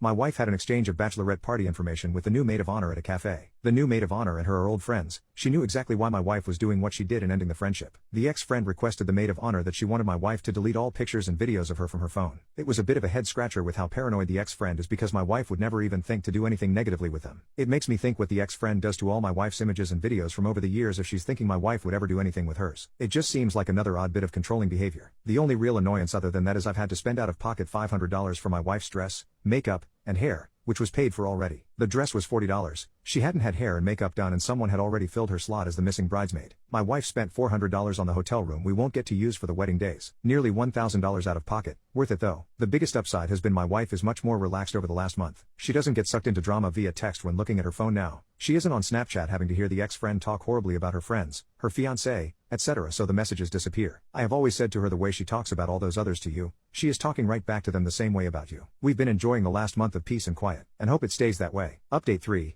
My wife hasn't heard from the ex-friend at all. I did actually run into her leaving an event while my wife waited in the car. She definitely recognized me and when I told my wife as soon as I got back to the car, she joked that the ex-friend would be thinking about the run for the entire weekend and it would drive her crazy. We had an awesome anniversary away together and went away a few more times up until this point this year and have a few more plans before January. The ex-friend got married but other than that, we have no clue what's happening in her life. My wife's been a lot less stressed in her day-to-day not having to deal with the constant emotional baggage of the ex-friend. She's put our relationship first in every other instance since the initial hiccup. My wife is convinced that she is pregnant even though every pregnancy test comes back negative. It's taking a toll on our marriage because she thinks I'm going to abandon her and our twins. My wife and I have been married for 2 years together for 15. All this time we had either not decided to have kids or had problems getting pregnant. After some medical testing, we found out that it was nearly impossible to get pregnant due to some medical issues. We were thinking of adopting when one day she came home and told me she was expecting. Of course, I was super happy. A week later we had an appointment at the gyno and she had some blood drawn. The test came back negative and of course, I was devastated but she wasn't. She claimed that she was pregnant and that the doctor was wrong. We took some more store-bought ones and they all came back negative. My wife is in complete denial. Now she claims we are having twins. She is buying them clothes and decorations and is pressuring me to start with the nursery. I am at a loss and don't know what to do. My inaction is making her believe that I want to leave them and that I am going to do my wife into the life of a single mom. What the F is even happening? I love her but I don't know what to do. She says that she can't lift heavy things, says she has pregnancy cravings, she buys clothes for the twins, and she is even planning to take paid time off from work for when the babies are here. I have tried talking her into therapy and she shuts down 100% and accuses me of gaslighting her. Update. 7 days later, I called up our primary doctor and told him about the problem. He seemed very concerned and wanted us to come see him the next morning. He said it was important to be gentle but not feed into her delusions. I sat her down and we talked. All she wanted to talk about was when I would get the nursery started and that we were on a time crunch, and how she had found a perfect color for the room, how she wanted me to be more involved in her pregnancy. I tried to be very calm but I was very perturbed by seeing her that way. I asked her to go to the doctor with me tomorrow. She said yes, that she wanted to check on the babies either way. Now I took some advice and words you gave me about being calm and asking a bit why she thinks she is pregnant without calling her delusional. So I did. She kept changing subjects or saying a mother just feels it. You wouldn't know how it is. Then I said that I loved her really much, that I would never think of leaving her, but we needed to go to the doctor to confirm her gut feeling. She got very agitated and was crying, telling me that if I wanted to leave her I should simply leave but I shouldn't call her a liar. Somehow I managed to calm her down enough for her to go to sleep. After she did I went on her computer. I do never snoop on her, but I remembered a commenter pointing out forums about cryptic pregnancy and so I went for the lookout. Oh boy, she was in 2 Facebook groups. One was a normal mommy Facebook group and the other was a group about women who believed they were pregnant. In the normal group she would post updates about her symptoms and pictures of her belly and her story about how she was almost not able to have children but that's to the grace of God that kissed her tummy the gift of life was given to her and how she was compensated for all these years of suffering with twins. In the other group the women were quite literally, and excuse me here, effing insane. They were feeding in each other's delusions. A woman said that she was almost 2 years pregnant and how sometimes it just takes longer. My wife would post there complaining about doctors who do not take her seriously and about me. So many women were making her fear that I would leave, saying things like men cannot stick to a woman. Many recounted their stories about how their marriages broke down because their spouses could not handle the pregnancy. I was really effing scared. I researched phantom pregnancies and I read somewhere that could also be a sign of schizophrenia. So to say the least I could not sleep. I was, and am still very afraid of losing her. She woke up and I tried to act like nothing was wrong. We were going to the doctor, and it was as if nothing had happened yesterday. She was convinced that we were going to a pregnancy checkup. Things got really bad when we began talking to the doctor. He was really tactful when talking to my wife. He tried to explain her that it was medically impossible that she was pregnant. We tried to show her tests, the ultrasound we did the day before, but nothing. She got more agitated and began to cry and scream at me for making her look like a crazy person. She began bouncing back and forth and holding her head with both hands. We could not calm her. She went in on a full-on panic attack. She could not breathe. The doctor laid her down and tried giving her some medicine for her to relax, but it did not help as he didn't have the necessary tools to treat a panic attack that was that bad. She had to go to the hospital where they took care of her, did an EKG to exclude that she was suffering a heart attack. At that point, I really had no other option than to inquire about involuntary commitment. So I could not do it myself. I needed my doctor's statement that she was a danger to herself and others, and he had to initiate the process of an involuntary examination of 72 hours. After that, we will have to submit a written statement to the court to determine whether or not she can stay there against her will. So far I have submitted all her posts in both Facebook groups as well as the test we did with timestamps when possible. My wife is 2 days in the 3-day examination and I have no contact with her. When I last her she was furious with me. She said I was taking away her freedom, which I am. I felt horrible, dirty, and useless. She is so mad at me. I feel like I am abandoning her and don't know how she will ever forgive me. I love her with all my heart. I am afraid of what will happen if the courts decide that I can't commit her, and how our life will be affected. I feel like I failed to protect her. Update 8 months later. I don't even know how much time has passed, but I am very happy to say that things are working out. I have my wife's permission to share this with you all, and she is even telling me to greet you. After being in the 72-hour stay, it was determined that she had to stay there. My wife was pissed for the first few weeks. It was a devastating time. But time and therapy heals all wounds. Slowly I was allowed to come visit, and every day I went I saw a bit more of the person I loved. There were setbacks along the way and I had to watch a lot what I said and did. For example, the first few weeks she wouldn't tolerate touch or something like that. Our trust had to be regained slowly. From both parts. We put so much work in, and even now that she is back home, and has been for a while, we sometimes have bad days where it is difficult for my wife to get out of bed or where I am suspicious of her getting back into that state. But at the end of the day I am happy. We go to counseling together and we are on individual therapy as well, especially because due to the stress I developed a form of anxiety. But every day it's a bit better. I have discovered new sides of my wife, like the new hobby that she has of making resin jewelry and decorations. Even our quarantine time has been quite peaceful. We still have remote therapy and everything. Things are not normal yet, and adoption is not back on the table as of now. We have given ourselves at least a year of therapy before we think about parenting and raising a child. One thing is for certain, I am still in love with my wife and I still love her so much. Our relationship might not be better than ever, but it sure as hell is stronger than ever. Also, she has done a lot of self-reflection and of course has thanked me for how I handled things. She is lovely. We are happy.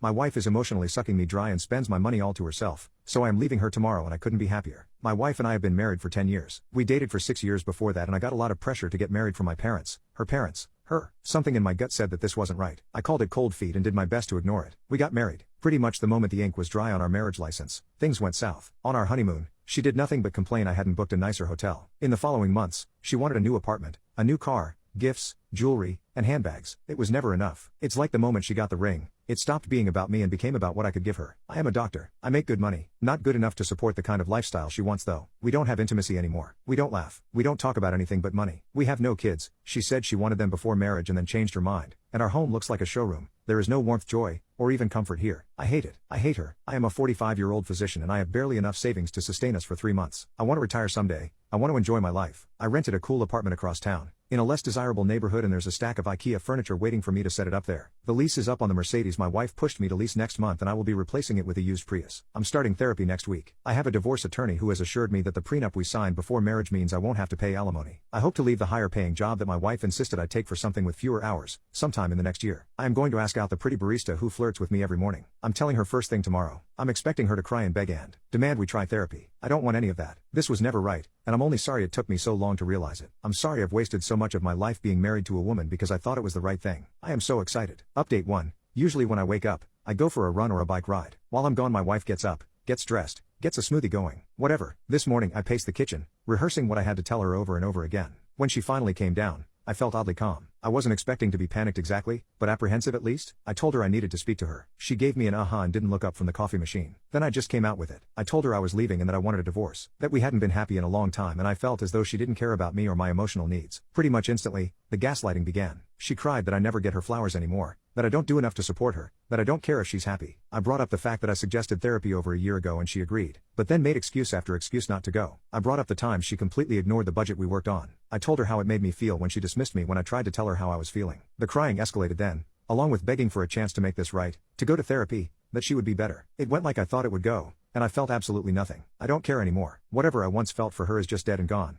and she might as well have been a second cousin sobbing about her marriage for all the connection I felt to it. Eventually, I just got fed up and walked out. She has been blowing up my phone with calls and texts which range from angry to begging to threatening. I started getting calls from her mother and mine too, but by the end of the day, I spoke briefly to my mother, and calmly explained that I was sorry she didn't hear it from me, but my wife was sucking me dry financially and emotionally and I couldn't do it anymore. She was surprisingly supportive. I'm currently in my new apartment. I unrolled the mattress in a box and went to Walmart for sheets. I ate Thai takeout for dinner at the kitchen counter and watched a bit of Netflix on my computer. I have everything I need for the next few days. My wife is getting served tomorrow. I keep expecting the sadness to set in, but it hasn't. I feel like 1,000 pounds are off my shoulders and suddenly my future is full of possibilities. I'm going to travel. I'm going to try new restaurants. I'm going to take a job that actually makes me happy and proud instead of rich. I will ask out the barista, because despite his unpopular opinion she is both age appropriate, it's her family's business, and I do have the interpersonal skills to recognize the difference between customer service and actual connection. Cheers, everyone. I'm going to have a beer and then take a walk around my new neighborhood. My wife is forcing our son to quit gymnastics because she thinks it'll ruin his purity and make him lustful, so I am quitting this marriage. I met my wife in youth group before eventually getting married years later, but she's also been the stricter one between us, and while I believe in being strict to a point,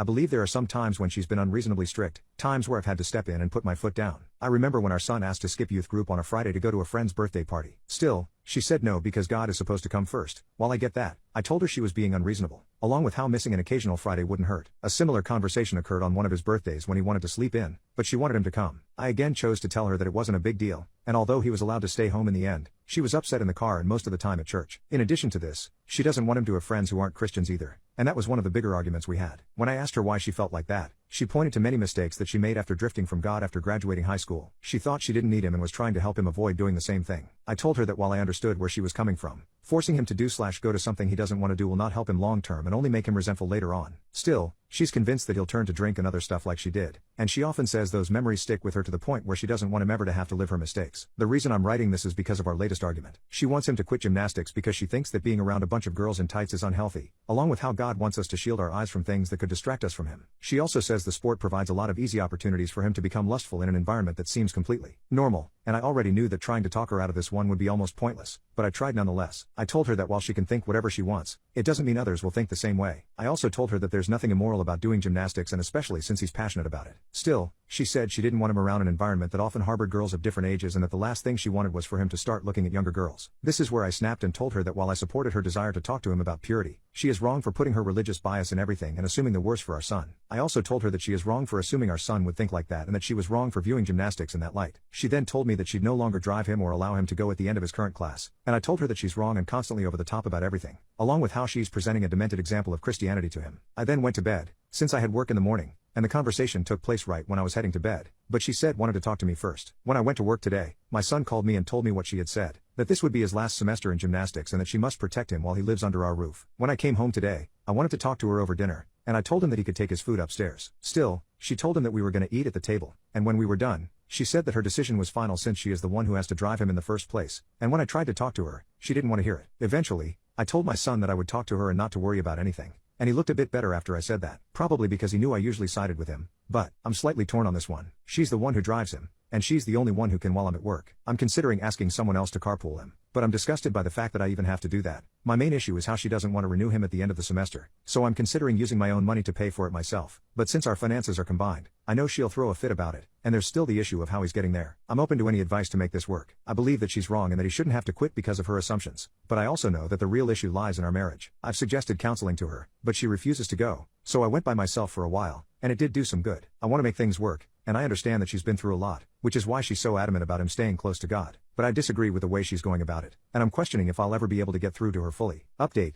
it's been a few days since my original post, so I'll get right into it. The short version of last time was that my wife wanted my son to quit gymnastics because she thinks that being around other girls in gymnastics apparel would cause his mind to lust and be ungodly, and this is in the aftermath of her talking to him about purity and whatnot. Over the years, I've been too passive about her ways. When she guilted him into wanting to skip a single youth group meeting to go to a birthday party, all under the impression that God is supposed to come first in everything. She also doesn't want him having friends who aren't Christian because she thinks that will push him further away from God. I consider this a contradiction to the Great Commission that is in the New Testament. Not that I'm someone who advocates trying to bring religion into every conversation and come off as that weird person. Still, Jesus spent most of his time around people who weren't perfect saints, the opposite of what she mandated. When she tried to force him to skip the party to put him first, I overruled it, taking the easy way out. When he wanted to hang out with friends who weren't necessarily Christians and she threw a fit, I wanted to tell her that that's a form of being prejudiced by judging someone based off an imaginary image in our heads that has nothing to do with their actual character and before even meeting them. Still, I took the easy way again and just told him he was fine to keep them when I believed that shouldn't have been an issue in the first place. I did the same thing again in regards to the purity talks that she wanted to have with him too, and I agreed and let her have them, although I was rather quiet during the talk that we had. And I now regret and realize just how much of a mistake that was for these reasons. To be completely honest, this whole situation that has been brewing for years has made me grow tired of her religious nonsense and somewhat religion as a whole, since it can sometimes become a scapegoat for petty beliefs that people want to promote under the guise of something like that, and I think it's very manipulative. For years, I did nothing because the thought of separation and the opinions that would follow from our church and parents and friends would be overwhelming, considering how some consider it taboo to get divorced even if it's none of their business. But, to be honest, I don't care anymore. I've been growing more numb to religion over the past few years because of her, and after hearing her suggest that our son would look at girls in the very same environment that he's grown up around for years in a lustful way, it just doesn't sit well with me, and that's putting it nicely. She's sexualizing a sport and suggested that our son could become a predator if he stayed, and that has resonated more than anything else she's ever done, along with making me wonder if she doesn't have that kind of mindset herself already. So, what did I do? Before doing anything, I decided to talk to her one-on-one about the matter. I asked if she had anything against gymnastics personally, and I told her that trying to make him quit would only make him hate us. She replied something along the lines of how the world has a habit of making everything that isn't sexual, and that the gymnastics environment promotes girls in clothing that can be easily looked at wrongfully, then went on to say stuff about how God wants us to have clean eyes and stuff like that. When I suggested that perhaps she was projecting her personal problems on her, which I debated if it'd be too harsh to say but chose to anyway, she just said no and didn't want to talk about it. I eventually asked if she'd be willing to go to counseling with me, a professional counselor we'd find within the area. She said no, and then I offered to talk to someone inside the church second. Still, she became defensive and said that I was trying to embarrass her in front of her friends, to which I told her wasn't true but that she wasn't cooperating when a marriage is supposed to be about working things out. She then proceeded to get upset and say that I'm wrong for allowing our son to stay in an environment where he'll grow older as younger girls keep coming in, and that it says a lot about what I'm comfortable about looking at, by allowing him to do so, and I was done after that, since I felt she was accusing me of being unfaithful simply because I don't think he should quit gymnastics. Sure, I could talk to other parents and try to arrange a carpool. I could drive him myself if I could get off early enough from work on some days too. Still, I can't control what she does at home when I'm not there, since she already talked to him behind my back on numerous occasions while I'm at work, trying to explain why she wants him to quit and whatnot. And if she doesn't want to talk or cooperate with me, then what more can I do? I talked to my son, told him that we'd be going up to my parents for the weekend and potentially a bit longer, and I was direct in telling him why. I told him again that I'm on his side and that she is sexualizing a sport and minors in a very inappropriate way, and that the last thing we need is to deal with that as he goes into his teen years. I also apologized for enabling her for so many years while being afraid of the idea of separation, and while I heavily debated whether or not I should be this direct about explaining everything at his age, I did because I didn't want him to feel that I kept things from him as he grew older and throughout this situation. And I also told him how it was making me stressed at work and unable to focus on my job, which allowed him to open up and tell me that he feels guilty about wanting to go, which I told him was wrong and that he has nothing to feel guilty about. But the fact that she made him even have these doubts is something that didn't need to exist in the first place, and my parents are helping me look into a lawyer and other ways to comfort him. A lot of this is on me for allowing it to go on for too long, but I just want to know how to help him with the guilt that he voiced in the aftermath of her words. Besides telling him that I'm on his side and that she's wrong, she's already implanted that doubt whenever he's in the gym now, and I just want to help him navigate it to the best that I can and undo the damage that her bullshit has caused. As for my wife, she didn't know that we left until after we got there, but I told her exactly why we had left, and she was slightly apologetic on the phone. I asked her again if she'd be willing to go to counseling. Still, she accused me of trying to manipulate her into going, so I told her to call back if she had a change of heart. Still, my main priority remains to undo the damage she's done to him while recovering myself mentally and potentially working through a separation unless she shows that she's willing to change, which I have my doubts about, considering we left and she still wouldn't consider counseling. Just being up here though, is more peaceful and needed from the stress of work and being in that home. Update 2. It's been almost a month, so I wanted to return to this. I'm not gonna lie, I'm really tired at this point, and I wrote a lot the last 2 times, but I don't think I will this time because I'm really losing my energy about it. When we were still staying at my parents', I told her why we left and that I'd return if she had a change of heart when we first talked. Still, she refused to budge on her stance that it is inappropriate for him at his age to be in the same gym at little kids and preferably girls from a purity standpoint, since she believes that the world has a habit of turning everything that isn't sexual into something sexual. She believes that the sport just serves as eye candy to lustful people who can watch girl run around in leotards, as she often points out, and she's told him this bullshit while I'm at work, and it drove me crazy. I couldn't focus when in the back of my mind, she was at home telling him poop that I'll have to undo later, and I've stated in my update that a lot of her behavior is on me for being lax over the years, but I'm trying to do better. But it's been stressful, and it still is almost a month later. When we were at my parents' house, we stayed there for a little while. Still, she began to tell her parents and mutual friends false things about me, to the point where her parents and some of them began to call me or message me on her behalf and call me a bad husband, along with other things. She told them that I kidnapped our son, along with other things about how I'm this horrible person because of her lies, not to mention something about me putting my hands on her. Once, too,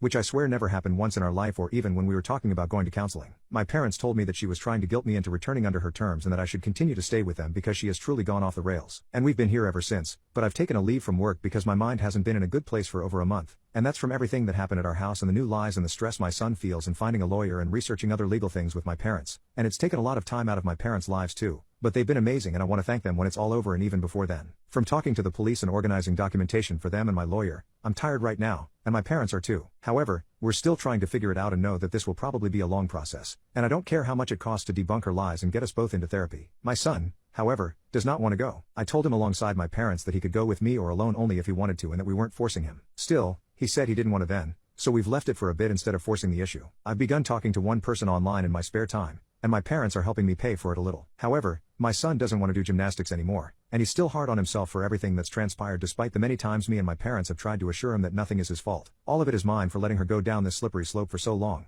But he's had no desire to do it and has voiced guilt about being around girls and making them uncomfortable without even knowing he was. But I told him that that was his mom putting that in his head and that it isn't true. But I regret going along with her desire to teach purity and keeping us in a church that ostracizes people for having an abortion, like one girl I mentioned in my second update. The same church that she has spread her lies to about me, and I have no intention of ever returning there again. In regards to his schooling, that's another mess at the moment. He hasn't been in class because she went to them too, and my lawyer thinks it's best to hold off on that for the moment for his well-being with others and the fact that she could show up there herself. But he wants him to go back sooner rather than later, and I do too, and I'm trying to see if there's a way that he can do most of his work online or something, but I'm still working on that at the moment. But most importantly, I'm trying to help encourage him to speak to someone for how he feels that's far beyond how I'm able to help him from a professional standpoint and standing by him until he decides to do anything else. From a mental standpoint, he feels guilty, like I said, not just for what happened with mom, But about the things she said to him about him lusting after girls without him knowing it at gymnastics, stuff that I don't want him developing a complex about over her nonsense. Still, my other main priority is getting a divorce after this last straw. I can't take it anymore and don't know how long this will continue. Probably been a while, but he's tired of gymnastics and not in a good state right now. My parents think it's best to have him go to see someone sooner rather than later, which is why I'm probably going to make him go at some point, although I don't know the best way to do that without coming off as forceful in a way that he'll resent. If anyone has any advice on how to make him go in a way that doesn't make him upset or resentful or unwilling to potentially help us with some of the legal stuff she might have said to him, I'd appreciate that, as it hasn't been easy on him. I just want it to be over, but I'm aware that this is the consequence of letting her get away with small things over the years that boiled into this. But if we can come out all right, then maybe we can both somehow be stronger at the end. My wife is hiding a secret life from me. Yesterday, I discovered my wife's secret Instagram account. Secret for me, public knowledge for almost everyone else. So yesterday, my sister visited me at home as I needed help with some work. As we took a coffee break, my sister becomes slightly serious and says to me, "You know, I'm starting to find it kinda weird that your wife doesn't have any pictures with you on her Instagram, am I wrong?" Now, to my knowledge until then, my wife's only Instagram account has like 10-ish pics, and a little above 100 followers. I answer that she barely uses the app/site whatever, and there is no point in having me plastered around for such a small family and close friends account. It was that moment when my sister's face went Hollywood-like surprised as she said, "No man, I'm talking about her famous account, I don't see you in literally any pic there." My brain cannot comprehend anything as I look at her and just ask about what goddamned account she talks about and what in the heck is even this. I don't think any Academy Awards winners could recreate the what the hell look on both me and my sister's faces during this conversation. She goes to her following list and shows me an account that indeed had my wife's face as a profile picture and a very shortened version of her normal Instagram's username. An account I've never seen before. She clicks it and that's when my life goes full 2020. An account of my wife with more than 2.000 posts, and more than 250k followers. My mind can't comprehend what I'm seeing. I immediately access my account and try to visit her profile for my login. Page not existing, I'm blocked by my own wife. I've been married to this woman for 18 years, we have 2 daughters. My mind is blank, I can't have any reaction whatsoever.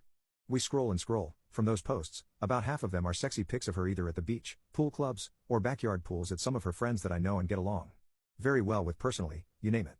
Wearing thongs, G-strings, thong swimsuits, topless covering with her hands, all the stuff you can see on an account like this. She is with our daughters in some of the pictures, the normal pictures and not the ones where she shows her body off, but my soul is sinking in as I realize that even my daughters know about this account and those pictures.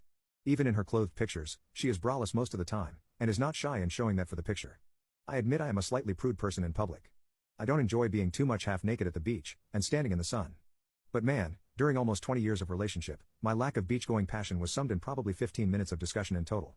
It was a non-subject. I've never made a big deal, or a deal whatsoever, about her going to the beach if and when she wants to, or showing her body, or anything else, ever in my life. That subject doesn't exist. With me, I don't think she ever went braless, for example. Always wearing a good bra, a sports bra, you name it. In our rare outings together at the beach, she was in shorts or normal swimsuits. The only times when she could take these pictures was when I was away from the city/country for work for a few days/weeks, as I don't remember her going to random beaches, pools, her friends etc. only with our daughters or alone when I was at home. I try to see if I'm really the biggest loser on this planet. I try to verify which of our close friends, my or her coworkers and everyone else in our circles know about this account.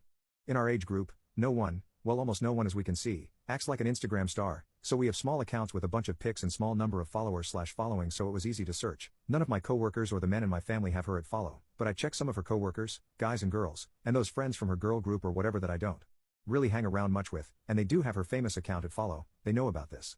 We're 100% sure my sister shouldn't have known about this account and shouldn't have followed her either. That, or she knew that my sister followed and just tried everything to be successful at hiding from me and the people close to me basically in plain sight. I scrolled through the last picture, and they are from early 2017, so it's more than 3 years of this lie. Basically, I can say that I'm not even looking for relationship advices per se, because it will probably take me a very long time to even fully comprehend the situation and try to open the subject. I'm more about looking for support in order to cope with the thought that my wife considers me less important than 250k subscribers and whoever knows how many others saw her like in all these pictures, in real life, without me having a clue. Since yesterday, I've been in a full-blown chat conference with my sis, parents and all those who didn't know about this farce thinking about what I should do, while forcing myself in a ridiculous way to act completely oblivious next to my wife and the kids. My wife is using our children to reconcile after I caught her deceiving me and my daughter is begging me not to destroy the family. Now, I am cutting them off for the rest of my life. I found out that my wife of 20 plus years was having an affair. I was completely hurt over this and have started divorce proceedings. Obviously this has been hard on our 4 children, but I cannot spend the rest of my life with someone I can't trust. Before we got married my wife's family had money and demanded I sign a prenup. I had no problem, but since then the family money has been lost due to bad investments and lawsuits. My wife was a psalm for the majority of our marriage, Our youngest child is 19 and because of the prenup she can't get alimony. In short, my wife will be screwed. The only thing we own together was our house, and while it is paid off my wife won't be able to afford the upkeep or HOA fees, so she will effectively be homeless. I have no intention of giving her any type of support for any reason. Since serving my wife divorce papers I have refused direct contact as my lawyer has advised, but she's now playing dirty by getting the children involved. We have 2 boys and 2 girls, and my wife has been pleading with them to get me to agree to halt the divorce proceedings in favor of counseling. After I told my children that I had no interest wasting any more of my life with that woman, they have all essentially backed off except for my oldest, Christy. She's very close to her mother and can't imagine life where her parents aren't married. Christy tells me that her mother realizes her mistake and will do whatever it takes to make things right. She says that I owed it to the family to work things out. I refused and told her that it wasn't her place to make those kinds of demands. Since then the only time Christy talks to me is when she's sobbing and asking me to not to destroy the family. I understand that this is hard for her and offered to pay for therapy so she can cope,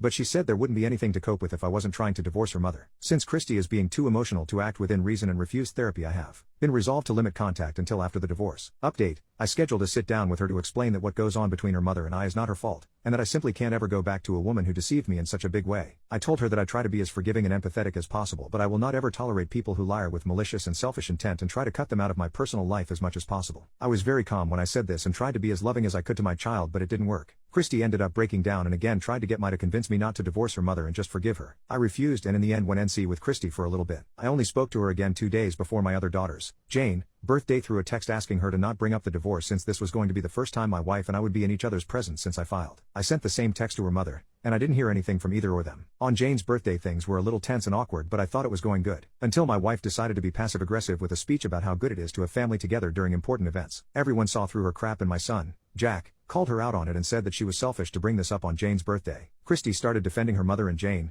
understandably upset, revealed that the only reason Christy was on their mother's side for reconciliation was because she didn't want the fact that she not only knew about the affair but helped her mother cover it up. There was a big fight that wasn't going to get resolved right then and there. I ended up leaving and was even more heartbroken all over again. Not only did my wife betray me but my own daughter too. I knew she was closer to her mother than me, and I was okay with that, but this? I don't know what I did to make my eldest daughter so disloyal to me, but I am now resolved to go full NC with her until after the divorce and possibly for the rest of my life. My wife keeps throwing divorce in my face over anything. Now she is pleading for me to come back because I called her bluff and left. My wife and I have been together for 5 years, married for 4. We had known each other for years prior. We have 1 kid together, who is 4. I am the primary breadwinner in the house as she is a psalm. It was her choice not to go back to work. We have been arguing about 1 to 2 times a month for the last year and a half. To be clear, I help our daughter, I clean, and cook, and am involved with both of them. The first time she said she wanted a divorce was when we got into an argument when my sister called and asked if she could stay with us for a bit as she was having relationship problems. I said she could. My wife was not happy about that. I pointed out that her friend had stayed with us a few months prior for 5 weeks and didn't do anything around the house. Plus, she was just there. No discussion.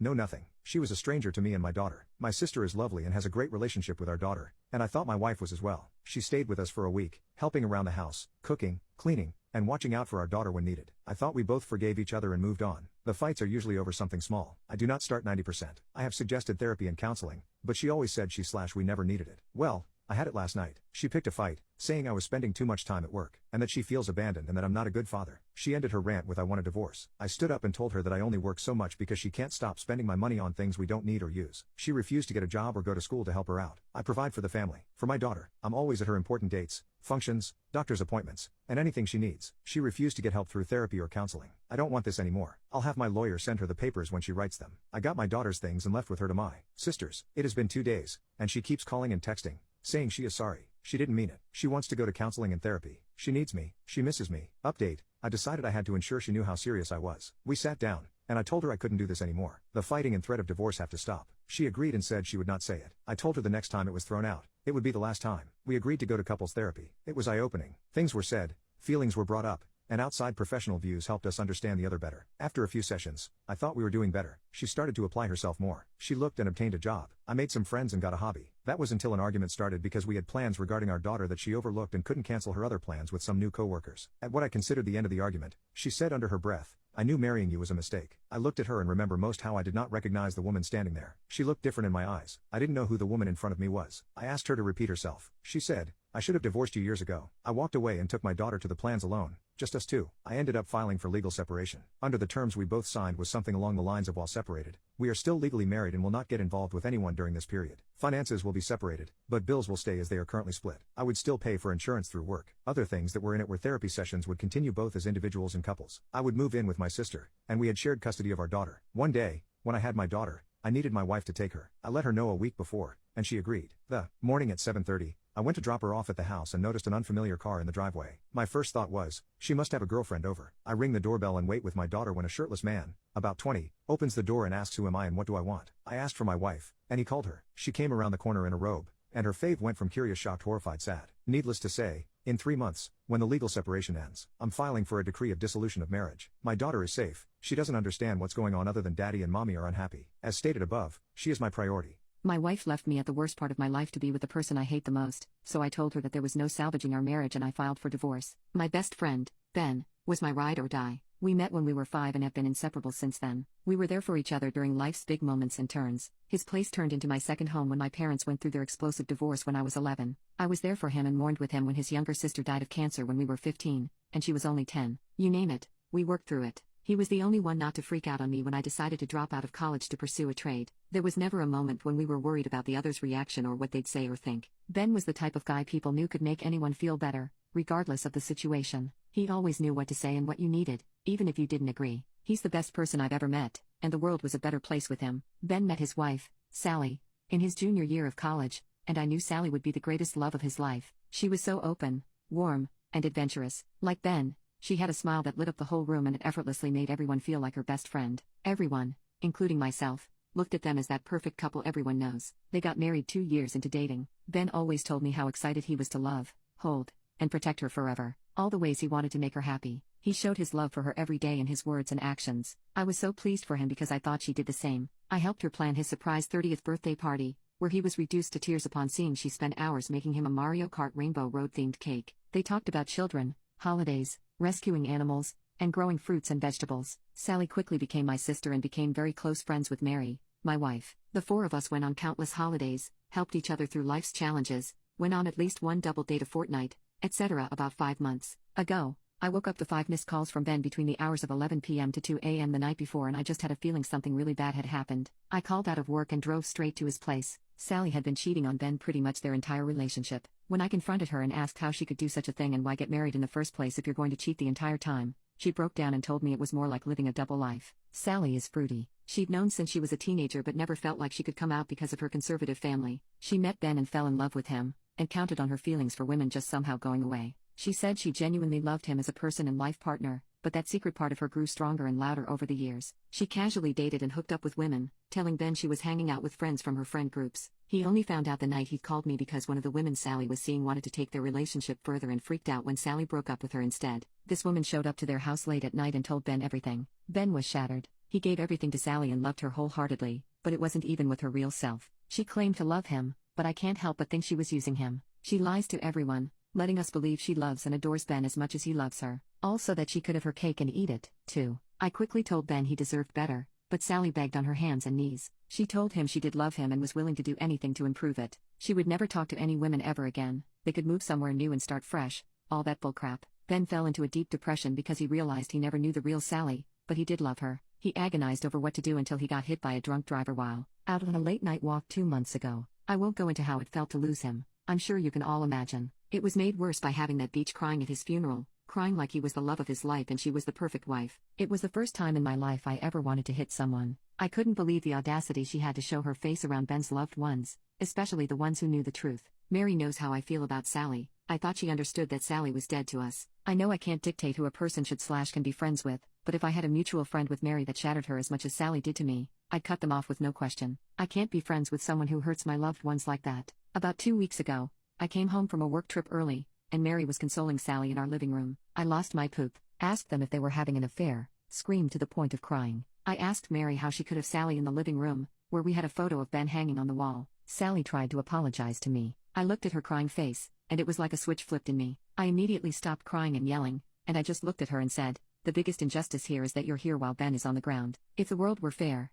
I'd be able to press a button to swap your places and do that in a heartbeat. You might be able to trick my wife into feeling sorry for you, but you're dead to me. I see what you are, and you're trash. You tricked Ben into falling in love with you so you could pretend to be mommy and daddy's good little straight girl while effing whoever you wanted on the side. I can't even fathom or quantify your selfishness. If I woke up tomorrow and I was you, I'd never get out of bed ever again." Mary says I was cruel, and I guess I was, but it was my truth. Sally hasn't left her house since that confrontation. It's to the point she's lost her job, because of not going into the office. The thing is, I don't feel bad about it. It's the least she could do, and I hope she continues to not exist in my world. Mary knows I think this way, but she still goes to Sally's place to bring her meals and help clean up the place. It honestly disgusts me. We've had many explosive arguments about it, and for the first time in our marriage, we might not recover from this. We both feel like we've seen a new side to each other and don't know if we'll be able to move past it. Update: it's only been a week, but it feels like forever. Mary couldn't handle the fights and disagreements anymore and packed her bags the day after my post. I knew this was probably for the best and didn't have it in me to argue or fight for her to stay. I just asked,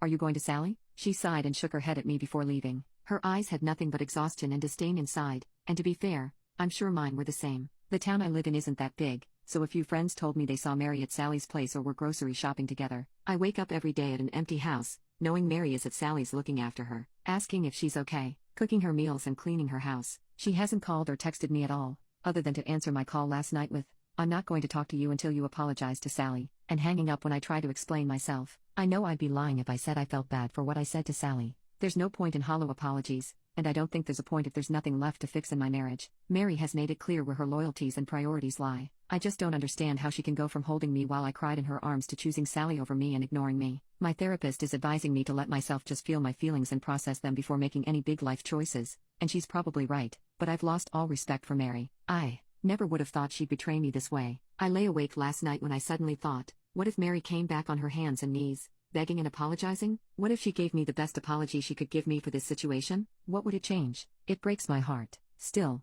deep down, it wouldn't change anything. Some things can't be forgiven. I've drafted a text that could be the last text I send to Mary, which goes as follows: Mary, your priorities and loyalties in this situation have been very clear. I don't know if you want to try to save our marriage and the life we've built together, but at this point, there's nothing left of it to save. You abandoned me during what I can only hope is the worst time of my life. You've invalidated my grief and anger for what? The woman who's been lying to and betraying us for years? The woman who used and strung Ben along for years? I don't recognize you right now. It's like I went to bed in a world that made sense one night and woke up in a nightmare. The only way forward is for us to get and communicate through lawyers. I will not be leaving my house. If you want to collect your things, please let relative know so I can arrange that with them. I can't believe this is happening. I never thought this would be what we've become, but choices have been made. I've been reading and redrafting this message repeatedly for hours. Sometimes, it breaks my heart, and other times, it's like I'm an outsider watching myself in a bad movie. The worst thing is, I don't even know if Mary will care about it. My wife refused to help me financially because I needed to sort it out myself as the man of the house. She is shell-shocked when I make a decision to live our lives separately.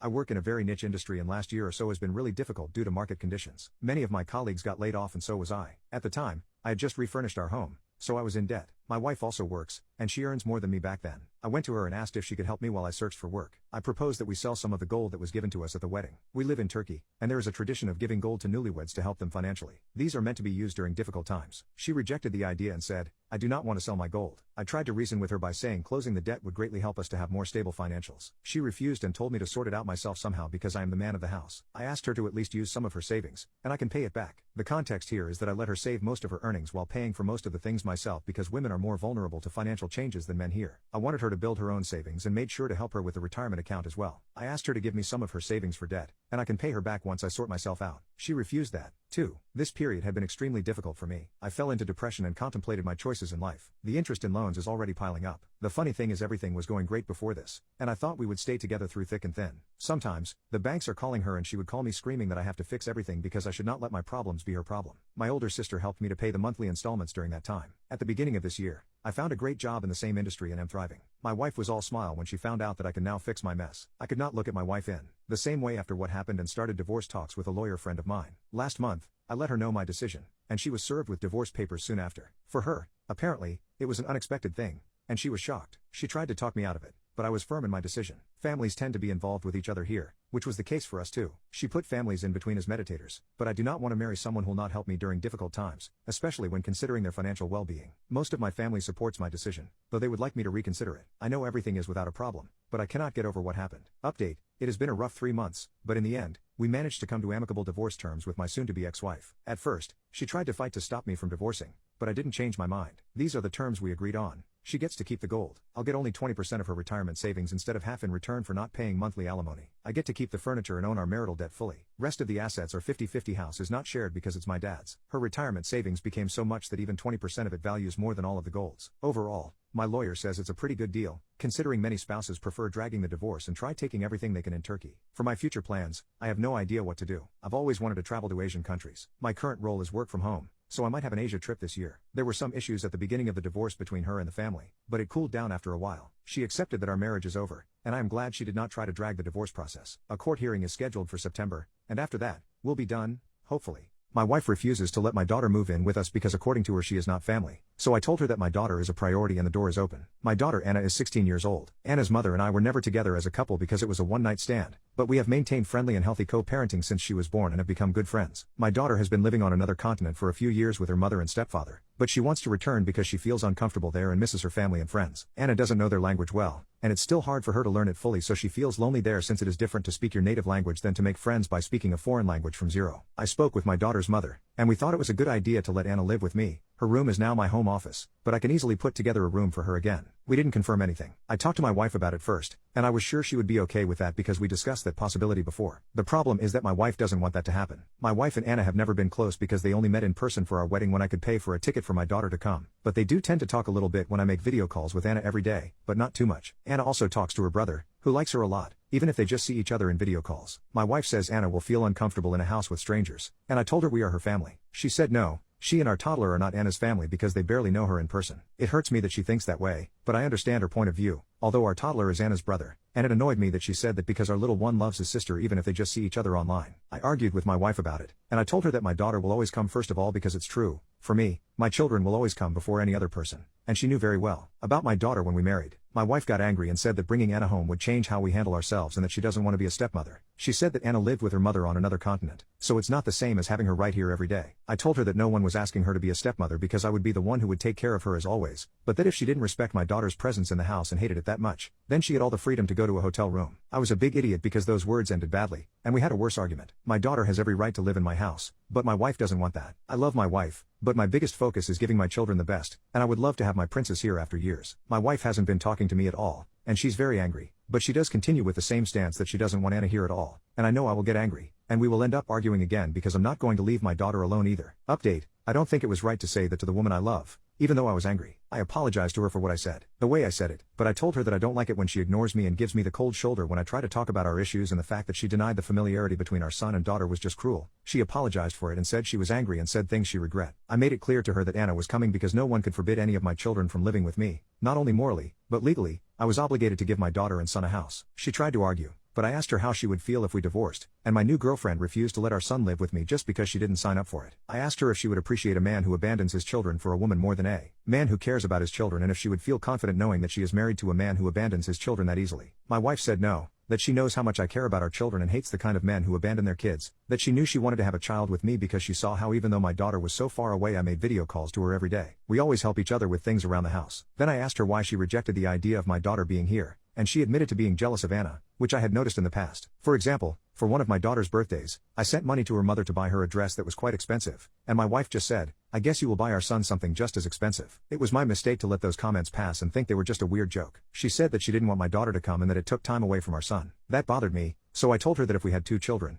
my time would also be divided and that I could give the same attention to both as a father. Changing our routine doesn't have to be negative. She knows Anna is not a problem teenager. We talked a lot, and I explained to her that I just wanted to make everything work for both of us. I apologized if I made her feel bad about how I treated her. I told her I wanted to hear what was bothering her so we could understand each other better. We agreed to have better dialogue and communication about this. My wife admitted that her jealousy is wrong and feels embarrassed about it, but it's how she feels, and she feels awful for feeling like that. I told her that feeling wasn't right. Being jealous of my daughter wasn't right. I told her that it would be okay to start going to the psychologist if we want to fix this because I'm not going to leave my daughter to live in a place where she doesn't feel loved. My wife accepted after talking about it a lot these days, and she wants to work on herself about that because she doesn't like feeling like that about a little girl and knows it's wrong. My wife and daughter always had a nice treatment. When I make video calls with Anna, my wife usually talks a little, but not that much. My mistake was not offering my wife to make video calls alone with Anna like Anna does with my toddler sometimes. My daughter likes my wife and calls her auntie even if they don't know each other too well, so I don't want her to know how my wife feels about her. I offered to teach my wife how to play the same video game I play with my daughter so they could play together and get to know each other better. I know Anna would love that. They both have a lot of the same interests. She accepted and said she loved me and wanted to try it for me and our toddler. If I left my wife, I would be breaking into my son's house. He's my baby, too,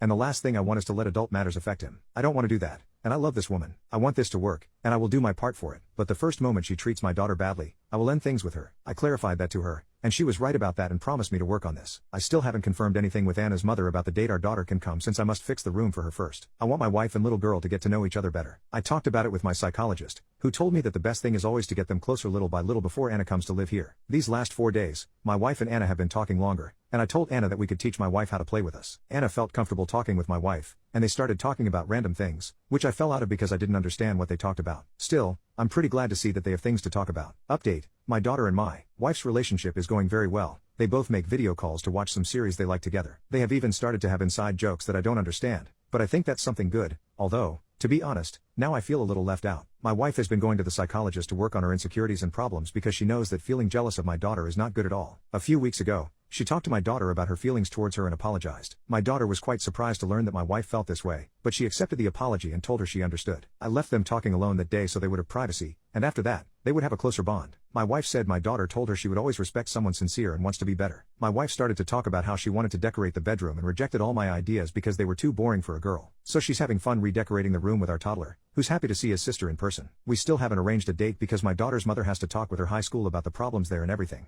And I have to prepare everything here too, but all is going well step by step.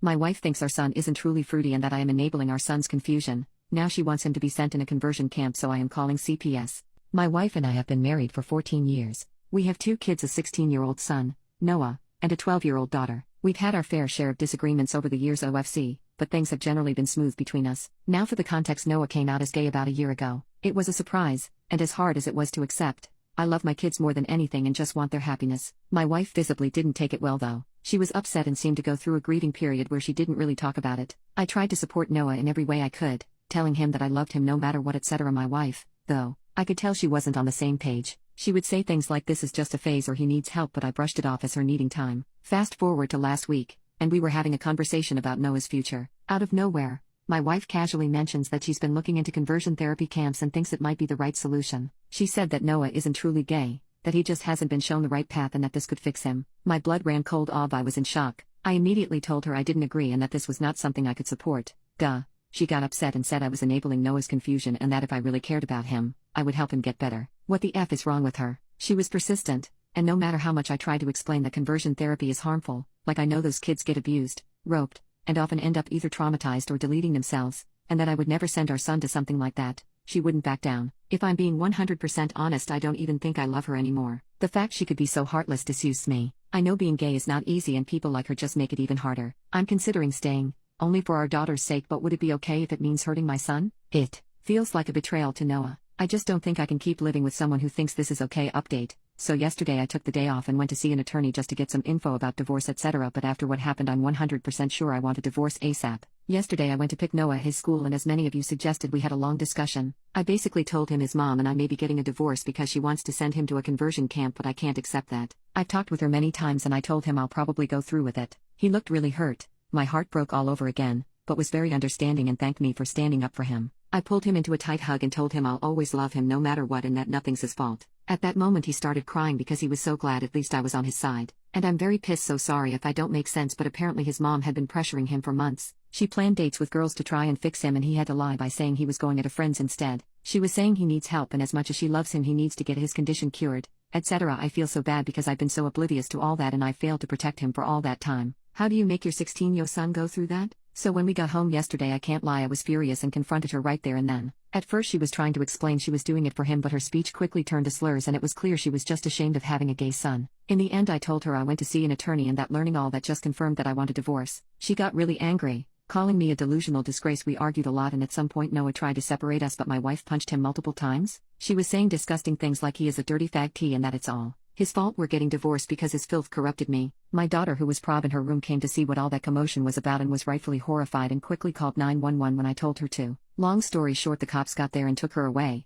She was very reluctant to go because she was not in the wrong and they needed to let her go. I explained everything to my daughter and she doesn't want anything to do with her mom anymore. I'm in the hospital because my STB ex-wife broke my rib while I was restraining her. I should have probably went as soon as the cops took her, but my son was crying, with a black eye and split lip. They are checking for any concussion. And obviously the only thing I cared about was to comfort him because I can't even imagine what it can feel like being beaten by your mom for being gay. I'm planning to file for full custody OFC and my kids don't want to see her ever again anyway. Given all the charges she's facing, I hope she won't stand a chance against me. I just sent a mail to my attorney and I hope the procedures will be fast. I've also thought of getting CPS involved, but I'm not sure they will really help. Like, I cannot understand how you can grow so resentful of your own kid because of something they can't control. Even I had pretty strong opinions about it, but as a father it is my role to unconditionally love my kids, and so I learned about the topic and changed my way of seeing the world for him. It took some time grasping it, but I never doubted 1 second the love I have for my child. I thought it was the same for my wife. Visibly not update 2. It's been difficult ever since, but don't worry,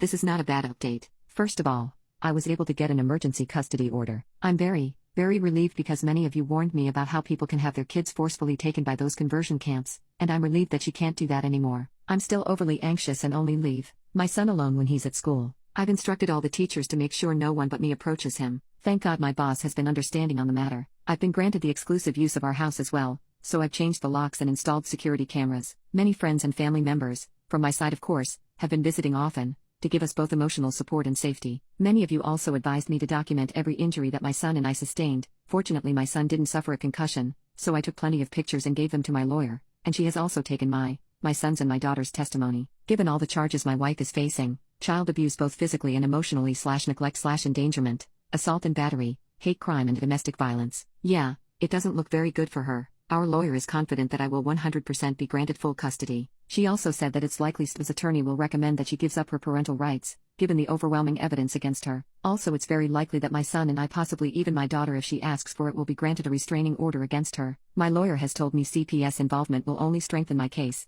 as they are thoroughly investigating everything. While we're still waiting to get the court date, I am feeling highly confident and relieved for the first time since all that poop happened. I've gathered tons of overwhelming evidence against the toxin. My wife took all our funds to travel the world all by herself. She is under the delusion that she's coming back to a marriage, but divorce papers will be my Christmas gift for her. My wife Mary's family has a history of dementia, developing memory issues in their mid to late 50s. Her mom, grandmother and several other relatives on her mom's side have developed dementia. Her mom lived with us for 4 years until earlier this year. Our kids are independent and out of the house. Oldest is in her last semester of college and the younger enlisted. The last 4 years were tough on us, our kids, and our marriage. Living with someone with dementia is brutal. We had talked a lot the last year about taking the remaining college funds, our regular savings, sell or rent the house, quit our jobs and travel for a year or until the money runs out. We just had to wait for her mom to move into a home. I understand her anxiety about developing dementia, and I was burned out. You live through COVID working remote, a wife working remote, a college and high school student taking remote classes, and a mother-in-law with dementia, and see how you hold up. Space finally opened up and we were able to move her mom into a care facility. I finally thought I had a chance to breathe. When we moved Mary's mom out,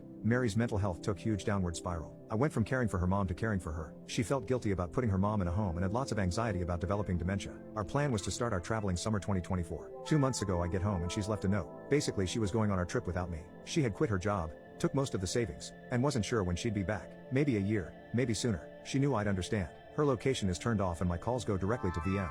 I texted the kids a picture of the note. We have our own checking accounts for direct deposits of our paychecks, but we transfer most into a joint account to pay the household bills and savings. We both had access to main savings account. We have joint credit cards we use for household expenses. The 2 cars and mortgage are joint. We both also have our own small savings accounts, our own retirement accounts, equally funded, and our own credit cards for gifts and fun things. I closed all joint cards and accounts. I waited a month to see if she'd come back, hopefully before she spent our savings. After receiving only 1 text the first month, I went to a lawyer. She basically said there was very little to do right now, other than change the beneficiaries of my retirement accounts and life insurance. It was only a month and there was no way to serve her papers. My lawyer advised me to keep paying the mortgage and the cars. The cost of trying to get a judge to approve the sale of joint assets was more than making payments. I didn't want to ruin my credit by letting one of our car get repossessed, but I can't sell it because she's on the title. I get random texts and she sporadically posts on Instagram. Of course she has comments turned off. I want to block her so bad, but my lawyer advised me that it's better to maintain a communication channel that's not through our kids. Her last post was from Hawaii. She put in the comments how great a husband I was for letting her take this trip. I'm barely making it, paying 2 cars, a mortgage,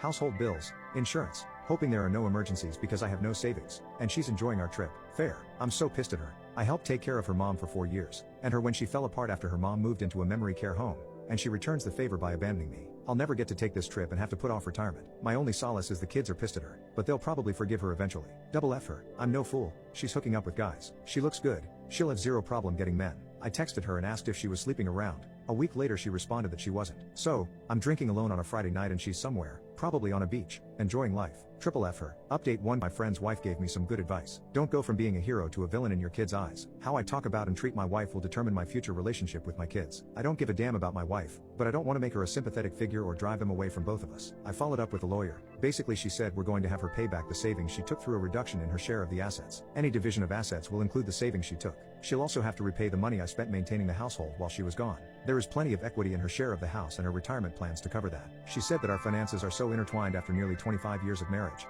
My wife is going to get some share of the assets. Best case is she agrees to the terms of the divorce and it's relatively cheap and quick. Otherwise it gets complicated and expensive. She gave me a lot of options and how much I can expect to spend. So I decided to just mostly wait. I got a couple of credit cards with promo rates for purchases and transfers. That gives me breathing room and I can conserve cash. I'll just pay them off when I sell the house. Now that my financial situation is less stressful, I'm actually enjoying her being gone. I'm free to do whatever I want, whenever. I don't have to cook or clean or take care of anyone. The house is quiet for the first time I can remember. I loved my wife, but her mental health weighed down our marriage. On balance it was worth it until now. For the first month or so, I expected her to be there whenever I got home. When someone was at the door or if I heard noises, I thought it was her, so I'd obsessively check the doorbell cam. I'm not looking forward to her returning. It has to happen, but when she comes back I'll have to deal with her, the divorce, getting the house ready to sell, dividing all our stuff, finding a new place too. Live. I'm hoping she'll stay away until after New Year's, but my daughter said she thinks her mom will be home for Christmas, either to stay or visit. My lawyer will have papers ready to serve her. Hopefully she'll just agree to the terms and continue her travels. I'm comfortable just waiting for now. Look at the phone bill to see where she's at and possibly going.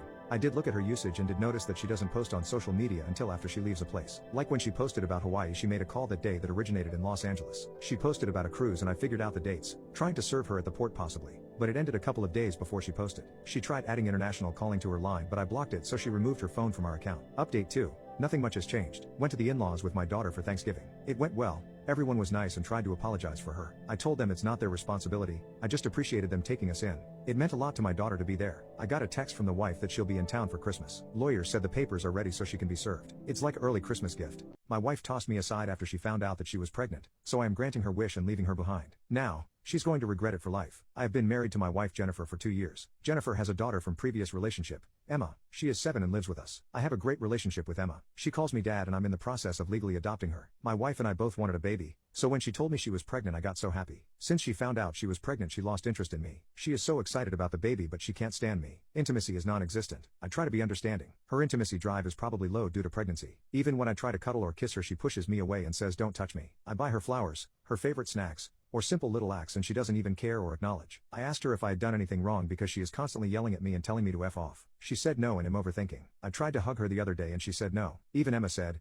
I don't think mommy loves you, daddy, but I still love you. I told her mommy is pregnant and she is exhausted, so let's give her some space. Why don't you help me make dinner? But I felt so heartbroken. The other day she told me she had an ultrasound appointment and I asked why she didn't tell me. I would have loved to come to see the baby. She replied, you are suffocating me. Go away. Why do you want to be everywhere? Overall she is really happy, hangs out with her friends, she is happy at work, she just can't stand me all of a sudden. After dinner last night, I asked Jennifer if I can have a word with her. I asked her about the smell sensitivity and asked if this is the reason she is irritated with me. She laughed and said no, you don't smell, but you are smothering me. Leave me alone. You always want to be part of everything. You want to be a savior, always helping. You are always smothering me. Leave the F alone. I think it would be a good idea if I stay at my mom's for a while. I said what? No. What? If you need to go to the hospital in the middle of the night, are you gonna call me? Please stay. I promise to leave you alone. Plus what about Emma? I do most of her classes with her. Your mom can't do that. She said then drop off Emma after her classes at my mom's tomorrow. She left for her mom's. I told her I was not going to text or call so she won't get irritated, but please call me if you need help or if you need to go to the hospital. She is staying at her mom's now. I'll drop off Emma at her grandma's after her class today. I'll pick her up to take her to the fair on Saturday. I'm not sure what to do at this point. I just hope she doesn't ban me from the room when she gives birth. Update 1.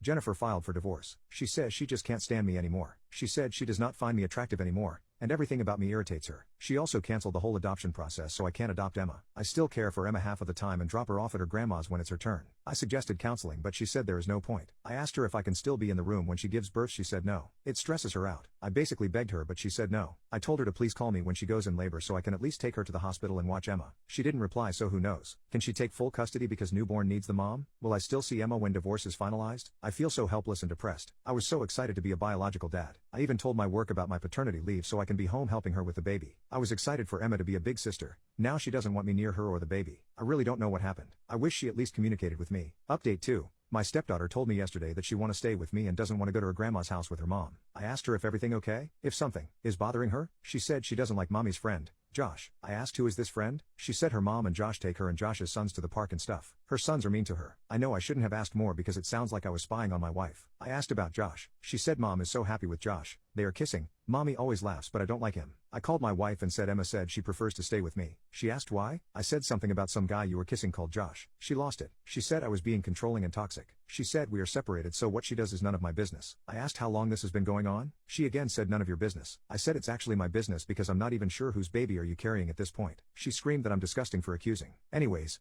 I'm going to meet a lawyer next week. I had to drop off Emma at hers because she asked me to. She no longer allows me to meet her. My life is now like a bad joke. I can't even imagine she and some random guy raising my firstborn. If the baby is mine. Update 3. The baby is not mine. She gave birth to a boy last Tuesday and well, the features of the baby obviously says that he is not mine. I've only seen him in the picture because my ex-wife sent them to me. I was surprised at first that she has messaged me and told me that our baby is here. She then asked me to go to her mom's to visit them. I did not. She clearly cheated on me and I almost fell for the trap. I called her mother. We are close. I asked her what was happening and apparently, her baby daddy is married and chose to be with his wife. Basically, my ex-wife is putting me in the back burner yet again.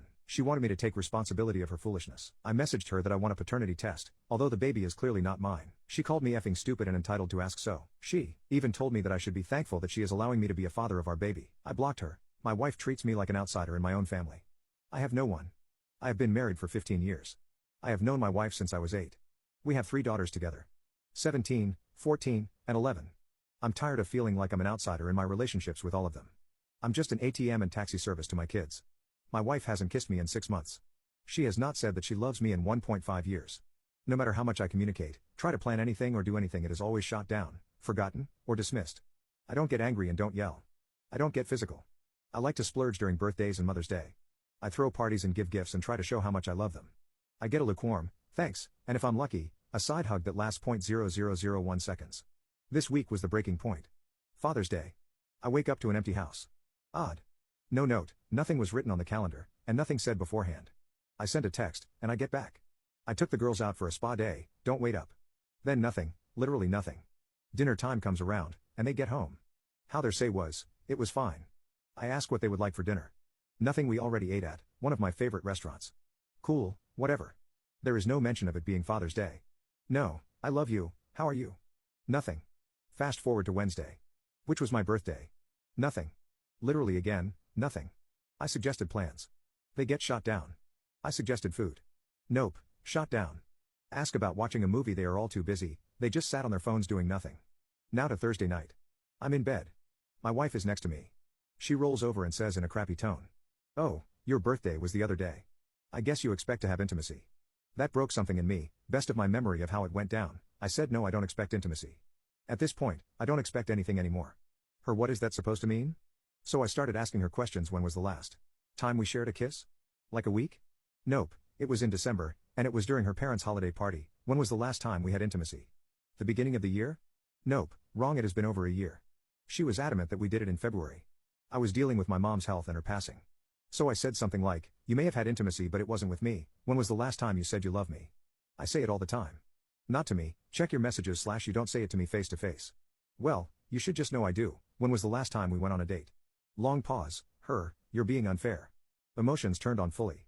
I was crying and raising my voice at this point. It asks her how? She can't answer. I asked her how wanting any sign of love from anyone in the house is unfair. If expecting anything for my birthday or Father's Day was unfair.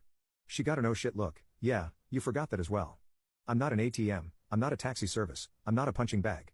She asked why this was coming up out of the blue. It didn't. I have tried to talk to my family and again get dismissed or ignored. I brought up examples. I got an I didn't know you were serious. I didn't know it was such a big deal. I left saying something to the point of if you want to pretend that I'm invisible and don't exist, fine, you don't have to pretend anymore. I left the house at almost midnight. On Thursday / Friday morning. Haven't been home since. I'm not sure what to do now. I'm finally sober enough to think, but I don't know what to do. First time drinking in over 15 years by the way, and I'm not going to drink anymore. I love my family. But I can't keep this up. I don't know what more I can do. I think they would be happier without me. They already act like I don't exist.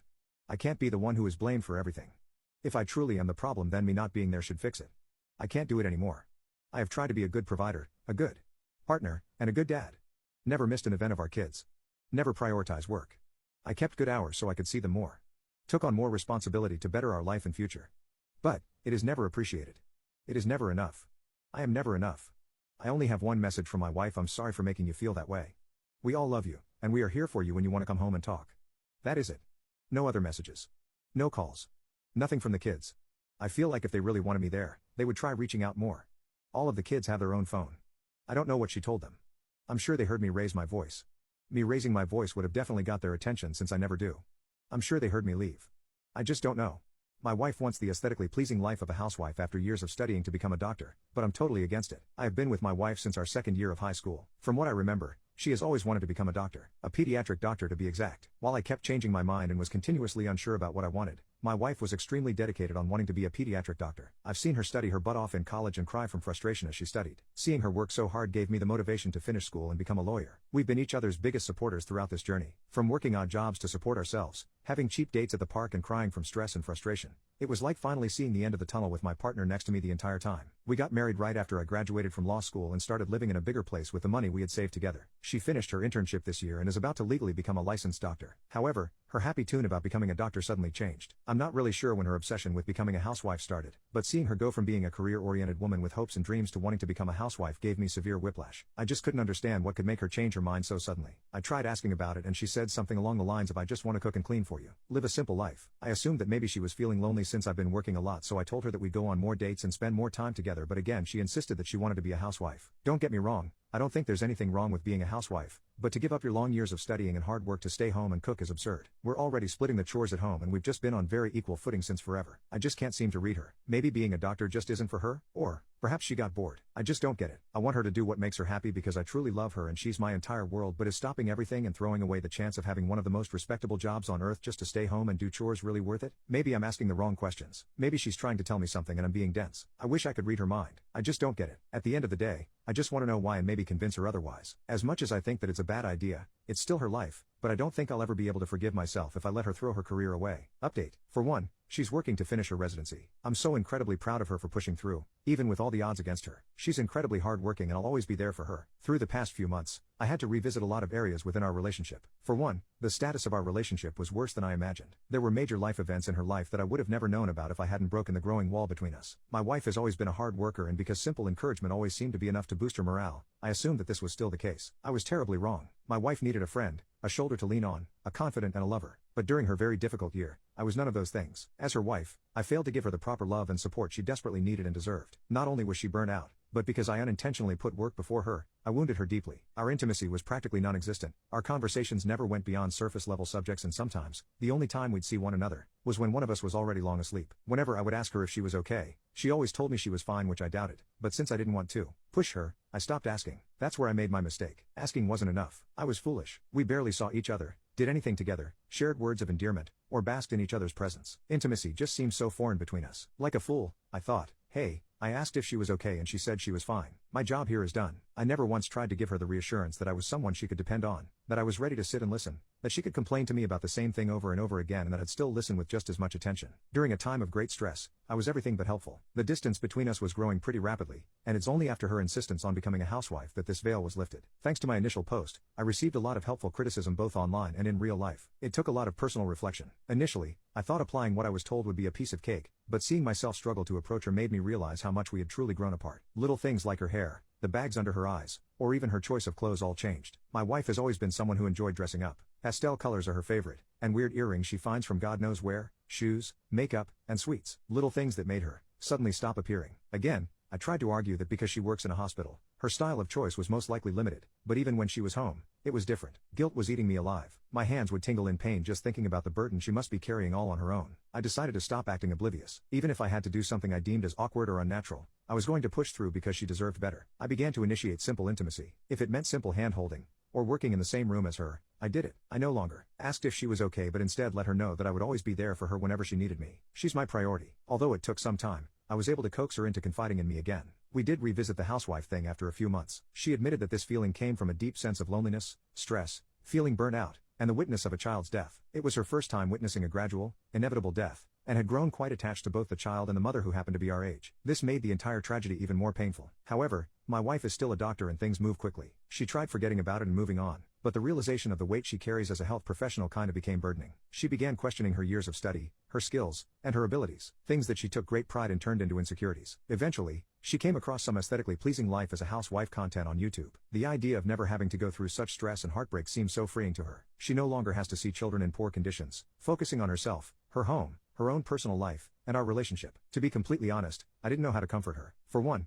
I'm not a health professional. Whenever I curiously looked at her notes, my head would start spinning seeing words that seemed so foreign. Our careers differ so much from one another, that I didn't know what would be appropriate to say. What can you possibly say to someone going through this type of heartbreak? With my limited knowledge, I told her that she shouldn't carry that burden and blame herself. People are quick to run to doctors whenever they get the slightest symptoms because they know that a doctor knows best. You naturally bring comfort, a sense of relief, and safety. To me, she is no different than a superhero. The joy she brought to that child stuck with her right until her final moments, and that's something she should be proud of. The child was able to live a little longer and experience so much more joy because of her kindness and expertise. We revisited this conversation a lot, and every time I listened, eventually, she gained a lot more confidence. She relied on her supervisor as well, who's been in the field way before either of us was even born. Seeing her get better day by day made me so incredibly happy. We're at such a great place in our relationship right now. I love hearing her voice, seeing her, being near her, and being there for her. I missed her so much. I don't know how we went so long without speaking properly. She's my best friend, my family. I want to say that I wish I had known what to do sooner, but this entire incident was necessary. I believe it is. It brought us so much closer. We're family, and speaking about heavy subjects shouldn't be odd between us. I learned a lot about my wife,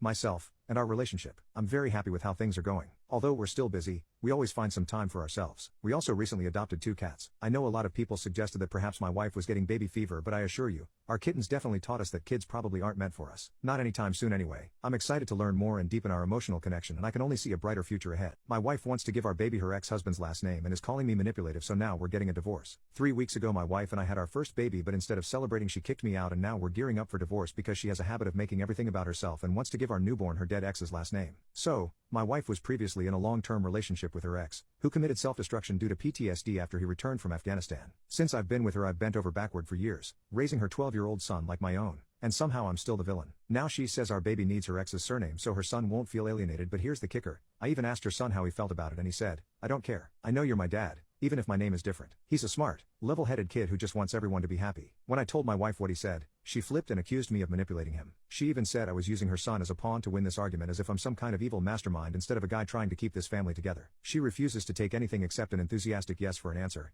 and if I try to protest it I usually get crocodile tears, as well as her talking about her ex and how much he meant to her. My wife has always been complicated. At first, I thought she was just emotional or maybe still grieving, but over time, it became clear that she's used to controlling every situation with guilt, tears, and her tragic backstory. I've overlooked a lot, more than I probably should have. When I suggested counseling, she flat out refused and yelled at me. I carried the baby and I pushed her out so I get the final say. It was also her idea for the baby's first name to be the feminine version of her ex-husband's name. It's like she's building a shrine to him and using our daughter as the final piece. We're supposed to register the baby's name next week and time's running out and I'm done being ignored. 5 days ago, after yet another screaming match, I told her, either the baby gets my last name, or we're done. She called me manipulative and unfair, but I've reached my limit. I told her, if you want your dead ex to raise our daughter, go ahead. I'm out. That was the moment I saw the mask slip. She called me a monster, said I was backing her into a corner. I don't care anymore. I called a lawyer, and she overheard. Now she's spinning the story to anyone who will listen, painting me as the controlling, emotionally abusive husband who's forcing her to erase her past. But what about my future? What about my daughter's future? How is it fair that she gets to decide everything while I'm just supposed to nod along and watch my identity as a father be erased? My wife was sucking me dry financially and emotionally, and I couldn't do it anymore. So I am leaving my wife tomorrow, and I couldn't be happier. I and my wife have been married for 10 years. We dated for 6 years before that, and I got a lot of pressure to get married from my parents and her parents. Something in my gut said that this wasn't right. I called it cold feet and did my best to ignore it. We got married. Pretty much the moment the ink was dry on our marriage license, things went south. On our honeymoon, she did nothing but complain I hadn't booked a nicer hotel. In the following months, she wanted a new apartment, a new car, gifts, jewelry, and handbags. It was never enough. It's like the moment she got the ring, it stopped being about me and became about what I could give her. I am a doctor. I make good money. Not good enough to support the kind of lifestyle she wants though. We don't have intimacy anymore. We don't laugh, and we don't talk about anything but money. We have no kids. She said she wanted them before marriage, then changed her mind, and our home looks like a showroom. There is no warmth, joy, or even comfort here. I hate it. I hate her. I am a 45-year-old physician, and I have barely enough savings to sustain us for 3 months. I want to retire someday, and I want to enjoy my life. I rented a cool apartment across town, in a less desirable neighborhood, with a stack of IKEA furniture waiting for me to set it up there. The lease is up on the Mercedes my wife pushed me to lease next month, and I will replace it with a used Prius. I'm starting therapy next week. I have a divorce attorney who has assured me that the prenup we signed before marriage means I won't have to pay alimony. I hope to leave the higher paying job that my wife insisted I take for something with fewer hours sometime in the next year. I will ask out the pretty barista who flirts with me every morning. I'm telling her first thing tomorrow. I'm expecting her to cry and beg and demand we try therapy. I don't want any of that. This was never right, and I'm only sorry it took me so long to realize it. I'm sorry I've wasted so much of my life being married to a woman because I thought it was the right thing. I am so excited. Update. Usually when I wake up, I go for a run or a bike ride. While I'm gone, my wife gets up, gets dressed, gets a smoothie going. Whatever. This morning I paced the kitchen, rehearsing what I had to tell her repeatedly. When she finally came down, I felt oddly calm. I wasn't expecting to be panicked exactly, but apprehensive, at least. I told her I needed to speak to her. She gave me an aha and didn't look up from the coffee machine. Then I just came out with it. I told her I was leaving and that I wanted a divorce. We hadn't been happy in a long time, and I felt as though she didn't care about me or my emotional needs. Pretty much instantly, the gaslighting began. She cried that I never get her flowers anymore, that I don't do enough to support her, that I don't care if she's happy. I brought up the fact that I suggested therapy over a year ago and she agreed, but then made excuse after excuse not to go. I brought up the time she completely ignored the budget we worked on. I told her how it made me feel when she dismissed me when I tried to tell her how I was feeling. The crying escalated then, along with begging for a chance to make this right, to go to therapy, that she would be better. It went like I thought it would go, and I felt absolutely nothing. I don't care anymore. Whatever I once felt for her is just dead and gone, and she might as well have been a second cousin sobbing about her marriage for all the connection I felt to it. Eventually, I just got fed up and walked out. She has been blowing up my phone with calls and texts ranging from angry to begging to threatening. I started getting calls from her mother and mine, too. But by the end of the day, I spoke briefly to my mother and calmly explained that I was sorry she didn't hear it from me, but my wife was sucking me dry financially and emotionally and I couldn't do it anymore. She was surprisingly supportive. I'm currently in my new apartment. I unrolled the mattress in a box and went to Walmart for sheets. I ate Thai takeout for dinner at the kitchen counter and watched a bit of Netflix on my computer. I have everything I need for the next few days. My wife is getting served tomorrow. I keep expecting the sadness to set in, but it hasn't. I feel like 1,000 pounds are off my shoulders, and suddenly, my future is full of possibilities. I'm going to travel. I'm going to try new restaurants. I'm going to take a job that actually makes me happy and proud instead of rich. Much to the internet's chagrin, I will ask out the barista because, despite their unpopular opinion, she is age appropriate, it's her family's business, and I do have the interpersonal skills to recognize the difference between customer service and actual connection. Cheers, everyone. I'm going to have a beer and then take a walk around my new neighborhood. Edit.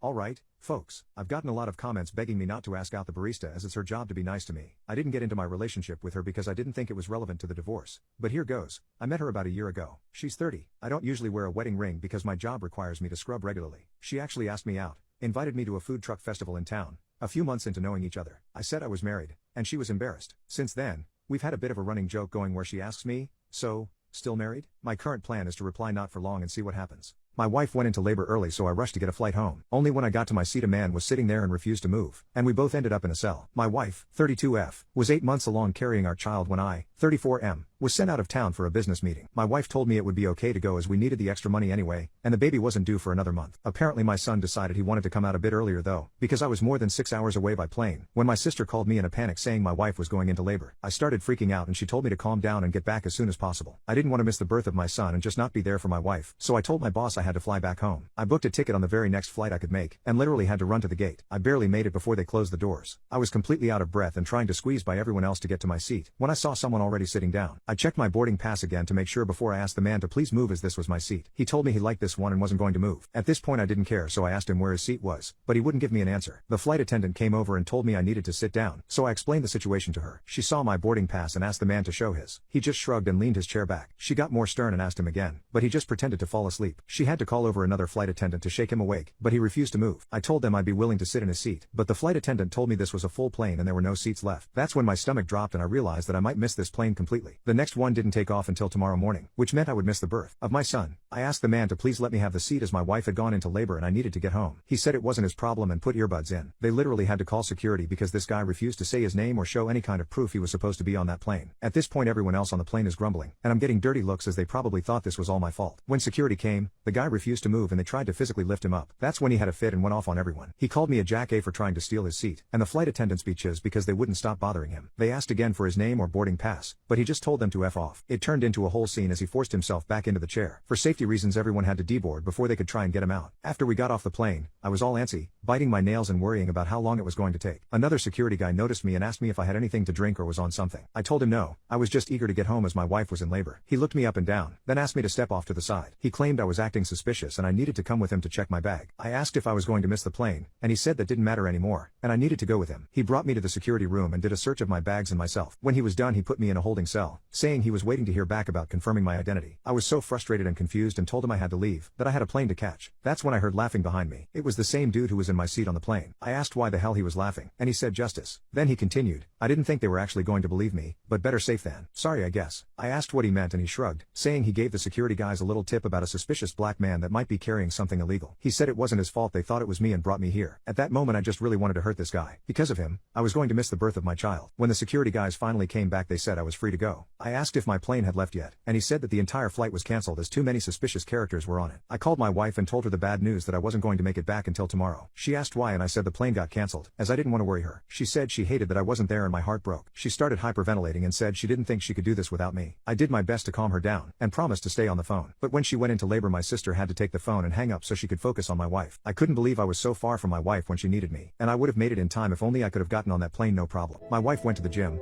got in shape, realized that she can do better than me, and filed for divorce. Now she's crawling back, but I am not backing down. I married my wife for 4 years, and we have had a great marriage so far. I was madly in love with my wife. She fell into depression mainly due to her job in 2022. I tried to support her in every way and suggested she go to the gym or do any sport to de-stress. I had my own depression episode before we got married, and what saved me was going to the gym. She agreed to that, and we started going there together. I could not go as frequently as before since my workload got heavier after my promotion. However, I tried my best to be there with her. She used to be a bit chubby, which I loved, and after seeing some changes in her body, she started to go there regularly. It also helped her with depression, and she got better. I was really happy to see her get better and livelier. She looked more confident, got more aggressive in bed, and so on. However, that confidence level started to affect our relationship after a while. She started going to parties and going outside to the point she completely stopped doing her share in the house. That proceeded with me seeing her getting flirty with a guy at a meetup we went to. I communicated my feelings to her, and she dismissed them. After several of these, I had her sit down with me and told her she was riding high on her newly found confidence and emotions. I clearly stated that she should not make decisions based on that confidence. I know it well. It was one of my worst traits. I used to be extremely emotionally driven in the past. I suggested we go to a marriage counselor and hell broke loose. She said vile things to me like how she realized she settled down with me after getting better and she could do much better than me.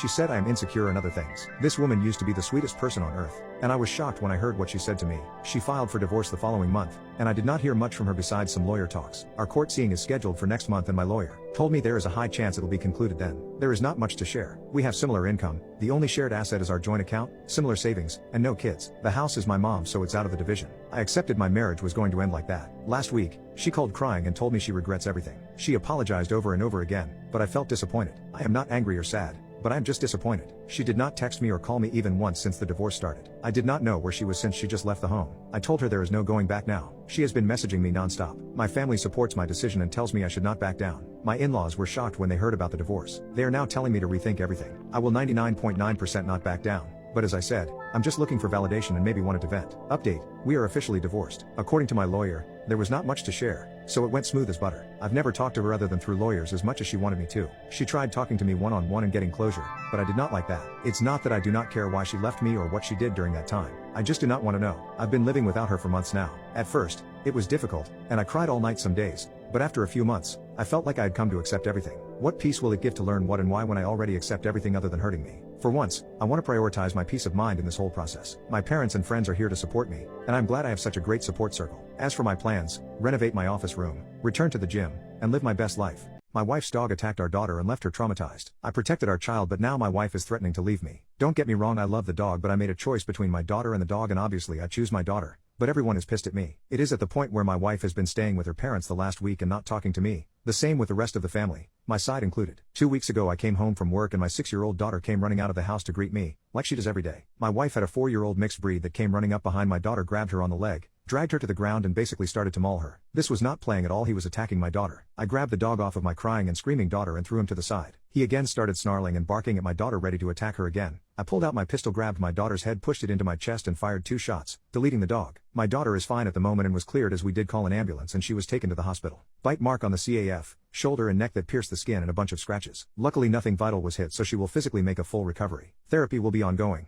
It started this week to help with what happened and that she is now deathly afraid of dogs. I don't blame her at all. My wife on the other hand after our daughter was cleared from the hospital was cold to me, and when I asked her what was wrong she went off on me for shooting the dog. She asked how can I take away something that she loved. I may be the a-hole for my response because I said I didn't care that animal attacked our daughter and I will shoot it again if I had to. She didn't speak to me for almost a week after the incident until she told me she will be staying with her parents for a while. She told mutual friends, her family and mine, that I shot her dog and they are calling me some very nice things including murderer, animal abuser. She hasn't lied about why I shot the dog and I have also confirmed the reason as to why, but I'm still the bad guy. I should have known my daughter would be okay. The dog might just have been playing and got a bit too rough. I had no right to shoot a family pet. My point and remains the same. I saw a dog attacking my daughter. I got him off of her and he came back to attack her again. I protected my daughter and will do it again. This didn't happen over minutes. It was literally seconds and I acted on the information I had at the time. I wasn't about to take any chances with the dog that already attacked her and came back again. We are lucky the damage done wasn't more severe. When I try and explain my side, all I get back is I'm trying to justify my actions. I am also the bad guy because I told my wife I will be talking to a lawyer as I'm thinking about getting a divorce because she made it clear that she cares more for an animal than our daughter. I gave her 2-option family and couple counseling or divorce. My daughter is asking every day when her mother will be coming home and why she won't talk to her over the phone.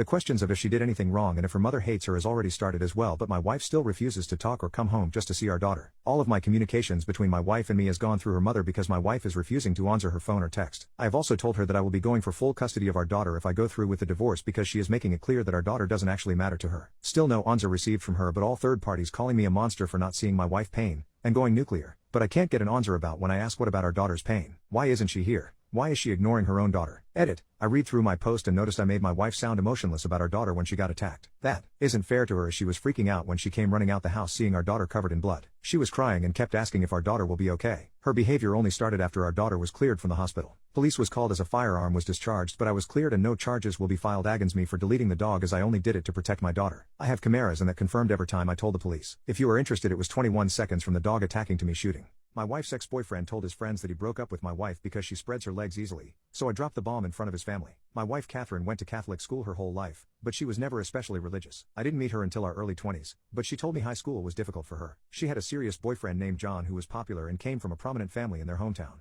John's mom is very religious and organized retreats for the girls in their church to discuss issues like chastity and the pro-life movement. Catherine still follows John's mom on Facebook, and she wrote a long post when Roe v. Wade was overturned calling it a joyous day. John liked the post, left a heart emoji in the comments, and reposted it. A few months before Catherine graduated from high school, she found out she was pregnant. She told John, and they both agreed they should get a termination. She told me they cried together and that he told her he was going to support her through it. He also asked her if he could talk to his dad about what happened, and while she felt uncomfortable with this at the time, she said okay because she didn't want him to suffer alone. Long story short, he broke up with her a few days later and then refused to speak with her about the pregnancy or anything else. He told a bunch of guys from their high school that he ended it because she was needy and spread her legs too easily. These were words my wife never forgot. Her last few months of high school were horrible both because she had to deal with the termination on her own and because she was being harassed by guys at school because of some of the rumors John spread. One of his friends even groped her in the middle of the hallway. He literally stuck his hand under her skirt, but she was too ashamed to tell her parents. She told John what happened, and he literally laughed about it and said loved being touched there. Catherine said it was devastating for her at the time. She said she felt completely abandoned during the hardest experience of her life, and I know she had a difficult time trusting men for a long time after this. My wife is actually a child trauma therapist now and is completely dedicated to helping children who have gone through difficult things. Her old high school recently ran a story about her in the alumni magazine and her parents and sisters circulated it on Facebook. This weekend, we took a trip to her hometown so the girls could see their grandparents. On the first night of the trip,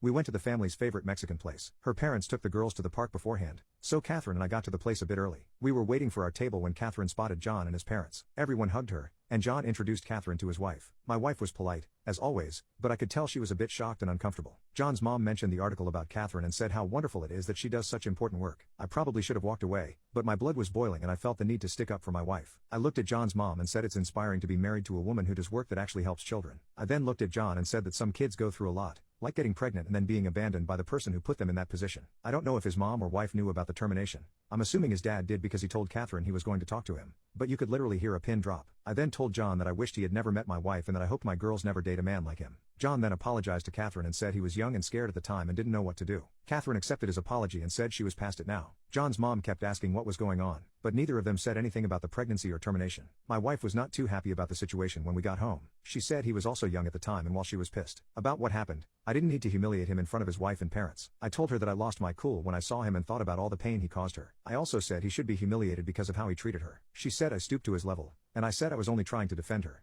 My wife's friend is offering to take care of me and my daughter while my wife is away. Now she's offering more, so I'm letting my wife see it for herself. My wife, Becky, is planning on traveling abroad to visit her sister and her family in the next few days. She'll be gone for the next 2.5 weeks. Over the past year, my wife has become very good friends with our neighbor, Emily, who lives a few houses down. Long story short, Emily makes me feel uncomfortable, and I think she's trying to make a move on me. At first, I thought she was joking, and I didn't think much of her behavior, but now it only makes me feel uncomfortable. For those wondering what Emily does, I can tell you that she makes a lot of unnecessary physical contact, like hugging me whenever she sees me, which didn't bother me the first few times but increasingly makes me feel uneasy. Not only that, but she has made very suggestive comments in the past. I would also add that the way she dresses and her body language when coming to our house seems a bit flirtatious. Earlier today, Becky told me she chatted with Emily and mentioned how she'd be going overseas for a few weeks. She said that Emily offered to come by and drop off some food for us, myself and our 11-year-old daughter, Alice, from time to time. Becky was reluctant to agree, but after Emily insisted, she finally agreed. I was surprised that she'd agree to this without consulting me first, so I told her that it made me uncomfortable. Becky said that Emily means well and it would be rude if we were to refuse now. I said okay,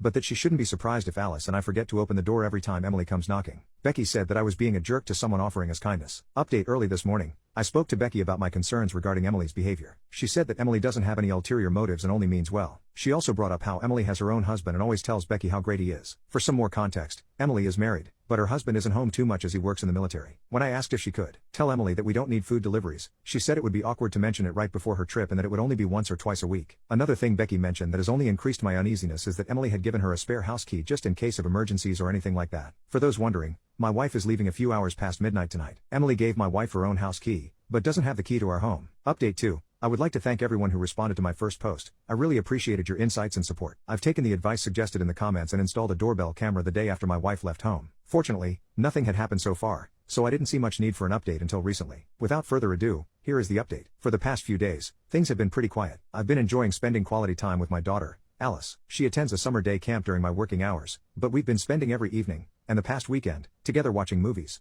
going on walks, playing video games, etc. My wife, Becky, had planned on teaching Alice how to cook this summer, but since that is yet to occur, I've taken the opportunity. I think Alice is a natural. She picks up instructions quickly, and we've been having a lot of fun. The day before yesterday, our neighbor, Emily, came to drop off some food as she had told Becky she would. I did open the door as I decided to just accept once, to be polite, but I let her know that she didn't need to worry herself with any other deliveries as my daughter and I would be cooking. She was acting normally, until the very end where she said something along the lines of, "If there is anything else I can do for you, please let me know." She said it in a very flirtatious tone. I thanked her and told her that I appreciated the gesture but reiterated that we would be able to manage on our own. She then said, "Well, if you ever crave anything else, just let me know." Just think of it as a substitute for Becky. This made me feel a bit uncomfortable, mainly because of the tone she said it in. The next morning, yesterday, Alice and I were rushing to get to camp and work. Emily popped out from nowhere and started telling me how her driveway was being resurfaced, and she needed somewhere to put her car for the next few days. She asked if she could place it on our driveway, and I agreed, as Alice and I were in a rush, and because she dropped off food the previous night. As I was driving away, I was mentally kicking myself, as now she'd have a reason to hang around our house. Later that day, I was home doing some chores in our garage when Emily pulled up in her car, mentioning again how her driveway was being resurfaced. I could see that it was indeed the case. We had a bit of small talk, but at some point, she went into a tirade about her husband. She shared how she sometimes felt unappreciated by him sometimes and how they don't get to spend time together. I didn't say too much during this, only that I felt sorry she felt that way. I glanced at my phone and then pretended that Alice was texting me to come pick her up.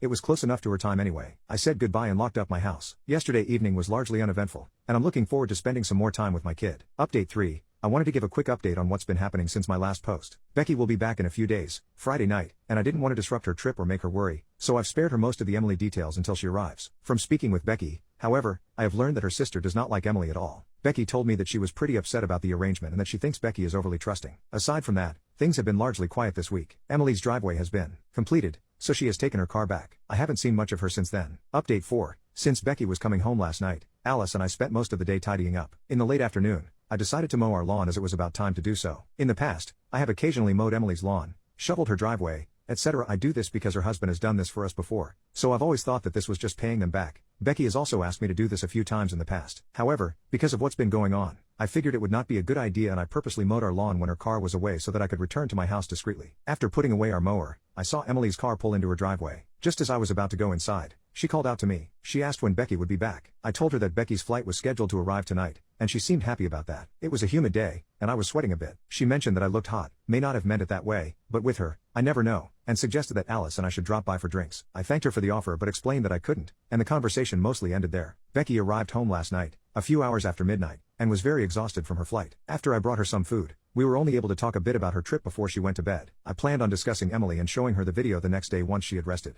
but she was still asleep in the morning, and I had to run errands. This is where things got complicated. After finishing my errands, I went home to spend time with Becky, and tell her about the video. When I got home, Alice had already gone out with her friends, so it was just Becky and me. Becky seemed upset, so I asked her what was wrong. She told me that after waking up, she received a text from Emily welcoming her back and inviting her over. Becky agreed and went to Emily's house. She noticed that Emily's living room was messier than usual, but what bothered her more was a pair of men's exercise shorts on the sofa. They looked identical to a pair I had. I say had because those shorts went missing about a month ago. There was also what Becky thought was a condom wrapper on the floor next to it. During their conversation, Emily talked a lot about how kind I've been to her and how much we talked while Becky was away. Emily even suggested that Becky should have extended her stay at her sister's so she could continue looking after Alice and me. At that point, Becky excused herself and went home. She mentioned that she felt overwhelmed and almost sick. She told me that she came home panicking about what Emily might have meant, so she spoke with her sister. Her sister called BS on Emily's claims, as everything seemed too conveniently placed, which calmed Becky down a bit. After sharing all this with me, she asked about my contact with Emily during her absence. I told her about the food, the car, and the conversation from the previous day. Then I showed her the video. Becky was stunned and said that Emily was blatantly trying to flirt with me. After watching it, she said she felt sick about all her interactions with her. The main issue still bothering us is the shorts. I had an identical pair that went missing. We're unsure if the shorts Becky saw are mine or if Emily bought the same pair for her little stunt. As I mentioned before,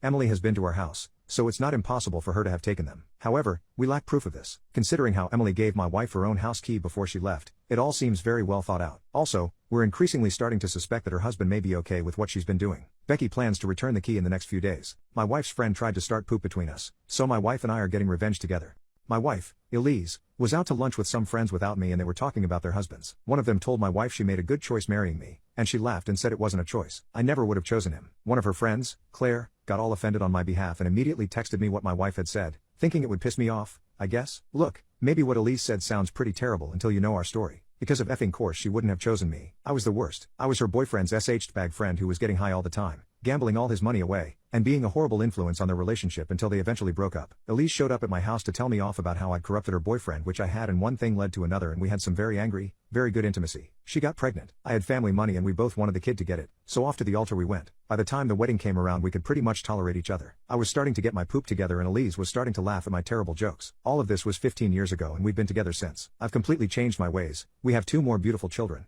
and Elise and I are completely in love and completely secure, joking about how we have the worst love story ever. So obviously getting this text from Claire was ridiculous. Elise would easily have said that to my face and I would have agreed. So I didn't know what Claire thought she was going to accomplish here. When Elise got home I showed her the text. We both admitted that we thought Claire had always kind of had a thing for me. She didn't know me back when I was horrible, so she doesn't have to be completely insane to still love me. Unlike Elise C, this is the kind of humor we enjoy, and that she was trying to drive a wedge in our marriage by making it sound like Elise was unhappy with me or didn't appreciate me enough. Elise wanted to mess around with her a bit, and, well, the couple that teaches you to F around and find out together stays together. So I was in. She helped me craft a heartfelt text to Claire. It said, "Thank you so much for telling me this. I'm sorry I didn't respond sooner. I truly was so hurt I didn't know how to respond. Truthfully, I've had a feeling for a while that things might not work out with me and Elise. Sometimes I wish I had a woman who would respect me and recognize everything I do to make her happy." Claire wrote back right away telling me that I absolutely deserve such a woman and that, just for example, she would never treat me the way Elise did. Elise and I were shrieking so loudly we woke up the kids. Worth it, they'll live. I just sent back some hearts because we needed time to formulate the next part of our plan. The next day, Claire had a cryptic Instagram story about finding the right man in the strangest of ways and how God always finds a way to bring soulmates together. Elise and I had a "oh so now God is involved?" burst of energy and texted Claire asking her to meet me in a motel room so we could talk. Claire was obviously into it. That afternoon, Claire showed up dressed recall sexy at the worst motel we could find on Google reviews. When she knocked on the door, I answered and pulled her into a hug. I told her I wanted to give her something for being such a kind and supportive friend to me. I said, "Go ahead and open the closet. It's in there." So she opens the closet doors, and out pops my wife. Elise called her a delusional traitor and quickly took a bunch of pictures of Claire in her sexy little outfit to send to Claire's husband. Oh yes, she has a husband, to let him know how Claire came dressed to meet me. Claire ran out crying and Elise heard from a mutual friend a few days later that her husband had moved out. So now Claire's marriage is ruined and me and Elise's remains bizarre and incredible. Hashtag couple goals. I know. My wife's midwife refused to let me back in the delivery room and made me miss my child's birth, so I made her lose not only her job but her whole career. I'm active duty military. My wife and I began trying for a baby about 2 years after we got married, and after a few months, she got pregnant with our first child. About 6 weeks after she found out, I was deployed for a 6-month stint. Sadly, that meant I would miss all of her OB appointments except the very first one to confirm she was pregnant. Early in her pregnancy, she decided using a midwife would give her a better birth experience, and I was totally on board because she's the one giving birth and I wanted her to feel 100% confident in the people assisting. It had also been decided that the people in the room, aside from medical staff, would be me for obvious reasons, and one of our mothers. My mom lives about an hour by car from the base I'm stationed at, while her mom lives a 4-hour plane ride away. Ideally, her mom would be able to get there in time, but she loves my mom too and was okay with her being there if labor went fast and her mom couldn't make it in time. Fast forward to me getting back from the deployment and her being really close to giving birth. Like due in a week's close. She was supposed to have an OB appointment that I would be able to go to but ended up going into labor very early on the morning of the appointment. We go to the civilian hospital and they confirm she's in active labor. I called her mom, who immediately booked a flight that would have gotten her here at about noon. Then, my mom came to the hospital a few hours later. A while later the midwife came in to see my wife and was rude from the start. My wife told her I was back from deployment, and she calmed down a little but was still clearly not happy I was in the room, especially once I started cracking jokes to try to distract my wife from the pain of the contractions. Then the midwife glared at me and told me to take this seriously and have respect for my wife while she was in pain. My wife asked me to tell her jokes. We were both making jokes, not just me. I thought her hostility was weird, but I was more focused on my wife and doing all I could to support her. As it got closer to noon, my wife was almost 9 centimeters dilated, so I decided not to go pick up her mom from the airport and had her take a cab instead so I wouldn't have to leave for over an hour to drive to the airport. When her mom did get to the hospital, I left the L&D floor briefly to go downstairs and pay the cab driver so her mom wouldn't need to. As the cab was pulling up, I got a call from my mom telling me the OB and midwife were there, and the baby was coming fast. Of course, I rushed back up there after tossing some cash to the cab driver, so her mom and I could be there for the birth. When I got back to the L&D floor my mom was in the waiting room since she had to step out to make the phone call and also knew she would be waiting outside. I used the intercom to ask to be let back in, and to my surprise, I was denied entry. They said they had an order to not let me or anyone in to see my wife. That was really confusing, so I asked why, and was just told I wouldn't be let in and not to tie them up on the intercom or security would be called. So the three of us waited outside since my wife didn't answer her phone as she was actively pushing our baby out. Well over 2 hours later she was able to call me back and asked where I had been. I told her the hospital staff wouldn't let me in but I had been in the waiting room trying to get answers for almost 2.5 hours. Long story short, it was the midwife who told the desk staff that I wasn't to be let back in. She lied and said my wife had reported I was abusive and she didn't want me there. So not only did my poor wife have to give birth alone and without me or her mom there for support, I missed the birth of my daughter. It meant a lot to me to be there to see my baby come into the world because I missed so much of the pregnancy. And that was ripped away from me because this awful woman didn't like that I never showed up to a single appointment the entire pregnancy despite being told by my wife that I was deployed. So, with my wife's support,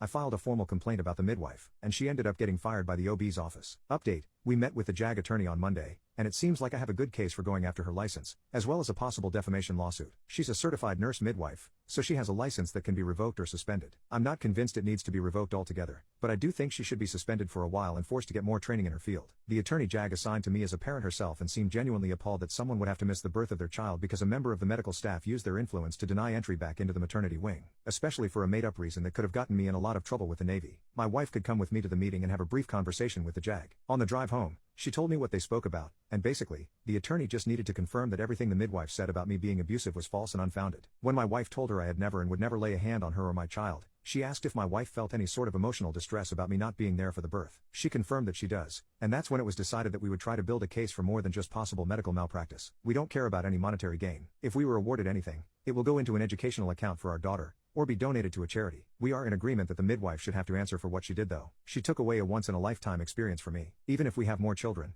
I'll never get back the lost experience of not seeing my firstborn come into the world. So that's where things stand right now. Any further updates will most likely be a long way off since there's going to be pending litigation soon. Thank you to, almost, everyone who commented and offered encouragement. It gave me the push I needed to seek out a legal remedy for the situation. My wife and I are truly thankful. My wife's new victim harassed and insulted me after he moved in with her, but he's in for a surprise because he doesn't know that the paradise he thought would be hell for him. My ex admittedly had a ton of red flags when we started dating. She was my serious first relationship and I wasn't always very confident or outgoing compared to her, and I'll always be kicking myself for practically dancing into the arms of a narcissist. We got married way too young at 24 and 23, and the next several years were spent with her demanding my entire life change at her whims, mood swings, gaslighting when she seemed to be carrying on emotional affairs, isolating me, arguments out of nowhere, nights sleeping on the couch, financial abuse, demeaning comments and general emotional abuse. One other thing was she was always more intimately adventurous and always wanted to try newer and weirder things. I'm a little open-minded but sometimes had to set firm boundaries with her or shut her down when it got too uncomfortable. This is important for later. Back then I thought by just dealing with it I was being strong and protecting our marriage. If I could go back in time I would kick my younger self's ass. 2 years back things came to a head. It came out she had been carrying on a full-fledged affair with our neighbor's son who had only been 18 for around 6 months. We knew this kid since he was 16. At that point, she was freshly 31. I finally pulled my head out of my ass but by that point, it was too late. The coming months absolutely fucking sucked. Got kicked out, lawyer costs financially drained me, and moved in with my parents for the time being while my ex, her AP, her family, and her AP family harassed me on a daily for months. My ex tried every dirty trick in the book on her parents' dime with a divorce. Somehow by the grace of God and my lawyer I made it out relatively fine. She sends grueling insults with every insult you could think of from a cheating narcissist. Her AP painted me as a crippled old man and had his friends send insulting messages, videos of him and my ex, and whatever they could think of on the daily, and only stopped when I got law enforcement involved. My ex's family never liked me, and gladly jumped at the opportunity to mock me, and the AP's family, who obviously saw dollar signs regardless of the greater context, had no problems joining in to score points. This brings me to around 3 weeks ago. By then 2 years had gone by, with me back on my feet, a year of therapy under my belt, a new job, a new sense of confidence, and recently a new girlfriend. Bit of info: I never left the area. My family only lived a couple of hours away from where my ex and I lived. My job is going too well to risk getting up and leaving for parts unknown. Because I was in the same area, I got little tidbits of info regardless if I wanted to hear or not. I know the AP's family moved away, he moved in with her, and the world slowly saw less and less of him. To sum it up, I got called by his family to see him in the hospital. I don't know all the details, but basically, roughly over a month ago my ex's AP went dark. Over a 5-month period, they slowly heard less and less of him, but a month back they lost contact. Why it took them this long to raise hell is beyond me, but I imagine a family that would allow their son to be groomed for money isn't great at ensuring their son is okay. Police stopped by her house for a wellness check, only for him to answer the door looking like The Walking Dead. The police found him, from what they describe, practically in hell. He had been routinely beaten and intimately abused nonstop for God knows how long. The whole investigation has opened a black hole of craziness. I've asked around for more info and got little tidbits but not much. It was found that multiple people were involved and allegedly there are videos of what they were doing to him. They found evidence of God knows how many substances were being pumped into him. My ex and whoever else was involved are facing longer and longer sentences the more they find out. His family wants me to visit him as he wants to make amends. He wants to apologize. He's broken, he's scarred for life, he's suicidal. Whatever reason they can spew out to bring me to him, they've said it. But why should I be dragged into this poop? His own family allowed practically sold him. My ex's family seem to actually have had no knowledge of this and are practically scraping their hands clean and throwing her to the wolves. But I have to step back into this? I get he was groomed, I get he was influenced, and I understand some truly awful stuff happened to him. But why should I come back all this and let the people who hurt me know all is forgiven? They've been harassing me about this nonstop now and even family think I should talk to him. Minor update: I guess posting about this gave me the kick in the ass to communicate with my family. Mainly, it's my parents who are encouraging reaching out. They explained their reasoning to me, and it makes sense where they are coming from. They are simply worried that if I try and ignore them it will kick off another year-long harassment campaign from them. They saw how messed up I was last time I went through this, and they simply wanted it to end quickly so I didn't go through the same poop again. I have assured them there's no way they'll be able to go through with that again, and worst case scenario I'll change my number again. They understand and have stopped pushing. Final update: I'm gonna bow out of the situation. No dramatic confrontation. No big show to everyone. Just gonna have my lawyer draw up a statement requesting to be left alone, and he'll double check making sure I won't have to be involved in any proceedings in the near future. From the brief chat I had with my lawyer so far, there's no real logical reason for me to be involved unless either side was getting desperate. Regardless, I have pages of documentation from way back showing my concern towards his age as well as clearly stating I was not involved in what transpired since then. My wife's rich family demanded that I sign a prenuptial agreement, and she cheated. Now, she's begging to reconcile because I'm leaving her penniless. I found out that my wife of 20+ years was having an affair. This completely hurt me, and I have started divorce proceedings. This has been hard for our 4 children, but I cannot spend the rest of my life with someone I can't trust. Before we married, my wife's family had money and demanded that I sign a prenuptial agreement. I had no problem with it, but since then, the family's money has been lost due to bad investments and lawsuits. My wife was a psalm for the majority of our marriage. Our youngest child is 19, and because of the prenup, she can't get alimony. In short, my wife will be screwed. The only thing we own together is our house, and while it is paid off, my wife won't be able to afford the upkeep or HOA fees, so she will effectively be homeless. I do not intend to give her any support for any reason. Since serving my wife's divorce papers, I have refused direct contact, as my lawyer has advised, but she's now playing dirty by getting the children involved. We have 2 boys and 2 girls, and my wife has been pleading with them to get me to agree to halt the divorce proceedings in favor of counseling. After I told my children that I had no interest in wasting any more of my life with that woman, they have all essentially backed off except for my oldest, Christy. She's very close to her mother and can't imagine a life where her parents aren't married. Christy tells me that her mother realizes her mistake and will do whatever it takes to make things right. She says I owed it to the family to work things out. I refused and told her it wasn't her place to make those demands. Since then, the only time Christy talks to me is when she's sobbing and asking me not to destroy the family. I understand that this is hard for her and offered to pay for therapy so she can cope, but she said there wouldn't be anything to cope with if I weren't trying to divorce her mother. Since Christy is being too emotional to act within reason and refuse therapy, I have resolved to limit contact until after the divorce. However, my other children say Christy's behavior is worsening. Update: I have a scheduled sit down with her to explain that what goes on between her mother and me is not her fault and that I can't ever go back to a woman who deceived me in such a big way. I told her that I try to be as forgiving and empathetic as possible but will never tolerate people who lie with malicious and selfish intent and try to cut them out of my personal life as much as possible. I was very calm when I said this and tried to be as loving as possible to my child, but it didn't work. Christy ended up breaking down and again tried to get me to convince me not to divorce her mother and just forgive her. I refused and,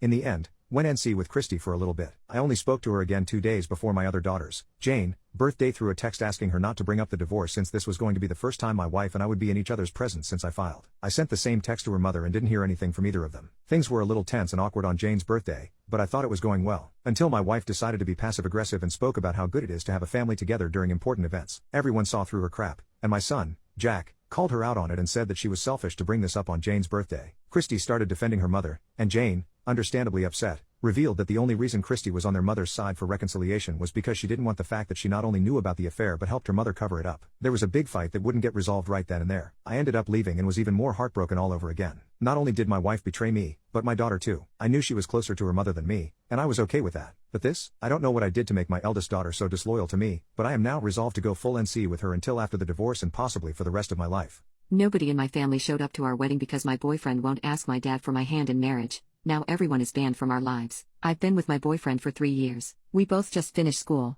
and are finally ready for marriage. He proposed last week and I happily said yes. I could not be happier. I love him and he is going to be an awesome dad someday. But my boyfriend is very new school and my dad is kind of old school. My dad was beyond mad that my boyfriend did not ask my dad for my hand before proposing. My dad said he was willing to hear my boyfriend's apology if my boyfriend formally asked for my hand at a dinner that my dad said he would pay for at the restaurant of my boyfriend's choosing. My dad feels like he is being very accommodating. He will bring my boyfriend's favorite wine to celebrate. I spoke to my boyfriend last night and he won't budge. He doesn't believe in that tradition. My boyfriend showed me an article online where a Pakistani woman was stoned to death outside a courthouse because she married a man against her family's wishes. This just happened. My boyfriend, who witnessed his father be abusive/possessive with his mom as a child, has always felt strongly that women are not property. He thinks the tradition of asking for her hand is repulsive. His point is that he's met my whole family and gotten to know them. He says they have always known his intentions and he never made it secret that he was in love with me and wanted to marry me and have children. He feels he has done enough to announce his intentions and all of them seem to approve of him. He says that at this point he only needs my approval to marry him and nobody else's. So yesterday my mom told me that my dad, who is not even speaking to me because I won't set foot down with my boyfriend, is calling the whole family and telling them to not attend my wedding. My mom says that my boyfriend is the one treating me like property by not letting me have a say in his decision to not observe a tradition that my 2 older sisters' husbands observed. I told my mother that I understood where my boyfriend was coming from and that I had decided to do away with the tradition of him asking for my hand. So my mother was obviously mad and said that I should be ready for serious consequences. I asked her what and she would not say. But from talking to my sister, she said that they would blackball us from all family gatherings. My 2 sisters and my mom have told me my boyfriend is being selfish. The wedding is set for August 9th. I'm worried that nobody in my family will attend my wedding. Edit. I'm getting some comments about my boyfriend asking for my parents' blessing instead of permission, or hand. I just can't see the difference. There might be one, but I don't see it. Is there a big difference? Update. 2 years later. The wedding went on as planned. My parents stuck to their guns and boycotted. One of my 2 sisters attended and is now happily blacklisted from our family. Nobody else from my entire family showed up, including my 2 brothers. The wedding was a little unconventional. My sister walked my husband down the aisle and then his sister walked me down the aisle. I wanted this because my sister-in-law actually introduced us and helped me get my first date with him. There was no question about who gives away the bride or even about objections. It was normal other than that. There has been no contact between me and my family, other than my one sister. My mother has made it a point to send me a card every time that they have a family gathering for holidays or birthdays at their house to let me know that my father says I'm not invited. I get one almost every month. I don't even read them anymore, I just toss them. I don't know why they keep sending them because I've made no effort to contact them and I live over 3 hours away, so it's not like I will run into them by accident. The reason I came back to post this here is because some people here made a prediction that came true, that they would come crawling back when we had children. I am now expecting our first child, a girl. She will be the first grandchild for my parents. My parents found out about the pregnancy a few months ago through a family friend. They didn't waste any time in making demands, not requests, demands. My boyfriend and I are not religious, but I had a Catholic upbringing. I don't practice at all by choice. My mother called me back in April telling me that my father wanted our daughter's middle name to be his mother's first name. I said no. My father was listening in on speaker, so I went ahead and told them that they were officially uninvited from all birthdays, graduations, and any other important dates in her life. My father called me half an hour later crying and begging me to come stay with them for the birth so my mother could care for me. I said no. He also said that he had already made arrangements for his priest could baptize her at his church, but that I needed to agree to naming her after his mother if I wanted this to happen. He said he'd already planned a big celebration for the birth and the baptism that he was paying for.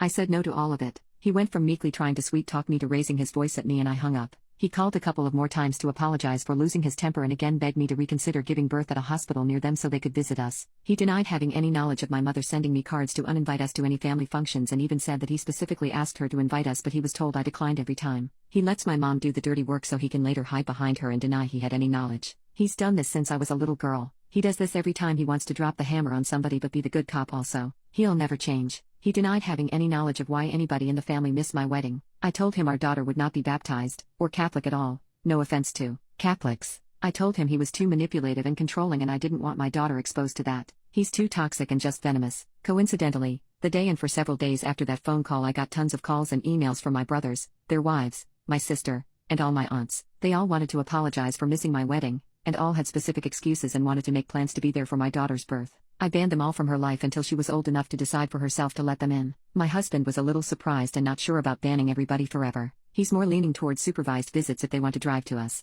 My dad has been calling him like crazy, but we are a united front. My husband is deferring to me but giving me ideas as to how I can give a little if I decide to. But with my family, there's no giving a little. They want it all. For now, they're all banned. I will reconsider when the youngest of our children turns 18. For now, my dad will have to settle for sucking up to my husband while I stick to my guns. Unlike him, I don't mind owning my decisions even if it means I'm bad cop. I'm not ready to give up a relatively drama-free, stress-free life to allow my dad and all his sheep back into our lives. One of the boys who I live with has consistently been doing weird things to me, and yesterday, he forced me into a hug, so I got his parents kicked him out of their house. I am an au pair. I started at 19, went to Australia, cared for 2 little girls, and loved it. After a year, I came back home and went to college, but I decided to travel again because I am interested in teaching English abroad one day. I met a great family on an accredited website that I went to last time for my au pair match and met a German family. They really liked me, and I really liked them, and the area, and I've always wanted to go to Germany, so after about 3 months of talking and making sure there was no other family I wanted to go with more,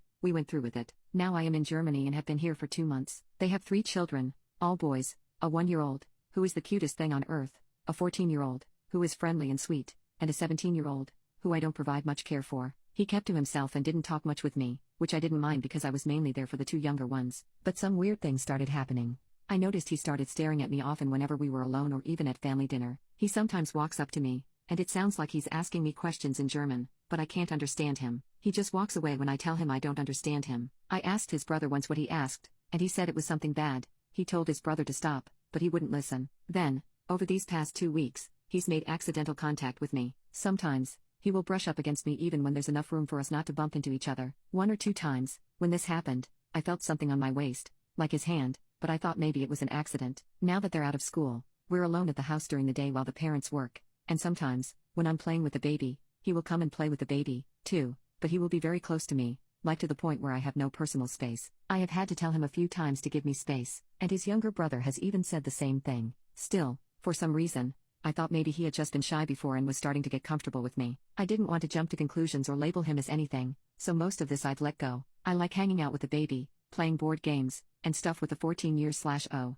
But the bad thing happened yesterday. The family went for a walk, and I stayed behind because I had bad cramps. The oldest boy also said he didn't like walking, so he stayed behind. We were there alone, and after they had left, I tried to go to my room, but he blocked me. I kept asking him to move, but he kept blocking me. The look on his face, like he thought it was funny, scared me. He would not speak English with me when I kept asking him why he was doing this, and at this point, I felt scared and went to walk the other way. I was going to hide in a bathroom until the others came back, but then he grabbed my arm and forced my body against his. I don't know if it was a forced hug, but I tried to pull away, but he reacted by tightening his grip, so I just froze. He let me go after a few seconds and just left the room. When the family came back, I went into my room for the night because I felt like I would just start crying in front of them. I don't know what I should do. I feel ashamed that I couldn't fight him off and that I'm being harassed by a boy so much younger than me. I'm scared to tell the host parents because I can tell they love their son a lot, and at the end of the day, I'm just a random girl they've only known for 2 months. I'm torn because I already love the younger 2 and wanted to have a good time in Germany, but this boy is acting so weird. I don't know why he went from basically ignoring me to doing this. Despite all of this, I should try to talk to the host parents, probably my host mom, as I'm more comfortable sharing this with her, but I just don't know how to bring that up. How can I basically tell her that her son did something weird to me? I never thought I would have to do this or be in a situation like this, and I need some help. Please. Update. Yesterday was my day off, and after reading through everyone's advice and everything, I contacted my agency that morning. I made sure to get out of the house first so no one would overhear me, and to get away from the older boy. The younger boy, the 14-year-old, asked me if he could go with me. I was going to the library, and I didn't mind taking him, even though technically he could go by himself. But he specifically kept asking to go with me, and like I said before, he's a really good kid to be around, so I didn't mind. I was planning to go to a closed-off area and make my phone calls while he went around looking for books, but while we were walking to the library, I could tell he wanted to say something. After a while, I asked if anything was wrong, and after a bit of a pause, he asked me nervously if I was okay and if anything happened yesterday. He said he wondered why he didn't see me at all anymore after they returned home. At first, I didn't say anything because I didn't want to tell him inappropriate information. I told him I just had bad cramps and wanted to sleep, but he's a smart kid, and I think he knew because he asked if it was because of his older brother. When I didn't say anything, he asked if I was leaving. He honestly looked so sad. He said he was sorry and hoped I wouldn't have a bad impression of Germany now. I almost cried because of how depressed he sounded. I told him not to worry about it, that it had nothing to do with Germany or him or the baby, and that I'd be okay. So I finally contacted my agency when we arrived at the library. I was so nervous that I was shaking when I made the call, but they were amazing and took everything I said seriously. I just told them that the oldest child was making me feel unsafe and, in vague terms, what happened without going into too much detail. They understood what I meant and told me they would work on replacing me if that's what I wanted. They also said they would contact the family to let them know what was happening and of my concern with their son. I then called my mom. After I told her everything that had happened, she yelled at me a little, not in an abusive way, but for not telling her sooner, and told me very sternly that I was not returning to that house tonight. She sounded frantic and sent me money to stay at a hotel until they found me a new placement, even though she just wanted me to come home. I felt a lot better after talking to her. After a while, the younger boy returned and said plainly, "I am going to tell Mom." He would not listen to me when I told him not to or not to put himself in that situation. I could handle it. He seemed very angry. He tried to reassure me that his parents would listen and that they knew that his older brother causes trouble sometimes. A few years ago, they had another girl who left because of him, and everyone thought maybe since he'd grown up and changed, it would be different. I stayed at the library while he went home and just waited. I did not know what was going to happen. I already had a hotel booked by then and knew I would probably need to return to get my stuff. About an hour and a half later, I left the library. Since the parents were home today, I felt safe returning to get my stuff. Before I got back, I received a call. It was from my host mom. When I answered, she was very frantic. She asked me if I was okay and where I was. When I got to the house, the parents were somewhat in an argument. I didn't understand all of it because they went between German and English, but I heard some words, like not again and ruining. In short, the mother pulled me aside. She said she wasn't aware that the oldest son was still like this. She begged me not to leave. She told me she wanted her two youngest sons to have healthy attachments to their caregivers and that it was very hard for them to do this with the oldest. She was crying during all of this and told me she didn't know why he acted like that, but she did not raise him like that, and that while she loved her son, she would not tolerate that behavior anymore. She said that once he turns 18 next week, he will have to go live with his uncle and cousin in the Netherlands for everyone in the house. She told me they discussed it a bit when the first incident happened, but since he seemed to act better, they dropped it at the time. When I asked where he was, she said he left quickly when his brother came home, saying he was going to a friend's house. He probably will not be back, and she said that even if he does, she will not let him in and will tell him to go to his aunt's until he can go to the Netherlands. She actually looked very sincere and stern when she said this, and even though the father looked like he was in shock, he agreed with what she said. I didn't know how to respond to them. It was not the expected reaction, but I wanted to be honest. I told her I would stay at a hotel for a while and that she would probably hear from the agency. I told her that I love the two younger boys, but I might not be back. She said she understood but would appreciate it if I at least thought about it for a day or two. Before I left, I hugged the baby and 14 years/oh bye. So that is what happened. I am safe in the hotel now. I didn't at all expect that reaction from them. I felt almost sick and worried when I wrote my first post, of not being believed. But even though the oldest boy probably won't be back and will eventually be forced to leave, I still feel the effects of what happened lingering. I still feel vulnerable and overwhelmed when I even think about what happened. I feel so bad for the younger children. I'm not sure if I should go back or not. She told me to think about it. I will give it some time and see what my agency says first about other placements. Our tenant is very filthy and I was horrified when I opened his room, but I think there is a more severe situation inside his head and I am giving him an ultimatum. 6 months ago, a family in my wife's and my church was leaving the state. Their son, 18, who we will call Fred, was very against the change and pushed against his family's decision to leave. I have been a mentor to this kid since he was 16. His family left anyway and, believing that 18-year-olds are adults, left him without the resources to support himself. My wife and I live in a larger house in a major metropolitan city, where we had already put together an incredible suite for guests. The room includes a bathroom, TV area, furnishings, and a kitchenette. Naturally, we offered this room to Fred. We drafted up a lease for the room with common areas being the home gym, theater, kitchen, dining room, everywhere but our bedroom and offices. Out of principle, I wanted him to pay something for rent, but I knew he couldn't afford the typical one-bedroom rents in the area, $1,800 plus, so rent was set at $200. Fred works 1 day a week at a local grocery store and pays rent relatively on time. Due to his situation, we have become like pseudo-parents to him. We teach him how to use a lawnmower, how to cook for himself, how to fix his car, and how to help him with his resume, to name a few. He is using this period to find himself and is constantly asking for our life advice. We enjoy helping him out. About 3 months in, I notice ants near his door. In the process of terminating the ants, I notice his room is incredibly dirty, food and garbage are everywhere. I reminded him of a clause in the lease where wastage is forbidden, and after threats of eviction were brought up, I helped him clean his room. 2 days ago, he left his door open. I could smell spoiling food from the other side of the house. I try to locate the source and am shocked by the state he lives in. Food everywhere, with most of the boxes containing half of their original contents. Many of these takeout items were purchased weeks prior. I want him to be happy and healthy, but I also don't want my house to be in jeopardy of a pest infestation, horrific smells, and other damage. How can I approach him and resolve this issue? Update: after posting, I took Fred to a local fair, Earth Day, where we could get junk food, watch some remote-controlled boat racing, look at some plants, and talk. I sat him down and discussed that there needs to be significant changes. I explained that he was damaging my property, and it was hurting me emotionally to watch him suffer in clutter and filth. I told him that, within the next 2 weeks, he needs to seek out a therapist to talk to. Due to his perceived paranoia about his mom and dad learning what he tells the therapist, I explained to him that the therapist would not legally be able to discuss anything with me, his parents, or anyone on Earth. Furthermore,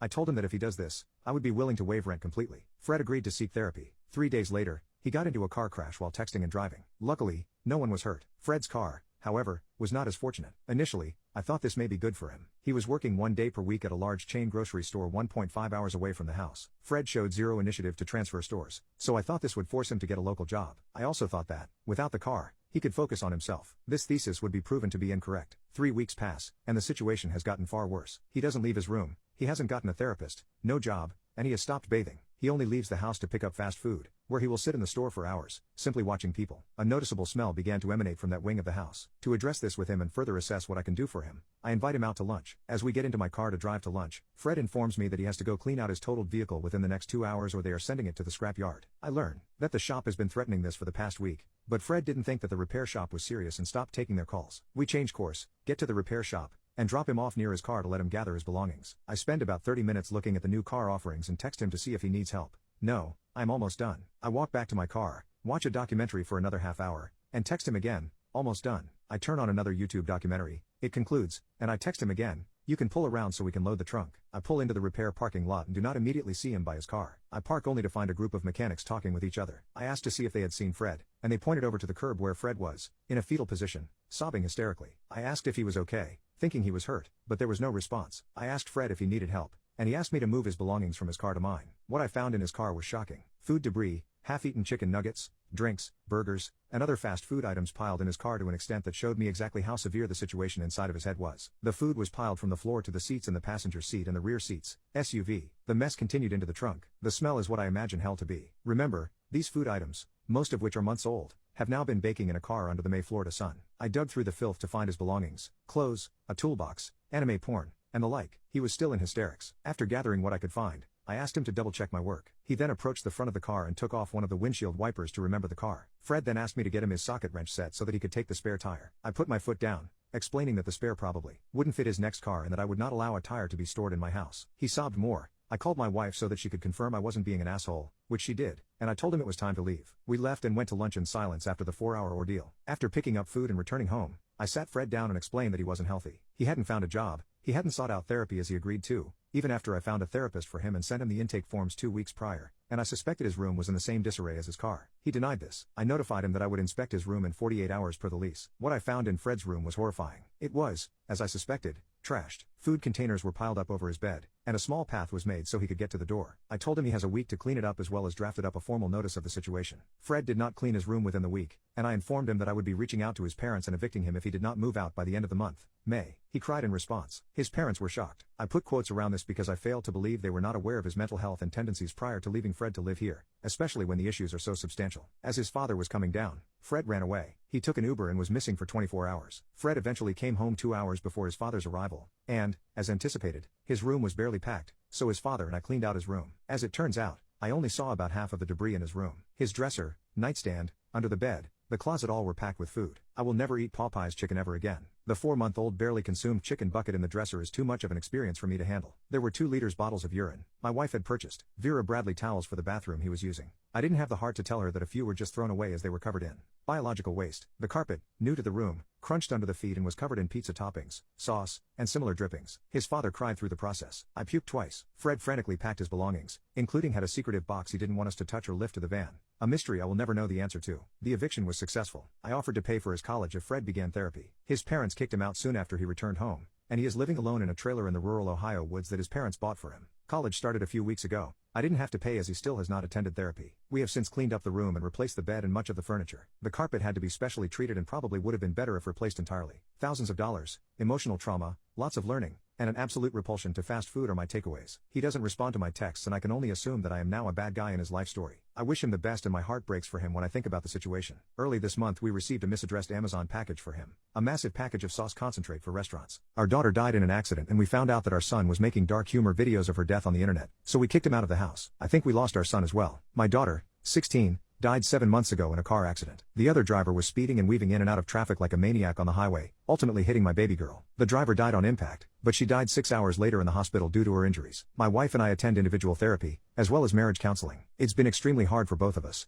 but we have made considerable progress given the circumstances. We begged our son to get therapy and go to family counseling with us, but he refused. He's 19 and in college, so we can't force him to go. Our therapist gave us a list of warning signs to look out for, and he seemed to be coping well with the loss. We decided to let him grieve in his own way. The issue is my wife discovered a video my son made that went viral on TikTok. It was reposted by another account. It was a dark humor video. Before and after getting my driver's license, which was her school picture, and then a picture of her gravestone/totaled car. The 3,000 plus comments were extremely effed up and had similar jokes. We found his account, which had more than one video like this. Us Then versus Now, which had a baby photo of them and then cut to a selfie of him next to her hospital bed before she died. There were in total 5 different posts similar to this, each similarly more disgusting. My wife was inconsolable. She had a severe mental breakdown. I had to take her to the ER so she can be sedated and given fluids due to her vomiting and hyperventilating. I confronted my son, who defended himself saying he uses these videos to cope with her death. That dark humor is the way he grieves. I could barely look at him. I told him to pack his things and stay with his grandparents. He was angry and said we both need to move the F on and stop taking our grief out on him. It's been 2 weeks and my wife doesn't want to be anywhere near my son anytime soon. I can't say I disagree. It's been about giant 10 steps back for both our grieving process. Our son gone was supposed to be temporary, but my wife and I think it's time for him move into an off-campus student apartment to give us all some space and establish boundaries. We haven't told him this yet,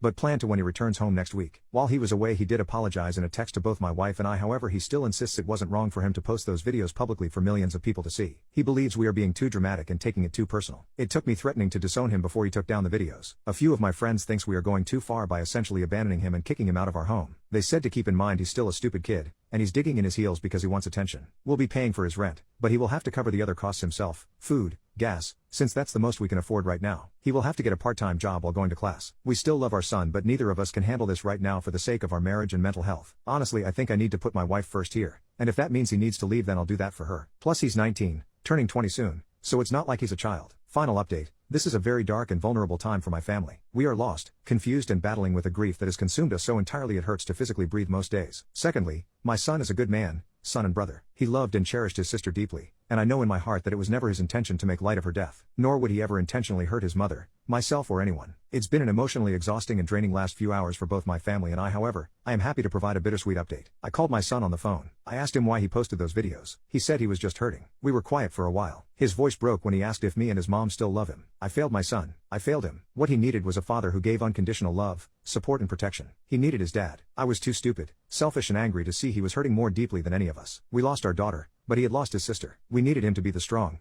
mature son for his broken parents. The brave one, the one to shoulder our pain. We took his cry for help as him kicking us while we were down. My wife and I immediately left to go pick him up and bring him home. What I saw was a broken little boy needing his mom and dad, not the pathological monster our grief painted him as. He had visible bags under his eyes and lost a lot of weight. We were too blind to see it. We both profusely apologized and will be showing him how sorry we are for the rest of our lives. We vowed to do right by him. We all cried together on the couch for a while. Our son is taking a year off of school to heal and work on his mental health by his request. He also agreed to attending weekly therapy. He will be home with us. We will also be seeing a family therapist. My wife is seeking medication to get a handle on her panic attacks. I signed up for a grief support group specifically for fathers. This is all just a start for a very long and difficult journey ahead of us. Thank you everyone for giving me a major kick in the ass and a wake-up call. I may have lost a daughter, but I will not be losing my son. Not now or ever again. This morning I am making pancakes and bacon while my son and my wife watch Netflix in the family room. The windows are open. Our daughter's cat actually came out of her room on her own for the first time to lay on the couch with them. Our lazy Saturday. It's the first time in months we did this since our daughter passed. It feels bittersweet, different. Our friend wants us to change our wedding date because of a hypothetical dog they don't even know will exist, so we are putting her on our blacklist. My fiancé and I got engaged last October after 6 years together and plan to marry this October. We both have very complicated families, so we thought a lot about our wedding and decided that we just wanted peace and didn't want to worry about all the family drama. So we plan to get married in Italy with only our best man and maid of honor. It's only a 4 hours drive to a small city we once discovered on a road trip.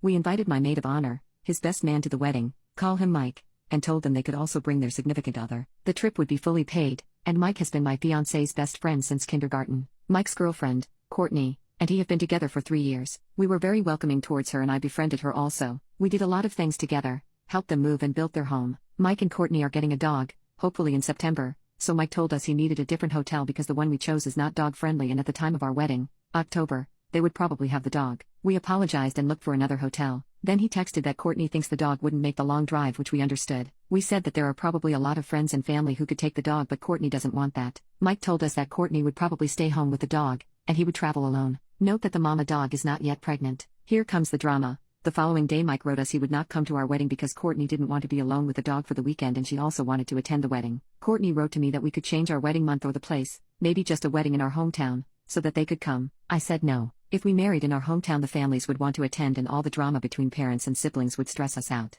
My fiancé asked Mike again if he couldn't come alone, and he finally told us that Courtney threatened to end the relationship if he didn't stay with her and the dog. My fiancé was absolutely sad and disappointed and told Mike his feelings. He's normally not over emotional, but that was hard for him. Courtney wrote me the following day as if nothing had happened, and I told her that I was absolutely disappointed in her and couldn't understand her behavior and how she puts this dog, who is in absolutely no danger or need to have two people dog sitting him, over our wedding, and kind of accepted her to apologize for all the stress she put us through. She called me an insensitive and offensive person, a bridezilla who wants her wedding above everything, and said she couldn't accept my behavior even if I apologized. I just can't comprehend why I should apologize. I feel like I can express to friends if I'm disappointed, and I absolutely didn't write anything offensive. To clarify, there is no dog yet. They talked to a breeder, who said that if his dog mama gets pregnant and has more than 3 babies, they will get one in September. So to make it even clearer, A, the dog is not even pregnant, and B, they don't know if there are enough babies for them to get one. I told Mike I didn't want her to attend because I was too mad about all that. He wrote back that she said she doesn't want to see me,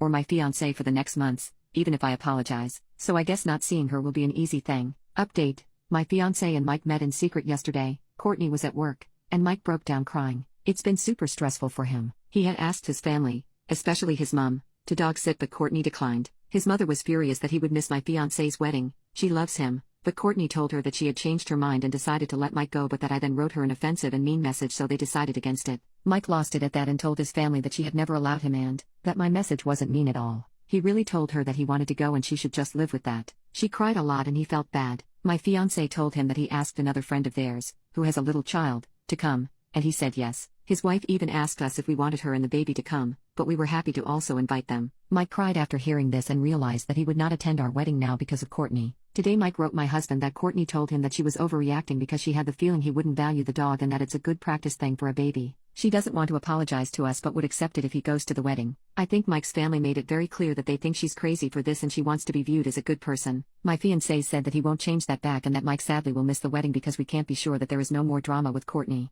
I know that this is hard for my fiancé, but he hopes that Mike realizes what Courtney will cost him now and in the future. Our vegan neighbor taxed my children and stole their candies on Halloween. So I let her finish a bag and she went pale when I told her that candies are not vegan. My apartment complex didn't do traditional trick-or-treating on Halloween. Residents were advised to set out prepackaged individual candy bags on their patio/front door areas if they wanted to participate, but the traditional knock on the door, physically hand strangers candy was not permitted. So, Halloween comes and the kids are all dressed up and each building has a scheduled time when the kids go door to door. I ended up having to work late, so my neighbor offered to walk my kids around with hers at our building's scheduled time. About 45 minutes later my kids came home with a small bucket of candy, 6 little goodie bags each from individual apartments that participated. Everything was fine, and my kids didn't say anything weird had happened. They were just excited to eat candy once they got home, lol. The next day I took my kids to the park directly across from our apartment complex. My neighbor was there with her kids as well. The kids were playing and she took out one of those individual goodie bags with candy in it from her purse and started to loudly rummage in it. She ate several pieces of candy and my daughter eventually noticed, ran up and asked if she could have a piece, and my neighbor responded, "Nope, this is my tax candy. Remember that this was my reward for taking you trick-or-treating last night." I was a little weirded out by that statement and asked what she meant. She said that since she is the one who had to take the kids out, she took 5 bags from each of my kids as a tax. Her son then chimes in and said, "You only took 2 bags from us." She responded with, "But I'm your mom. I was doing Op a favor so they get a higher candy tax." I was thinking about how to respond when I noticed that she was holding a Starburst candy and decided to just smile and nod and go back to watching my kids. I let her continue to finish off the bag of candy and then said, "Hey, aren't you vegan? You know a lot of those candies are made with animal products, right?" I explained what gelatin was and how a lot of those candies are made with it. She was horrified, Googled it, and then told her kids that they were leaving. She said something about how she was going to be sick and stormed off. Now she's giving me dirty looks every time we see her and won't let her kids play if she shows up at the park and we are there. My husband thinks I'm an asshole cause I should have either not said anything about the gelatin, or said something right away when I noticed. I don't think it's my job to tell a vegan what is and isn't vegan though, and she deserved it for stealing candy from little kids. Edit 1. When we got home from the park after the gelatin incident, I sat my kids down and asked why they didn't tell me that the neighbor took half of their candy. My oldest kid is 6 and my youngest kid is 4. 6-year-old explained that as they went door to door during their designated trick-or-treating time, she would have my 4-year-old grab 2 bags instead of 1 from each apartment for the majority of them. She explained to my kids that they were grabbing extra bags for her to be handed over at the end as taxation. So either freaking way she was directly taking candy from my kids or taking candy from other kids through mine. As for the authenticity of her veganism, I may have exaggerated when I said super vegan when I first posted this. She claims to be vegan and is very in people's faces about the benefits, etc. It's 100% about the health side. She brags about veganism curing cancer, diabetes, and even some mental health issues. I have never once heard her talk about the benefits for animals. She also sells herbal tea products, customized gym clothing, etc. So she totes a pretty big vegan lifestyle, if that makes sense. Now for the gelatin. She knows what gelatin is, she knows what it's made out of, she knows that there are obvious things that she can't eat. But she had no idea that a lot of candy specifically had gelatin apparently. When I told her that they had gelatin in it, she knew what gelatin was but googled the candies to see if I was correct. I think she is either really dumb or she eats non-vegan stuff all the time when no one's watching and had to pretend to be horrified about it at this point, cause a lot of you guys have pointed out that you literally can't be vegan and not know these things. I'm not vegan, I'm not even freaking vegetarian, and I know these things. About the Starbursts, a lot of you have said that Starbursts are vegan friendly. However, Starbursts in the USA are made with animal gelatin. In the UK they are vegan though. Smile. Parents of killers, what's your story? My daughter was the prettiest girl in high school, and always had boys showing up to our house looking to confess their love. She rejected all of them, and unfortunately, one of the boys didn't take that well. He started harassing her everywhere. He would hide in a tree near our house, and as soon as my daughter left for school, he would follow her. He claimed it was to keep her safe, but one day my daughter caught him taking photos through the window. Even at school, he never left her alone and would constantly try to get in her space, saying that friends should hug each other often. I brought it up to the teachers about what this boy was doing, but they said they can't control a student's behavior outside the school, but would try to stop the bullying. From there on it got much worse. He would show up and start knocking on my daughter's window when I wasn't home, demanding to be let in. He spread a rumor that they were hooking up daily, and that they were obviously soulmates, in an attempt to blackmail my daughter into dating him. One particular day he took it too far. I had just left for work when he decided to break my daughter's window and enter the house. He started screaming for her to stop hiding, and that he would only hurt her if she resisted. He was laughing the entire time and thought nothing could stop him. What he didn't know, however, was that I taught my daughter how to defend herself in a situation like this. She ran into the kitchen and grabbed the biggest knife she could find. Then she hid it behind her back, and asked him to leave peacefully. The idiot boy didn't listen and ran towards her, which is when he was impaled in his stomach, and died from the blood loss. My daughter was 16 at the time, and although this traumatized her, she was never charged with murder and the incident was ruled as self-defense. Parents, what did you do to your child that they never forgave you for? I once punished my daughter for failing a class in high school. Now she is 25 and we haven't spoken in 8 years. My wife and I have always disagreed on how to raise our only daughter. She was a good kid, but my wife never believed in punishment, and I felt like we were spoiling her whenever she made mistakes and went completely unpunished. Some examples being, when she would come home past curfew, when she would dress inappropriately, or when she would take a long time to answer her phone or respond to our texts. Like I said, my daughter was always a pretty good kid, but every time she screwed up and I wanted to ground her and take away her privileges, my wife would always convince me not to. This led to never-ending arguments with my wife, and when I look back on our marriage, I'm surprised we even managed to stay together this long, since we used to fight over our parenting styles so much. I love my daughter and I only ever wanted the best for her. When she was 17, I finally punished her in a way that made up for her years of unchecked mistakes, and she never forgave me for it. She has not spoken a word to me since that day 8 years ago. She and my wife are still close, but she has totally destroyed any relationship we once had. It happened during my daughter's junior year of high school. She was usually a straight A student, but I received a call one day informing me she was in trouble of failing her physics class. She had been turning in all her work on time but was still doing poorly on the exams. It came as a shock to me since my daughter had always gotten excellent grades. When she came home that day, I confronted her about her physics grade. To be fair, she was super busy her junior year and was often stressed since she had a loaded schedule with sports, clubs, and AP classes as well. So when she came home that day, I could tell she was in a tense mood, but I knew I needed to address her failing the class before she actually did. As soon as she walked in, I told her to sit down. She looked annoyed at me but took a seat at the table. When I started lecturing her about her physics grade, she told me she was struggling in class but she was still trying her best. I told her that sometimes her best isn't good enough, and she needed to get her poop together and make sure she passed this class. She got angry with me for my response, and screamed at me to please get off her back. As I said before, we never really punished my daughter harshly while she was growing up, and when she raised her voice at me like that, something inside me snapped and I realized she needed a reality check. My daughter had a part-time job for about a year at that point. She used her paychecks to buy her first car, a crappy little thing from Craigslist, but she loved it. I didn't know much about my daughter's life, but I knew she cared about that car. So that's the route I used to punish her. As soon as she walked upstairs after yelling at me, I went online and got a quote for junking the car. I scheduled to have it picked up and junked that afternoon, and about 2 hours after my daughter's little outburst, she got to watch a tow truck pull her beloved car out of the driveway. I stood in the driveway while the truck hooked up my daughter's car, and after a second my daughter ran outside to the driveway and asked what the hell was going on. I told her the truth. I said that she had been messing up at school and she would be paying the price after evading punishment her entire life. She was just crying and begging the confused tow truck driver to leave her car, but I paid him extra to get it out of there faster. My daughter then called my wife, who was at work, but she had her phone off. After we watched her car get pulled out of the driveway, my daughter turned to me and said "F you." Those were the last words she ever said to me, 8 years ago. My wife tore me a new one when she got home that day, and ended up undermining me by buying my daughter a new car in the same week. It was ridiculous. Anyways, I ultimately don't regret what I did, even if it cost me my relationship with my daughter. She had to learn about the real world someday, and I know I did the right thing by being the only person in her family to show her that actions had consequences. People that escaped a bad relationship. What's the first red flag you ignored that would have saved you a lot of time if handled? 1. She never was wrong, nor did she apologize. She would say that I was yelling, when I wasn't. She would say I had said hurtful things and that I don't even realize what I'm saying. I ended up seeing a psychiatrist at her suggestion and was put on medication for 7 years, still together with her. I then was hospitalized on psychiatric hold when I mentioned to my psychiatrist that I felt like ending it all because clearly I was hurting someone I loved emotionally and never realized it. When I got out, someone mentioned I was being gaslit. We broke up 7 years ago and I am no longer on medication and in a happy relationship with a beautiful son. I feel like a fool for not realizing that she was doing that. 2. When I realized how excited I was for the days when he was at work, and I was at home, only happened a few times a week, but I should have realized the change in my energy and mood the moment I heard the car pull up. 3. Making changes to myself to suit my partner's wants and moods without any regard to whether they were positively or negatively impacting my life. 4. Negative. There was not one positive comment when he came home most days. It was everyone else's fault but him. Edit. I left him 2 weeks ago. Air mattress, but me and the kiddies are safe. 5. He was an influencer and posted a video montage of our camping trip that didn't show any evidence that I was there. It looked like he'd gone camping alone. I had planned the whole thing,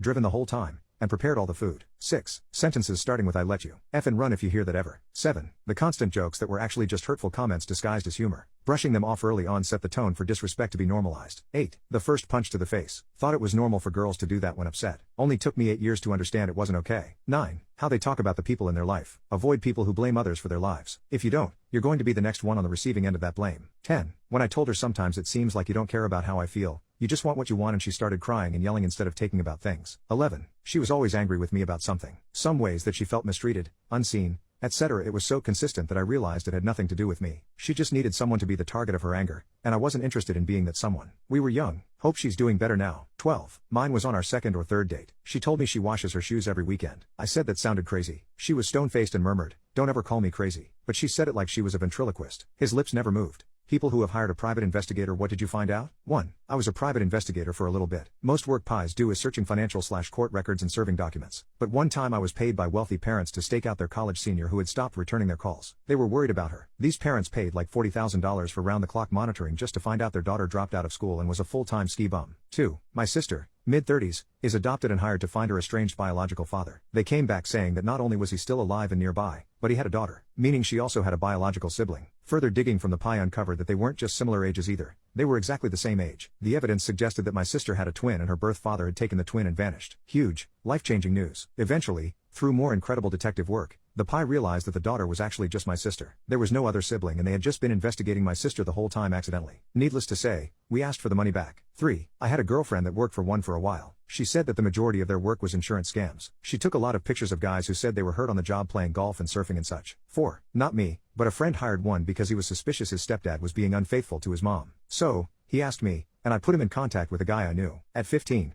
when my friend's mom and stepdad started dating, my friend gave the typical "you hurt her, you're dead" speech. Also, his bio dad walked out on him and his sister when my friend was like 4. It took a while, but my friend warmed up to the guy and he's a good guy. Anyways, the pie said he wasn't cheating. Apparently there was a house on the market that my friend's mom wanted, and he bought it. He had been remodeling it for some time and he kept it a secret. As a 5-year anniversary gift to her, he bought it. Anyways, they live in a 5-bed house. 5. My story is a little different. I had a pie investigate me. About 6 years ago I became very ill with a variety of issues that left me really quite poorly. I was an optician and so using my hands with arthritis was just never going to be a plan. So I applied for UK disability support. I sailed through and started receiving a monthly amount. Now, fast forward a few years, I then start getting restless at home so I retrain into a job that doesn't involve my hands. I stop receiving money, except for the benefit you can get while you work. I use it for paying a better automatic car off. Well, my very nasty mother's friend saw me start work and called the benefits office, assuming I was still claiming. Unfortunately, she exaggerated and told them I was living a normal life and even running daily. So the benefits office filmed and watched me. They thought they had an aha, gotcha moment. Their pie provided photos of me walking unaided. When I sat in the meeting,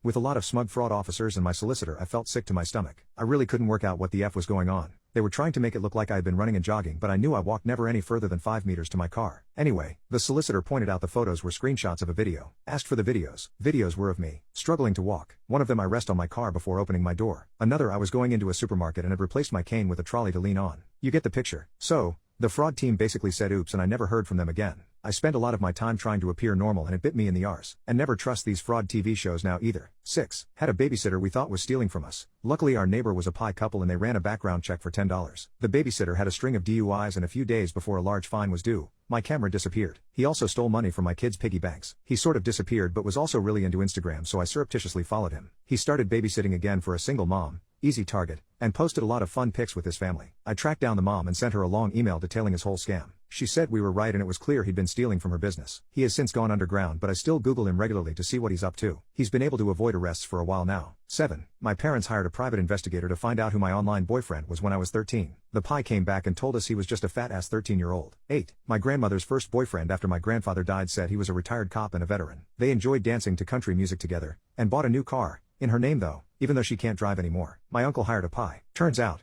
that old bastard had a habit of shacking up with widows and bleeding them dry. 9. My mother's dad walked out on mom, my aunt, and my grandmother when mom was just 5. A few years later, my grandmother died of a grand mal seizure. Mom was taken in by her grandparents, but she always wondered why her dad left and what became of him. In her 40s, she saved up a bit and hired a pie to track him down. Turns out he moved over time from Pittsburgh to California where he wound up in prison for armed robbery and so other violent crimes. He died in San Quentin Penitentiary. I think mom got a lot of closure out of that. She was able to see that life would have most likely been even worse had he stayed. At least living with her grandparents, she was loved and raised to fulfill her potential. People who quit their jobs on the first day, what was your I'm outta here moment? I answered an ad for a babysitting job. I was already working on a casual basis but it was sporadic so I thought some after-hours babysitting would be welcome extra cash. The couple were both in the military and proceeded to tell me that I would be staying in the spare room to look after their 6-month-old child around the clock as well as doing the housework. I would have 1 day off every 2 weeks. They said it is cash in hand so I could sign on to the dole, unemployment benefit, to make up the rest of the money. I left on the spot. They wanted a live-in housemaid and nanny, not a babysitter, and they were not able to pay for one. Why they thought it was up to me to illegally collect the dole to subsidize them, I don't know. Not technically the first day but the second day. When I was 20 or so, I got hired to be a temporary floor member for Forever 21 during the holiday season. My training started a week before Black Friday so the store was already kind of in chaos. On my first day of training, I walked in and the floor manager gave all the new hires a tour showing us the facility and layout of the store. After this, I was assigned to a veteran floor member to shadow and get an idea of what my job was and what my duties would be. As soon as I was assigned, the manager dipped never to be seen again. An hour and a half into my shift, my shadowee got an emergency family call and had to take off for a week. When this happened I found some other floor manager and explained the situation and asked them who else I should shadow. The manager's response was, just do what you can by yourself, you'll be fine, everyone else is busy. Figured well okay I'll try. I don't know if any of you have shopped in the women's section of Forever 21 but during seasonal sales they will have multiple articles of clothing that all look almost exactly the same but with slight differences. Example, a white cardigan with 4 buttons that look literally the same as a white cardigan with 5 buttons. The best part was these different items were often placed in completely separate parts of the store and it was the job of the dressing room to return the unpurchased items to the correct section so the employees could put them back on the shelves. Well, these employees effing sucked and I didn't know if they were a part of my section or not so I'd spend a ridiculous amount of time trying to find where they go before realizing, wait, this isn't even my section, I've checked literally every rack. So, I'd put it back on the sorting rack and move to the next item. More than 50% of the stuff I was told to reshelf wasn't my section. I just did as best as I could and got ready for my next miserable day. The next day I come in and the store manager pulls me to her office and tells me how slow I was the day before and if I want to keep working here I need to be very fast. I explained my lack of training and unfamiliarity with the store and she told me if I didn't know where the clothes were in sections I should come in my free time and memorize where stuff was at. I spent the rest of my shift putting clothes in random effing places then never came back for a third shift. I was 17 and working precast concrete. I refused to use a rusted to poop ladder. The supervisor called me a pussy, got up about 7 rungs before his foot went through one, heard his foot snap as he fell. I called an ambulance and walked to my car in the parking lot. I was a cashier at Lowe's during college for less than a full day.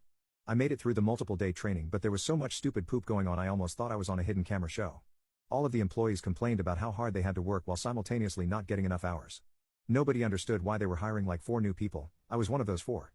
Turns out it's because they were progressing through an intimate harassment complaint that required restructuring of the store and firing of some employees. This was known to HR and explained to new hires, against company policy, but wasn't known to the employees, apparently some of whom still work there, including the effing person doing the training. She was really inappropriate and said not to worry about the intimate harassment stuff, that everything would go back to normal soon enough and we wouldn't have to be so uptight. They fired her the day before I started, along with one of the cashiers who trained me. She also offered me terrible guidance for the application process. They were looking for part-time help and 2 of the 3 days, they needed help. I told them I could work nights, but if they needed daytime help, it had to be on my time off from school. She said if I was too restrictive, they wouldn't keep me on. Apparently, they lied to my boss about my availability to make me even more attractive than I already was, wink, and told me to schmooze them a bit and I'd make it further. She said in the end it wouldn't impact anything, and I'd get those days. My first week's schedule, I was working mornings every day that I was in school, and I wasn't given any hours on my days off. Aside from the fact that I was given 2 times the hours the position called for, when other employees were shorted. My work schedule is literally impossible to consolidate with my school schedule. I only went to work on my first day to tell them I was quitting and that their application process was a effing mess. They couldn't figure out how so much went wrong and then they asked who trained me and everything made sense. They thanked me for at least showing up to quit unlike the other 3 they hired, who just stopped returning their calls and no-showed their first days. I was a waitress, the only waitress, at a just-opened diner. The boss didn't have me sign any paperwork. Everything was under the table. But that wasn't what made me quit at the end of the night. In order to get me where he wanted me to go, he would pinch my skirt at my upper thigh, not quite the butt but very close, and pull me around like it was a leash. Need me in the kitchen? Rather than call me, he would come out, pinch my skirt, and pull to the kitchen. Need me at the cash machine? Again, come over to wherever I was. It didn't matter if I was serving a customer, he would grab my skirt to pull me. That act in itself made some customers uncomfortable. Mind you, one couple left an almost 50% tip in the end. But I think it was more out of pity and embarrassment on my behalf. I was supposed to come in the next day but I called that night and said the job wasn't for me. I came in a couple days later to turn in my apron and he just took a wad of cash out of his pocket and paid me then and there. God, he was creepy. I think it was a smart move to quit. People who work for multimillionaires, what's the craziest thing you've seen? I used to work for a very well-known household name billionaire and learned a lot about the way he made his money through unbelievable deals and financial investments. For example, this one instance happened in the middle of December right before tax season ended when I caught wind that my boss was looking to purchase a private jet before the end of the year. The only catch was, he wasn't looking to buy it to actually use it. He was looking to buy an entire private jet just to write off as a business expense. It sounds absolutely absurd but my billionaire boss ended up calling up the private company who informed him that they couldn't deliver him a jet until 2 years later. Well, I guess that didn't work for my boss and since I was working for his accounting team I saw how he ended up getting his way no matter what. Our boss reached out to the head of our department and told us to wire the private jet company $50 million immediately. At first I didn't understand since I knew that they had told me they couldn't get him the jet for another 2 years, but then another accounting executive explained it to me. Our billionaire boss was basically prepaying for a Gulfstream G550. Just because he could. Can you imagine having so much money in your bank account that $50 million barely makes a dent? After the money had been wired to the company, my boss called them and miraculously convinced them to send him the jet in a week and a half. I had no idea how he managed to do this after being told by multiple employees in the company that he would have to wait 2 years and there was nothing they could do about it. Everything changed for him in maybe 48 hours just because he wanted it.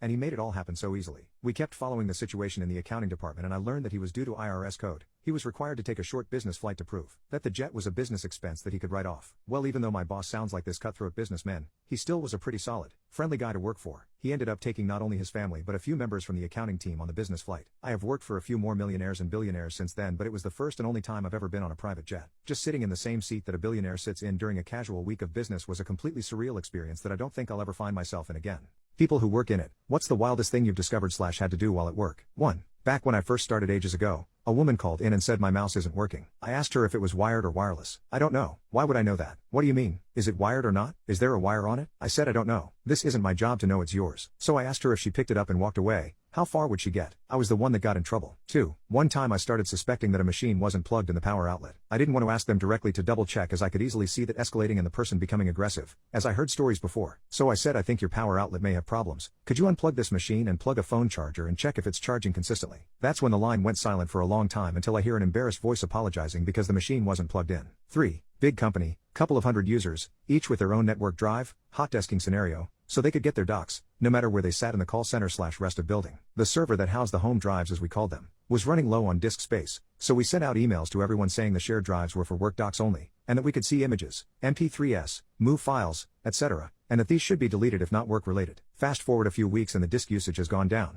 but still really close to full, so the lowest paid member of staff, me, was to find the worst culprits and report back on what the largest content in their drive was. The very first person I checked had a huge drive, most under 500 megabytes. This was 10 GBs, sorted by size, 2 GB plus, move file, named totally randomly with numbers, like 93,829,084,320,834, opened it, CP, F my life. The subsequent police-led poop show was not what I needed to be involved in at 19 years old. 4. Drive to an office for emergency on-call service charging the client $400+ an hour to plug the power back into a switch which their cleaning staff had knocked loose. 5. Got called to investigate and unplug a laptop that had viruses detected on it. When I arrived, this laptop was in the open with the login information taped to the desk. This laptop was given local admin privileges by someone before my time for some application. This was in an office area that was always unlocked and 10 steps from the entrance of the building. No one was in the office as they went home early, including including management. On a laptop filled with everyone's information, SSN, names, addresses, and more, LimeWire, games, pornography, and more. The two who worked on this laptop just used it like their personal laptop with occasional work being done on it. The laptop was promptly disconnected from the network, confiscated, and returned for analysis. Yes, there was spyware and we don't know how much personal info got out. This was reported to higher management. The two who used it disappeared quickly and quietly after that. 6. An outgoing software dev put an Easter egg in our ERP before he left. Anyone who typed the word raptor in any text field would have a raptor from Jurassic Park fly across their screen with a loud screech. Only 3 of us on the team knew about it. A little over a year later, during a demo of our asset management module, a manager asked about inputting vehicles. The trainer asked what kind of vehicle he drove, an F-150 Raptor. So the trainer, as a demo, input the vehicle description, and bam, Ra-ow, comes screeching with this Raptor flying across the screen in a room of 50 to 60 people, including our CBO, and most of our upper managers. My wife is one of those upper managers, so she sees me in the back of the room trying so hard not to laugh. She gave me this look like, really? Our boss just calmly said, well, that's not a bug or a feature. Looks like we'll need to fix that. He had no idea. The next day he went back through the commits and saw where it originated. During an after-action meeting he kept it low-key and just assigned it to me and this other dev who knew about it to take it out. He finished by saying, and please don't put Easter eggs in our code. 7. Walked all the way across campus in the Florida heat just to tell a PhD professor that the reason their monitor kept turning off every few seconds was because the computer was in fact turned off. Then got yelled at for her classroom not being ready for her when she came in. Also was told to make sure these projectors aren't in the building by the end of day. Don't care where they go, just that they aren't here tomorrow by my boss. It was more expensive to buy new bulbs for them than to just buy new ones, so that's how I ended up with 5 projectors that lasted years. 8. My husband does not work in it, but he should. He worked on a facilities team at an expensive private school, and one day got a ticket to remove/trash a 75-inch TV. He approached the head of the IT department asking why he needed to trash it when he had just installed it brand new. The head of it told him it won't stop shutting off. My husband loaded it into the work van and dropped it at our house instead. Later he came home, plugged it in, and turned off the 10 minutes automatic power off timer. We got a fancy TV for free. 9. My colleague got a call from a customer who was a pastor as he needed help with his computer. It was a weekend, and my colleague knew his machine name, so he remotely logged onto it as he in parallel started calling him. Screen loads, and it's playing Lesbian Corn on his work computer, in the church. Needless to say it was awkward as the pastor answered the call a few seconds later. 10. A lady from the office downstairs borrowed my boss's keyboard whilst waiting for a replacement. When hers arrived she washed the borrowed one in the kitchen sink and left it on the draining board to dry out. Proposals should be discussed by partners and should not be a surprise. You should know that if you plan to marry someone, this should be discussed many times during the course of your relationship. The proposal is really just a formality. You're not actually wondering if the person will marry you. You should know with 100% certainty that the answer is yes. This will save you from the embarrassment and humiliation of getting rejected in a marriage proposal. It also removes a ton of the pressure on your partner. For my wife and I, not only was getting married discussed many times ahead of the proposal, but my wife actually came with me to pick out her engagement ring. And it wasn't in some sort of cutesy or tricky way either. It's not like we were at the mall, past a jewelry store and I hypothetically asked her what kind of ring she liked. We went to a jewelry store intentionally with the sole purpose being for her to pick out the very ring she wanted me to propose with and within my budget. But that doesn't take away from the proposal. She still did not have an idea about when the proposal was coming or how would it be done. I proposed months later. So yes, there was still pressure to propose in a way she'd like, but there was no pressure in any other aspect. I knew with 100% certainty the answer would be yes, and I knew with 100% certainty she would be happy with the ring since she picked it out herself. It boggles my mind that people have proposed and been rejected because there were no serious discussions about it previously. Discussions about the type of proposal she definitely doesn't want should also be had. If she tells you specifically not to propose in public or at a sporting event, then don't do it. Pushy woman was trying to replace my dead daughter in my family. She called me cruel when I called her outrageous. I lost my daughter Abby 7 years ago. She married Scott and had 3 children with him. Scott and my grandkids stayed part of the family, and last year Scott remarried. His current wife is Beth. We all knew Beth for a few years before the wedding and she was always very friendly. Though at times she could be a little pushy. Scott would always handle that though. After they got married, Beth's pushiness got worse and Scott appears to have lost control. For example, Beth was upset when she dropped my grandkids off one day because according to her, we had not added photos of her to our house. In our living room, we have a display with photos of our kids and their weddings. She felt her and Scott's wedding should be there. Another was when she was upset when my grandkids spent Mother's Day with us and our extended family and we did not include her. Scott wasn't invited either. Mother's Day is a difficult day for him due to a bad relationship with his own mother. But Beth said we should invite her too because she's part of the family, and then she said she's one of our kids too. I asked her what she meant and she told me she is obviously going to be one of our kids now that she's the mother figure for our grandkids. I told Scott what she said and he was embarrassed and told me he would speak to her. Beth was also upset when my husband posted on Facebook to say something about our kids and she didn't get mentioned as one of our kids but as Scott's wife. We mentioned Scott and how wonderful he was to Abby and how wonderful he is as a father. Then, for my grandson's 14th birthday, we were all together and he wanted a mom's side photo. Beth attempted to get into the photo and when Scott tried to remind her, she said she's part of the family now. He pulled her aside and the photo was taken without her. But she told one of my sons after that she felt like we Weren't treating her as a daughter and then said Scott never treated her as a lesser wife. But the worst was when we saw them a little over Christmas and Beth was upset that we got them a joint gift, for her and Scott, instead of getting her one alone. She told me she's tired of feeling like she's not really family and she said she feels like we always put Abby first when she's here now. I saw Red after this and told her she could never take my daughter's place and the fact she ever thought she could is outrageous.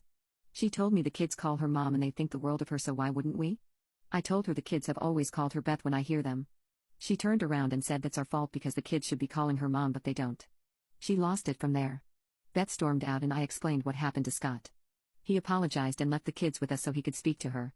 I think they worked it out, but Beth said I was needlessly cruel to imply she's not as good as Abby and doesn't deserve to be our daughter. Racist teacher accuses me of plagiarizing, but the book she referred to is authored by me. I received an email earlier this week from someone on the committee that handles scientific misconduct at my university. The email asked me to meet her to discuss a potential problem with my thesis. I attended the meeting today. She said that there are 7 instances that I've committed plagiarism. I insisted that it wasn't true and asked her to present me with the evidence. She did. All of those 7 instances are of me using sentences from my own prior work. 5 are from papers that I have published and 2 are from my own master's thesis. She also said part of the source code that I used where the original author was not properly credited. Again, I wrote the code myself and the original author she is referring to is me. After all of my explanations, she was still insisting that this was unacceptable and violating the proper scientific conduct guidelines of the university. At the end of the meeting, she said that she wasn't convinced by my answer and was going to request a formal investigation by the committee, and she said that I should be prepared for an unfavorable verdict.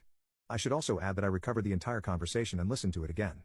At 3 points, she used the term you people or your people, referring to me being Asian and not understanding plagiarism properly. I'm not the sort of person who accuses people of racism when they are critical of my work, but as she used my ethnicity as part of her judgment of my work there, I don't know. It just sounded weird. To make it short, a few sentences in the thesis were too similar to what I had said in a couple of papers in my master's thesis. This wasn't a direct copy and paste, and it was 7 sentences, 53 words, out of my thesis, which was a little over 95,000 words. Last week I got an automated email that an investigation has been started on the recommendation of the person that I talked to. The email explained that in case scientific misconduct is found, I will have a chance to defend my case to the board and the board will decide what to do, which varies from a simple revision and resubmission to presenting the case to the disciplinary committee for a serious offense. I asked for appointments with a few people. Head of the department, dean of students, and a head tutor to ask for advice.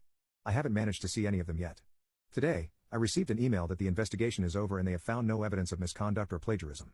They apologized for the stress that this has caused. A little later, I received another email from the head of the committee personally apologizing for this mess, and explaining that the officer who I talked to had gone fishing rather than doing the standard practice, which is not the policy. So that's that. Now I can graduate in peace. Therapists of Reddit, what was your biggest I know I'm not supposed to judge you but holy poop moment?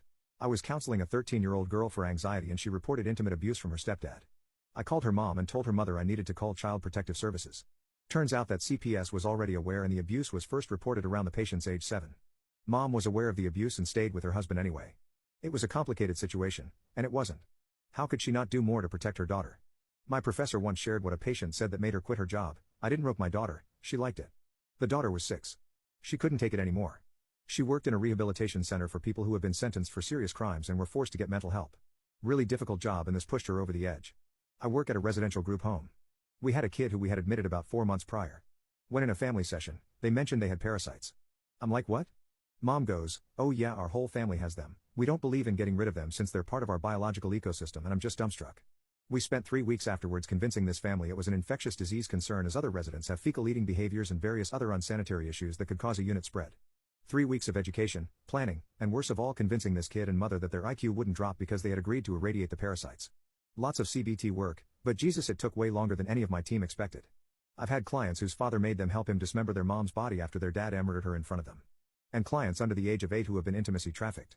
I've also had clients who have been forced to film torture adult films. I have holy poop moments all the time. So when a convicted child lover client told me, nothing gets me going like a pair of little girls' worn panties, you better believe I judged the F out of him. I continued to work with him and I treated him with compassion and respect because he's a human being worthy of both. I did my job because I'm a professional. But I can't honestly say that I didn't judge him. I judged that he should never be around children. I judged that he was not yet ready for change. I judged that his access to his own daughter should be closely supervised. That's a lot of judgments. As the pandemic worsened here in the US and more lockdowns were on their way, one of my most extroverted clients and I brainstormed ways to meet her social needs while remaining safe. The following week she canceled her session and told me that she's positive for COVID after attending an orgy, which definitely wasn't one of our ideas. I let out the deepest, most defeated sigh after I hung up the phone. One example was telling parents of a child I was working with a severe mood disorder, that had made both suicidal and homicidal threats and attempts, that it did not seem like a good idea to buy the young kid a gun, especially the week after the mother spent the session sharing her fears that the child would unalive her. I was telling my therapist about it. I said that the police caught me with a hand grenade in New Orleans. He didn't realize that a hand grenade was a type of drink, and it was funny to watch him try to process that his patient might have just casually told him that he had been caught with a fragmentation grenade. He took a big long pause, and said, "Where did you even find a grenade?" I realized the misunderstanding quickly and corrected him. But for a moment he definitely was thinking, holy poop, how do I deal with this? Today I effed up by breaking up with my perfect girlfriend and ruining my own life. The very next morning, I woke up with an intense hangover and just went right back to sleep. When I finally woke up fully around noon, I had one single paragraph long text from Kelly. It was typed out so weirdly, almost in the style of a customer service interaction. She seemed so removed from what she was saying, even though it was incredibly hurtful. She started out by saying she appreciated my honesty, but I had ripped her heart out last night, and she feels like she's been living a lie by trusting me and thinking our relationship had a future. She said I had made me doubt her own self-esteem by the way I was comparing her to other women the night before, and that she would never let a man tear her down like that. I'll be honest, my girlfriend was usually so level-headed, so I was rolling my eyes at the drama of the message before I got to the end. She finished the message by saying it was sad that we had different ideas about the future, and that clearly we had none. She said she would be moving out ASAP, but she would pay me the rest of the year's rent so we weren't tied by any finances. I thought she was acting crazy. I know it had been a rough conversation, but it didn't mean we had to be over. I tried calling her, no answer. I tried texting her over and over, begging her to think clearly, but she put her phone on to not disturb. I was a mess. I started to think back to the night before and all the awful things I said. I'll admit, I went through a really intense range of emotions that afternoon. At first, I texted her, saying sorry and that I loved her.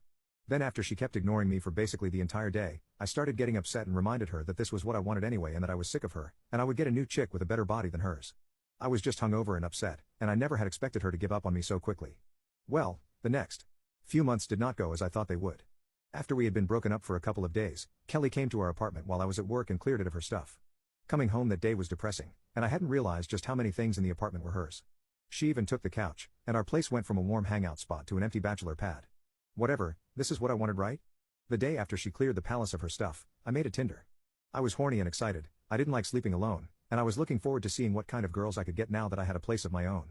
Well, I was severely disappointed. I put my best photos up, knowing I'm a pretty hot guy, but on the first day I didn't even get a single match. After about a month of having Tinder, I only got about 5 matches, and it was giving my self-esteem hell.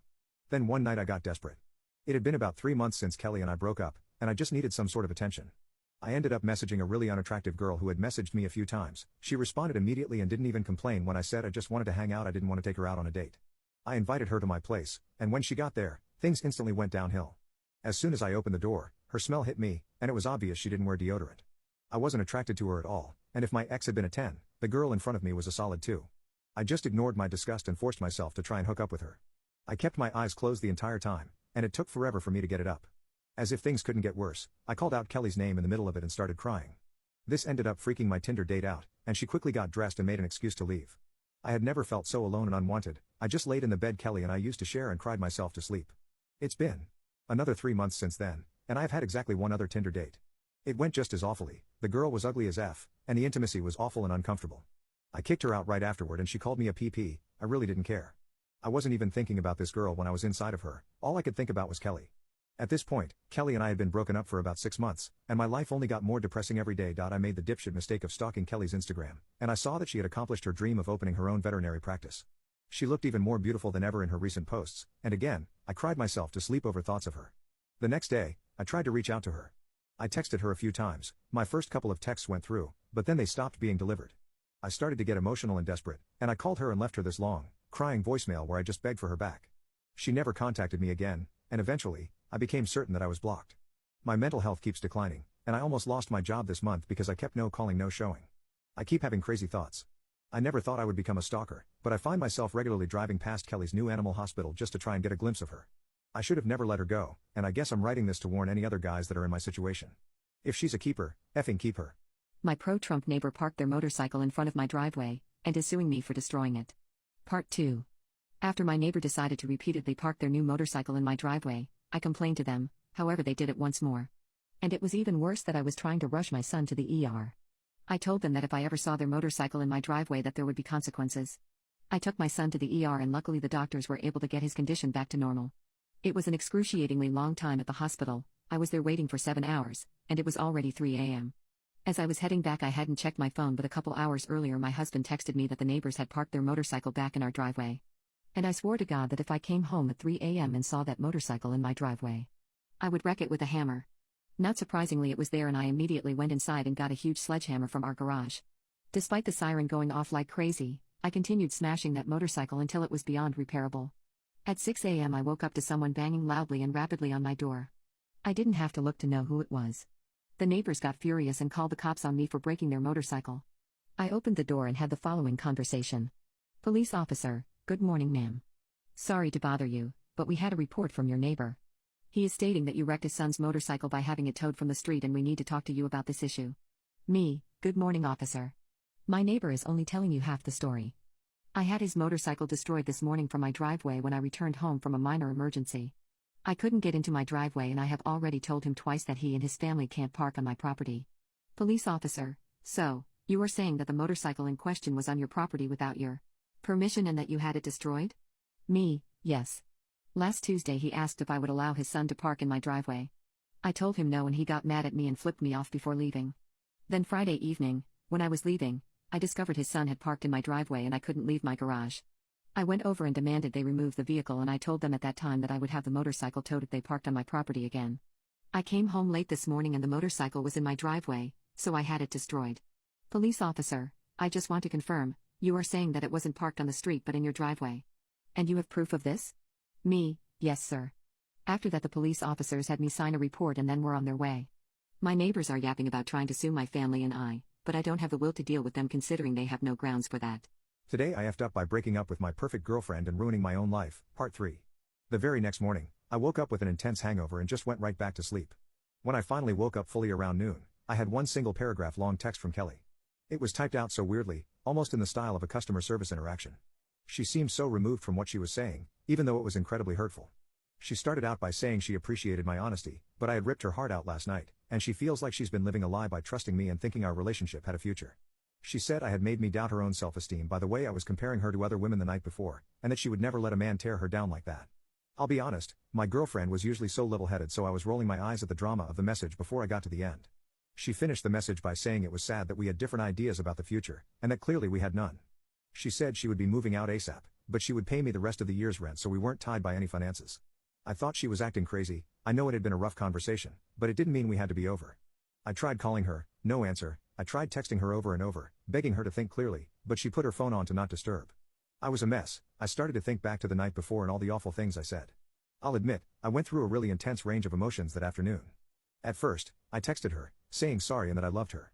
Then after she kept ignoring me for basically the entire day, I started getting upset and reminded her that this was what I wanted anyway and that I was sick of her, and I would get a new chick with a better body than hers. I was just hungover and upset, and I never had expected her to give up on me so quickly. Well, the next few months did not go as I thought they would. After we had been broken up for a couple of days, Kelly came to our apartment while I was at work and cleared it of her stuff. Coming home that day was depressing, and I hadn't realized just how many things in the apartment were hers. She even took the couch, and our place went from a warm hangout spot to an empty bachelor pad. Whatever, this is what I wanted, right? The day after she cleared the palace of her stuff, I made a Tinder. I was horny and excited. I didn't like sleeping alone, and I was looking forward to seeing what kind of girls I could get now that I had a place of my own. Well, I was severely disappointed. I put my best photos up, knowing I'm a pretty hot guy, but on the first day I didn't even get a single match. After about a month of having Tinder, I only got about 5 matches, and it was giving my self-esteem hell. Then one night I got desperate. It had been about 3 months since Kelly and I broke up, and I just needed some sort of attention. I ended up messaging a really unattractive girl who had messaged me a few times. She responded immediately and didn't even complain when I said I just wanted to hang out. I didn't want to take her out on a date. I invited her to my place, and when she got there, things instantly went downhill. As soon as I opened the door, her smell hit me, and it was obvious she didn't wear deodorant. I wasn't attracted to her at all, and if my ex had been a 10, the girl in front of me was a solid 2. I just ignored my disgust and forced myself to try and hook up with her. I kept my eyes closed the entire time, and it took forever for me to get it up. As if things couldn't get worse, I called out Kelly's name in the middle of it and started crying. This ended up freaking my Tinder date out, and she quickly got dressed and made an excuse to leave. I had never felt so alone and unwanted. I just laid in the bed Kelly and I used to share and cried myself to sleep. It's been another 3 months since then, and I have had exactly one other Tinder date. It went just as awfully. The girl was ugly as F, and the intimacy was awful and uncomfortable. I kicked her out right afterward and she called me a PP. I really didn't care. I wasn't even thinking about this girl when I was inside of her. All I could think about was Kelly. At this point, Kelly and I had been broken up for about 6 months, and my life only got more depressing every day. I made the dipshit mistake of stalking Kelly's Instagram, and I saw that she had accomplished her dream of opening her own veterinary practice. She looked even more beautiful than ever in her recent posts, and again, I cried myself to sleep over thoughts of her. The next day, I tried to reach out to her. I texted her a few times. My first couple of texts went through, but then they stopped being delivered. I started to get emotional and desperate, and I called her and left her this long, crying voicemail where I just begged for her back. She never contacted me again, and eventually, I became certain that I was blocked. My mental health keeps declining, and I almost lost my job this month because I kept no calling, no showing. I keep having crazy thoughts. I never thought I would become a stalker, but I find myself regularly driving past Kelly's new animal hospital just to try and get a glimpse of her. I should have never let her go, and I guess I'm writing this to warn any other guys that are in my situation. If she's a keeper, effing keep her. Update on boyfriend's perspective. My boyfriend found old memorabilia of me and my late ex-boyfriend. So my girlfriend came home and immediately sensed something was off. I told her the truth, how I found it all out.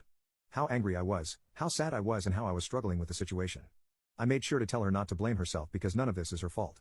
I asked her if she was okay with me seeking help to become a better partner to her because I'm feeling kind of lost in this part of our relationship. She gets that I don't stand a chance at understanding everything, so she thought this was a good idea. She's all for therapy in general, so I shouldn't be so surprised, but she was the one who asked about couples therapy in addition to individual therapy. We decided to take yesterday off work because this was a lot. Her therapist is great, he knows his stuff, and we had a good session. We talked about our life in general, where we're at as a couple, plans, each other's strengths and weaknesses, and our future together. At one point she asked me what my biggest fear is in regards to our relationship. I told her if she ever tells me she doesn't love me anymore. The therapist asked how often I think about this. The thought had only crossed my mind not even a handful of times during our whole relationship. I asked her what her biggest fear is. She answered losing you, and I was like, "Hun, I love you so much the thought of leaving you never entered my mind, ever," she said, and this really broke my heart, but what if it's not by choice? I had to take a few seconds to process what she just said. Then I asked, "Are you afraid I'm going to die?" She nodded and I realized how stupid my question was. Of course the thought entered her mind, just think of her history. I asked how often she thinks about this. Every day. Every day my girl fears I'm going to die. I mean, I get it, it's not that. It's just. Here I am, oblivious as can be, thinking life is great, I'm so happy in our relationship, and in my mind I'll still kiss her good morning and good night every day when we're 100 years old. She has mentioned a few times how she has felt alone most of her life. A crippling feeling that doesn't just go away because some guy tells you he loves you. I thought she still struggled with feeling alone sometimes, and I have been fighting that feeling off her, but today she had to tell me she doesn't feel alone anymore for me to realize the feeling I have been sensing is not loneliness, it's a fear of losing me. Every day. We talked about what she could do with her box of old pictures. I assured her I am more than okay with having the memory of them in our home and explained to her that I am really glad they made her happy and feel loved, and I have nothing but respect for these men, even though I still find her being 12 having intimacy with a 16-year-old weird. I left that part out. They are a part of her as a person, and I love her. All of her. As long as she doesn't want their portraits in our bedroom so I would feel like they were watching us have intimacy, that would be weird, I'm okay with anything.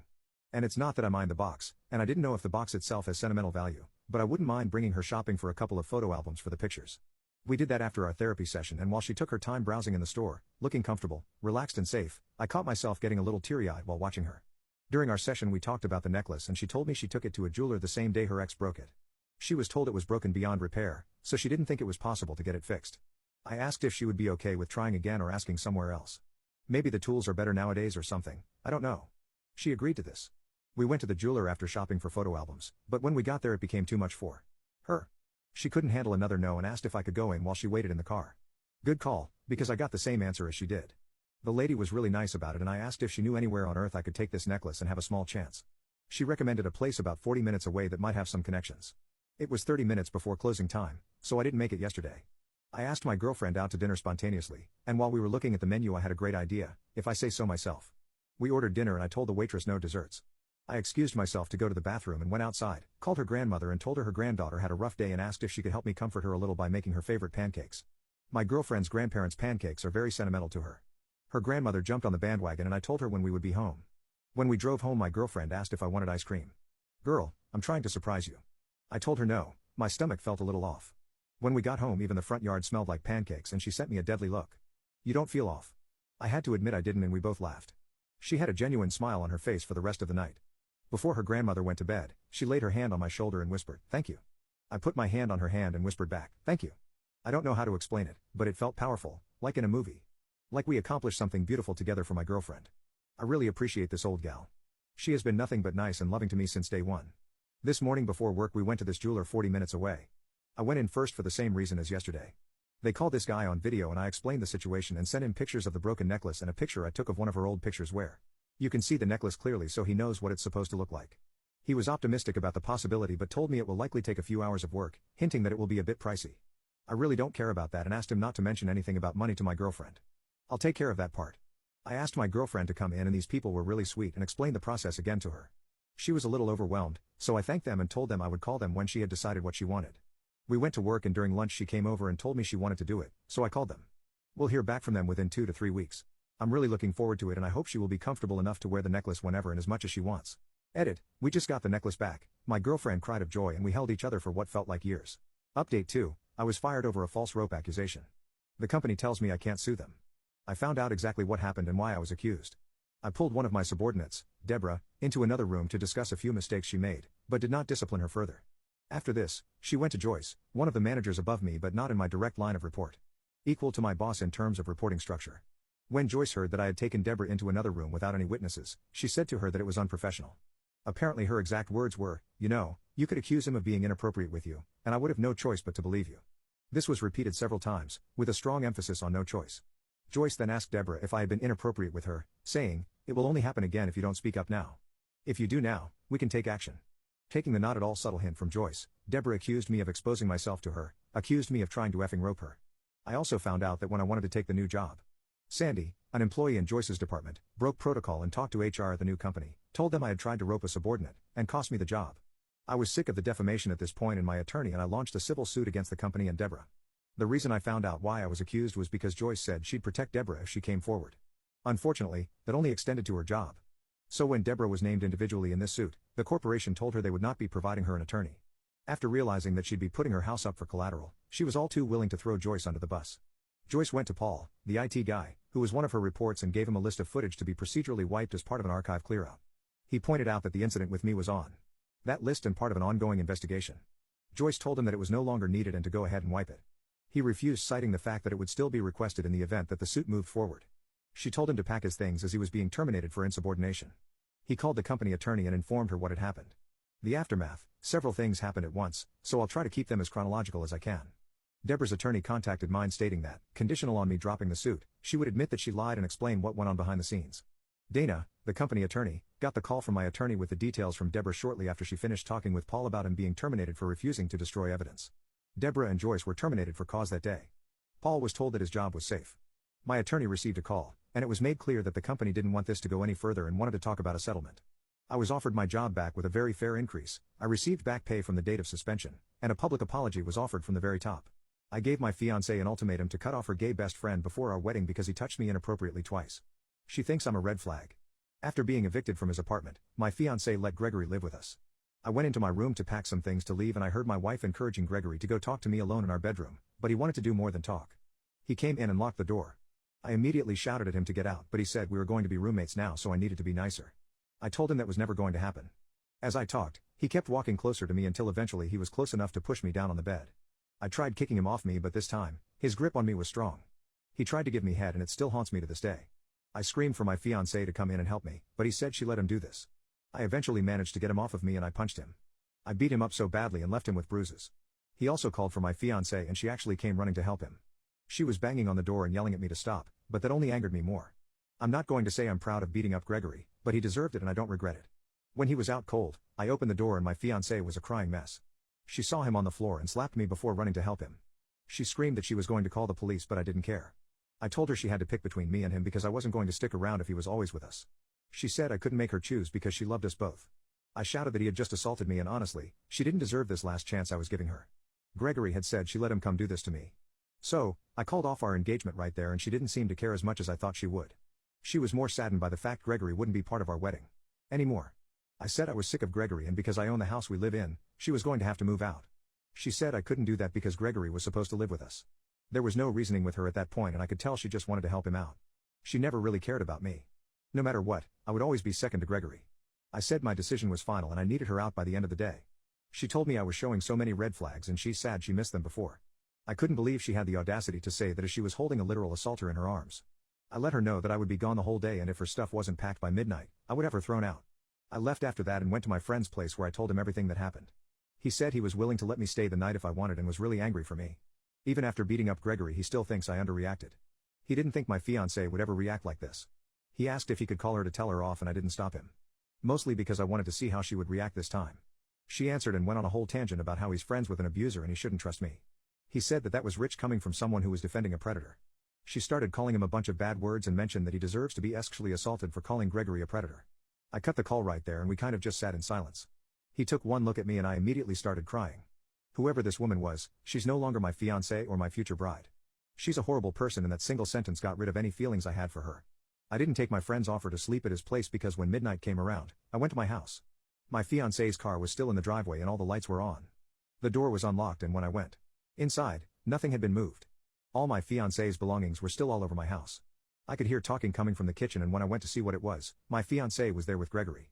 When she saw me, she said she was waiting for me to come back and told me to sit down next to Gregory. I asked why she was still here and they both laughed at me.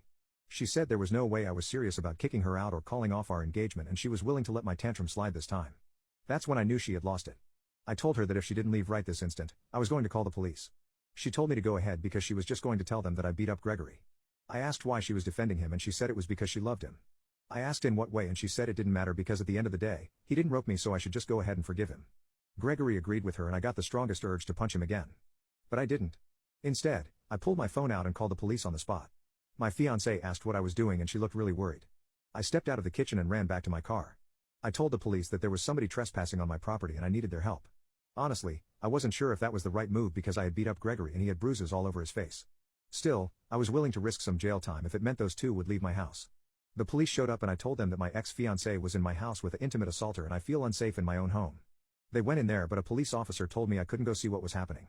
I was stressing out waiting to see what would happen, but then I heard a lot of commotion. Like things being thrown and yelling. When everyone finally came out, both Gregory and my fiancée were in handcuffs. A police officer had blood on his forehead so I can only assume my fiancée attacked him. She kept shouting at me that this was my fault and Gregory doesn't deserve to go to jail. The police officer who went inside the house told me that I didn't have to worry about them anymore because Gregory actually had a history of assaulting other people but he was always bailed out and my fiancée attacked him so she was also going to be spending time in jail. With that, they left and my house has never felt emptier than ever but I'm glad that's over with. My bratty neighbor parked his favorite car in my driveway. So I got rid of it. Part 2. After my neighbors bought a fifth car for their son, which happened to be a huge monster truck, they asked if they could park it in my driveway. Their reasoning was that I didn't use my driveway, and they needed it. I politely declined explaining to them that I actually do use my driveway. But then as I was getting ready to take my child to the doctor, I see my neighbor's big monster truck blocking my driveway. I told him them to move, and that next time this happened I wouldn't ask. He called my BTCH and moved his truck. As we waited for several hours to be seen, I shot off another email to my House Owners Association about what had just happened. I want to advise, the House Owners Association had already responded the day before that they received my email, made a note of it, and advised my property was my own and I could give or deny access to it as I wish. It was this email string that I responded to while waiting for my kid to be seen. Again, all tests administered to my son came back negative and I was told it was a run-of-the-mill virus and he would be fine, the virus just had to run its course. I took him home and called it a day. Saturday evening, my oldest started complaining of a sore throat and I was starting to feel poorly myself.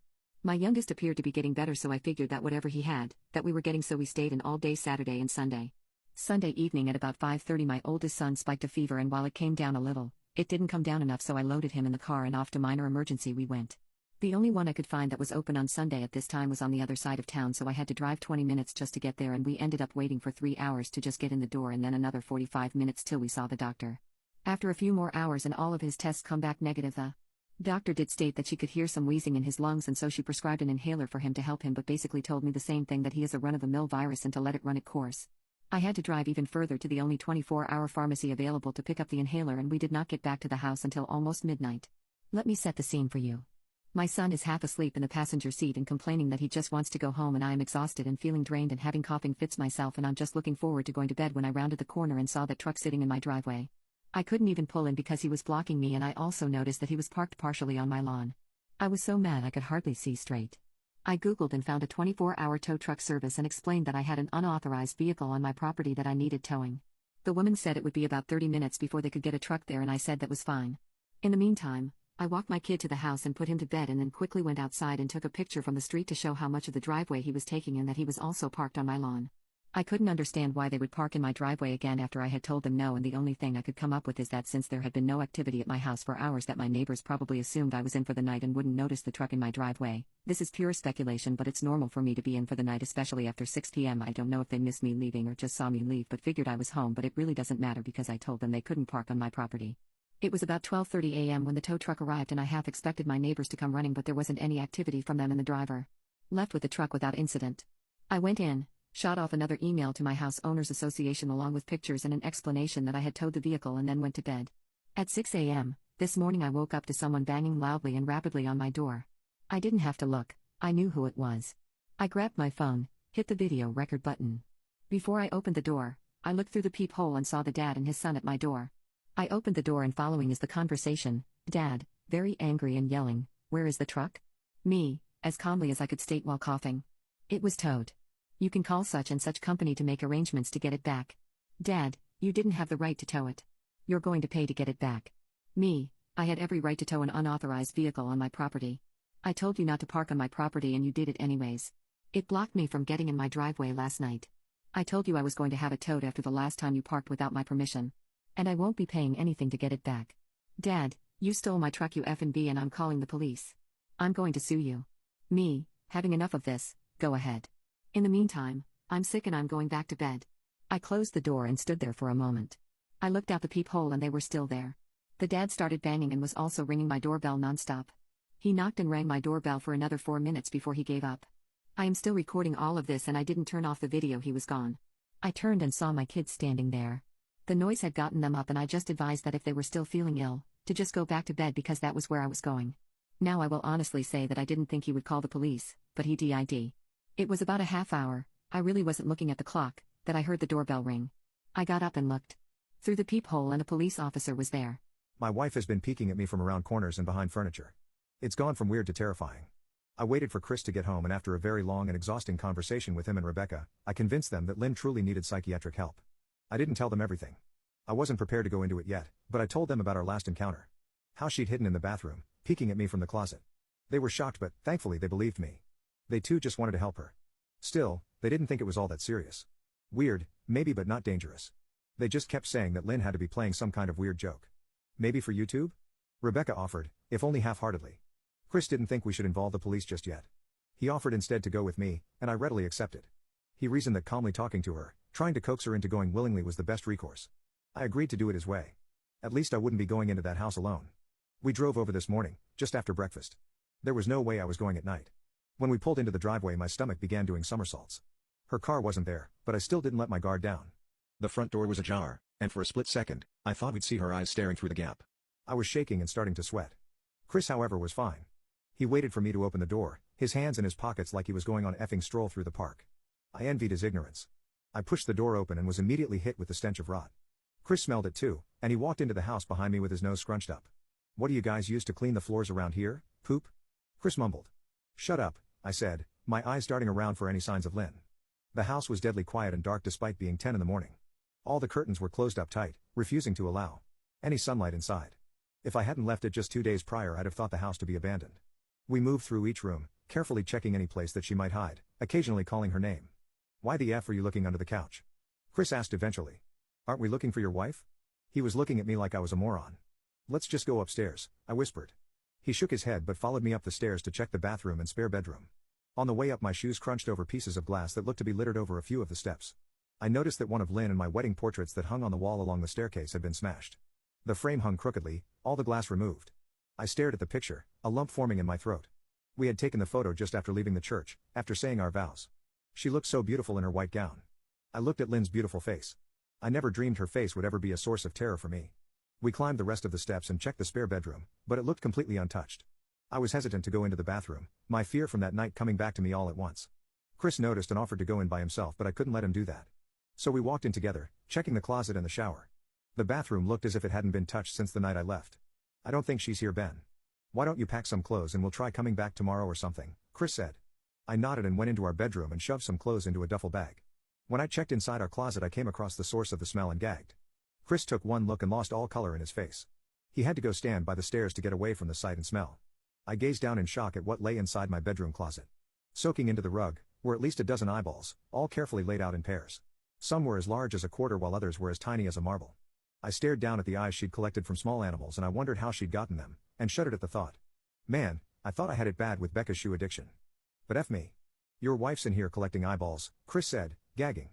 Ben, I think we should go. He called from the hall. I'm getting nauseous. All right.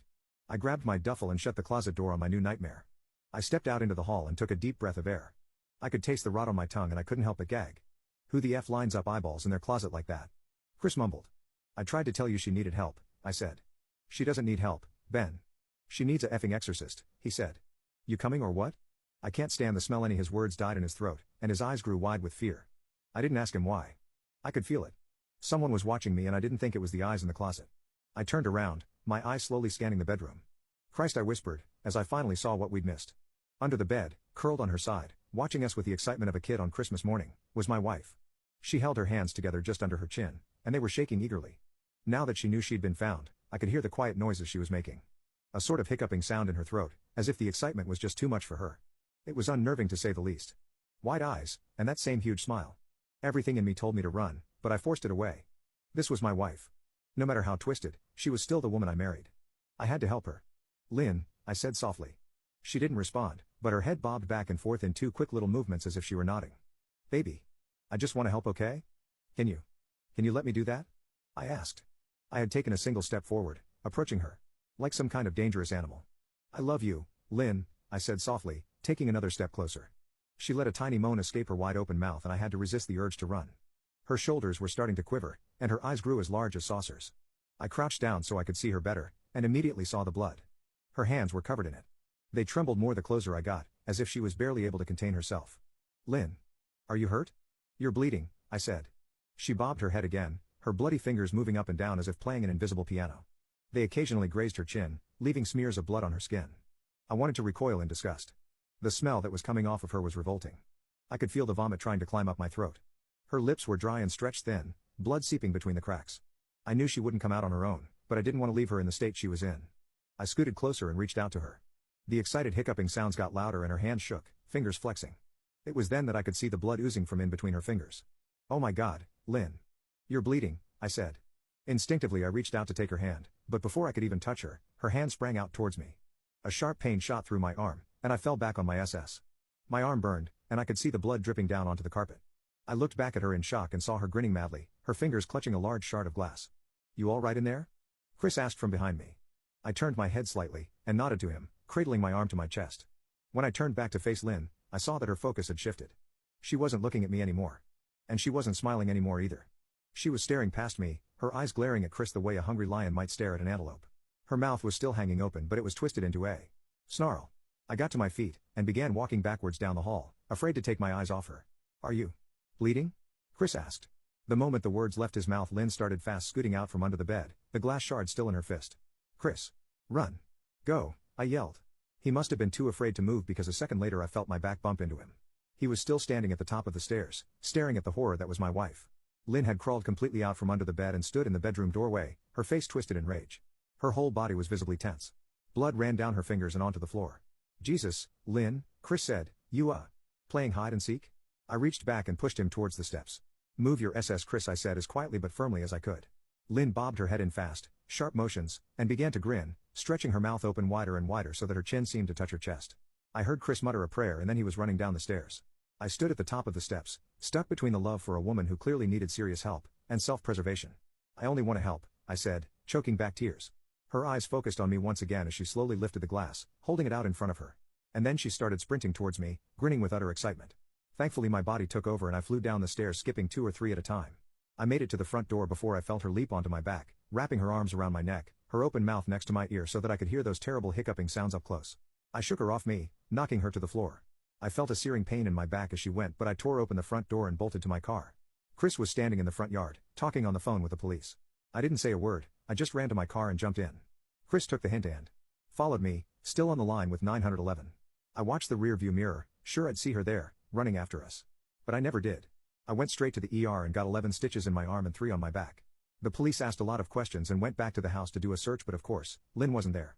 They advised me to stay with a friend or relative for a while and to file a restraining order as soon as I could, but none of those things would matter. Somehow I just knew. I dropped Chris off at home, and went to a motel an hour away. I wanted to put as much distance between me and Lynn as I could. This is where I've been for the last 4 hours. I thought maybe the police would find her, maybe they'd get her the help she desperately needs. But now I don't think so. Because 40 minutes ago I got a text from an unknown number. Just 3 words, "I found you." And a picture attached. The picture was dark and grainy, but I instantly knew what it was. There was no mistaking my wife's eye. I started typing this out immediately after. I don't know what to do. I'm alone and scared, and I can't help but feel that I'm being watched. I abandoned my family because they deserved it. As I was reflecting on everything yesterday, I was starting to experience something similar to the day I tried to confront Eve. The world got muffled. I felt I needed to log off. I called a hunting friend and asked if he could come over. We talked on the phone until he arrived, and the first thing he did was to confiscate all my ammunition. So he was pretty worried, I guess. He called my dad and stayed with me until he arrived. I have moved to a different city, so that took over 4 hours. Long story short. Dad arrived and he took me to see a doctor. As a result, I have been committed to a psychiatric facility. The doctors suspect that I suffer from emotional and psychological trauma. Probably depression as well. Apparently, the numbness, extreme desire to self-isolate, strange reactive behaviors like laughing at being physically hurt, nobody loves me, feeling undeserving, reclusive, are pretty clear indicators according to the doc. I hope to talk to my daughter in the near future if the counselors say it's okay for me and her, and if she wants to. My dad has talked to her a bit about the situation. He tells me that she loves me and asks for me. My dad is with me for now and I will be monitored 24/7 for the next few days. They tried some medication but I had a very negative reaction, so they will try something else tomorrow. Also, Bob somehow found out about me and DM'd my account and apologized. Eve hadn't told him the real reason I left for the hotel. She had just told him about the glass in the wall, leaving the rest out. Bob told me he had informed his superiors what he had done when he found out. According to him, everyone that should be, has been informed. He was suspended and ordered to undergo anger management training. If I submit a complaint, he would be dismissed. He has prepared a full written confession and all the paperwork for me if I choose to do so.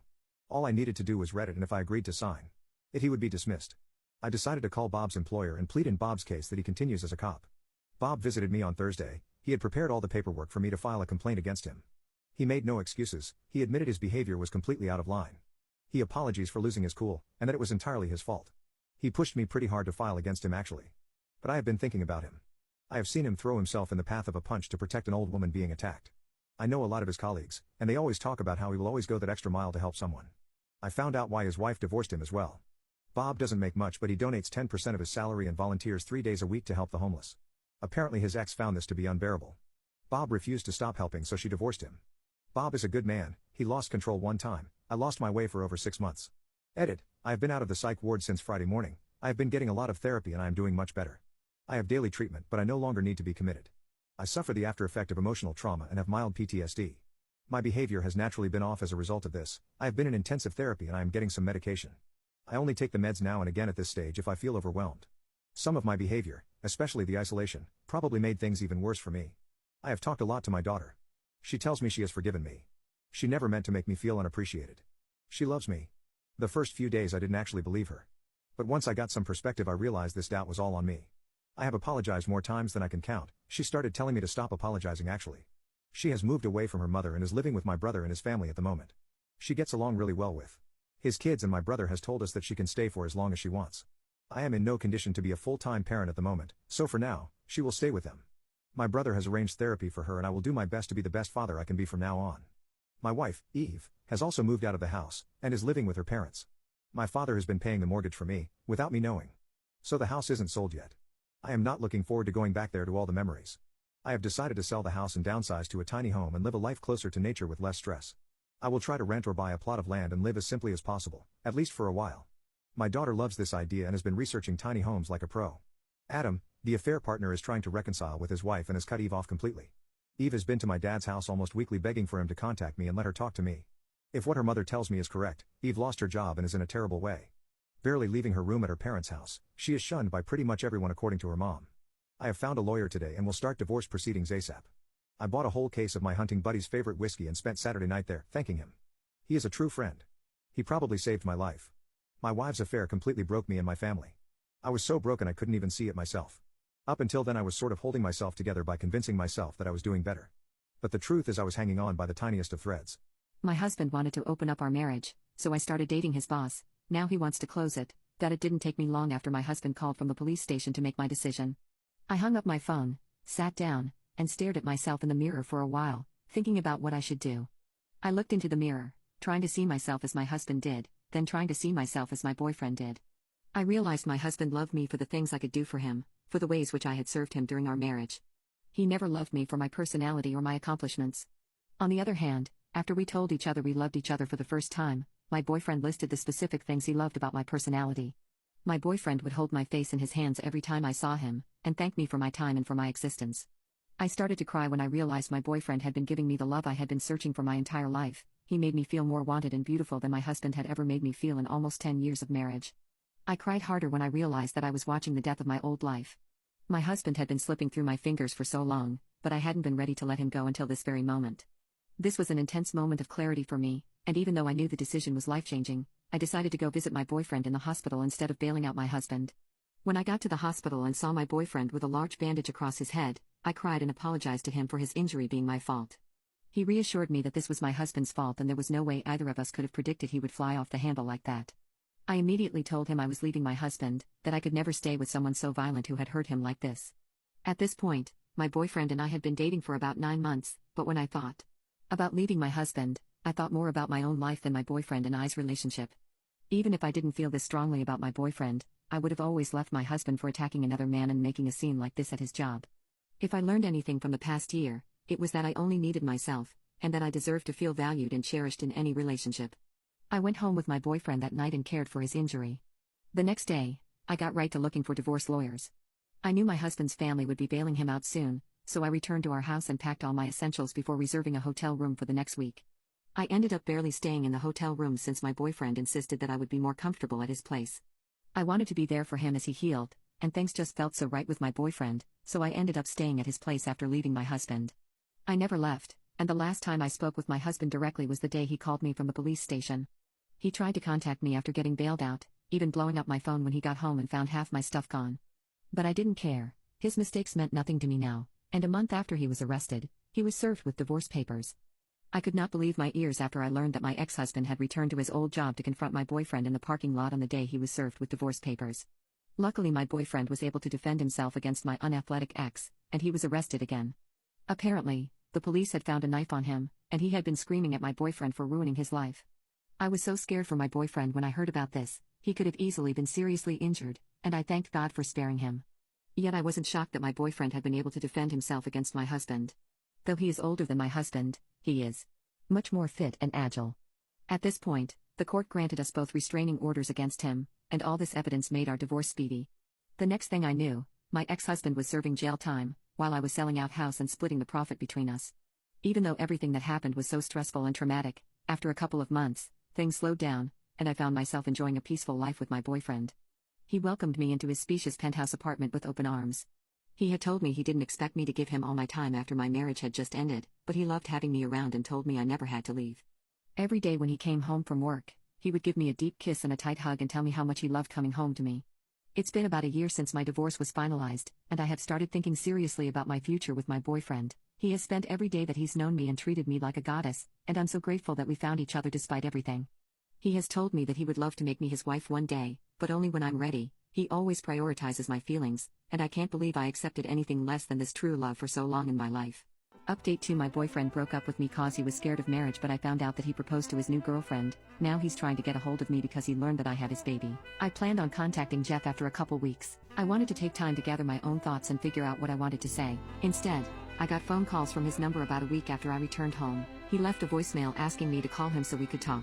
I was honestly furious because there's no way he should have been able to find my number unless somebody told him. It might not seem like it's a big deal, but to me I saw it as there being somebody who betrayed my trust in them. I texted him asking how he got my number. He said it wasn't important and that he wanted to talk. I said it is important to me, but he still didn't want to tell me. I told him we can talk when he tells me who he got my number from. So finally he told me who it was and sent a screenshot of the conversation when I asked for proof. It was the second least likely friend I would have expected to break my trust. That's a whole other story though. So we talked over FaceTime and he told me that he absolutely wants to be in our son's life. He doesn't know how it's gonna work long term, and neither do I. There was no threat of lawyers or his mom shouting grandparents' rights in the background. We're adults and we'll figure it out. The situation is not any easier to handle logistically, but emotions from that night have died down and we have clearer heads to move forward with.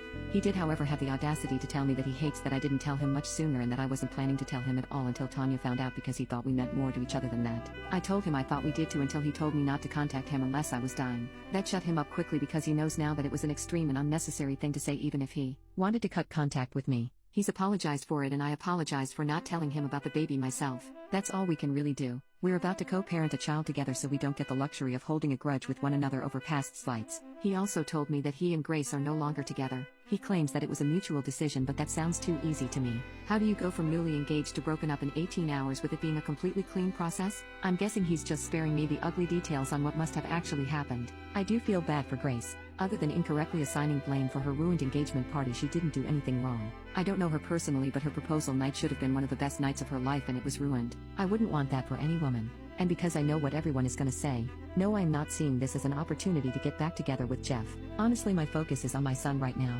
I'm not thinking about jumping into a relationship with anyone, much less the man who broke my heart once already. I think Jeff and I need to figure out how we're gonna co-parent first and foremost. And TBH, I want a man who loves me and chooses me for the person that I am, not because I happen to have given birth to his child. Plus, I don't know that I could ever get over that he proposed to Grace over me. Even if they broke off their engagement, I still want to know why she got a ring and I didn't. And I am going to ask eventually, but I don't think any answer will ever make it okay to me. A lot of people said it wasn't that he didn't want marriage, he just didn't want it with me. I find that hard to believe because, as I said above, we really had an ideal relationship. Our breakup wasn't a buildup of issues. It really was as simple as you want marriage and kids. Which I think most would agree is just the natural end of a relationship. If it really is as simple as I just wasn't the one, then I want him to look me in the eyes and tell me that himself. Jeff also told me that his mom wanted to send me stuff for the baby, so he asked for my address. I declined. I'm positive that there are no nefarious reasons and she's just excited and wants to help. This will be her first grandchild. However, I still felt a little uncomfortable giving them my home address. He's been texting me every day and calls me every night to say goodnight. Sometimes he wants to talk to the baby. It's a bit confusing for me because he broke up with me because he didn't want a kid, but now he wants to be involved to the point where he's going out of his way to contact me and ask if I need anything. It's strange and I don't really understand how his brain works, but like I said in my last post, I won't deny him a relationship with his kid if he wants one. Jeff wants to visit me in person to talk properly, but I told him I'm not sure if that's necessary right now. He asked to come last weekend and I said no. Then he asked again about possibly coming this weekend, but I told him I can't because I'm having my baby shower on Saturday. He wants to come. I'm not sure if that's a great idea. I'm not worried that he would say or do anything bad, and we're getting along over text/VC. I can tell that he just wants to be involved, but part of me feels like it's sort of, I don't know, playing house almost? I guess it wouldn't be a big deal if I made it clear he would be here as a friend and the father of the baby, but not as anything more. My parents don't think it's a good idea, but I know that's just because they don't like Jeff ever since he broke up with me. My sister, who is more level-headed, says that it could be a show of good faith that I'm serious about having a healthy co-parenting relationship, and it would probably be easier to build that foundation now before the baby comes. My brothers don't care either way, but they say they're ready to beat up Jeff if he does or says anything stupid. I'm not sure what I'm going to decide, but I know Jeff needs an answer soon so he can book a flight and a hotel room if I do say yes. I'm open to suggestions. Final update. My wife admitted to having a one-night stand last week because she was curious. Now, she's desperately asking for a second chance, but I am not stupid to take her back. Kate sent me an email last week asking me to pick up some things she needed for work. My lawyer told me not to prevent her from having access to the house or her possessions, so I reluctantly agreed that she could come over on Thursday night when I would be at the gym. I told her to be out by 7:30, but when I got home at 8 she was still there. When I walked in, she had left a few work-related items next to the stairs and she was chopping vegetables for dinner. She looked amazing with her hair and makeup done, wearing one of the dresses I liked. The whole place had been tidied and cleaned. I calmly asked her to leave immediately and she made her way to the door but stopped and asked if we could speak. I should have said no, but I eventually agreed. We sat down and had a conversation for around an hour which jumped from topic to topic. Again, I told her I would record the audio and she agreed. I started by asking her if she had kept her side of the agreement we made the last time we spoke. She said she had taken an STI test which was all negative. Mine was too, thankfully, and a negative pregnancy test. She hadn't been with anyone else and also told a few friends and family what happened, and many of them were angry and were not speaking to her. I asked a lot of questions that had been turning over in my mind for the last few weeks. She confirmed that her reason for going into Max's apartment, the Uber story, was BS, and she said he invited her in for a drink and she agreed knowing at some level that something was going to happen. She can't explain why she did this other than being selfish and enjoying the attention. She also confirmed that she had texted Max a few times over the years because he would shower her with compliments and make her feel good. He would always initiate and she was careful not to lead him on and said she had never sent him explicit messages or pictures. Kate also told me that they had hooked up about 6 months before we got together but never had intimacy. She admitted that she was always a bit curious. Her story about being caught at the coffee shop was that Max had texted her asking what she was up to and she had told him where she was. He then turned up. She swore this was the first time they had ever done anything since we had been together. She said nothing was missing in our relationship and she hates herself for ruining her perfect marriage and causing me so much pain. I told her that I still didn't believe her story and that there was no point in continuing the conversation. She calmly asked what she would need to do to make this right,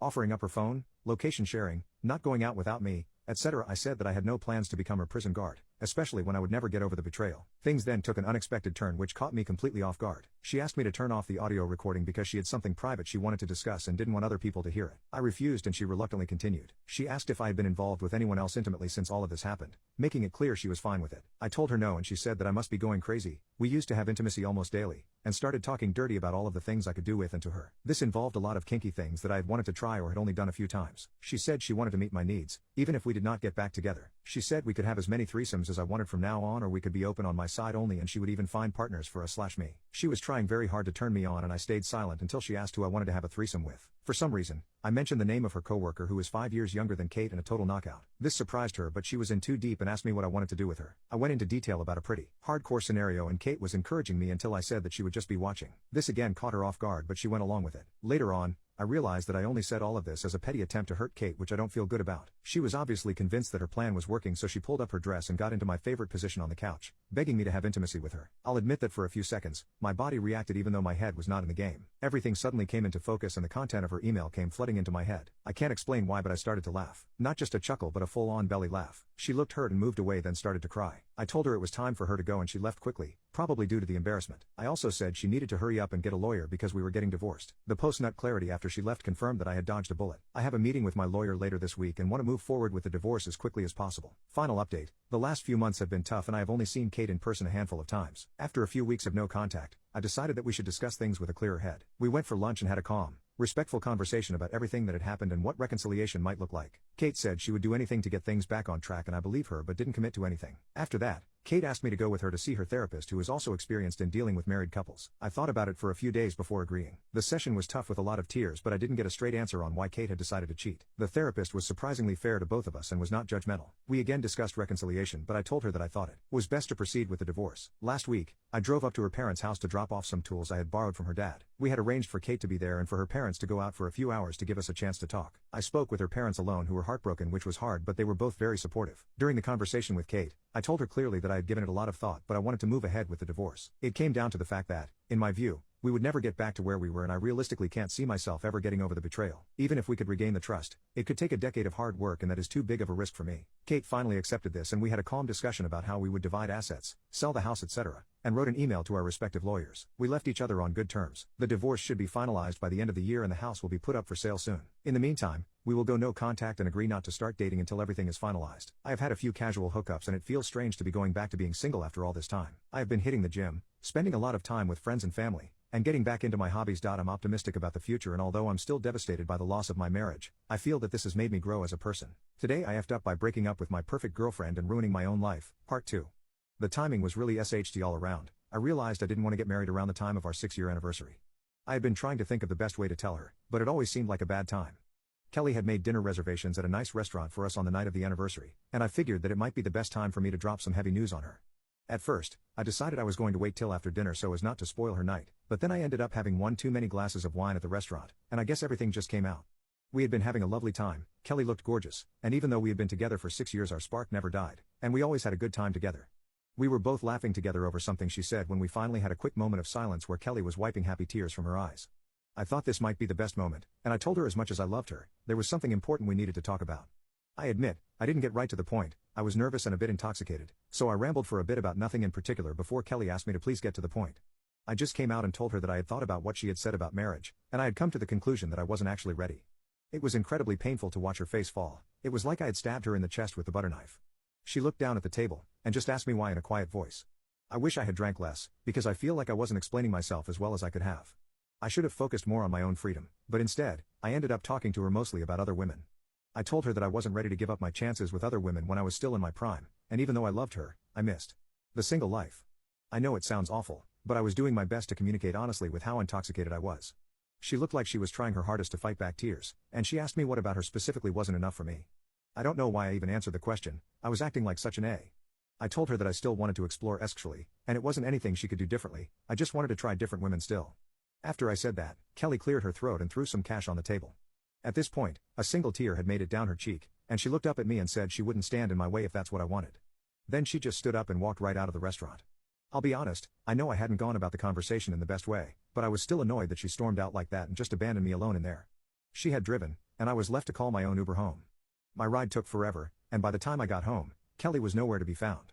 I checked her location and saw she was at a nearby hotel. Whatever, I figured she was just being a bit emotional. I texted her that I was sorry about tonight, but she could call me tomorrow morning once she was done being dramatic. I went to sleep that night, knowing I had screwed up a bit, but totally ignorant of how drastically my entire life was about to unravel. Update 2, I abandoned my family because they deserved it. I have gotten a lot of therapy and I am fairly stable. My daughter is doing well. I am however a different person now. I have a hard time trusting people. Apart from my daughter, I prefer solitude and I have a very low public profile in general. I don't know if I would say something is broken inside me.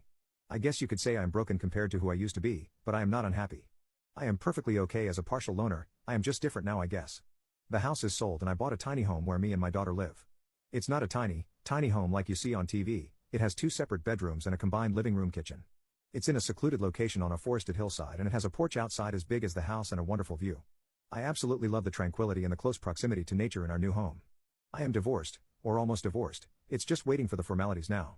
Expected time frame is 3 months. Soon-to-be ex has been begging me a lot for a second chance, almost daily, but she has not demanded anything from me. She doesn't try to excuse herself, she owns her affair. We used mediation and she has given me everything basically, all our assets and full custody. The only thing she has asked for is to be allowed to visit often so she can try to repair her relationship with our daughter. She has offered to cook and clean as well. But I don't want to feel like I owe her anything. I will keep the household operational, it's tiny anyway. And I need some chores for my daughter. I don't want her to grow up to be a spoiled brat. My daughter and soon-to-be ex relationship is very strained. We will have to see how it goes. From my perspective, I have told her I want closure, but there is no way of repairing our relationship. We will be co-parents, that's it. I have insisted on split custody since it's cumbersome to undo full custody after the divorce is final. Now that I can think straight, I want our daughter to have a relationship with her mother. I have forgiven her and moved on. I will live my life as I see fit from here on out. As for the assets, I will give her half at the last minute, or directly after the divorce. We built up these resources during our marriage, so it's only fair she gets half. But I really want to see if she will go through with it, actually giving me everything. She is very remorseful and I find it helps my healing. Soon-to-be ex is still struggling. Some would say she is an absolute wreck. She is going to counseling, we all are, including family therapy for my daughter's benefit. I am determined to try to make up as much as possible for my daughter for my mistake. My daughter is very sharp. I believe she has forgiven me, but she watches very carefully how I act towards her mother. I am determined to be a good role model, so I will act exemplary. It's been incredibly hard to deal with the aftermath, but I am finally starting to stabilize. My husband wanted to open up our marriage, so I started dating his boss. Now he wants to close it. The last time I posted, my husband had just found out about his boss and me dating. After my husband saw his boss kiss me at his place of work, he put the pieces together, and it made him upset enough to ask me to close our marriage back up. I was so torn. I felt bad to see my husband hurting, but he had left me in a place of hurt for so long after asking for this arrangement in the first place. I admit I was tempted by the things my husband said in the conversation where he asked to close our relationship again. He just kept saying over and over that he would be better and committed. He kept saying I was the only thing he needed in the world, and he had been blind to that before. These were all words I had been waiting and wishing to hear for so long. Yet hearing them now, I felt nothing but pity for my husband. I still loved him. We had been together for almost 10 years, and what I felt for him was incredibly strong after being life partners for this long. But I still love myself more, and as I said in my initial post, I had strong feelings for my boyfriend already. I told my husband that I loved him, but I had a say in this relationship too, and I didn't want to close our marriage back up. He was a mess at this answer. At one point, he got on his knees to beg me to reconsider, but I stood firm. I wouldn't hurt myself again to prioritize my husband's feelings. For the next couple of months, my husband went through a disorienting array of behaviors towards me. For the first few months, he was incredibly loving and attentive to me. He was cooking for us every night and insisted we have dinner almost every night together at home. He bought me flowers every day for 2 months and tried to initiate intimacy literally every single night. These are all things he's never really done for me before, so I was surprised and happy with all these changes. Although it did seem sort of performative of him to only start being a good husband now in an effort to win me back for himself. If he did love me, where had this treatment been before? He still seemed sad on the nights when I left him to go see my boyfriend, and I noticed he was seeing his own girlfriend less and less. Anyway, I was feeling conflicted, but my boyfriend and I's relationship continued to blossom as we learned more about each other and kept spending time together. About a month ago, my boyfriend had taken me on a very luxurious and intimate date. He reserved an entire restaurant for us and then arranged a helicopter ride for us after dinner. It was such a beautiful and romantic night and we had an amazing time together. There was no special occasion, and when I asked him why he had done all this, he said he just wanted to show me how much he appreciated his time with me, and I deserved to be treated like the catch that I am. Before I left my boyfriend's house the next morning, I broke down crying while venting to him, saying that I wished my situation could be less complicated and that I was sorry if he felt like our relationship was unconventional because I was still a married woman. My boyfriend just listened and held me as I cried. He held me and stroked my hair and said he didn't care about my husband, he was just grateful for any time he got to spend with me, and that I was a blessing in his life, and he was just happy he got to meet a wonderful woman like me.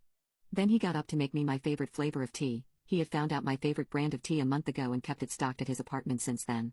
When he handed me the tea, he looked into my eyes and asked if it could be his turn to be honest with me. That's when he told me that he had never met anyone like me and that he had fallen in love with me. As soon as he said that, something just felt so right in my body and mind. I said it back to him, and we cried happy tears together. We didn't worry about anything else at that moment, we just enjoyed the vulnerability. Nothing could ruin that pure moment for us. Or so I thought, but I still don't regret telling him the truth about my feelings. I do love him, but I wish it hadn't. Tea resulted in the mess that it did. After my boyfriend returned to work after this date, I guess he had started telling some of his coworkers about how well his relationship had been going, and it must have gotten back to my husband. My husband didn't react well, and I almost dropped my phone when he called me the other day from the police station. That's when I found out that my husband had attacked my boyfriend at their place of work. Apparently, he had overheard some people talking about how his boss had been bragging about his partner, and it had sent him over the edge. He sounded like such a jealous child on the phone. He had entered his boss's office in a jealous rage and tried to punch him straight in the face. When my boyfriend deflected, my husband picked up a coffee mug and smashed it across his head. The cops had arrested him in front of his entire office, and I assumed my boyfriend had gone to the hospital for a head wound. My husband spoke on the phone with so much hate and bitterness, and during that call, I realized the sane, good man I had once married was long gone, and the last bit of love I had for him wilted inside my chest. He spoke about himself as if he were a victim instead of an unhinged criminal who had attacked another man for his own ignorant reasons. He said that he just couldn't stand his boss keeping us apart, and he had just gotten so angry after hearing that he was talking about me as if I was his wife instead. I said nothing on the phone, I just thought about the choices I faced. I could go bail my husband out of the police station, or I could go visit my boyfriend in the hospital. My wife has been peeking at me from around corners and behind furniture. It's gone from weird to terrifying. Lynn left to go to a friend's, and I lounged on the couch and played a couple games on my laptop. Around 9 p.m. I hopped in the shower, and as I was washing the soap from my hair, I felt that awful feeling that I was being watched. I slowly opened my eyes and almost had a effing heart attack. Lynn was peeking from behind the shower curtain, her entire head stretched into the shower, leaving just her body outside. Her long dark hair hung against the curtain, the ends dripping with water. Her mouth hung open in a terrible grin, eyes wide and red, as if she hadn't blinked in a while. I screamed and jumped back against the wall. She didn't move, nor did her smile waver. Her makeup ran down her cheeks in 2 black streaks. She looked giddy and completely deranged. I was effing terrified. We stood like that for a few moments, neither of us saying a word. Finally, after what felt like forever, she slowly pulled her head back out of the shower, and I watched her blurry figure through the curtain as she moved backwards towards the bathroom door. A second later, the bathroom door slammed shut, hard enough to rattle the mirror. I screamed again, and jumped out of the shower to lock the door. I stayed inside the bathroom for over an hour. Maybe I overreacted to some of you. But joke or not, I wasn't going to put up with the crazy poop anymore. That's what I kept telling myself as I paced in my bathroom, stopping to listen at the door every few minutes. Suddenly I heard a muffled sound, and I pressed my ear against the bathroom door, straining to listen. I couldn't hear anything, but I envisioned Lynn standing on the other side of the door, giggling at her joke. I felt a surge of anger. I was beyond pissed at being made to feel scared in my own house, and made to hide in the bathroom for an hour. All for what? Some joke? If it was a joke, it was an awful one. What the F? Lynn, I snapped. This poop is getting really effing annoying. I waited for her to apologize, or to call me a jerk. But instead I heard a faint moan, so quiet I wondered if I heard it at all, and then complete silence. Lynn? I called out, not able to even hide the shakiness in my voice. I got no response. Just my own heavy breathing. I swear to God, just effing stop it, I yelled, pounding my fist on the door. I waited for her to cuss me out, something I would expect from me talking to her like that. I never screamed at her before. But there was nothing. Just the occasional drip from the shower head. I won't deny that I was scared. Too afraid to open the DMN door and face my own wife. I waited another 30 minutes or so, which feels like effing lifetime when you're scared. Finally, I decided I wasn't going to spend the night hiding in my bathroom, so I got down on my knees and peered under the door. I almost expected to see her face peeking back at me, but thankfully I didn't. I could see straight down the hallway to the top of the stairs, but no Lynn. I didn't know if I should be happy about that or not. I looked for a few minutes, waiting to see her head pop up over the top step, but it never came. I stood up, my hand hovering over the door, and mentally prepared myself to open it. I slowly turned the lock with shaky fingers, and was about to yank it open when I heard a sound that still makes me feel nauseous when I think about it. A moan, louder than before, but this time I was able to tell just where it was coming from. I turned my head to the closet door as if in slow motion, and locked eyes with my wife, who was peeking out at me from the slight gap. Her eyes were still wide as ever, and her mouth was hanging open in the most grotesque gaping smile I'd ever seen. I didn't even scream. I was too scared for even that. Her hands were clasped to her chest, her body trembling with sheer delight, as if she could barely contain her excitement. A short raspy moan bubbled up from her throat, deep and raw, sending a shiver through my entire body. Somehow, I found the ability to pull the bathroom door open and ran as fast as I could all the way down the steps, snagging my keys and phone from the table in the living room before running outside to my car. I could hear her shrill laughter behind me, but I didn't hear her getting closer. I didn't bother shutting the front door.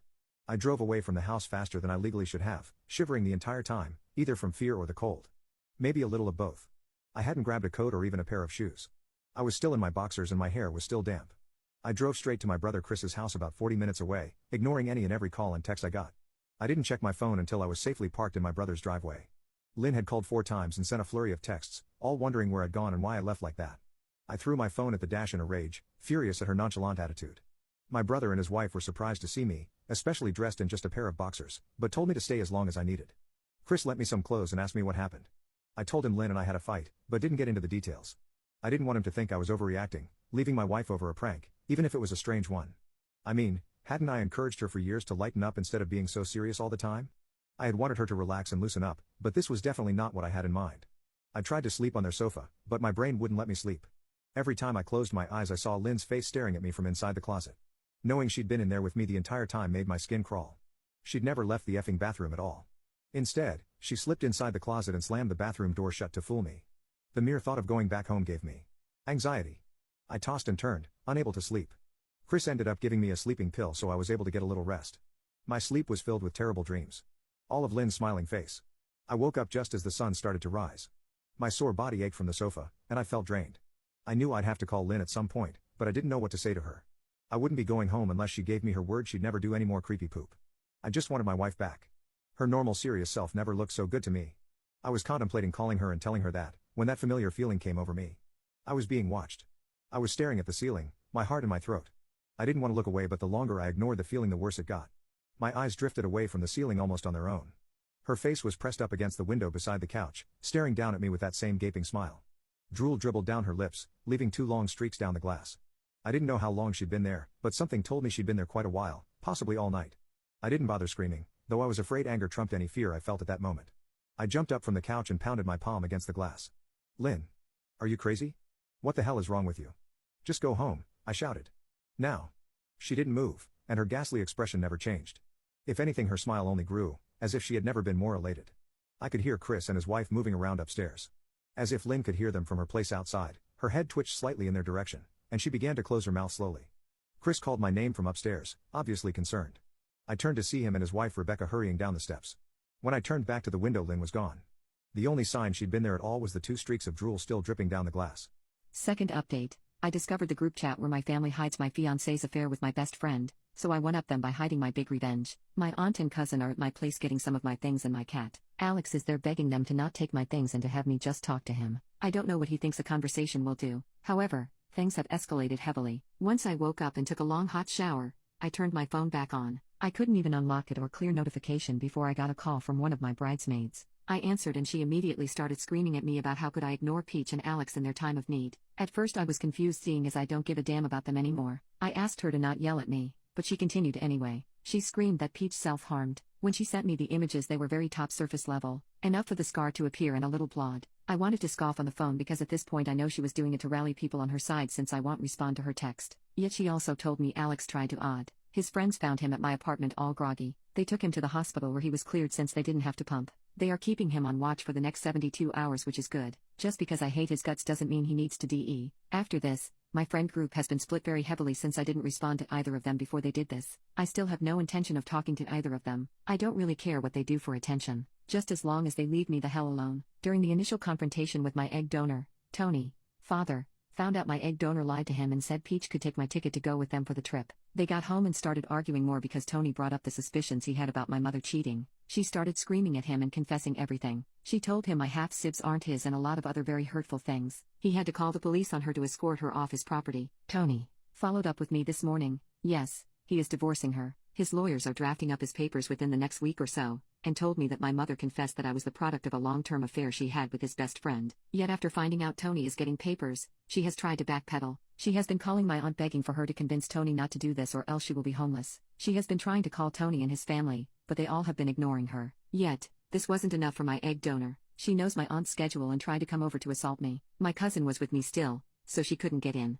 But Hearing her scream at me, some of my very low insecurities hurt and I started to have a panic attack. My cousin took me upstairs when we heard a loud crash. My mother broke through the window and ran upstairs and attacked me. For once in my life, I hit my egg donor back. All the anger I had towards her I finally let out. My cousin was struggling to separate us that she had to run to get our neighbor. I only have a few scratches and bite marks, but outside of that I am okay. I'm also placing charges against my egg donor. Hopefully I can get a restraining order. Honestly, my mom ran off before the police came, but I gave them Tony's address just in case she tries going back there. I see that those evil people aren't going to stop until they get a response out of me. However, on the weird side, I got a call from my half-sister. She tried apologizing and I cut her off because I don't want to hear it anymore. She then scoffed and had the nerve to ask if I could watch my nieces while her husband, and her boyfriend all go on a trip. I love my nieces and nephews, but I told her that she could go F herself. If she wanted me to watch her nieces, then she would have to ask through my aunt. She started screaming how I was being unfair to her and punishing her kids. I told her I was punishing her. She said, never mind, and that I couldn't see my nieces. I knew this was something that could happen, but it hurt my heart. I'm pretty sure she's telling them I hate them. I'm keeping the screenshots and my aunt and cousin said they would back me up if they reach out in the future. This is everything so much, but I'm expecting more to happen honestly. One thing I know about egg donor is that she hates losing. I know she sees this as a loss and she won't stop until she comes out on top. My half-brother has me blocked on everything and I'm pretty sure he is siding with my half-sister. My aunt and cousin are currently packing up Alex's things and dropping them off at a buddy of his. His name is Kyle. He is on my side, and he's been helping me through all of this as well. He dropped me off my favorite fruit this morning to my aunt. He also assured me that I can talk to him anytime. I asked him if he would be in further communication with Alex and he said no. He's just holding on to his things until his parents can pick them up. I really appreciate him. Seasoned substance users, what is your worst experience on substances? This past weekend I took 13 grams of mushrooms. 5 is considered a heroic dose, 13 is irrational. I am diagnosed with BPD, bipolar disorder, paranoia, avoidant personality disorder, autism and ADHD, and have used mushrooms a lot in the past to help me mentally. However, I never took anything close to this amount before. I cannot fully put into words the experiences I was having. I was probably 2 hours into this trip, laying in bed having the most profound revelations about multiple universes. Life was dissolving. The fabric of this reality was ripping apart as I was flying through it. There was no difference between me and the bed I was laying on. I was the air I was breathing. I first pooped my pants right around the time I gave in to the idea that I had been holding on for too long. This wasn't a light shart, this was a full-on 5-alarm explosive pooping of pants. It was falling out of my shorts onto the floor no matter how hard I squeezed my glutes. I managed to make it to the toilet before full evacuation occurred, but my clothes didn't make it off, so I just pooped right through all of that. It was the best feeling of my life. I also remember thinking this is the last lucid moment you're having for a good long while. In my stupor, I took the dogs outside and this is when I died.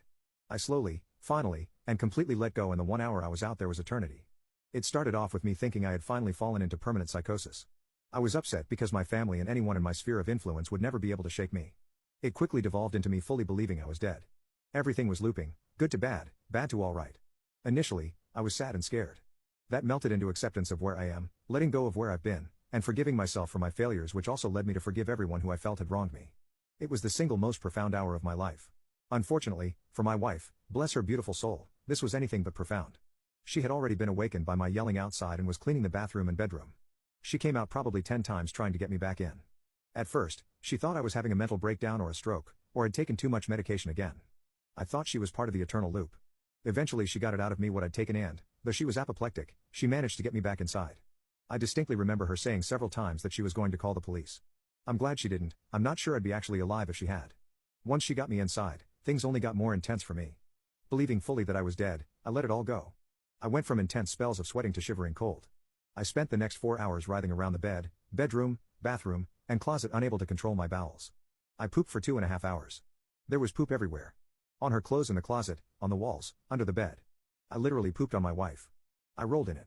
When I came to, I realized I was covered in my own poop. Head to toe. My hair was matted down. It felt like clay dried to my skin. On top of all that, I had also vomited everywhere. My wife later told me you were throwing up blue and coffee grounds. After I came down off the peak, I laid in bed for probably another 45 minutes. I couldn't talk. I couldn't move. It was a mixture of processing, questioning, and then realizing how badly I had effed up. Never have I ever been that out of it. Never have I felt this shame. I thought I was going to lose everything. My wife finally talked me out of bed and walked me to the shower. It's a good thing she had a pathway of towels and trash bags from the bed to the shower because I was dripping poop. She put me in the shower, fully clothed. After letting my clothes soak for a moment, she held out a bag and I threw them away. She gave me a washcloth and I cleaned myself off. This happened 5 more times. 4 washcloths, and 2 hand towels. 2 bath towels were also tossed. I couldn't speak. I was beyond ashamed of what I had done to her. I was also still having to process being alive after being dead for eternity. If I could have left then, I would have. Rightfully so, I was kicked out by my wife. I spent the day driving aimlessly, stopping every 30 minutes to bawl my eyes out and rest. She then decided to take me back. I can't mess this up again. We have had the master bedroom professionally cleaned twice and we still have to replace the carpet. The drywall guy is coming out later this week, so in the meantime we have a poop wall. I don't know how this is possible, but in a room with 4-meter ceilings, I hit the ceiling. She did 13 loads of laundry. I'm buying her a new mattress as well as a whole new set of pillows and blankets. The drapes have already been replaced. My wife and I have talked at length about this and are in agreement that I cannot take mushrooms anymore. Long road ahead, but I'm finally ready to face it head on. Sexist mother-in-law is demanding we lock up our daughter and throw away the key when she turns 16. When my husband and I's parents found out I was pregnant at 16, they weren't pleased. We were grounded for months. I could only see my friends at school and my husband and I weren't allowed to interact at all without any of our parents present. Luckily, they eventually accepted this was happening and they've turned out to be pretty good grandparents, but mother-in-law can still be a piece of work. She sometimes oversteps, but she usually gets back in line with just a look from my husband or I. When she doesn't, she's quickly and brutally smacked down, which usually shoves her back in her lane. One of the places we clash with mother-in-law is how we raise our kids. We believe ruling your children with an iron fist just makes them grow up to be crushed adults, so my husband and I are very chill and give our kids a lot of freedom. We agreed when I was pregnant with our son that we'd start with don't break the law and don't be a dickhead to anyone, and we'd add more rules as needed. We've only had to add one rule: hang up your wet towels in the bathroom. That one was added when our son went for a swim and accidentally started a penicillin farm with a wet beach towel in his bedroom. We had to replace the carpet. Some people have called us lazy and irresponsible parents, but our kids are independent, happy, and actually talk to us about their lives, so I think we've done the right thing for our kids. Anyway, back to how mother-in-law is currently being a rabbit beach. Our daughter turns 16 next year and mother-in-law has ramped up, insisting my husband and I start to enforce ridiculous rules to protect her from Wombat's mistakes, because apparently I'm the Virgin Mary and my husband wasn't involved in the creation of our son at all. Her rules are: a curfew of 6 p.m. make her quit gymnastics. Not allowing her to wear any figure-hugging clothing. Ban all boys and men under the age of 25 who aren't her brother from our house. This includes our kids' friends and their cousins. Make her change to an all-girls school. Mother-in-law even set up a phone interview for a very exclusive all-girls school without us knowing. My husband and I were very confused when he got the call. We're so super pissed off at the double standard. When our son turned 16, mother-in-law didn't make a peep about preventing him from getting a girl pregnant, which makes no sense since my daughter can get pregnant once a year, but my son can impregnate multiple girls in weeks. It's such a SHT, boys will be boys, girls will be controlled mentality, and it infuriates us. My husband and I kept telling mother-in-law to F off, but the phone interview was the final straw, so we've blocked her everywhere and gone no contact with her over it. We also told the kids what mother-in-law was doing and said we weren't going to make them cut her off. They're old enough and more than sassy enough to handle her, but they ultimately both chose to block her as well. When we told the kids, our son was more pissed off than our daughter.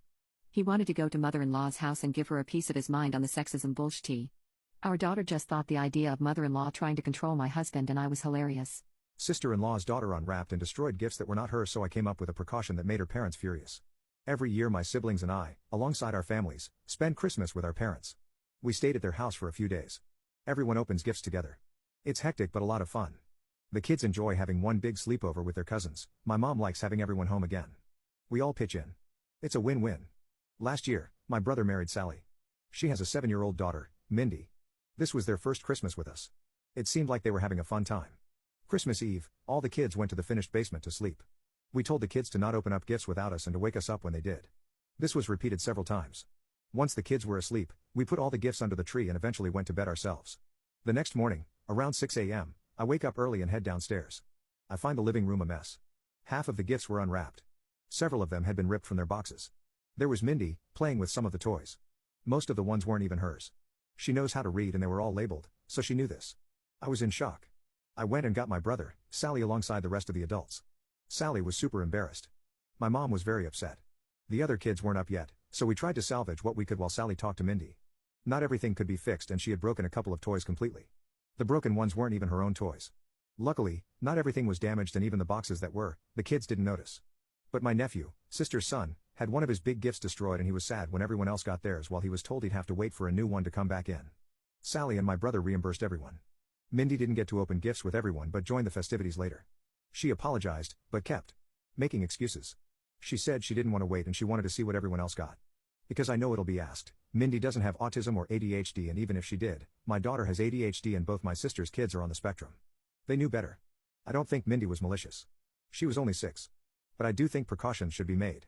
We're all preparing to go to my parents again this year.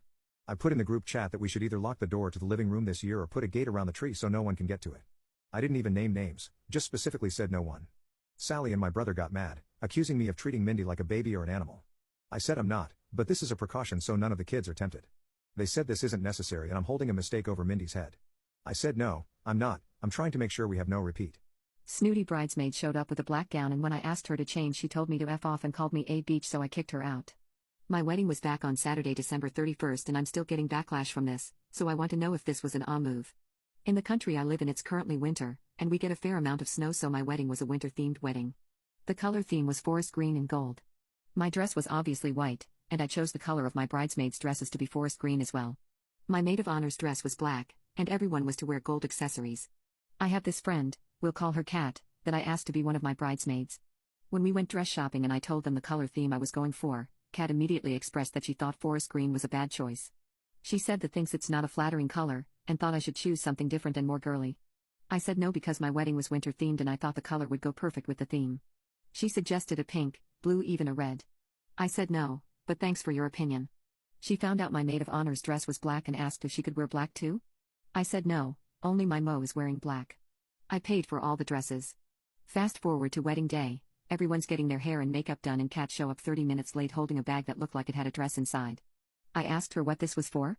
She told me it was for later on at the reception if she got uncomfortable and wanted to change after pictures. I was like, okay, cool. So fast forward, we're all dressed and walking down the stairs because the ceremony is beginning in 30 minutes and we were going to take some pictures before. Kat is the last person to come down and she's wearing a black dress. At the time I was preoccupied taking pictures with my parents, but my maid of honor came over to me and made me aware of the situation. I confronted Kat and asked her what was going on. She said she hates her bridesmaid dress, as the color is ugly and makes her look gross, so she's wearing black. I told her please go back and change. She refused and started walking away from me. I said I'm going to ask her one more time, and if she doesn't oblige I'm calling security and kicking her out. She began yelling at me to fuck off, so I called security and asked them to please escort her out. She started making a big scene yelling how I'm such a bitch, that I can't force her to wear anything and that I'm a horrible inconsiderate friend.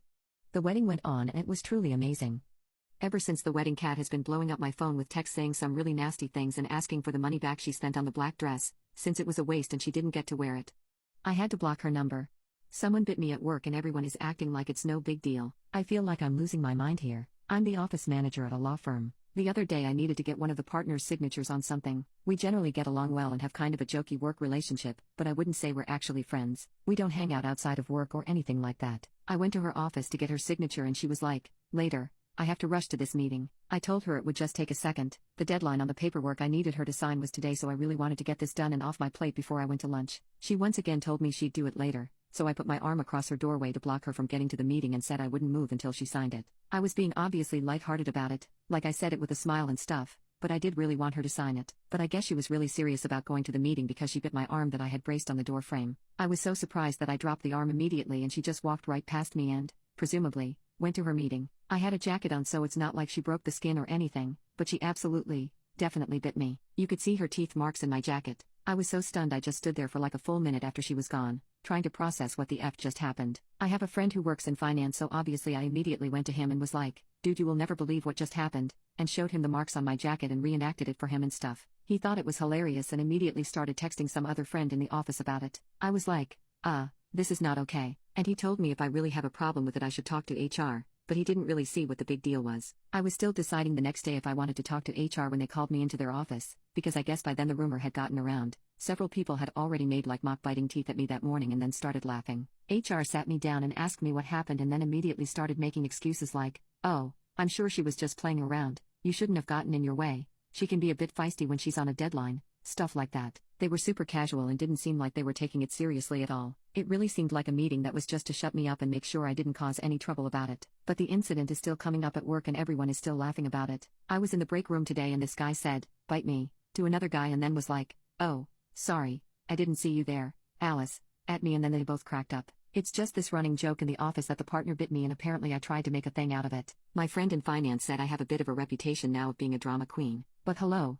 she bit me. Am I insane or am I not the one who's being weird here? She bit me. That time I got my coworker fired over a paper bag. When I worked at a grocery store, I absolutely hated one of the other cashiers. She was extremely bossy, ordering other cashiers around, making us stay late and generally just acting like a manager when she wasn't. As a result, she was just awful to be around, not to mention work with, so I tried to avoid her as much as possible. One day I was checking out a customer and forgot to ask if they had any coupons they wanted to use with their purchase. Bossy cashier noticed and started reprimanding me in front of the customer for forgetting protocol and to do every transaction from then on by the book. Humiliated, I kept my head down and did as she said, angrily trying to figure out some way I could get back at her without losing my job. My solution presented itself not 5 minutes later. I was serving this a-hole of a customer when she started going off at me for putting her groceries in plastic bags. I asked if she wanted paper instead and she said yes, so I started moving her items into paper bags and adding 5 cents to her order for each bag I used. Our store had a policy that plastic bags were free but paper bags were 5 cents. The policy was meant to encourage customers to use the cheaper plastic bags, but most of us didn't care enough to charge the extra 20 cents, so we usually gave them out for free. The a-hole noticed what I was doing and went off on me again, saying that she's never paid for paper bags before and always gets them for free. I asked her who helped her last time she was here and she said the name of the coworker I hated. A smile spread across my face as I realized that little Miss Manager had made a mistake. I called my actual supervisor over and explained what was happening. The look on the customer's face as she realized that she had just gotten her free bag cashier in trouble was priceless. My supervisor called my coworker into his office and proceeded to rip the a-hole a new a-hole, before firing her on the spot. Several of the other store employees had been complaining about her, and the facts that she had publicly humiliated me and had been ignoring store policy were the final straw. I'm not sure what happened to her after, but I will always be proud of little 17-year-old me for being so petty. I've been chasing that high ever since.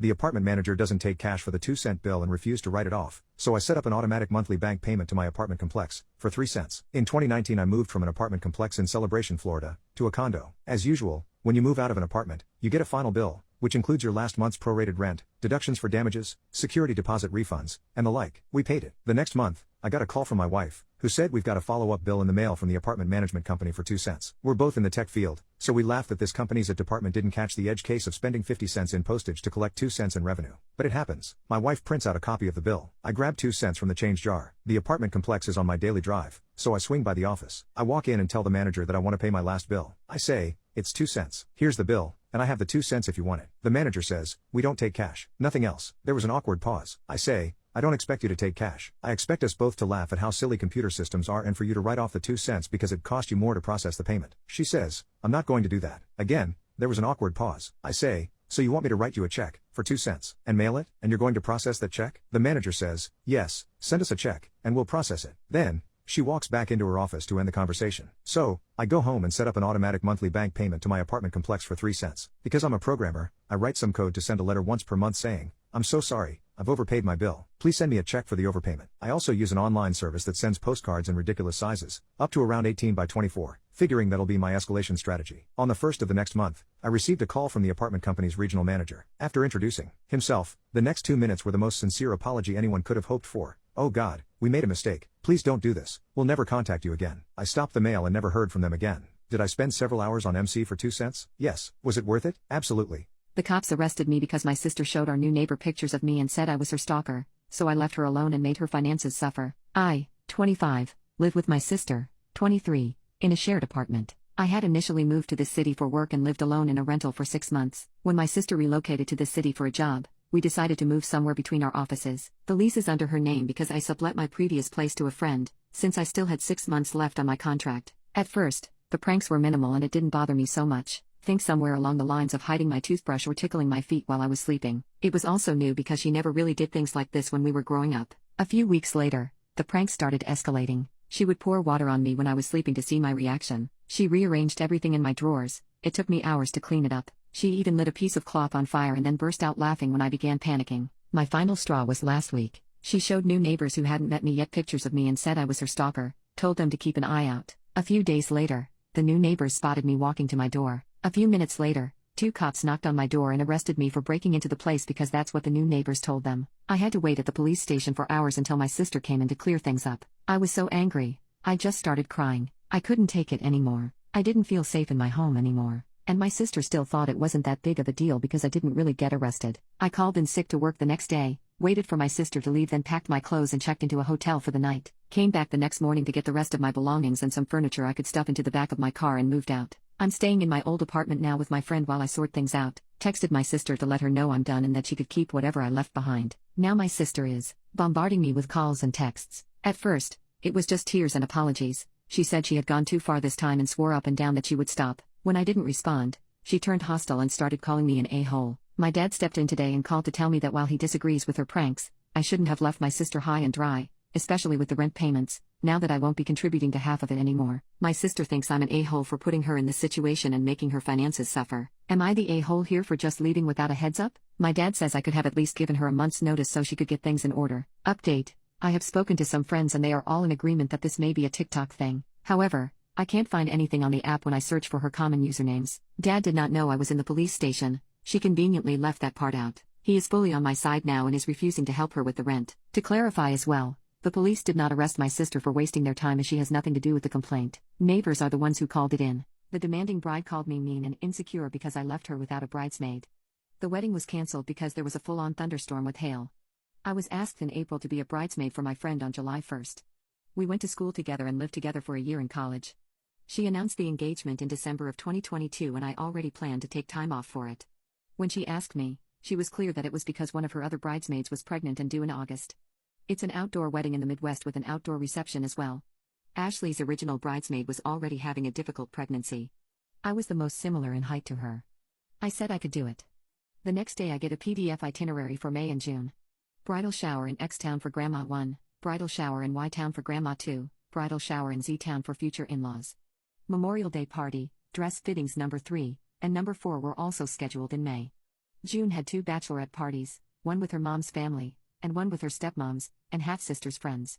Then, also the final dress fitting. Every single weekend in May and June had commitments and some random weekdays too. I have a WFH job. This was brought up when Ashley asked me to be her bridesmaid. Oh, you have a flexible schedule and can work from anywhere, right? Yes, technically I can. So, the problem is that I no longer live in the area. I moved halfway across the country. When I told her that it wasn't feasible for me to be there every single weekend, she told me to just come stay until her wedding was over. Stay where? She and her fiancé live in a 1-bedroom apartment. Then she brought up a hotel. How much would 2 months in a hotel cost? A lot more than I have. I also have pets. I made it clear to her that I would only be available for the rehearsal and wedding, the week of. I did fly in for 2 days for a fitting and one of the bridal showers in May. I was being bombarded constantly in the group chat after that. Over the past month, I have been told I'm a bad friend for not being there for her, by multiple people. She's been complaining to everyone and even complaining about me to my parents. My mom called me last week about it. But the real kicker here is that Ashley didn't tell anyone that I lived out of state. She made it seem like I lived in the area still. It wasn't just taking 2 hours out of my day to go to a bridal shower. I would have to spend 3 hours on a plane, both ways, and 2+ hours dealing with the airport and check-in. My mom said she talked to one of Ashley's grandmas because she went to that bridal shower and everyone was shocked to hear that I didn't live there anymore. But they all still judged me and said why would I agree to be bridesmaid if I couldn't be there? They did not know that I was an emergency fill-in. I also made it clear that I wouldn't be available except for the week off. I haven't spoken to anyone about this, besides one friend, we'll say, Beth, who lives in the area. She did not go to school there or grow up there. I met her in college and due to circumstances, she stayed with my parents for a while and decided to stay there, so she bought a house. Besides my parents and some of her daughter's friends and teachers, she doesn't know anyone. She's heard a lot of gossip about me though. Trivial high school gossip from 15 years ago. Ashley and I did have some issues, but I thought we were past that. We're in our 30s and both have different lives other than a small-town high school. I confirmed with my mom and one of my sister's friends from high school who still lived in the area that these things were being said about me. I sent a message to Ashley last Wednesday, asking about it. She denied it all. Friday night was her bachelorette party and she and her other bridesmaids bombarded me with nasty messages. And yes, our high school drama was about a boy, so I got things like, "You're so mad Eric chose Ashley. Over you. She's not even marrying Eric and he's 32, working at Dollar General, and living with 2 roommates." There were also texts about deeply personal things I shared with Ashley and that she knew I was self-conscious about. I know it shouldn't hurt, but it still does. The last 2 months have just propelled me back to my adolescence where I was really shy and self-conscious and I didn't want to be back as that part of myself. So I texted her Saturday morning that I wasn't going to be at her wedding or even be attending. I apologize for the short notice. I didn't bring up what she and her bridesmaids did the night before, just said I wouldn't be coming. I got a lot of angry messages and phone calls. She called me names and said I was ruining her life. I had to block her number.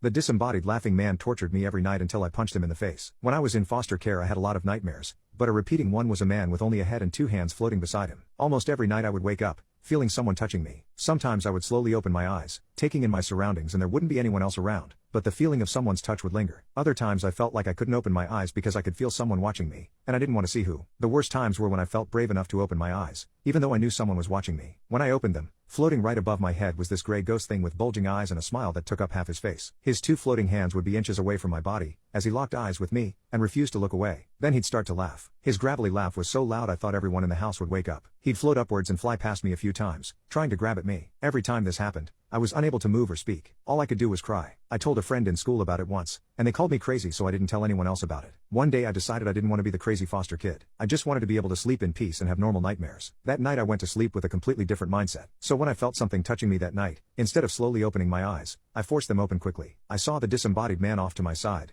just staring and laughing at me. I balled up my fist and punched him right in the face. My hand went straight through him, and he started laughing maniacally. He flew straight at me, and went through my head. I punched him again with my other hand and he started to fly around my room like a balloon being emptied of air. He sunk to the ground, going through the floor, and I felt triumphant. I haven't seen the disembodied laughing man since, yet I still can't help but freeze if someone has a loud, gravelly laugh. The groom's in-laws ate almost all the food and left nothing for us. Now the bride is pissed at us for ruining the aesthetic and ordering pizza. I and my wife were invited to my friend's wedding. The wedding was going to have about 70 people, mostly family. When we got there we were seated at a table with some other people. Nice people, and we mingled well and had a good time chatting. The wedding was also quite nice. Both my friend and his new wife were very happy. After the ceremony, every table got 2 bottles of wine, and bread/butter, and there also was an open bar, so we started to have a few drinks. Then the food came out. It looked really good, and the food was set up for the buffet. I was half buzzed and looking forward to getting some food in my belly. When it was time to eat, every few tables at a time were going to get called, which was fine. The first few tables that were called were understandably the family of both sides, and then the rest were. The problem was that the family members, his in-laws, are larger people. Now I don't shame people for how much they eat, but I noticed the helpings of food they had while I was patiently waiting for us to be called.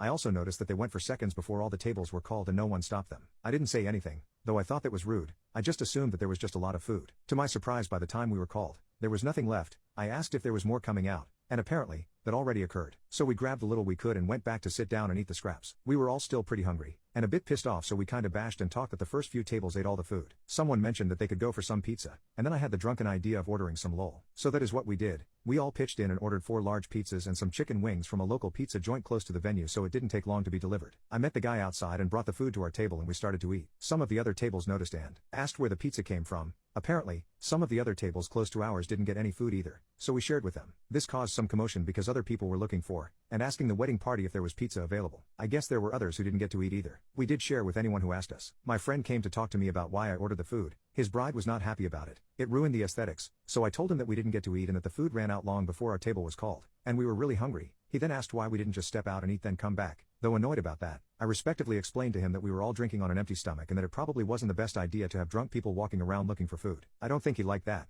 but went back to his bride, who was glaring at us. Like, what were we supposed to do? Starve? This wasn't the end though. As we were finishing eating, one of the in-laws came to our table and he asked where the pizza came from. This is where I may be the There were 2 slices left. I knew he was eyeing them. I asked the other people at my table if they wanted one, and everyone declined. This guy then said he'd have one. I then took the 2 slices, put them on my plate, and started to eat them. Then looked at him and said something like, "No, you and everyone at your tables had way more than your fair share of the buffet, and ate all of it. This is the reason we ordered food in the first place, and now you have the nerve to ask us to share." His face went red, and he returned to his table. There was a lot of discussion going on there. They were all looking back at us with daggers. The bride looked even more ticked off at us. She had a bit of an argument with my friend. He eventually came back to tell us we had to leave. I didn't mean to start any problems, so me and my wife called a cab and left. He called me a few days later, and we had a long talk. I explained my perspective, and he agreed that his in-laws were really rude for eating all the food and leaving most of the other guests with very little. A lot of people actually complained to him about it. Everyone was drinking thinking that there would be food and they were disappointed. He was upset with his in-laws because he told them how many guests there would be and to order the food for that many people. He also saw how much they were taking but assumed they ordered enough. He was wrong. He brought this up with his wife, and she said that apparently because the in-laws paid for the alcohol and the food, they felt entitled to eat what they wanted. She was mad at them and reamed them out for tainting her special day. He also said a lot of the other non-family guests started to leave soon after we left because they too were hungry. They still had fun celebrating, but it did kind of put a downer on their special day. Out of 70 people, about 30 left. I also found out that guy that came to our table was his father-in-law. Father-in-law was really embarrassed by what I said to him. He felt pretty bad when he found out close to half the guests didn't get to eat anything and left early. So am I the a-hole?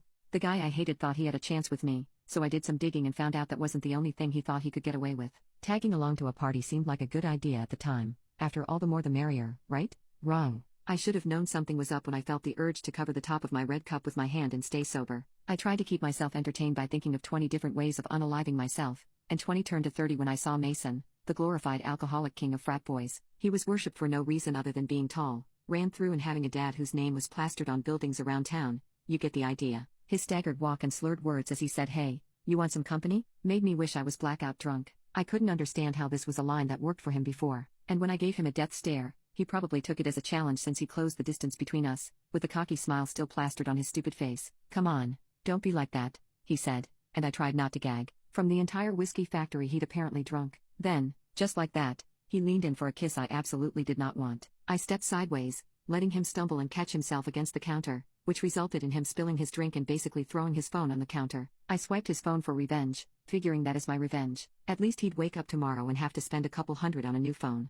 I ducked out of the kitchen and unlocked his phone, but it was already open to a group chat. One message in a chat said, "No one can know about what happened with the car. Payments were sent through Venmo. Keep your mouth shut." It didn't take a genius to figure out what that was about. A hidden drum had made headlines a few weeks earlier. A car had smashed into a pedestrian and sped off, leaving this poor 15-year-old hospitalized. The case had gone cold, but now I had a sinking feeling that Mason knew something. I didn't just leave the party and go home to sleep it off. No, hot jerks that think they can just pay everybody off and get what they want, even if people got hurt, didn't deserve to get off easy. Instead, I spent the next several hours digging up every digital footprint I could find. Mason was a social media nightmare, constantly posting updates about his extravagant life. His friends were just as careless, and it didn't take long for me to find photos and comments that corroborated the messages I'd seen earlier. There were mentions of Mason's car in that wild night that no one was supposed to talk about. The more I found, angrier I got. This wasn't just about Mason trying to kiss me, this was about someone who thought his money and name made him untouchable. Even when people got hurt, I wasn't having it. First,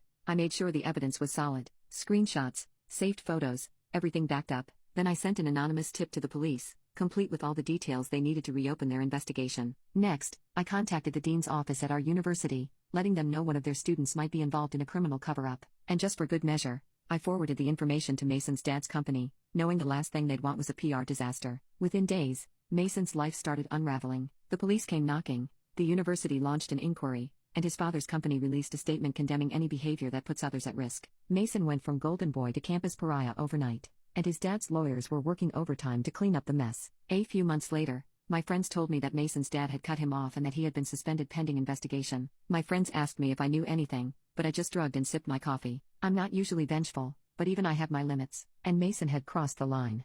The guy I'm dating has a shrine of my ex-husband in his house and I think he wants to use me as a trophy, so I gave him the boot and dodged a bullet. I was married for 7 years to a celebrity. I put it in quotes BC while most of you have never heard of him. He is A-list in the world of metal music. If you're a metalhead you 100% know who he is. We split amicably BC. He was always going on tour. I used to love going with him, but the thrill of it wore off and I found myself sick of traveling so much. Because of this we grew apart, but still keep in contact occasionally BC despite the fact our marriage didn't work. He is a really cool, nice person. 2 weeks ago I met a guy through a friend that I immediately hit it off with. We have been on 3 dates so far. The first 2 dates were drinks after work. He showed up in nice khakis and a button-down both times. On our latest date, I went to his house to watch a movie, literally watch a movie. We are taking the physical stuff slow. He has a nice house so I asked for a tour. After he showed me the upstairs, he said he had to show me his game room. We went down into a fully furnished basement with a pool table, a minibar, and darts. But there was something very weird down there also. Apparently, my new man is really into metal music. Would never have guessed based on how he dresses, and his favorite artist of all time is, you guessed it,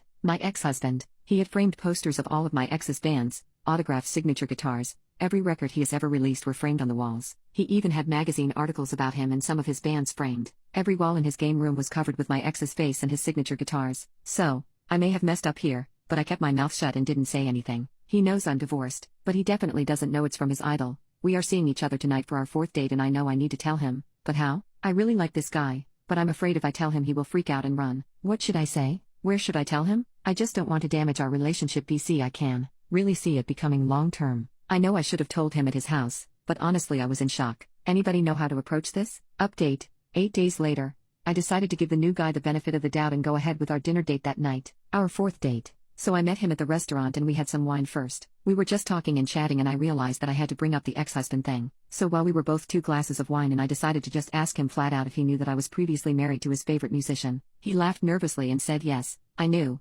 But, my friend, didn't tell me. I figured it out. He told me essentially that he found out through the grapevine and he decided to start mingling with my friends so he could meet me. He told me that yes, at first it was just BC I was married to his idol, but that now he is really developing feelings for me. I thought it was a little odd, but I felt fine with it. until I remembered his man cave basement. I asked him if he knew I was married to his favorite musician, then YTF would he bring me down there to show me all of the memorabilia? His response was too weird for me. He said, I was trying to see if you would confess. I was like, confess to what? And he said to my being married to my ex. I told him that I thought it was pretty concerning that he tried to trick me into some weird confession and that I didn't think we would work out. He accepted it and didn't seem upset or anything. Dinner had already been served, so we started eating when he proceeded to bombard me with questions about my ex. When is he releasing new material? What is his favorite band? What does he do during the day of a show? Is he vegan? What's his mother's maiden name? Blah blah blah. Finally he could sense my discomfort and we ended the dinner and parted ways. He said he would text me the next day just as friends, which I said was okay. Well, his text the next day was trying to get him and his friends VIP passes when my ex comes near us to play. I did not respond and I blocked his number because he kept texting again and again, begging me for the hookup. It was desperate and weird. Anyway, I called my ex to warn him about this dude, even though he seems harmless. He doesn't know where I live, and I didn't get any psycho vibes. I think he just wanted me as a trophy. The mother of my child's bully thinks she can bully me at work too. Now, she has to find another job because I am getting her fired. I received a promotion last month after several stressful years. The money will be life-changing. I'm working out of a different office much closer to home, doing work I care about, and having more time with my family. The company filled an open role at my new location just before I was promoted. I didn't participate in the hiring process for this person, and I did not know they had hired the parent of my child's bully. This isn't just a few meetings with the principal, it's a bullying situation. We almost lost our child because of Timmy. We moved our child and their siblings to a different school, sold our home, and moved to the other side of the county. We had to involve the police at one point, resulting in being granted a restraining order against Timmy, who is now finally facing other legal consequences for his behavior. Both kids are still quite young, so I'm still shocked at the cruel and awful things I witnessed my child go through at the hands of a peer,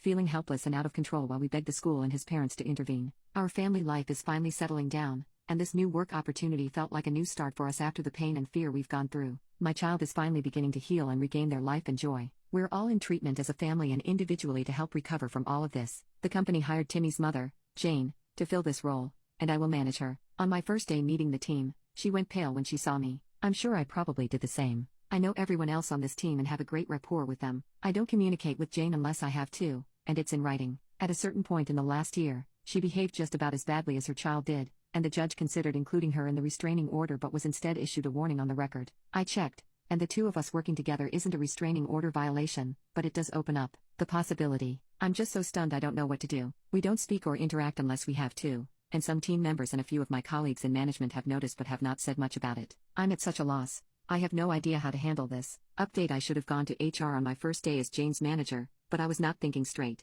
Things had been going so well at home that I didn't want to jeopardize it by bringing Jane back into our lives. Within a few days of my question posting, my junior team lead Sam asked me directly about my weird behavior around Jane, which had been going on for about 2 weeks or so. I'm Sam's superior in the org chart, but not by much. Sam and I have worked together in the past, but not closely enough that he knew about my connection to Jane. I told Sam about my history with Jane, providing limited details with minimal legal documentation and proof, which my lawyer advised me on, and he was shocked but incredibly supportive. He let me know that Jane had been very vocal with several other staff, including him, since my first day, warning staff to stay away from me, that I was toxic and dangerous, and that I had slept with her husband and broken up her marriage. All I could do was laugh at that. It hadn't occurred to me that keeping my distance would give Jane a chance to try to damage my reputation, but she didn't get very far. I've worked with everyone else on this team on and off for most of my career, so they were all very skeptical. Sam and I met with HR and walked through my history with Jane to create a plan for Sam to manage her going forward. HR was wonderfully supportive and thanked me for communicating with her in writing, as it was probably the safest thing I could have done under the circumstances. Then,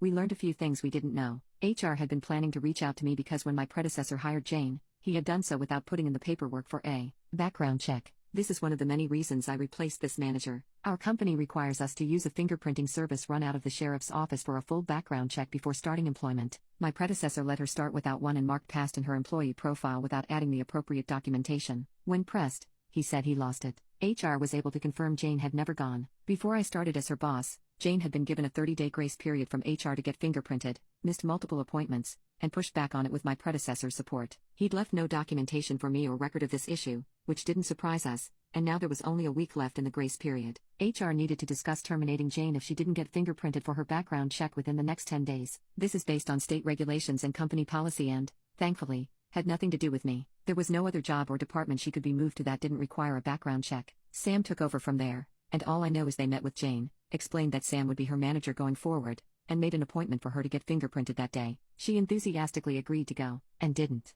and never returned any calls or contact attempts from HR or Sam, which was the best way this could have washed out. My family is doing better than ever, work is great, and my amazing kiddo is healing and finding joy again. They even helped their new school start an anti-bullying and mental health program to help younger students if they feel unsafe. We'll be traveling to see relatives and have some fun this summer, so we're very excited. I feel like a weight's been lifted off my chest. The racist bride wants me to take off my hijab as a bridesmaid. Well, guess what? I backed out. We have been friends for 5 years, and in the whole time she's known me I've never taken my hijab off around men from outside my family. I have taken it off in front of her before, but only because I was only around women, and she knew this was the case. When we were trying on bridesmaid dresses, I offered to wear a different dress to the other bridesmaids or wear a covering over the dress so they didn't all have to conform to my needs regarding the modesty of the dress. We settled on all wearing a dress that I could wear, as the bride wanted us to match. I was happy that they accommodated me, and none of them seemed to mind wearing a more modest dress than they might have worn otherwise. But here is the issue. Yesterday, I asked the bride if she wanted me to wear a scarf that matched the dress or of a different color. She was startled and told me she was expecting me not to wear a hijab, because when she said she wanted us all to match she thought I understood she meant not just the dresses, but that I would not be wearing a hijab. She also said that she thought I would be okay with it since I took my hijab off while trying on dresses, which I only did because I was only around women, and I was trying on some dresses that go over the head so I felt the hijab would have fallen off anyway. I said that if I could not wear a hijab as a bridesmaid, I would not be able to be a bridesmaid.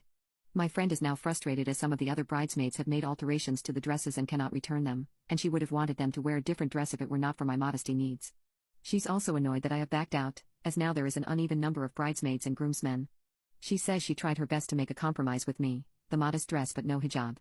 She said that I should have explicitly said I would need to wear my hijab and not take it off while trying on dresses. I said that she should have explicitly asked if I would go without before committing to a compromise I didn't even know about.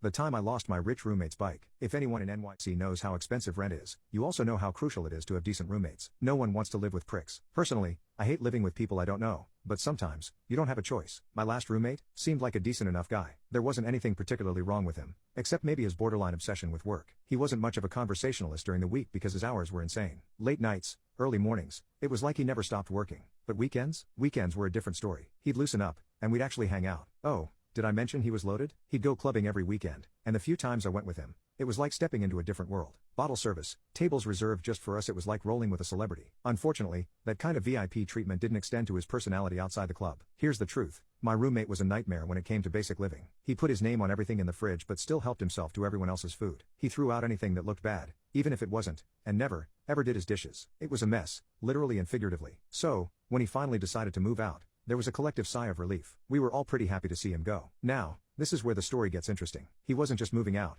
he was going back to Japan. One day, out of the blue, he asked me to hold on to his bike while he was gone. Being the nice guy I am, and because I love biking, I said sure. Honestly, it felt like a nice gesture on his part, like we were maybe ending things on a positive note. So, I started using the bike, a lot. I rode it to work sometimes, and for a while, I didn't hear from him at all. It was like he vanished from our lives, and we assumed he'd moved on. Then, one day, the inevitable happened. If you've ever lived in NYC, you probably know where this is going. I parked the bike on the street because, unfortunately, that's where the bike racks were. And like clockwork, the bike got stolen, or at least, someone tried to steal it. The wheel was busted, and the frame was damaged. It was basically a pile of bent metal. I took it to a bike shop, hoping for a quick and cheap fix, but the repair estimate came out to around $500. I was floored. I didn't have that kind of money, so I took it to a few other shops, and each quote was the same, if not worse. No matter how hard I tried, there was no way around it. Months passed, and I ended up just paying to store this broken bike, hoping the situation would just disappear. Then, out of nowhere, I get a text from him asking for the bike back. I'd honestly forgotten about it by then, but I explained the whole situation. I told him,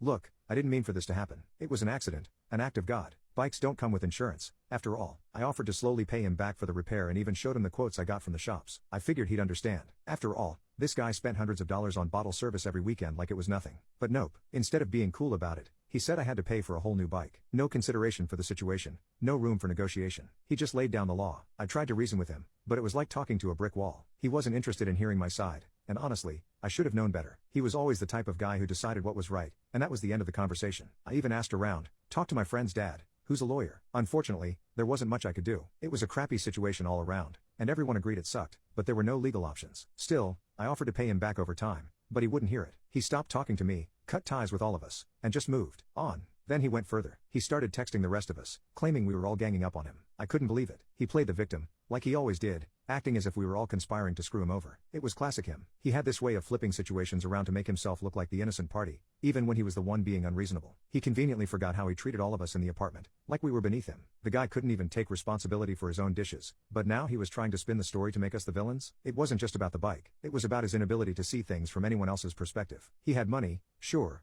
but he lacked any sort of empathy. Maybe that's why he needed all that bottle service, to feel important, even though deep down, he was as shallow as the clubs he frequented. As much as I hate to admit it, the bike situation showed me just how little our friendship really meant to him. It wasn't a huge loss, though. In the grand scheme of things, I lost a bike, and he lost friends who genuinely tried to get along with him. And while I may not have handled it perfectly, at least I tried to make things right. Sometimes, that's all you can do. Make the best out of a bad situation and move on. So, to anyone who's ever been in a similar situation, just know you're not alone. We've all had a roommate horror story, and this one just happens to involve a stolen bike, a $500 repair bill, and a rich guy who couldn't let go of a grudge. Life in New York, am I right? Those who have been to a ruined wedding, what happened? 1. This was one I worked at. After the ceremony, right at the start of the reception, the photographer was taking jumping photos of the bride and bridesmaids, so they were all jumping in the air while wearing heels. Bride landed and dislocated her knee, then passed out and kept going in and out of consciousness. We called an ambulance who turned up and fixed her knee, etc. But she wanted to continue with the wedding. She then had the first course of the meal threw up down her dress, and had to sit with her mum in another room while everyone else danced, etc. Felt so bad for her as she spent the rest of the evening crying. 2. I played a wedding where as we started playing the set, everyone ran outside and nobody was to be seen for the rest of the night. I originally assumed it was because nobody liked us, but the bride came in afterward and said there was a huge fight involving multiple members of both families and everyone basically went home upset, injured, or in a police van. We couldn't stop playing since we were paid and it was our job, and the only person watching was the intoxicated uncle dancing on his own asking for requests we didn't know. 3. When I was 6 or 7 I went to a cousin's wedding. Everything was fabulous for little me, so much sugar everywhere, basically heaven. The reception was in a big community center that was reserved for the occasion. Went to the girls' bathroom, passing by the men's room to see my uncle on the floor. Went back to the main room to tell my dad my uncle was looking weird. Well, my uncle had a stroke and had died. The bride spent the rest of the afternoon crying, and everyone except close family left. The bright side is the marriage is still going strong 20 years later, despite what happened that day. 4. Leading up to my friend's wedding, his father had been battling cancer after a terminal diagnosis, and it was touch and go whether he would be well enough to attend the wedding. In the end, he was too unwell to attend despite wishing that he could. Just as we got to the wedding reception, my friend was informed that his father had just passed away. It was devastating. 5. I was the best man at my sister-in-law's wedding, stepped in for the brother of the groom. That's another story entirely. For a whole year of planning, all the bride, sister-in-law, wanted was a dove release while they said handwritten vows to each other. Very small, non-denominational, most of the family are atheist anyway. Wedding day arrives, early summer, and something is off with the bird handlers. They show up a bit late and are sourcing help from the wedding party to get everything in line. When the time comes to say their vows, I help the handler carry the chest with the doves in it over to what is to be the altar where the bride and groom are standing. Vows are just about wrapping up and the handler gives me the signal to open the chest. I open it and see 20 to 30 dead doves in the crate. I immediately closed it to try and limit who knows what happened. Too late. The look of horror on her face was all that was needed. We spent the next few hours trying to cheer everyone up, but by the end of the reception, the entire wedding party had organized and filed animal cruelty complaints on the handler. It was all anyone could focus on. 6. The mother of the groom was an alcoholic for many years. She decided to quit drinking cold turkey a few days before his wedding. During the reception, she had a seizure and was taken to the hospital via ambulance. 7. The wedding was at a state park that's famous for its giant gorge/waterfall. I don't know whose idea this was, but someone suggested a photo overlooking this gorge and everybody was game. The wedding party went around a stone security barrier and the maid of honor literally fell off the cliff to her death. It was like 500 plus feet. 8. Attended a wedding reception and was seated near the cameraman. An aunt of mine was sitting closer to the camera and spent the evening commenting and gossiping about everyone, and much of it came out on the video. The cameraman was great. He did 2 copies, one edited and the other no holds barred. The unedited version is the stuff of legend. 9. No one turned up to the reception except myself and my partner. There were about 8 people in total and the couple had gone all out for the reception. Awkward. 10. Was a guest of a friend of the bride, and did not know anyone attending. Very expensive over a top place, with several hundred guests of this very Italian wedding. The maid of honor grabs the mic at the cocktail hour and begins her speech, rambling, intoxicated. Quickly devolves to stating the recently deceased mother of the bride was against this wedding and that's basically what killed her. Plus Vinny will never give up prostitutes. She is tackled by several people and dragged away. The happy couple is separated and divorced within a year. Today I effed up by banging my girlfriend while my parents were home. So I had my girlfriend over in high school for the first time. She had met my family and parents, and everything was good. My parents liked her. She liked my parents. I had never even had a girlfriend or anything before, so my parents weren't completely used to their son having a lady over. Anyway, so we're upstairs in my bedroom, and we start getting a little freaky. Things escalate, and we eventually start making love. We were super quiet about it so that nobody would know. This is where things get hilariously terrifying. We're both stupid teenagers, and neither of us did this before, so we didn't lock the door. It wasn't even closed all the way since we weren't expecting to be doing things initially. So, I'm balls deep in my girlfriend as she's writing me, we're talking full on adult content. And my dad just casually walks into my room without knocking, and essentially gets a full ass view of my girlfriend's butt and my willy halfway up Main Street. He's so startled he made this really loud dough. Sounds like Homer Simpson, you know? He quickly turns away, pretending like he hadn't seen anything. This all happened in less than 2 seconds. I pulled the sheets over us so fast that I didn't even have time to pull out. My girlfriend is turning bright red. I can hear my mom downstairs say, "Honey? What was that?" Because of how loud my dad yelped. My dad, God bless his soul, replies, stubbed my toe. Don't worry about it. In the most defeated way possible. My girlfriend couldn't look at my dad the same way again, and neither could I. I haven't talked about it with my dad ever, it's been 3 years. However, now when I think of it, it is more funny than embarrassing. I am also still with said girlfriend, and we bring it up with each other periodically, even though she doesn't find it as funny as I do, and gets super embarrassed. Today I effed up by breaking up with my perfect girlfriend and ruining my own life.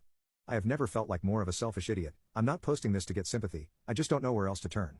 I feel like I have taken so many steps backward in life just because of this one, idiotic decision, and I just can't believe how delusional I was. I met Kelly back when I was in my early 20s, we both worked in a restaurant and were trying to make it through college.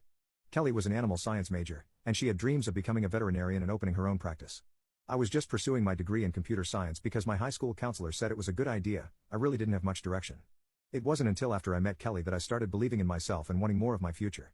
She encouraged me to think bigger, and try to think back to the things that really made me happy, and make those hobbies my career. That's how I ended up switching to a graphic design major, and actually getting a degree in something I was inserted in. Kelly and became close friends and then started dating a few months after we met. I fell in love with her easily, she was such a comforting, mellow person.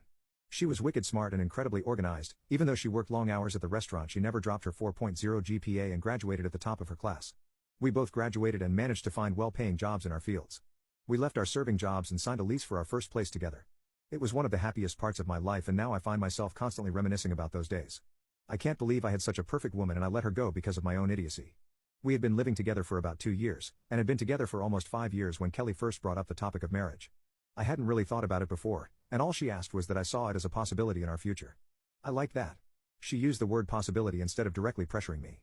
I didn't want to lie, so I said yes, it's definitely a possibility. Yet her question kind of stuck with me, and I found myself really thinking about getting married for the first time in my life. I thought about only ever being with one woman for the rest of my life.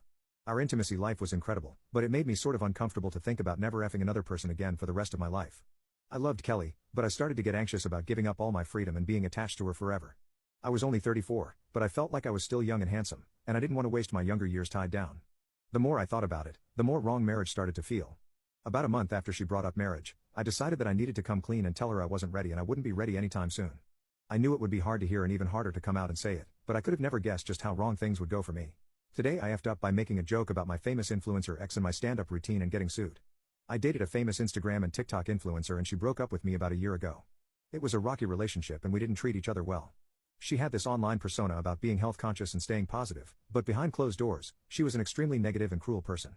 She would often get angry with me and make fun of my appearance or tell me that she was out of my league. It always disgusted me to see how she could be so nasty to me, but then take her phone out and put on that fake happy persona while she was in front of the camera. When our relationship ended I was hurt at first then started to feel relieved. She has her entire audience fooled into thinking she's this sweet person and I can't believe she managed to fool me as well for a period of time. Anyway, we met at a party in LA, I was just starting to do stand-up then and I wasn't totally comfortable on stage yet. I stopped performing for a while during the time we were dating because she made me feel very insecure, and I didn't feel confident to get on stage because of what she was doing to my self-esteem. After we finally broke up, I wrote up a new routine, and one of my big jokes at the end is about her and her fakeness online.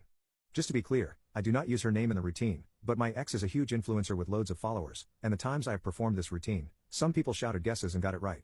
I would never confirm the audience's guesses and again, I never said her name.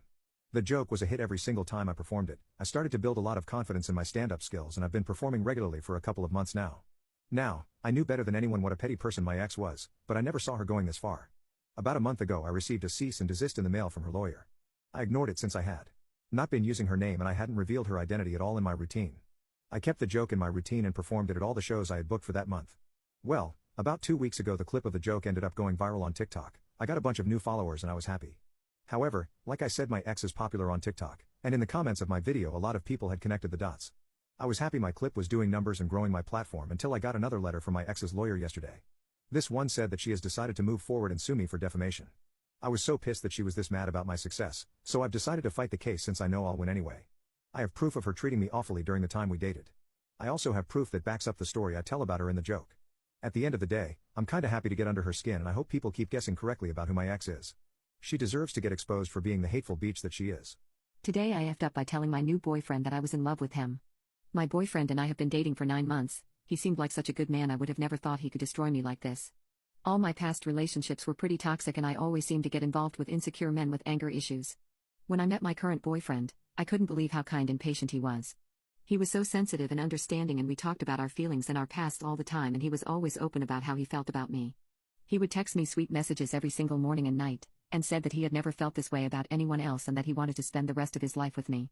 My feelings grew for him every time we saw each other, and I felt so comfortable telling him anything about myself or how I was feeling. We shared so much, and I still can't believe he was able to just throw me away like I was nothing. I could have never anticipated him causing me this pain. Everything happened the other night this week. He had a work party that was taking place on this fancy boat. We had a lot to drink and he had driven us there, so by the end of the night we decided to Uber home together. We walked out of the party, and we were at the front of the boat just holding each other and staring at the beautiful view of the cityscape. The summer night was warm but we squeezed each other tight and kissed deeply. Everything just felt so perfect, so right in the moment. I stopped kissing him for a moment, and I looked into his eyes and told him that I loved him. I could just burst out in tears when I remembered this moment, and I wish I'd just forget it for the rest of my life. As soon as the word love escaped my mouth, my boyfriend's entire face dropped, and he literally pushed me off him. All he said was, "Why would you say that?" With this grossed out look on his face. I started getting nervous and stumbled over my words as I tried to explain to him how I felt.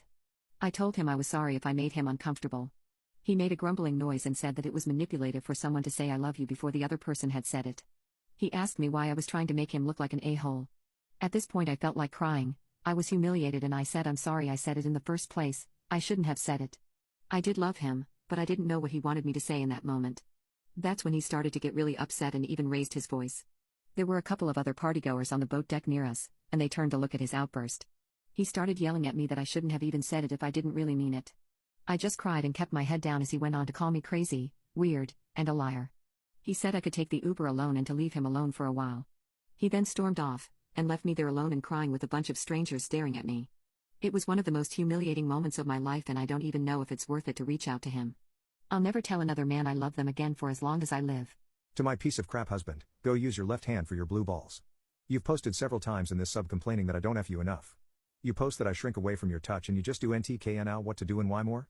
Instead of complaining to internet strangers and making me seem like a frigid B-word who might have some childhood trauma regarding intimacy, which isn't even true.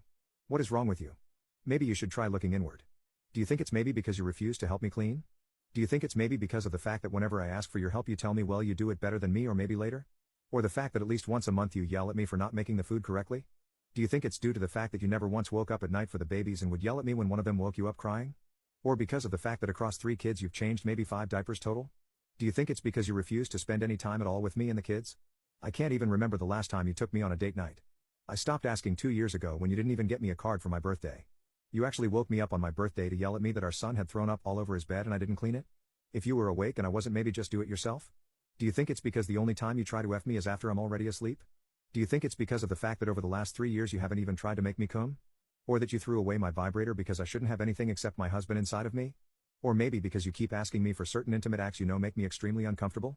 Do you think maybe it's the fact that after the last 3 times we had intimacy you've made rude comments about my extra flab and stretch marks?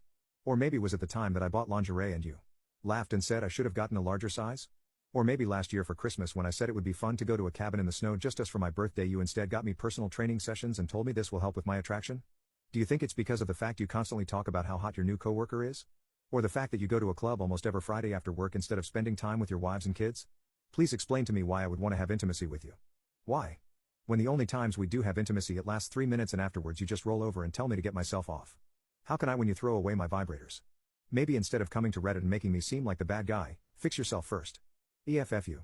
Words don't describe the contempt I feel for you after finding your multiple posts across different subs about how I hate intimacy and am possibly asexual. I love intimacy. I used to have good intimacy. I miss it. I don't miss you anymore. I hope you read this. He read the post.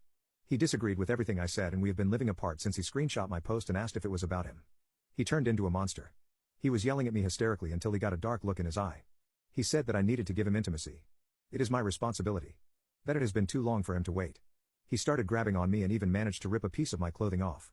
I was so scared. I managed to escape him and just went to the local IHOP and just cried. He began spamming me and telling me everything I've ever done wrong. The gist of it is that he thinks that I don't put enough effort into being physically attractive to him, so in his mind it's okay to not put effort into intimacy and want to cheat. Men are visual creatures. He thinks that he should be able to experience everything he wants intimately even if I don't want it because I'm his wife and it's my obligation to keep him happy. That was shocking to hear. This is not the man I married. We are going through with divorce and I couldn't be happier. My life is infinitely easier without him in it. We divorced. He gets the kids' weekends only, which has left me with a lot of free time. I've been going on dates and met a lovely man who is incredible in bed. I feel so hot again. My ex has asked to reconcile a few times and I heard through the grapevine of mutual friends that he has been complaining about single life. He tried to ask the hot coworker out. Lol, she didn't know we were divorcing, so she sent me a screenshot on Facebook where she turned him down and basically said, "Ew, I would never date someone like you." Unhinged coworker accused me of sleeping with his wife and fathering his youngest child. He demands a paternity test, but I am gay and engaged. I have a coworker I've been friends with for 4 years, pretty much since I started working at the factory I'm still in.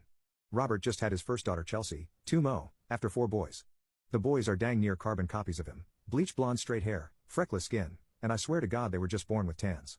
His wife Danielle is a tight curled redhead with freckles for days and burns like there's no tomorrow. Their daughter from the jump had a full head of red hair that was already starting to curl. When I got to meet her, she was 2 weeks old. I gasped, a fellow redhead myself here with long curly red hair, and said something along the lines of, "Oh my God, it finally happened. The red is alive." Just being dramatic and funny. Robert goes, "Yeah, don't bank on that staying.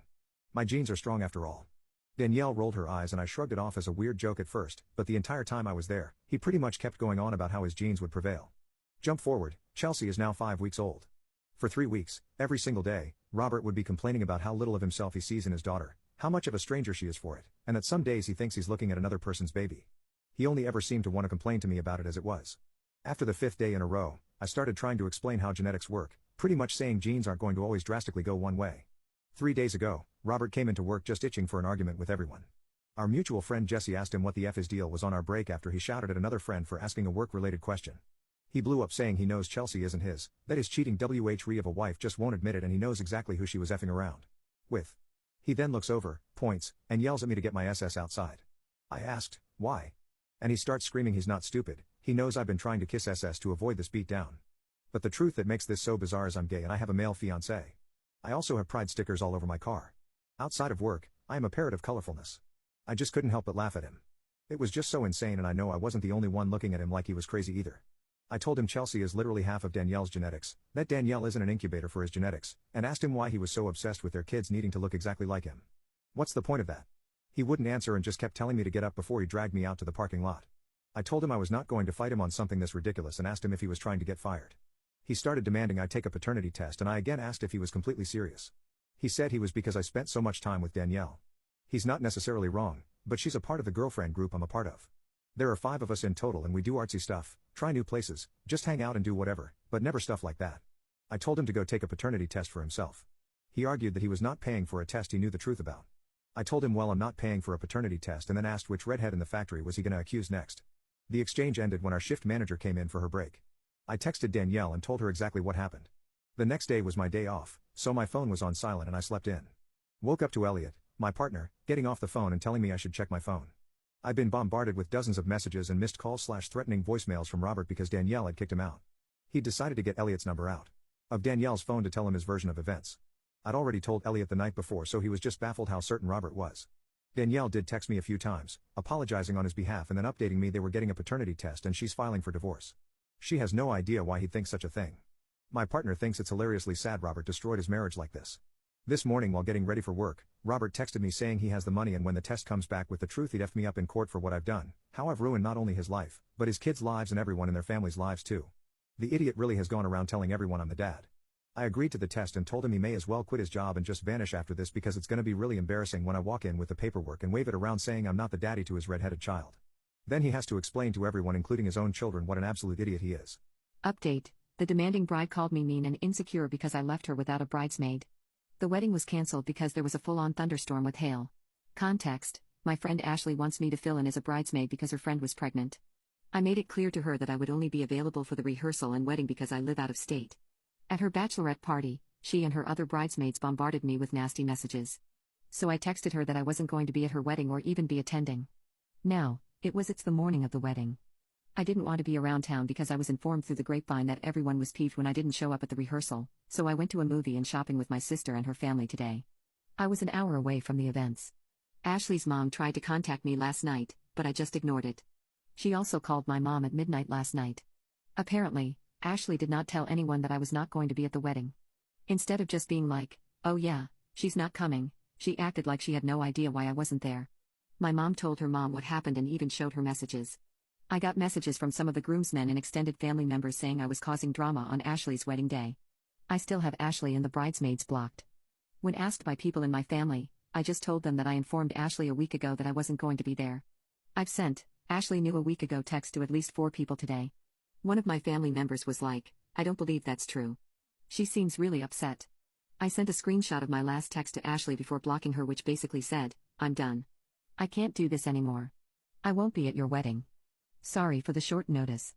I didn't want to respond to messages because I knew that would create gossip at the ceremony and keep the fire burning, but at the same time, Ashley was playing a victim and straight up lying now. I would have been okay if she played the victim and said I canceled at the last minute. But she's straight up telling people that I just didn't show up. But karma hit her hard. The wedding was canceled. There was a full-on thunderstorm with hail during the time the ceremony was supposed to take place, and it was obvious that the garden area where it was to be performed was being flooded. A lot of people were already calling and asking if it had been changed to inside somewhere. They tried to do it at the church where their pastor came from, but there was already a wedding booked with the actual church. Several of my family members were present for what they described as a full-on mental breakdown from Ashley.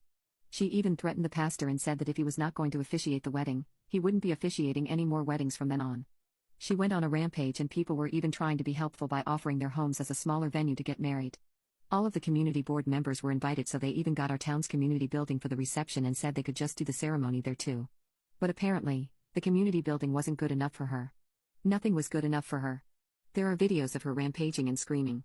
She also said terrible, awful things about her pregnant friend, the bridesmaid that I was replacing in the first place. A comment of why couldn't you have just aborted it and tried again later? Was dropped, amongst others like I hope your baby is born with all these problems. When I first heard it was cancelled, I thought I would be blamed for that too, but it looks like Ashley hates just about everyone in her life and attacked everyone in front of her, including the groom. Her mom and her fiancé just made posts about the wedding being postponed and tagging her. Someone said they might even try to get the church for today after services, but a lot of people won't attend that on short notice, even if they are still in town. Very few people are talking about me now, but are cringing at the meltdown over the weather that Ashley had and the terrible, awful comments she said about her pregnant friend. I honestly wonder if her other bridesmaids are still on her side. I know some of the groomsmen aren't. I've been getting messages asking if Ashley was always like this. I think they're trying to protect their bro from her now. And yes, she's always had overdramatic freakouts where you had to ride it out and the next day she'd act like it never happened. You could try and talk to her and she'd just wave you off and be like that's ancient history. I guarantee you she'll say that to her pregnant friend too. She'll probably try to show up when that baby is born, act like she didn't wish death and disability on it, and try to hold it. I hope everyone else can cut her off and doesn't fall back into her trap. I did that way too many times when I was younger. Anyway, I hope everyone enjoys that karma. Waiters, what's the worst Valentine Day disaster have you witnessed? I worked at a pretty high-end Mediterranean bistro. For my second Valentine's there, it was probably the busiest night I've ever worked as a server. We had reservations that booked basically the entire restaurant including the bar and patio from 4 p.m. to 11 p.m. No walk-ins were to be seated unless a reservation was cancelled, or someone with a reservation didn't show up. Most of the customers were pretty understanding and either waited or simply left. One dude however kept pushing and pushing, asking every 10 minutes how much longer until he was seated, constantly saying how he was a regular customer, and how his date was going to be there at 7, he got there at 6. We insisted that once a table was available, and all the customers before him were seated, he would get a table, but because of the amount of reservations, we couldn't guarantee he would even get a table at all. At about 6:50 the guy loses it, fast walks up to the hostess stand where the reservation book is, grabs the reservation book, and practically runs out the front door. Now everything is going to complete poop because the only copy of the reservations for the night that is barely half over is gone. 2 of the owners ran outside to follow the guy and try and get the book back, but by the time they got out, he had already left the parking lot. Even better is, 2 hours later, chaos is still running rampant and the dude shows back up saying he has a reservation for 2. 3 of the 5 owners, all brothers, escorted the dude and his date out to the parking lot and banned him from the restaurant permanently. They even took a picture of him and posted it in the window saying do not serve this man. An old man proposed to an old woman. He tried to get off the chair to kneel. But he tripped and fell. I assume he broke something since he couldn't get back up and we had to call an ambulance. My manager had to drive her teeth to the hospital separately because she had taken them out to eat her soup, Lord knows why, and left them on the table in the confusion. I was managing hotel room service where there was a Valentine package that included getting each course of the special menu delivered to your room. More than a few couples thought it was a good idea to call for the next course and then start having sex. Having to help with deliveries as reception fucked up the bookings, I had the privilege of people answering the door naked, seeing sex toys strewn around, and one where the other members of the threesome were carrying on in the background. After complaints of similar instances from my team, I had to take action. I ended up having to call the offending guests and tell them if they could not respect my team by answering the door in at least a closed dressing gown, they could come down and collect the rest of their meal from the restaurant. Bonus from the same night, had to call an ambulance for a woman with a dislocated shoulder. The guy admitted that they were trying to recreate a bukkake-type scene in the shower using conditioner as the cum. He slipped in the conditioner and fell on her. Not a waitstaff, but I used to work the front desk at a hotel. One Valentine's Day I was working the night shift, and this woman comes down with a cut above her looking like she just won a few rounds in the ring with a boxer. The woman starts sobbing and asks us to call the coos, which we do immediately. Turns out this girl's boyfriend just beat the shit out of her during a fight, and from what I could tell this probably wasn't the first time. So after the police show up and haul the dude off, my manager offers her a different room on the comp as we need to leave the guy's stuff where it is for him to pick up the next day. She accepts, and I go up with the woman to help her collect her stuff and move to the new room. There were a bunch of bottles of alcohol in the room, and she donated them to the front desk staff. I got a bottle of Hypnotic and some vodka. The manager got a bottle of Patron.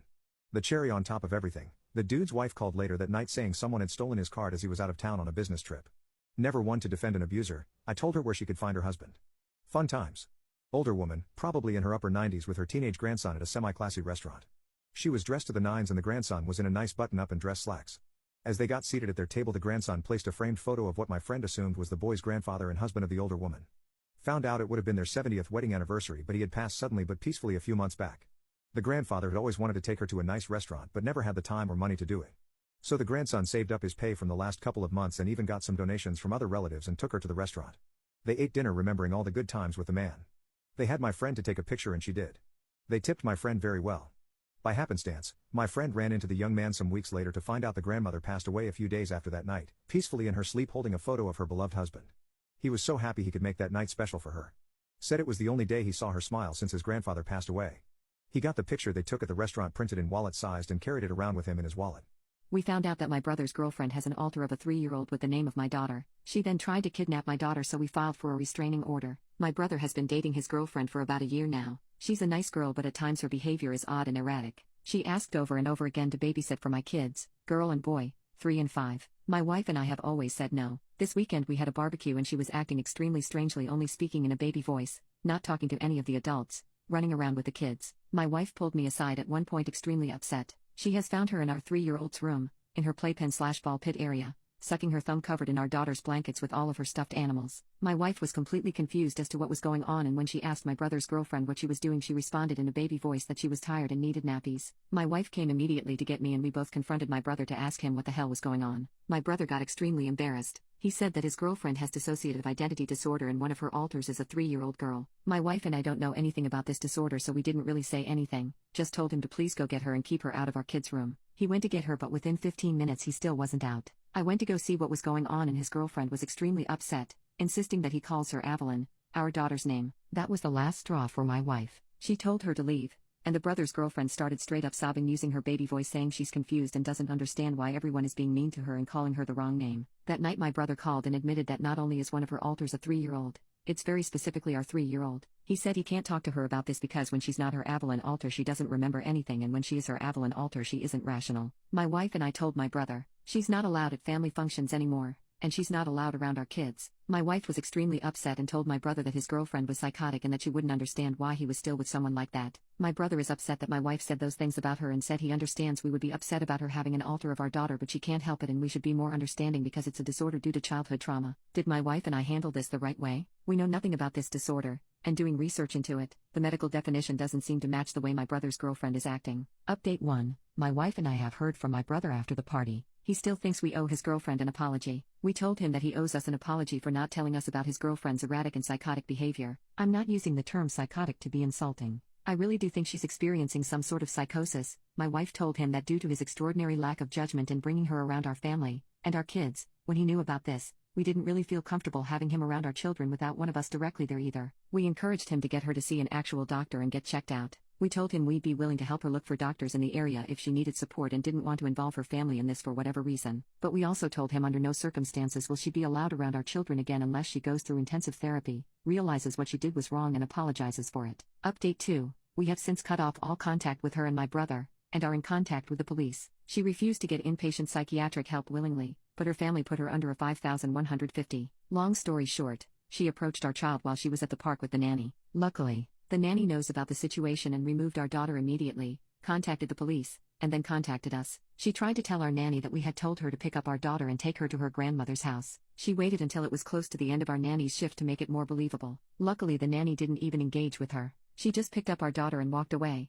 recording the entire incident to have proof. She ran after the nanny, telling our daughter, "Go ahead, Evelyn, tell her you know me. We're going to go to grandma's." Her family told us that there has never been any abuse in the family. She has never claimed to them that she has DID, though they have long suspected she has histrionic personality disorder. My brother has not contacted us since this happened, but my wife doesn't want contact with him anyway, and I agree with her. Though she's never allowed around my family again, I'm incredibly happy she's getting the help she needs and hope her recovery and treatment go well for her, and I wish her the best. ETA, we have cameras and have installed more after the first incident on the perimeter of our property as well as outside of our children's rooms. We're in the process of getting a restraining order. We have given our nanny a large raise. We are beyond thankful for her quick and rational thinking. My wife is also taking her for a spa day this weekend. Words honestly cannot express how thankful we are for her and her fast, rational thinking. We heard a gunshot and I think my neighbors have been unalive in their home for 2 weeks. Please send help. Going on 3 weeks ago, my husband and I heard what we suspected was a gunshot at about 9 p.m. on a Friday. We were concerned but nothing came of it really. For the last 2 weeks, I have gradually paid more attention to the fact our neighbors have not seemed present, aside from their cars in the driveway. The first thing was the obvious overgrown grass. We have an HOA, so this is really not something that just happens from time to time. Next, we noticed their cars had stayed parked in the driveway in the same backed-in, staggered position. My husband and I come and go frequently, so we should have definitely seen them leave, arrive, or even change the positioning of their cars, similar to the past. Also, their assumed kitchen window is across from our bedroom window, and I have noticed the light in that room is always on. Morning, midday, night, it's always on. Lastly, they did not take their trash this week. I know this doesn't have to be done every single trash day, but I definitely noted that they hadn't taken it to the street or even filled their outside can. I contacted our local police department and they came out. All accessible windows and doors were locked and unable to see inside. The officer noted he could hear what was obviously a TV, but no one answered and there were no obvious signs of people present. The officer told me to keep an eye out for any changes as well as no changes at all. And that was it. I have tried to find the neighbor on social media to see if maybe they are on holiday, but I have absolutely no luck even finding any kind of profile. So, could I be overreacting? For clarification, we live in Texas. Gunshots, fireworks, and random butt noises are not unheard of. When no other neighbors seemed to be concerned, I chalked it up to someone effing around. Aside from that, I posted on our Ring app group and others were saying the possibility of fireworks was significant since they had been happening in neighborhoods nearby. We did knock on the door, different times throughout the day. No movement, no noises, no changes in lights. I did reach out to who I thought was our HOA. After hearing the story, she informed me we're actually under new management and gave me that number with urgency. Their office was closed for the day, so I plan on trying again today. Update, turns out, my neighbors were not dead in their house next door. Basically where I left off, I was going to contact the correct HOA for our community. And I did. The lady I spoke with was kind of poop for help, until she realized she was able to see the owner's name and had access to his email. She promptly emailed him after I expressed all of my concerns. Now I'm not going to lie, I really had a moment where I thought maybe the landlord, owner of the house, had deleted them. He came over to the house the day after I talked to HOA and wasn't there long. He made sure to turn off the lights and TV. Another 2 days went by and nothing more seemed to change, until all of a sudden one of the cars in the driveway was gone. I was so confused. Eventually the car returned, however, still no one would answer the door. I'm thinking the landlord was putting on this facade because he knew someone was watching. Again, Twilight Zone here. Anyway, a few more days go by and an extra car is parked on the road. A woman and children are leaving as I'm arriving home. So I call out to her and ask her if she's spoken to the people who live there. She was the neighbor's sister. It turns out the woman who occupied the home was in a horrible accident. She was reluctant to give any details and honestly I didn't want to pry, so all I asked was if her partner was okay, to which she responded, he will no longer be living here with her. I thought that to be a bit odd since his car is still there. Jail maybe? Anyway, the grass still hasn't been cut and the trash still hasn't been out. I'm not sure the state she is in, so I'm considering offering to help her out or at the least take her a meal. But I'm also feeling insecure about the fact that I feel like a effing idiot. How do I tell her I'm glad you're not dead when she actually did almost die? We learned that our neighbors throw parties in our pool and let their friends use it whenever we are away from home,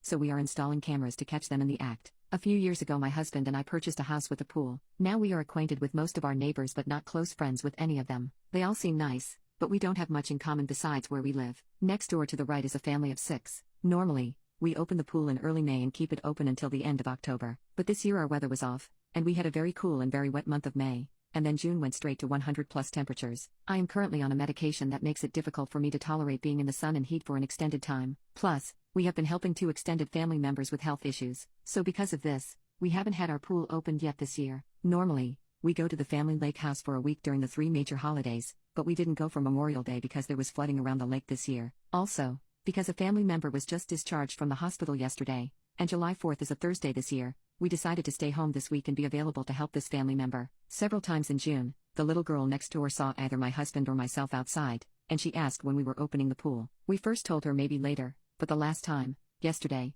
she asked. I said we are probably just not going to open it this year, and she started crying. Now, we have never had any of the neighbors over to use our pool, so I didn't understand why she was crying over us not opening our pool. Well, I spoke with the neighbor on the left later, and apparently, our neighbors on the right have been having a small family party at our pool every 4th of July when we are gone. They have always cleaned up really well afterward, and because we have scheduled pool maintenance and weekly yard service occasionally, things are moved around in our yard and we never thought much about it. The neighbor on the left thought we had permitted the other neighbors to use our pool. We did permit them to retrieve any balls or toys that ended up in our yard, but never permission to use our pool, especially when we were not at home. We have a special latch on the gate, and my husband did show the neighbor how to open the gate to retrieve his kids' toys. So now my husband, who loves gadgets, will have several more cameras installed around the exterior of our house, covering the gate and pool area, and have the gate latch made where we can grant remote access for the pool service and yardmen. Luckily, we have a friend who does cameras and home automation systems. I'm annoyed our neighbors have been using our pool without permission, but my husband is happy I am letting him get more gadgets around the house. Now, do we confront the neighbors and let them know they have been using our pool, or just wait and see if they say anything about our new security cameras?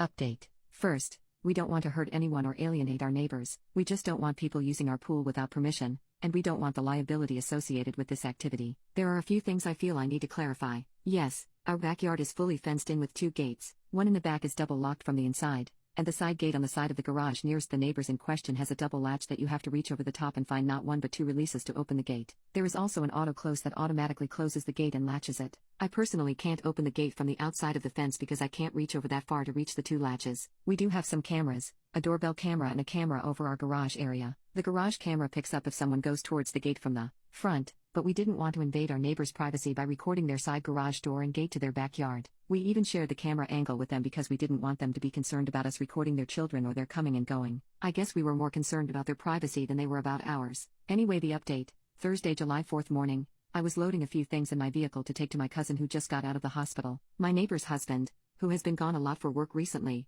saw me and came over and asked if I was getting a late start going to the lake. I let him know that we were staying home because we were helping my cousin who just got out of the hospital. He asked if we were going to be home all weekend. I said yes, one or both of us be around all weekend. He quickly wished me a happy 4th and went home. I returned to grab my purse and tell my husband about the conversation with the neighbor before I left. When I got home, our friend, Mike, was there. Mike does security cameras and home automation systems, gadgets. Mike and my husband have a plan for multiple cameras and several gadgets. Some of these involve us going ahead and having the pool opened. Mike also suggested talking to our homeowner's insurance agent because we might be able to get some discounts with the security upgrades. So on Friday the 5th, Tom, our insurance guy, comes over, and Mike is back, and he has a drone to help him find the best camera positions. Really, I think he just wanted to show off his gadget. So husband, Mike, and Tom are outside and all around the house and occasionally inside. I look outside every so often, and at different times other neighbors have come outside and down to our end of the street. So neighbors want to know what is going on, so the husband tells them we are concerned that someone or several people may have used our pool without our permission while we were not home. It turns out that 2 different neighbors had witnessed some friends of the neighbors' children come over last year, and they and the neighbors' twins had gone into our backyard. One neighbor even asked the girls,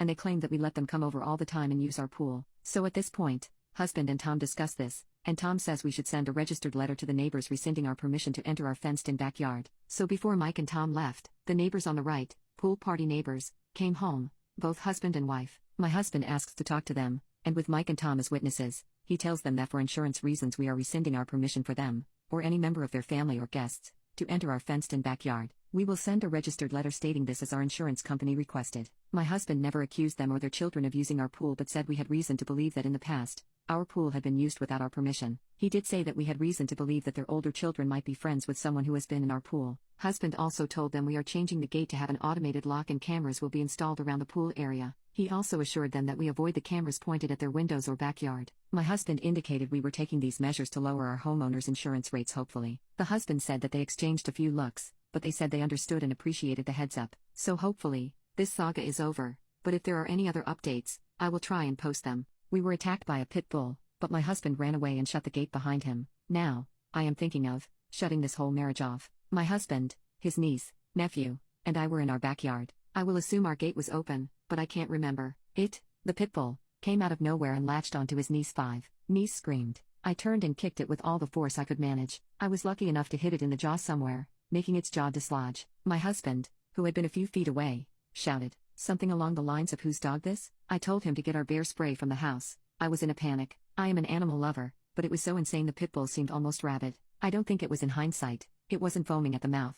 It was just crazed. My husband ran, but not towards the house. He literally ran out the fence gate and shut it behind him, not towards his niece or nephew. who was also present in an outdoor bassinet that I managed to all but toss onto the picnic table to make sure it was out of the dog's reach while holding his niece over my shoulder. I put her on the barbecue to keep her out of reach, but the dog was literally jumping and snapping, and I was worried that if I tried to carry her, it would manage to grab her out of my hands. It chased me when I ran for the shove, but then I swung at it and swung until it stopped. I don't think I will ever forget the sound or feeling. It was so stressful that I didn't even realize it had bitten me twice. I haven't spoken to him for a full week, even though we live in the same house. I didn't ask where he went, and he only came back a few minutes later to pack us into the car and drive us to the hospital. He's getting angry that I'm giving him the silent treatment, but I feel like it's his fault that I had to end that animal possibly. If he had gotten the bear spray, I literally keep it in my purse for if I am ever attacked by an animal or otherwise, then I don't think I would have needed to do what I did. It was just inside the door. He knew where I kept it. Instead, he took off to God knows where. Me, and 2 children, that I'm not even related to could have died. It might not even be relevant, but I dislike kids. I am staunchly child-free,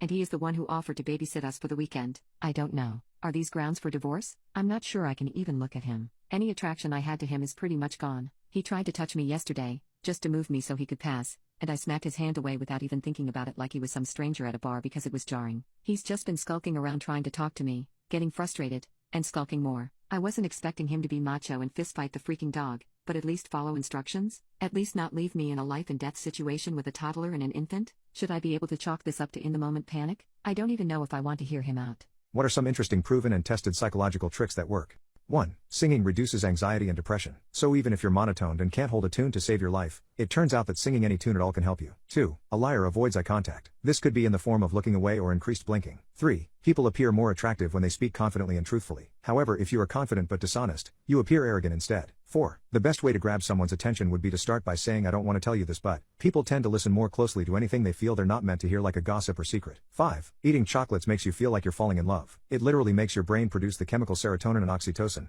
which give you that warm happy feeling. 6. When you're lying in bed, the last person on your mind before falling asleep will cause you happiness or pain, and that can determine how nice of a sleep you'll get. 7. Usually, the funnier, happier looking people are more depressed. So look out for the class clowns in your life. 8. A single minute of anger can weaken your immune system for 4 to 5 hours, but a minute of laughter boosts it for 24 hours. So when you're feeling sick, try watching a season of Friends to help out. What are some interesting psychological facts about attraction? 1. Most people look at your face, not your body. So the saying that the eyes are the windows to the soul aren't exactly wrong. 2. Each person has a unique scent that draws or repels them to or away from others. Women are attracted to androstenol, a natural chemical found in fresh male sweat. Men, on the other hand, may be attracted to the smell of perfume, but turned off by the smell of tears. 3. The fastest way to a person's heart is through their stomach. Studies have shown that women who have eaten beforehand are more likely to respond to romantic stimuli. 4. On average, men fall in love faster than women. For men, it takes only 8 seconds, while women need about 15 days to be sure. Now we know why Tinder dates never really work out in the end. 5. People perceive you as 20% more attractive than you perceive yourself. We tend to observe more of our own flaws, which makes us more critical than we need to be. So be kind to yourself. 6. Sunglasses add symmetry and makes you seem more mysterious. Both are qualities that make you seem more attractive to others, but maybe avoid wearing them indoors while grocery shopping. It might have the opposite effect. 7. Men who meet with women while walking their dogs have 3 times as many odds of getting a woman's number than without their dogs. So it might be time for you guys to finally adopt that dog you've been thinking of for a while now.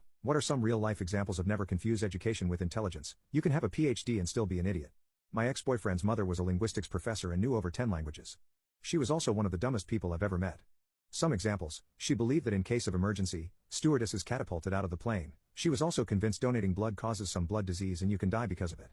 But my favorite one was when she said her son's orthopedic problems were not a result of a serious injury he had. His knee hurts because he eats too much ketchup. My professor, a brilliant neurosurgeon, once decided to directly smell a bottle of ammonia. He then told me, "Don't smell that."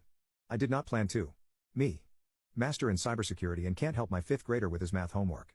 I rented a room to a guy who did his master's and it would take him hours to cook dinner.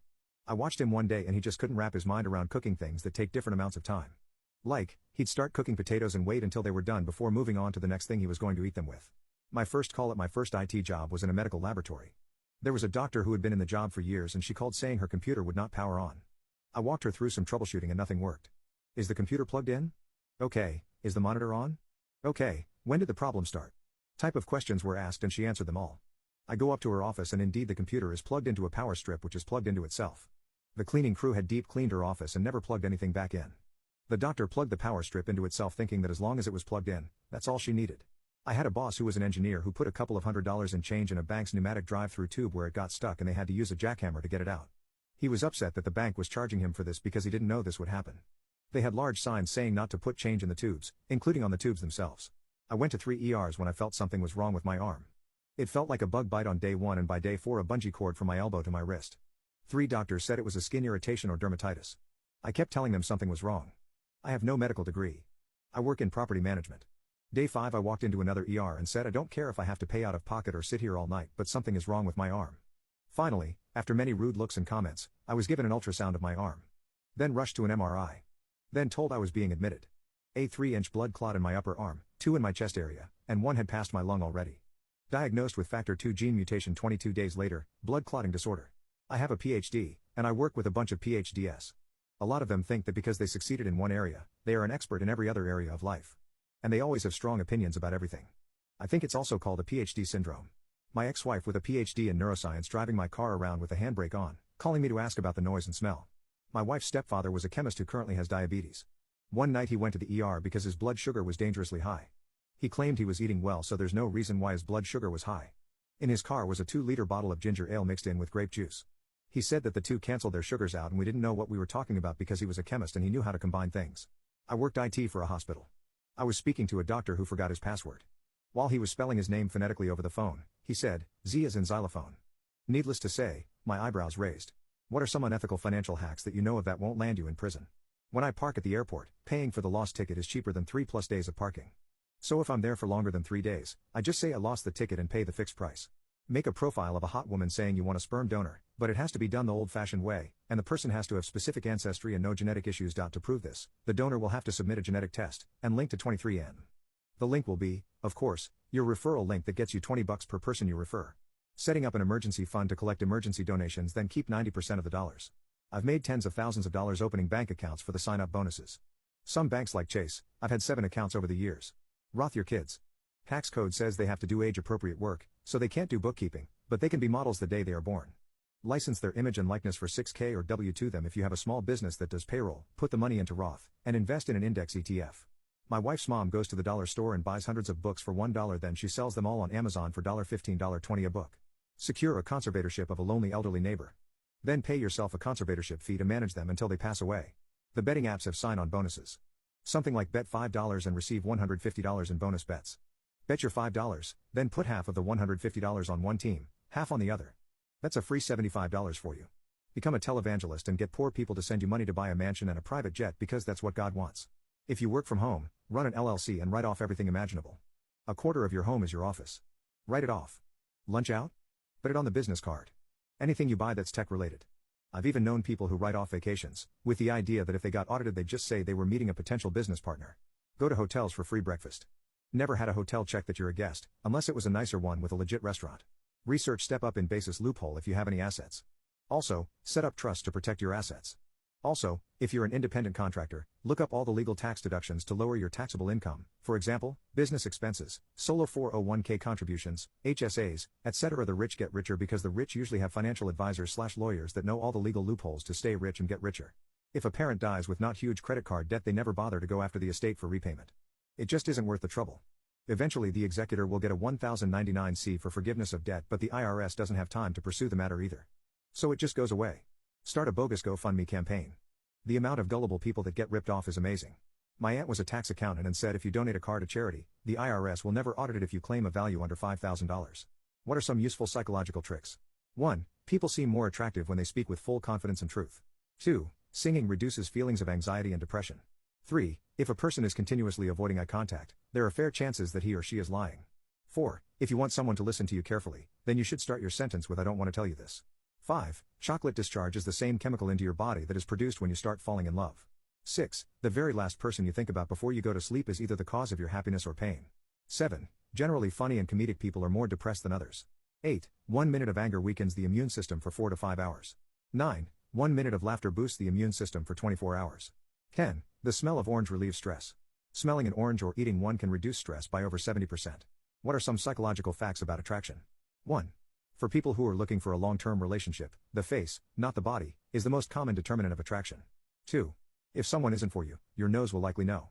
For both men and women, how someone smells and whether you are innately drawn to that scent goes a long way in determining your attraction. 3. Food greater than romance. According to a study, brain scans reveal that women are more responsive to romantic stimuli after eating a meal compared to beforehand. 4. Men fall in love faster than women. Women take 15 days, men just 8 seconds. 5. Great news. People perceive you as 20% more attractive than you perceive yourself. 6. 23% of the couples who meet through online dating end up marrying. Time to get online. 7. Here's a strange one. Some people who are attracted to you will always try to avoid you or ignore you. 8. You are most likely attracted to someone who you're not going to have a chance with. 9. Sunglasses add both symmetry and mystery to your face, making you more attractive. 10. Men are 3 times more likely to get a woman's digits when a pup was accompanying him versus when he was riding solo. 11. Different scents incite different levels of attraction. Women are attracted to androstenol, a natural chemical found in fresh male sweat. Men, on the other hand, may be attracted to the smell of perfume, but turned off by the smell of tears. Love is actually 3 feelings in one: lust, attraction and attachment.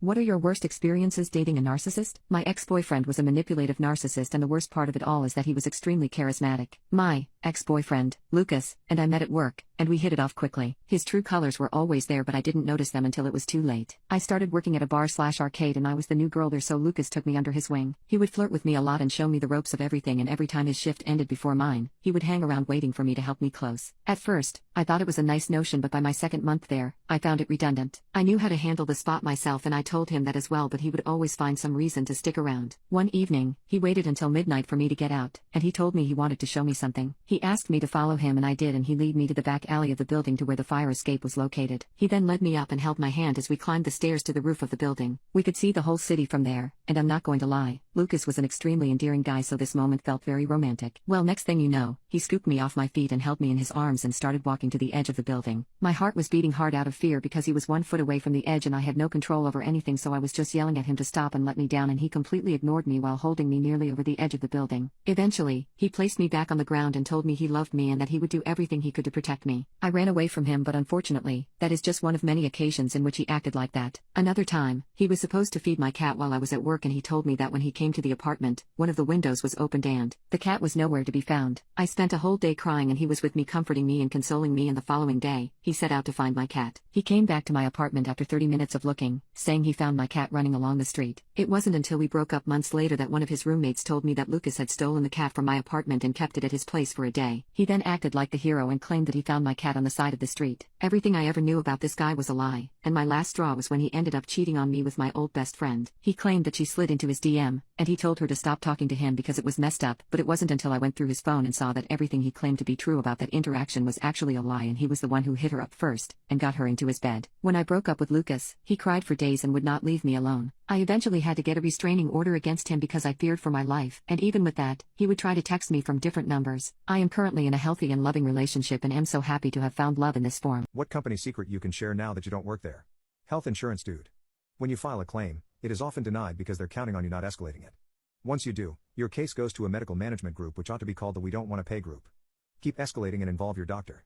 Fight for the insurance you paid for. Mortgage industry here. We're like cops, only answer the question asked, and do not provide additional information to be helpful. It could screw you over. I worked at L'Oreal. The cosmetics from L'Oreal and Lancome are practically the same. But Lancome costs like $20 more. T-Mobile has 2 coverage maps. The one they show customers and the real one that is internal shows the actual coverage. Diminishes by about 50%. Their coverage is built on a bed of lies. I used to work in college admissions. Rich donors, athletes, and other VIPs have lower admission criteria. They still have minimums, but they're super easy to reach, even for a selective university. Diet Sprite and Sprite Zero were the exact same thing. They didn't change the recipe one bit. They just changed the name and design. This Mormon church likes to talk about how much charity they do, but it's always tied to some form of missionary work or proselytizing. Particularly in UT. They would secure housing, furniture, and food for Iraqi refugees, and in exchange, these poor people who have had their whole lives uprooted would have to be visited by and listen to missionaries. They are drone on and on about the Mormon religion, and having the gall to ask these Muslim refugees if they want to get baptized after a few weeks. I worked at a comic book store that offered a service where you paid a small premium to send in rare comics to have them graded at CGC. A few months later, we had many customers coming in to check the status of their comics. We contacted the owner to see what was going on, and he would always claim that there was some distribution problem. Fast forward a few months, we found out he was taking customers' graded copies and selling them online while trying to return issue versions of their original comics. Joe Muggs frozen cappuccino ingredients are 1 gallon of milk, 1 full bottle of Monin vanilla syrup and 0.6 of a pound of espresso brewed. Then freeze it. Had a friend who worked for a bridal dress company. She would tell me all her stories after work. They intentionally will bring back the wrong dress in an attempt to get you to try it on, fall in love, and buy a more expensive wedding dress. They'll walk you through the more expensive sections so you look through dresses out of your budget and want to try them on. If you were on live chat with customer care, I could see what you were typing before pressing send. If you pick up a wall phone at Home Depot and push 7, it activates the store-wide intercom. I worked for a restoration company. One time an elderly woman called them to clean her house. She was a hoarder or there had been a fire. Anyway, the company charged $57,000 for the work to be done, but in actuality, they couldn't even get the charges to add up to $20,000. She couldn't file this on her insurance. There are other examples of gross overcharging, but this is the worst I know of that wasn't on the large loss side. What dark secret are you hiding from everyone? I witnessed my fiancé's suicide last year. I moved states afterward and started a new life. My coworkers, clients, and new friends call me the sunshine of whatever room I walk into, but I'm completely dead inside. Even though I choose to fake it, I resent them for not seeing how effed up I am. I have a secret fantasy life populated with imaginary friends. It started in grade school and I have continued all my life. I am in my 50s now and still prefer to be alone in my imaginary world instead of being with family or friends. I can't even tell my psychiatrist because I'm afraid he will lock me up or give me substances to make it all stop. I'm the spitting image of my grandpa on my dad's side. Both my parents are almost a foot shorter than me, but I'm almost the same height as him. When my mother got sick when I was a kid, my grandpa went to visit her daily for extended periods in the hospital. In his final months, she did the same. After he passed, we found out he kept a whole other family on the side in secret too. Looking back at my dad's military deployment history, it would also be dicey if she could have gotten pregnant by him around the appropriate time. Based on a collection of various hunches, I'm fairly convinced I'm the product of an affair between my mother and my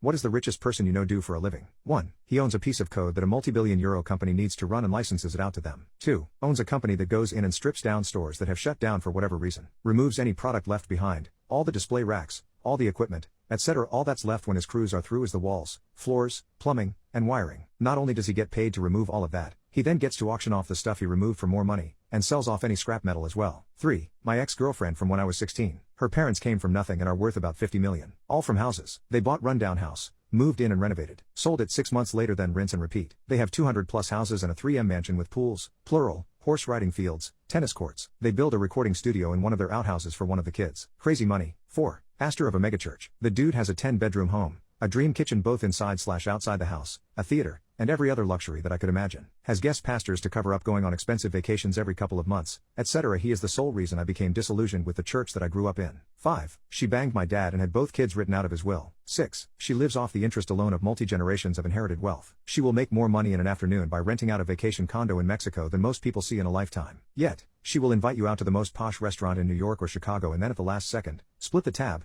leaving you on the hook for $5,000, Lee Iacocca style. 7. He was an orthopedic surgeon. I saw his tax return as I worked at the firm he got his taxes done. He also operated on me and fixed my ankle. Amazing surgeon, I will never tell his secrets and he deserves every penny he gets. 8. The richest person I know is my Bill's cousin. She doesn't really do much. She inherited a poop ton of money and land, some with properties which she Airbnbs. When her grandparents passed away, she works at a call center, just chilling. 9. Real estate development. This guy I know buys up commercial properties, renovates them, and leases them out. It sounds straightforward, but the scale he operates is huge, and he always seems to be 2 steps ahead of the market. 10. The richest person I know is the CEO of the company I work for. It's a very large company, that you all have heard of. I can say I know him and he knows me just on a professional basis. His salary, which is public record, is $22M/year. What everyday skill becomes suspicious if you're too good at it? I think I was born without a gag reflex and I realized that pretty early on as a kid. I promise that's not what it sounds like. I realize I had a really passive gag reflex when I had to go through a strep throat test back when I was a kid. To check for strep at the doctor, you opened your mouth as wide as you can, the doctor sticks a popsicle stick to hold your tongue down and they literally swab the very back of your throat as you try your hardest not to gag. I was really gross little child and would get sick often from eating inedible stuff and not washing my hands, and so I have a lot of significant memories of going to the doctor and getting checked for strep. I guess I had it done a few different times and it got easier every single time. Now I'm 20 years old and a couple weeks ago I had some flu symptoms and went into the doctor to get tested. I was just sitting on the examination table kicking my feet waiting for the doctor when the cutest guy 6 foot with deep green eyes walked in a lab coat. He looked so close to my own age and I couldn't believe that he was a full-on doctor. I have always been super attracted to men in STEM, and not only was this a ridiculously handsome guy in the medical industry but here he was touching me and taking my temperature. I don't know what it awakened in me but when he put his stethoscope to my chest he commented on how fast my heart was beating even though I was just sitting there. Well, the next thing I knew it was time for the strep test since I had been complaining about my throat hurting and he took out that giant tongue depressor. I opened my mouth and said just like I remembered to do as a kid and he swabbed the back of my throat and I barely felt anything. After he completed the test he ended up letting out a little bit of a laugh and compliment me on doing so much better than his other patients who usually gagged as soon as he stuck the tongue depressor in. Without thinking I just responded by saying thanks, I've had practice. And I didn't realize the doctor could get any cuter to me until his cheeks flushed red and he glad out another cute little awkward laugh. Meanwhile I was totally embarrassed and was stuttering out an exclamation, telling him no you don't understand, I used to use my gag reflex a lot as a kid. We both ended up laughing even harder at that and it seemed like I accidentally broke the ice with that. Long story short, we ended up chit-chatting and eventually flirting for a little while before I left the examination room. Even though I was full of butterflies, I told myself that if I could let this man touch the back of my throat today I should be comfortable enough to give him my number, so I did. What habits of girls did you only find out about when you got a girlfriend or wife? 1. Similar to cats, they naturally gravitate to the warmest parts of the house. It might be the cozy chair, a heated blanket, or the section of the bed that I was just laying in. I'm honestly not sure if she loves me or just my excess heat. 2. How much work going to bed is, and how sometimes staying up later to avoid it is a reasonable alternative. 3. My wife pulls on the toilet paper like she's trying to start a lawnmower. 4. Women have a million black hair ties and also none. 5. She talks to herself when she blow dries her hair. Every time, and only then. Due to the noise of the dryer, I can't understand what she's saying, but she really goes on. Once she stops drying, she stops talking. Happens every day. 6. Just a cute little show I noticed after we were married. My wife holds her breath when she applies mascara. 7. Common areas which can be seen by guests. Spotless. Their personal space that closes that cannot be seen by guests. Effing disaster. 8. They don't have pockets. I mean they do, but they can only hold 2 quarters, max. 9. When you first start dating a woman and you are living in separate spaces, taking off her bra means SI time. When you live with said woman, she just never wears a bra at home. 10. Blankets, and more blankets. 11. First time I moved in with a partner I certainly wasn't ready for the transformation my bathroom counter was about to go through. 12. How tricky it is to find a well-fitting bra, and how darn expensive they are. 13. The bathroom drain has to be cleaned daily due to the amount of hair. 14. The fact that they take showers with boiling water. I'll occasionally try to be a little spontaneous with my wife and sneak in the shower with her. First I have to locate the shower because I can't see a foot in front of me due to all the steam. When I do finally step in I have to use her as a human shield until she turns the temp down. Seriously ladies, WTH is up with that? What innocent secret are you keeping from your partner? I usually respect my girlfriend's boundaries, but in this case I just couldn't stop myself. Let me explain. I love the way my girl sounds after we finish wrestling. She makes these loud, hot and exhilarating sounds that just drive me insane. But there is one problem. She doesn't let me record or audio tape them. And now this may sound bad, but I couldn't live without an archive of these sounds. So I found a way to record her finishing without her knowing. Basically I have a Reclip app that always lets me record audio from my phone, and at any given moment I can go in and capture the last 2 minutes. So every time me and my girlfriend would finish up doing the deed, I would quickly tell her that I was going to check the time on my phone, and instead I would save the Reclip of her arousing screams. I'm not planning on leaking them, but I do use them whenever she is not around to remind myself why I love her. What is a little bombshell your therapist dropped in one of your sessions that completely changed your outlook? Stop trying to get everyone to agree. When you need everyone to agree, the least agreeable person has all the power. How was anger expressed in your household growing up? Were you allowed to show anger? Don't think of the relationship as over. Think of it as complete. Your mom is never going to be the parent you want or need, so stop expecting her to be and being mad that she isn't. My counselor said to imagine myself as an orange. Then, consider that not all people like oranges. That doesn't mean that the orange is flawed in any way, not rotten, just that everyone has preferences. That helped ease my insecurities and need for people pleasing dramatically. You didn't deserve that. Will worrying about it change the outcome? If the answer is yes, go ahead and worry about it. Emotions are not bad, even the unpleasant ones. They all have an appropriate place. You are not special. You'll stop worrying what others think about you when you realize how seldom they do. We judge ourselves by our intentions, and everyone else by their actions. You are not responsible for your parents' emotional well-being. They are independent adults who have been on this earth for many more years than you. Is it your anxiety, or hers? Your mother was an absentee mother, so why would you think she would be anything other than an absentee grandmother to your child? They literally do not give a poop about you, so why do you care about them? There's nothing wrong with you, you are just picking the wrong people to be friends with. At the time I was into getting tarot card readings and seeing psychics. My therapist told me he has psychic clients who come to him ashamed about the excessive amount of lying they do every day. Haven't been to a psychic or tarot card reader since. Your relationship should make your life better. You have to grieve the loss of yourself. Anxiety lives really well in the past and in the future, but has no place in the present. Bring yourself back to the present. What is the darkest thing you have done? My sister was getting bullied by a boy in high school, who had a history of violence. Whenever she would come home, she would run to her room and cry herself to sleep. Even at school, she would end up crying in class and lose focus, which was heavily affecting her grades. So one day, my mom called me for a secret meeting. She told me that no matter what I have to do, she was giving me permission to mess up the boy who was bullying my sister. She would forgive me if I got in any trouble with the school. I understood exactly why she said this. My sister used to be the most cheerful and kind person I had ever met. If I asked her about the bullying, she would smile and deny everything, saying that I had nothing to worry about. For weeks, I had wanted to get her justice and beat this bully up, but my mom had always told me violence wasn't the answer. But now, even a saint like her had enough. So I used my love for her to fuel my anger. I started by asking around and figuring out which boy was bullying her. It was a blonde jerk named Brian, and I was overjoyed to have found my target. He had a history of being involved in other bullying incidents, and loved to torment people who didn't want to fight back. I noticed he had a habit of going to the bathroom for a smoke at random times during the day. So I started waiting around the bathroom for an opportunity to catch him alone. And I didn't have to wait long at all, since he didn't have many friends. I didn't give him any chance to fight back, and tied a rope around his eyes before pushing him into a bathroom stall. There I delivered a beatdown that would make my ancestors proud. I wailed punches on his face to disfigure it, and then used a stick to mash on his crotch. Unfortunately, before I could cut his precious jewels off, his screams alerted a staff member who quickly apprehended me. I got suspended for a month, but my sister never got bullied again. What is the greatest comeback to an insult you've ever heard? My best friend, after an argument with some kid from our school in a shop, we began walking away down the street. Kid, where you going, wimp? Friend, your mom's house. Kid, my mom lives the other way, idiot. Friend, nah, I meant your real mom. I used to work with this 70-year-old woman. She was our supervisor, and one day one of the ladies who worked with us told this old lady to kiss my ass, and the old lady replied, "Where do I start? You're so fat your crack goes all the way up your back." John Oliver from HBO interviews Stephen Hawking. May he rest in peace. John said, "And there may be a universe where I am more intelligent than you?" Stephen said, "There may even be a universe where you are funny." Joe Pine interviewed Frank Zappa. Joe, I guess your long hair makes you a woman. Frank, I guess your wooden leg makes you a table. Many years ago, when we were about 18, a friend of mine was arguing with another person we knew. This person was trying to be a badass and intimidate my buddy.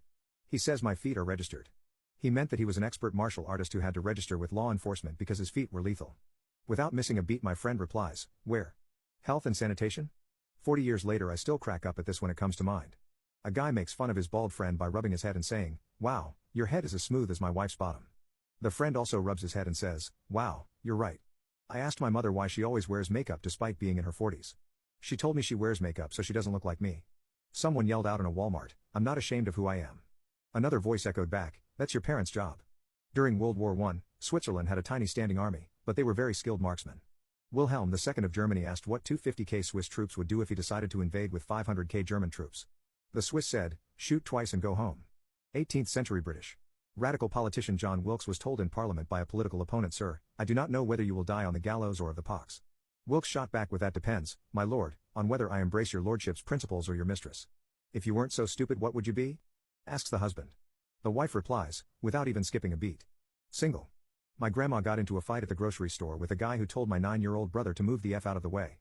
They were going at it and his final words were, "Suck my pee-pee, beach," she said across the store if I could find it, beach.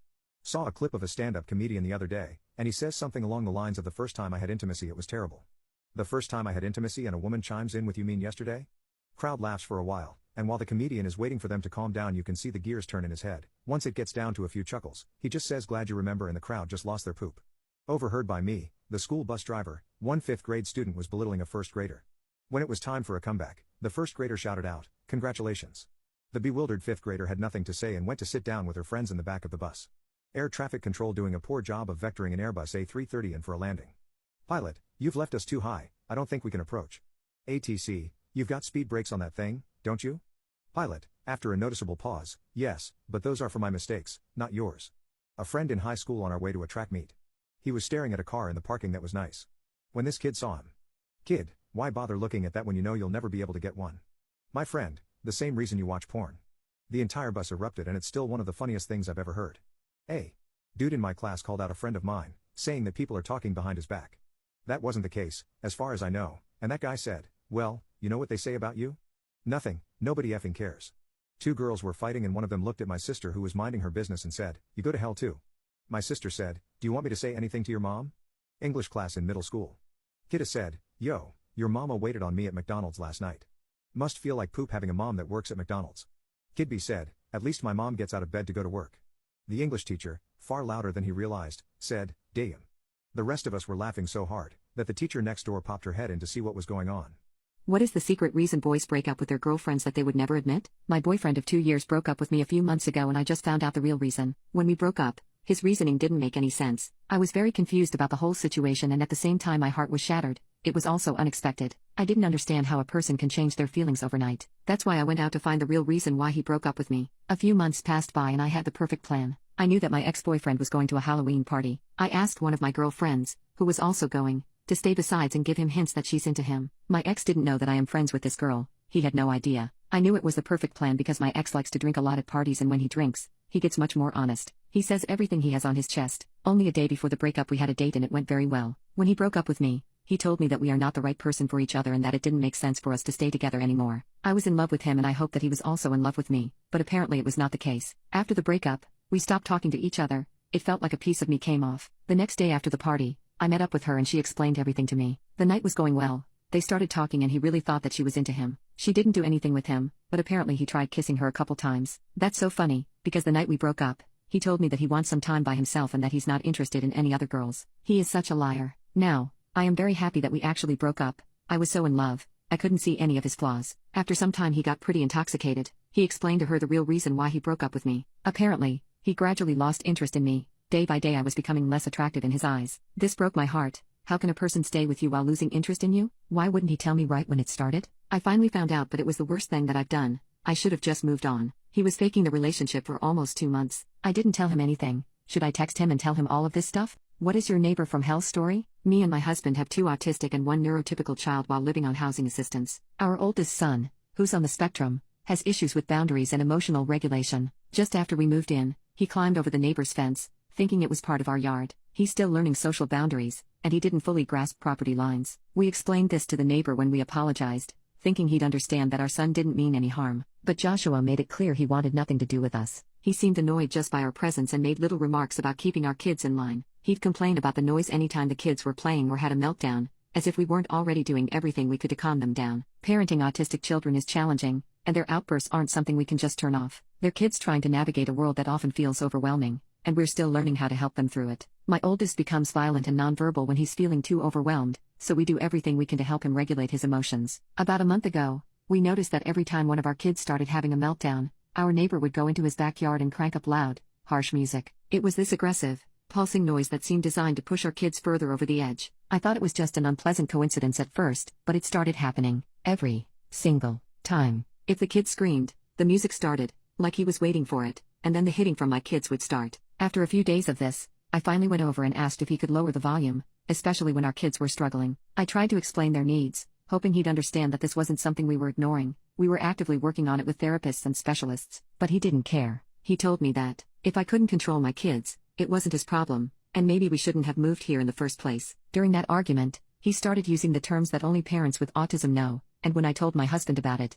he suggested that maybe Joshua had done research specifically into how to overwhelm kids with autism. I started to believe that this man knew exactly what he was doing. He knew that by triggering their sensory issues, he was causing them to lash out at us. It was like he was using my kids as weapons against us, knowing full well that we'd bear the impact of their distress while trying to calm them down. My husband and I have talked about this endlessly. We're both exhausted, trying to keep up with school, support our family, and manage our kids' needs. We can't just pack up and leave. We're tied to this place by financial limitations and our commitment to school. After a particularly rough night, our oldest had a meltdown after the neighbor's anxiety playlist blasted through the fence. I snapped. I confronted him in his yard, demanding to know what his problem was. I told him that we knew he was intentionally setting off our kids and that this had to stop. He just smirked and said, "Maybe you shouldn't have had kids if you can't handle them." I felt my blood boil. It was like he enjoyed knowing he was making our lives hell. My husband and I want to be good neighbors, but we're also future lawyers, and this is beginning to feel like a personal vendetta that deserves legal action. I told him we'd take this to court if he didn't knock it off, that we'd look into harassment charges or noise ordinances, whatever we could do to make this stop.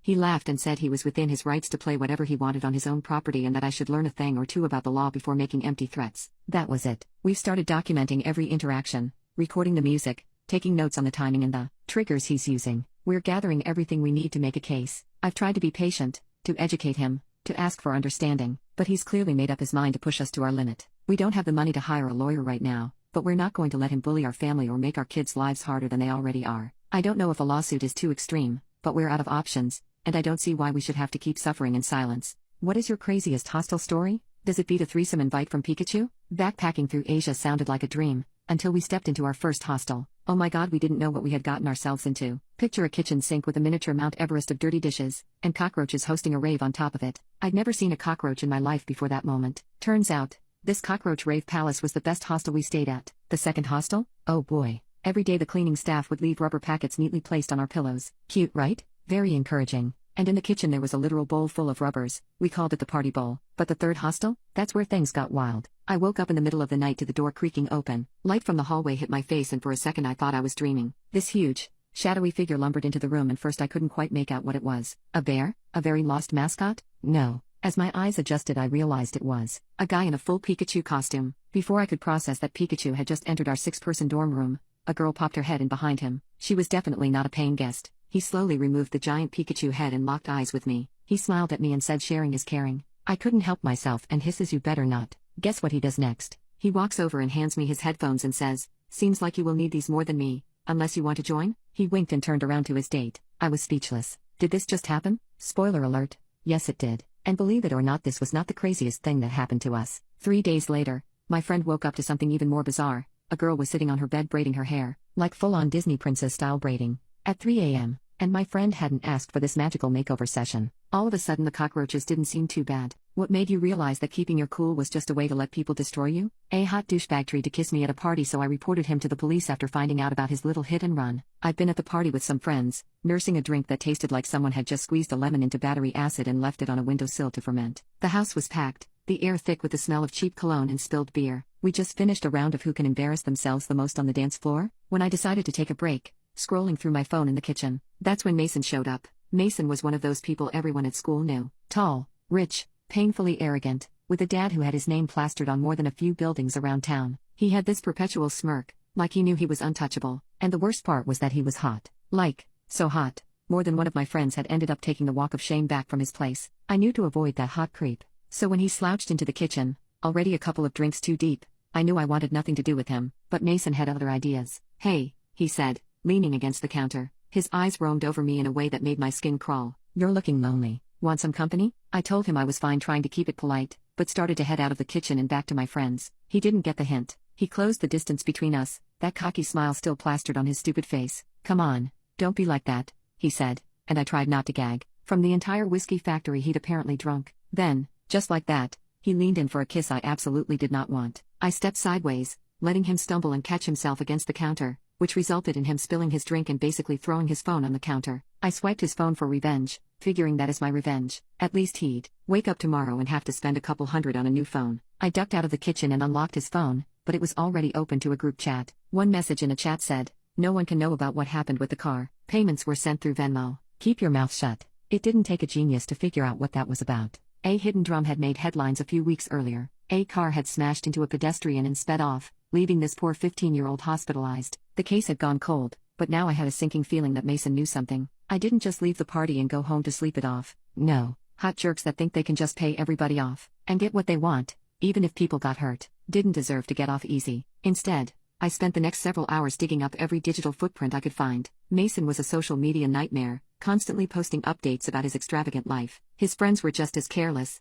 and it didn't take long for me to find photos and comments that corroborated the messages I'd seen earlier. There were mentions of Mason's car in that wild night that no one was supposed to talk about. The more I found, angrier I got. This wasn't just about Mason trying to kiss me, this was about someone who thought his money and name made him untouchable. Even when people got hurt, I wasn't having it. First, I made sure the evidence was solid. Screenshots, saved photos, everything backed up. Then I sent an anonymous tip to the police, complete with all the details they needed to reopen their investigation. Next, I contacted the dean's office at our university, letting them know one of their students might be involved in a criminal cover-up. And just for good measure, I forwarded the information to Mason's dad's company, knowing the last thing they'd want was a PR disaster. Within days, Mason's life started unraveling. The police came knocking, the university launched an inquiry, and his father's company released a statement condemning any behavior that puts others at risk. Mason went from golden boy to campus pariah overnight, and his dad's lawyers were working overtime to clean up the mess. A few months later, my friends told me that Mason's dad had cut him off and that he had been suspended pending investigation. My friends asked me if I knew anything, but I just shrugged and sipped my coffee. I'm not usually vengeful, but even I have my limits, and Mason had crossed the line. What massively improved your mental health? Exercising. The people I've known struggling with problematic mental health issues don't exercise and won't try it. I wish they knew it could help a lot. I use Do Not Disturb on my phone so I don't wake up from unnecessary texts and calls. I've also read this saying that says other people's emergency is not your emergency. I try to implement the saying since I'm an anxious person. I stopped socializing. I just do what I want now with my time instead of being bored to death by people and things that don't interest me. A large black cat named Chonk. I stopped lying to myself and other people. I came to terms with who I was. I found that practicing mindfulness and meditation has significantly improved my mental health. It's helped me become more aware of my thoughts and emotions, allowing me to better manage stress and anxiety. Highly recommend giving it a try. Drinking lots of water, getting lots of sunlight, and plenty of exercise. Taking vitamin D3 shifted my mood a ton. I work nights and live in a very cloudy area, so it worked like magic on me. $1 billion, I mean I didn't get $1 billion but I'm 100% sure it would improve my mental health. Divorce. It's a lot easier to stand up when you don't have someone constantly knocking you back down. Getting into photography and spending lots of time outside. Instead of spending too much time on social media and the news, I stopped caring about others who cause me any amount of pain or discomfort. I'm the star, I'm the main character, everyone else can follow me or stay out of my way. Wanking every day. Not kidding because it does wonders. Working from home. Challenging myself constantly and feeling comfortable in a job. Time to move up, move out, or change something about the job or introduce study or something. Steady achievement really helps when something shitty happens. Super important to build resilience. Doesn't have to be big, but succeeding at something every day is important. Practicing random acts of kindness and being grateful for what I do have and not focusing on what I don't. Maintaining excellent relationships with my wife, family, friends and colleagues. I stopped paying so much attention to news and politics because it's not my job to solve all the world's problems, and getting upset over something you can't control is useless. What product is the biggest scam, but people like it anyway? Car dealerships. $200 upcharge on a brand new car for nitrogen in the tires? They have no shame. I'm sure I read once that pre-made cinema popcorn has one of the biggest price markups of any product in the world. They buy massive sacks that cost pennies and then charge a fortune for it. Herbalife must have done something special to manage to sell it to a lot of people. Alkaline water. Friggin' printer ink/cartridges. What a racket. Especially new printers that don't work if you use third-party inks, and that none will even print in black if any of the color ink is low out. Paying for 3 different insurances, health, vision, and dental, when last time I checked the last 2 are part of your body therefore should fall under 1, health insurance. Copper fit products. Anything purporting to cleanse your body. As long as you've got a functioning liver and kidneys, you're already cleansing toxins from your body. Timeshares. Phone and internet bills. I live in Canada. The amount of money I pay for my phone and the internet is eye-watering compared to our neighbors in the south or the rest of the world. Scammed by our government and their telecom overlords. Home warranty insurance on appliances. You spend upwards of $12K a year so that you don't have to buy a new $800 washer or $1,200 fridge outright if they go out. Just put the payment away for an appliance fund and you come out ahead 9 times out of 10. Minor textbook upgrades that the colleges require students to pay hundreds for to pass the class. Ultra fast fashion clothes that fall apart after 2 uses and are infested with lead. Diamonds. What secret could literally ruin your life if it came out? 1. About 5 or so years ago I was in a bad situation financially, to the point that I had to sell my house just to keep myself afloat. I sold the house, the new owners moved in, and that was that. Except I might have forgotten to tell the new owners about the panic room I built below the house back when it was still under construction. It's over 500 square feet, completely soundproof, and the place I currently call home. The entrance is very well hidden, a small trap door underneath the front deck that blends in with the dirt and weeds, though I do come and go early in the morning, late at night just to be safe. I'm a simple man living a simple life, and I've managed to stay hidden for nearly 5 years now despite the room being on the original construction plans, so I think I'll be fine. Update, I was not fine. They found me. 2. During the summers growing up, my parents would leave my older brother and I with our uncle who lived in the city. He had a son close to our age so we had a lot of fun doing dumb kid stuff. One time when I was 13 my uncle threw a birthday party to celebrate my cousin's birthday at a restaurant. While we were there I got up to go to the bathroom. I slipped and fell on the floor, banging my head against the table on my way down. Everyone rushed to see if I was okay, And for some reason I thought it would be funny to convince everyone I had gone colorblind. This was over 20 years ago and I haven't stopped pretending. The joke continued to rise in absurdity, and after I successfully fooled an optometrist, no idea how I actually pulled that off by the way, I realized I was in too deep and just had to commit. No one knows I can still see colors, and no one ever will. 3. My entire life is a lie. I told my entire family that I was able to transfer out of community college to a proper university, but in reality I didn't pass 2 of my classes, so I didn't meet the requirements. Now they think I live at home and drive to class every day, when what I really do is go to the library, movies, and other BS just to pass the time. I'm in so deep that I've faked graded class assignments, course schedules, and I'm even in a fake relationship with a girl that lives on campus. To make sure I don't fall behind academically, I'm enrolled in a free online course for healthcare certification, mainly because it was the only thing available and I had to do something. Coming clean at this point isn't an option. Hopefully I'll be able to transfer properly in the spring, and then maybe I can get back to a normal life. What was the best you have no power here moment you have ever seen? I grew up around a mother with dissociative disorder as well as narcissism. She was addicted to opiates as far back as I can remember, and would do anything to get them, and I mean anything.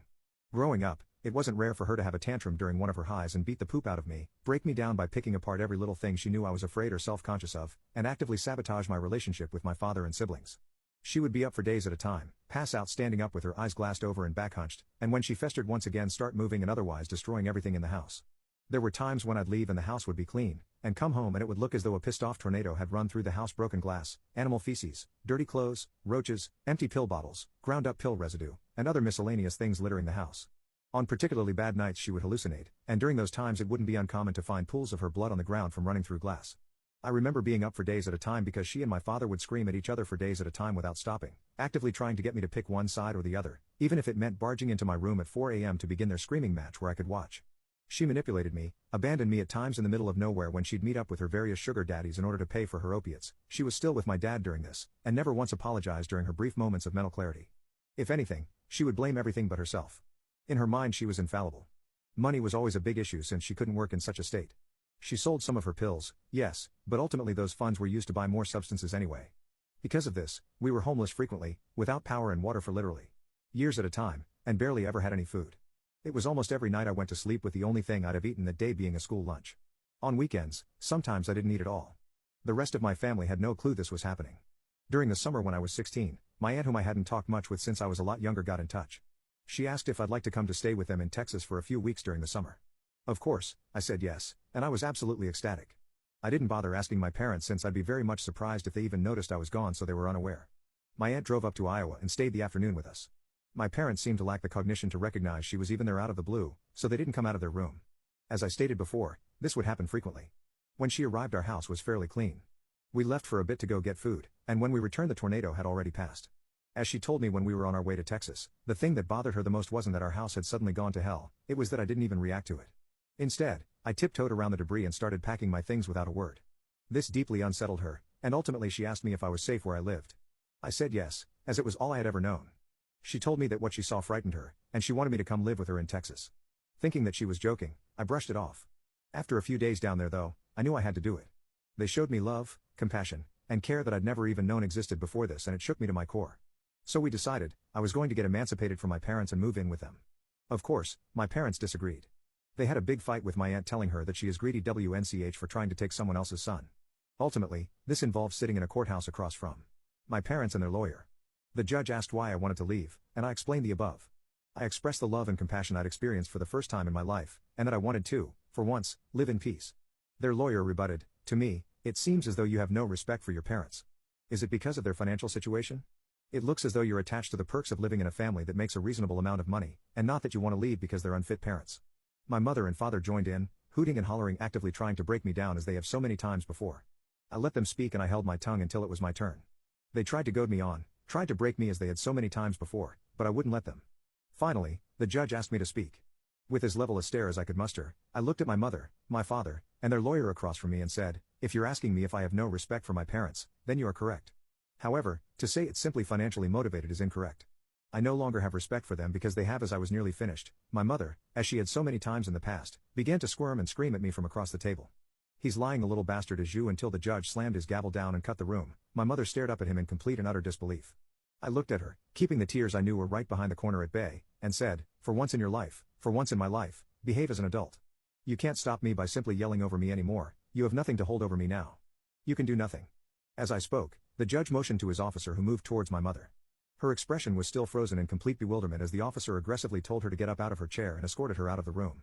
The judge looked to me, my aunt, my father, and his lawyer with one sweeping glance and then spoke. I am sorry that you have had to deal with this for so long, young man. There's nothing more that you or anyone else needs to say. You deserve to live a normal life as a normal kid. And it's obvious to me now that your parents are unfit to produce that kind of environment. You will go back to Texas with your aunt, and we will regularly have our social workers in touch to check in on how you are doing. Make the most of this second chance. Good luck, young man. Adjourned. What was the most embarrassing moment of your life? I once pretended to be mute on an airplane but wasn't expecting the person sitting next to me to find out. I hopped on a short flight from Dallas to San Antonio to visit my brother. I ended up on an aisle seat towards the very back of a packed plane. As I sat, the guy seated next to me was busy and I decided not to bug him with the quick hello or the classic business or pleasure question that people tend to ask. About 15 minutes into the flight I began to eat one of those very dry Biscoff crackers. Without water, I realized I overcommitted my salivary gland for some real work. Of course, at this exact moment, my seatmate begins his opening introduction. I nod to him and smile, but I am not about to open my mouth to pepper him with Biscoff cracker dust. Unaware of my dilemma, he asks me a question. I motion to my throat with my hand to suggest I was finishing a bite. His eyes go large and he quickly apologizes and turns red in the face with embarrassment. I was surprised by his reaction and thought his response was a little over the top. A few seconds later I realized that he thought I was motioning that I could not speak. No problem, I would clarify everything as soon as I could swallow my cracker. Unfortunately, this cracker must have been made from some properties that send all moisture to another dimension. As I waited, the stewardess came to save the day with a drink cart. She asked me what I wanted to drink. I just pointed at a Sprite can. As I did this, my seatmate clarified my choice by verbally telling the stewardess my selection. I could tell that he felt a sense of accomplishment that he was able to help me communicate given my perceived disability. Maybe it made him feel better after having asked me a question that I was unable to answer. As the flight continued, I realized that I accidentally committed myself to becoming mute. I was at the point of no return, so I figured I would just go with it. I didn't want to make him feel stupid. He began to tell me a couple of things about his family. He mentioned a relative with a similar impairment following a stroke. He also showed me a picture of his dog on his phone. He knew I could not respond, so he never asked me any questions. I just nodded and smiled at anything he said to be polite, not uttering a sound. Eventually our plane lands. By this time I had forgotten about my act. I sat patiently as people began to deplane. Being at the very back of the plane, I knew I had to wait, so I remained seated. My phone vibrates, and I see that it is my brother calling me. I accept the call and enthusiastically say, "What up? I just landed. Give me about 10 minutes and I will meet you out front." My memory sends me a notice a little too late to remind me that I am supposed to be playing the role of a mute person on this plane. I slowly looked over to my seatmate to see if he really even noticed. His head was directly aimed at me. He had the most disgusted look on his face, like I punched a baby bunny. I began to turn red. I was so embarrassed that I couldn't think of anything to say to make the moment less awkward. A part of my brain that does not get outside much convinced me to get out of the plane quickly. I turned the thought into action and I quickly got out of my chair and grabbed my backpack. I looked back at the guy and I could confirm that he was more committed to maintaining his disgusted expression than I was to being mute. I quickly looked at the person in front of me standing in the aisle. I could go nowhere. I remained standing for about another eternity until the line started to ease up. I finally made my escape, but this moment still haunts me.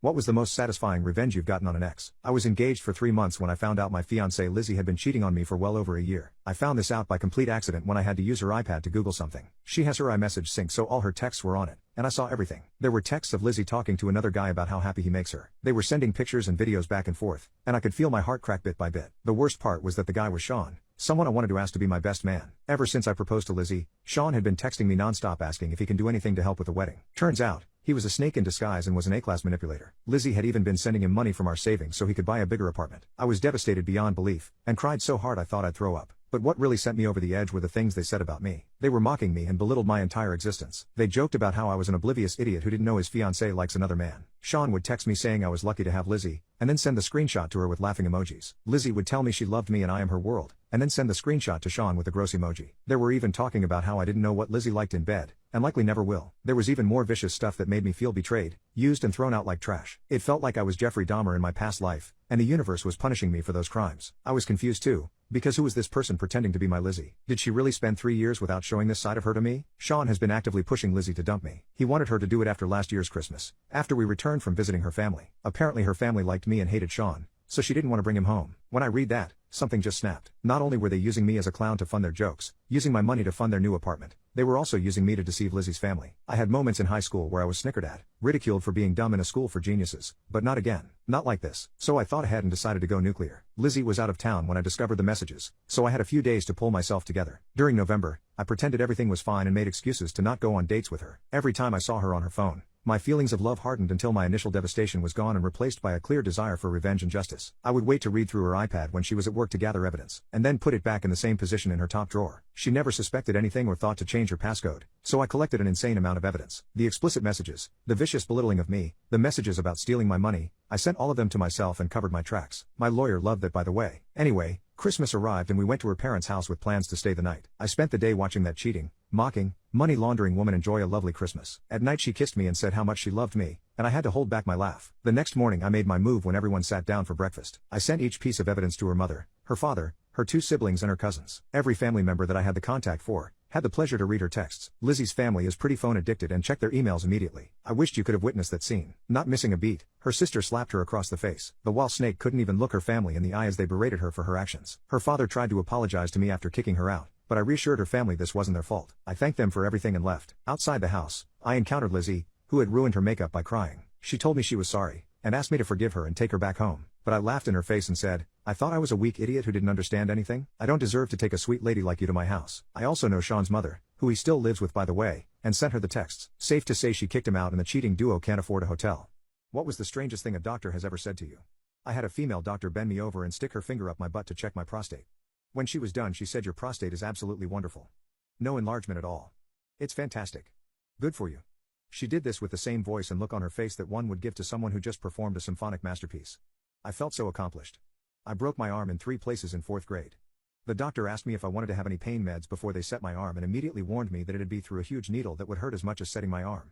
So I passed on the pain meds and then passed out from the pain when they yanked on my arm to straighten it out. In the ER about 2 a.m., my doctor didn't speak English very well. He starts telling me about my CAT scan and the results of it. Being half asleep, I stopped him. I asked if they had taken me out of bed and then put me in a machine. He says yes. I said I'm 99% sure that wasn't me. He says, are you Carl? I said no. He flips over the next page of his notepad, are you Skittlecar 1? I said yes. Okay, good. You're having a heart attack. Ended up with 5 stents and I'm all good now after some therapy. I asked him what the long acronym FWAI the ocular oncologist wrote meant. He tried to pronounce it, shrugged, and said, we'll just call it effed up eye. It's been called that ever since. During the same weird cancer episode, a neurologist said my brain was unremarkable. I mean, he's right in so many ways, but I was delighted to hear it. After I had my post-childbirth checkup, the doctor happily told me congratulations on your utterly boring uterus. Because it was apparently the exact size it should be down to the millimeter or something lol. I recently had a scan of my pelvic area as a follow-up to a hospital stay for a UTI. My son was reading my report and started laughing. He said the scan report says your genitals are unremarkable. I said, well they've always been special to me. I asked my doctor, who had just performed brain surgery on me, how he got inside my head. He literally giggled, rubbed his hands together, and said, power tools. I had an MRI of my knee. Doc said 2 unusual things. He said, I've never seen them use the word macerated to describe someone's knee before. And how did you break your leg? I was not aware that I had broken my leg. I got a vasectomy and the female doctor said, you've got really nice anatomy, and I couldn't believe what she had just said to me. She followed it up with I just mean your skin, on your scrotum, is really thin. Talk about a roller coaster of emotions. Proctologist inserting camera, let me know when this feels good.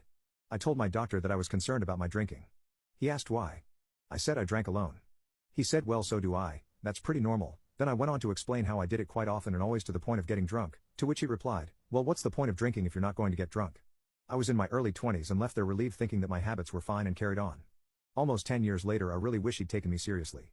Your guess is as good as mine. A male doctor declared that I was about to receive the best pelvic exam in my life. He then proceeded to chatter about how horrible they are for women, so he asked his wife to help instruct him on making them as painless and comfortable as possible. He did not lie, it was indeed the best pelvic exam I've had in my life. Weird as F to start that way, but bless him for caring so much. Doctor, are you related to doctor who works here? Me, yes, he's my uncle doctor, do you like him? Me, no he's an absolute PP. Doctor, opens the door and rushes down the hallway and I can overhear him say told you. Even his own family hates him to the other docs in the office. Stay here. I have to contact the state health department. Turns out I had Zika. An older doctor was examining my breasts. Because they were lumpy and it concerned me. The doctor said wow. Your breasts are just like my wife's, I mean you both have fibrocystic breasts. He blushed and I just laughed. We think you might have lymphoma, but that's cancer you want, either we'll cure it or it will just unalive you, no hanging around. I'm split between, both were female doctors, could you move them, my balls, out of the way?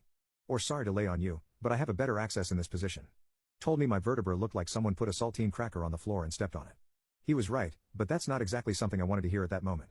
What was your worst fast food experience? I was going to Wendy's. It was a long day, I had just gotten some play, and then I wanted some big pieces of meat. I wanted a big, juicy burger to just slam down my throat. I was ravenous, my stomach speaking to me in some sort of demonic language. On my way to Wendy's, I almost got into 2 car wrecks, both completely my fault. I have a habit of texting and driving, so I was just looking at my screen and almost merged into someone twice. Anyway, they call me and demand I do some chores around the house, or they would cut off my $2,000 a month allowance. I mean, what a female dog. Finally, I get to Wendy's. I order my double bacon cheeseburger with extra cheese and mayonnaise and a large fry. I get to the window, pay with my parents' American Express card, and look through my bag. There are literally no fries. I am livid. I start to yell at the Wendy's employee because they didn't put my fries in the bag. Terrible customer service. I decided to call the manager and complain that they forgot my fries, and they thoroughly apologized. I ended up getting 2 fries, but then the employee who forgot my fries threw a shake into my car as I sped off. I splattered all over the inside of my car, ruining my outfit and my seats. Amita for being too rude? Or was I justified? What would happen if I walked into a random McDonald's and started working? I quit working at McDonald's about a week ago, and I still have my work uniform. I was wondering what would happen if I walked into a different McDonald's than the one I worked at and started working. Would I get into trouble with the law, or would they just tell me to leave if they noticed? I don't want a job, I just want to do it as a prank. The McDonald's I worked at had a fingerprint system you used to clock in. I was just planning on walking in, pretending to clock in, wash my hands, put on some gloves, and then start working the grill. I don't want a job, I'm just doing it for poops and giggles. Update 7 days later. So I went to a McDonald's in a nearby town around 4 p.m. yesterday. I parked at a nearby store with a good view of the drive-thru. I waited until the drive-thru was very full to go to the McDonald's since they would be too busy to pay attention to me. I casually walked in and pretended to clock in. I washed my hands and put on my gloves. There were only 3 workers in the grill area. 2 of them were busy online, and the other was frantically dropping 10:1s. When they saw me, they told me to drop nuggets. I dropped nuggets, restocked the little freezer by the fryer, and continued working. One of them asked me if I was new. I just told him it was my 3rd day and he didn't question it. After a while, once things calmed down, one of the workers started teaching me how to do the line. I just pretended like I had no clue what I was doing, even though I did. I occasionally made simple mistakes, like putting diced onions on quarter pounders. Things went downhill once the manager asked us what breaks we'd taken and which we hadn't. I stayed quiet, hoping he wouldn't ask me directly. The manager looked at me and said, "And you?" I told him I hadn't had any of my breaks. He asked if I was new. I said yeah and gave him a fake name, Bradley Johnson. He looked through his list and told me he couldn't find my name on the schedule. I said, that's weird. I'm scheduled to work today from 4 p.m. to 9 p.m. He then left to check the system, so I continued working. Once he got back he said, "Who are you? We don't have you in our system." I told him that there must be a mistake since I already had my orientation on Wednesday and I also worked on Thursday. He left to double check, and once he returned, he told me that I wasn't in the system or on the schedule. I told him I had no idea what was going on and that I was as confused as he was. He was already kinda pissed at this point, and he called the hiring manager. As you could already guess, he found out I wasn't an employee and he told me to get the fuck out, or he was gonna call the police. I left, and the crew members were just talking with each other about what had just happened. What would you do if you found this in your partner's suitcase? My wife, 36F, and I, 39M, have been married for 8 years. She is a really successful business professional and goes away twice a month on average for work. Last winter there was this 40-hour period of time when she went completely MIA, didn't answer texts or call me back for nearly 2 days. The last thing I heard was that she was going out to dinner with friends. She used to live in NYC and still has friends there, and then I didn't hear from her until basically 2 days later. I actually got super nervous and scared something happened to her, and eventually contacted one of her coworkers to make sure she was alive and okay. Right after that, my wife called me and said she had lost her phone at a bar and thought it was stolen, but finally she found it. I had been so worried and felt so relieved and thought this sounded realistic, so I didn't really think that much of it. Besides the fact I was annoyed she didn't reach out from someone else's phone or email me or something just so I wouldn't be worried. Her flight home was delayed and didn't get in until super late the following night. She had to be in the office early for a presentation the next day, and left in a rush in the morning after minimal sleep. I work from home and wanted to be helpful, so when I took a break to eat lunch, I thought I'd help out and unpack her suitcase and do her laundry. Imagine my surprise when I opened her luggage and inside I found a travel pack of condoms, like the kind you can get at the gas station, and new lingerie that I had never seen before. By the way, I could tell the lingerie had been used and needed cleaning, if you know what I mean,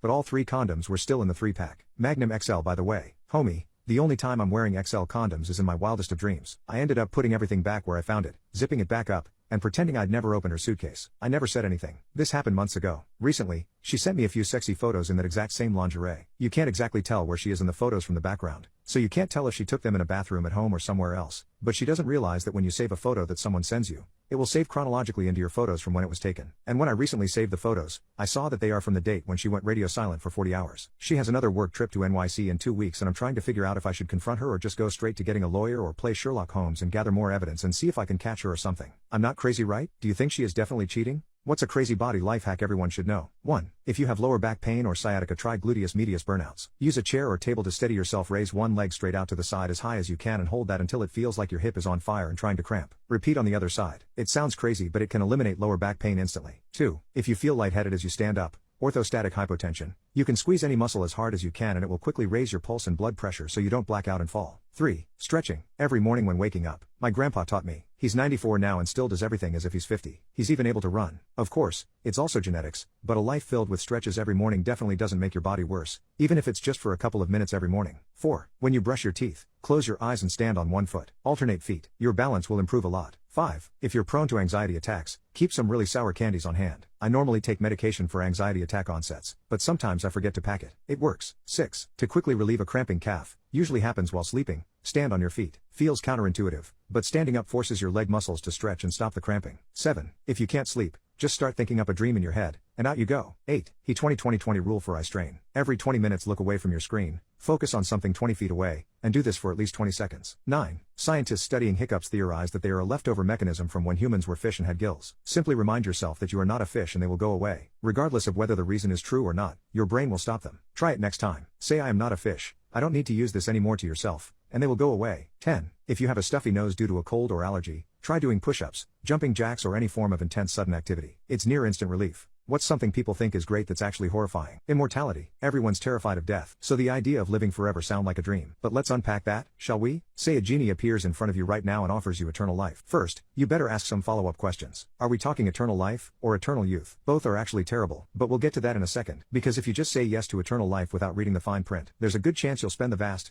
vast majority of that never-ending life stuck in a body and a mind that have about as much function as an expired tub of cottage cheese. Sounds terrible, right? Think again. That's probably actually the less painful route, because here's what eternal life gives you when your mind never gives you the blissful escape of dementia. Everyone you love dying and leaving you alone, over and over and over and over again until, oh wait, there is no until. You'll be terrified to meet and start to care about new people, but the alternative is becoming a complete hermit who doesn't interact with anyone. Still, you'll probably give that a shot for a few hundred years once the funerals really start to weigh on you, but you'll give in eventually, and now you're a weirdo paranoid shut-in which isn't going to help much with that mental stability you now have to manage until, there is no until. God forbid you develop some sort of cancer or chronic illness that causes you intractable pain and suffering, because that's not going anywhere either. You have plenty of time to collect every terrible bit of trauma you can imagine, because eventually, every bad thing that exists will happen to you. So get ready to wake up screaming from nightmares about the time you saw a city decimated by a volcano or were the only survivor from a nuclear attack. Nothing is so far-fetched that it won't happen given infinite time. And one thing is absolutely inevitable. If you are immortal, someday, maybe today, maybe next week, maybe 10 million years from now, you will end up trapped somewhere. There will be a cave-in or an explosion or your effing dresser will fall down and block your door. Who knows, but you'll be trapped. The first however many times, someone will find you and save you. Hooray. But someday, inevitably, they won't. Maybe they're all dead. Maybe they're just in the next house over but you can't yell loud enough for them to hear. Who knows? The only certainty is that it will happen. You will be trapped somewhere, and you will never, ever get out, and everyone will have forgotten that you ever existed. But you won't. You'll never forget, and you'll never be free again. There is no until. What's the best case of instant karma you've ever witnessed? The company I work for requires you to pass a series of tests to be considered for employment. First test is general knowledge just to drop out people who aren't that bright. I took my tests with 30 other people that day and 20 of them failed this test. 10 left. Second test was general knowledge and a further 7 people failed the test, leaving just 3 people left. The tests take a total of 8 hours and there are breaks in between. We were not allowed to leave the building during testing. If we had to leave then we would have to reschedule the tests for another day. Me and the other 2 guys were stuck there together for the rest of the day, so we got to talking in between tests. One guy was older, maybe in his mid-50s early 60s, and was bragging about how easy the tests were and couldn't believe 27 people failed. The other dude was my age at the time, pretty young for the job we were applying for. He was nervous and seemed happy he made it through the first 2 tests. As I studied for the test there was one that I wasn't sure about. I knew I would have a hard time with that one, and when they put out the docket for tests I saw the hard one would be the last one on the list. My plan was to pass 4 of the tests and reschedule the 5th to give me more time to study. All 3 of us passed the 3rd test and I had to listen to the old man gloat about how easy it was when the young guy and myself lamented it was harder than we thought. The young man said he knew all the math parts but the theory and hardware parts would be the most difficult for him. I said the math would be hard for me but I was confident with the hardware stuff. I was bluffing, of course. I studied using old Navy manuals that didn't have anything about newer hardware, so I was ignorant to that stuff. I too was strong in the math part because I found out we would be able to use calculators and my father-in-law gifted me a scientific calculator. The old man called us both stupid if we thought that was hard and was in for a shock if we actually got the job. I sit down for test 4 thinking it was the math test according to the docket, but when I opened the book I found out it wasn't. It was the hardware test. I raised my hand and asked to reschedule because of the mix-up and she said that was impossible after I opened the booklet. I freaked out. My whole life was riding on this test. I moved here for the job and if I didn't get it I wouldn't be able to afford an apartment. I calmed myself and just tried to answer using context clues and deductive reasoning. After the test I asked the young guy how he did and he said he was sure he failed it. I said me too. This launched the old man into a tirade about how he has worked in this industry for 25 years and if I thought the tests were hard now then I was going to never make it in real life. This went on for 20 minutes about how my generation was weak and stupid and he feared for the future. He said he knew that test like the back of his hand. As you can probably guess, the old man failed. And me and the young guy passed. He didn't say a word and just got up and walked out. I didn't say a word either. I just smiled as he left. Now, this instant karma was twofold. After the old man left, the other young guy went off laughing and making fun of him. Talking about how we got this since we had our calculators, and he was talking about how he hopes we work together and how cool of a story it would be. He went to the payphone and called his girlfriend and told her that he was in, that he was going to pass and that she can start looking for a new house and everything. He had his calculator out playing with it while we waited for the last test. It was a graphing calculator. I was bad in math in high school, so I never took high-level math, but my friends did, and I loved playing with their graphing calculators. I looked at it for a minute and something hit me. Holy crap, this calculator didn't have scientific functions on it at all. He assumed since it was so fancy it did, but it didn't. I told him this and he went white. What do you mean, he said. So I showed him in my old beat-up calculator how I do number conversions, and he didn't have the buttons to do it. Now, being the over-preparing dude I am, I learned how to do it on paper in the event we couldn't use calculators. He was not so studious. So I tried to give him a crash course on how to do it on paper and write out number lines and all that. He wasn't getting it. I said maybe he should ask to reschedule and get another calculator. He suggested I give him mine since I knew how to do it on paper. Man, you are cool and all, but I just met you. I'm not good at math and this is the rest of my life we are taking about. I'm sorry, I need mine. He refused to reschedule, saying he got this far and would be fine. He failed. But silver lining, the 4 tests he passed qualified him for another job that paid almost the same, but it was not as good and the one we were going for. I got the job and have been here for 19 years now. What's the best example of FIU money you've seen? 1. Billionaire Howard Hughes reserved the top 2 floors of the Desert Inn in Las Vegas for 10 days. When his 10 days were up, the hotel asked him to check out. He wasn't ready to leave, so he bought the hotel and stayed there for 4 years. My favorite thing he did was buy a local television station so he could call them up at night and tell them to play whatever movie he felt like watching, like it was his own private Netflix decades before streaming existed. He made them play iStation Zebra over 100 times. 2. Ferruccio Lamborghini. Back in the days, he got rich building tractors, and he bought himself a Ferrari, because he's Italian, and it was the thing to do when Yo became successful. Unfortunately, sports car clutches back then were crap, and failed often. He went to Ferrari himself and said he could fix the problem, and was told to go back to his tractors because he knew nothing about high-performance cars. The wiki says he made cars to compete with Ferrari and the others, but in reality, he did it to spite Ferrari. Starting a car factory to spite someone, epic level of FU. 3. Carrie Packer. He frequented a particular casino often. One night after a good run he wanted to tip the dealer. She declined as per casino policy, so he asked to see her supervisor, who affirmed that it was against company policy for employees to accept tips from clientele. He demanded that they fire her or he'd never come back. They obliged. He then said, well, now she's not an employee, I can tip her, and gave her a ridiculous sum of money. The supervisor obliged. Carrie then said, hire her back again or I'll never come back to your casino. She got her job back and pocketed the tip. 4. I used to work with companies that build super yachts. Several times, the interior of a vessel has been finished in $500K plus worth of marble, after which the owner walks in,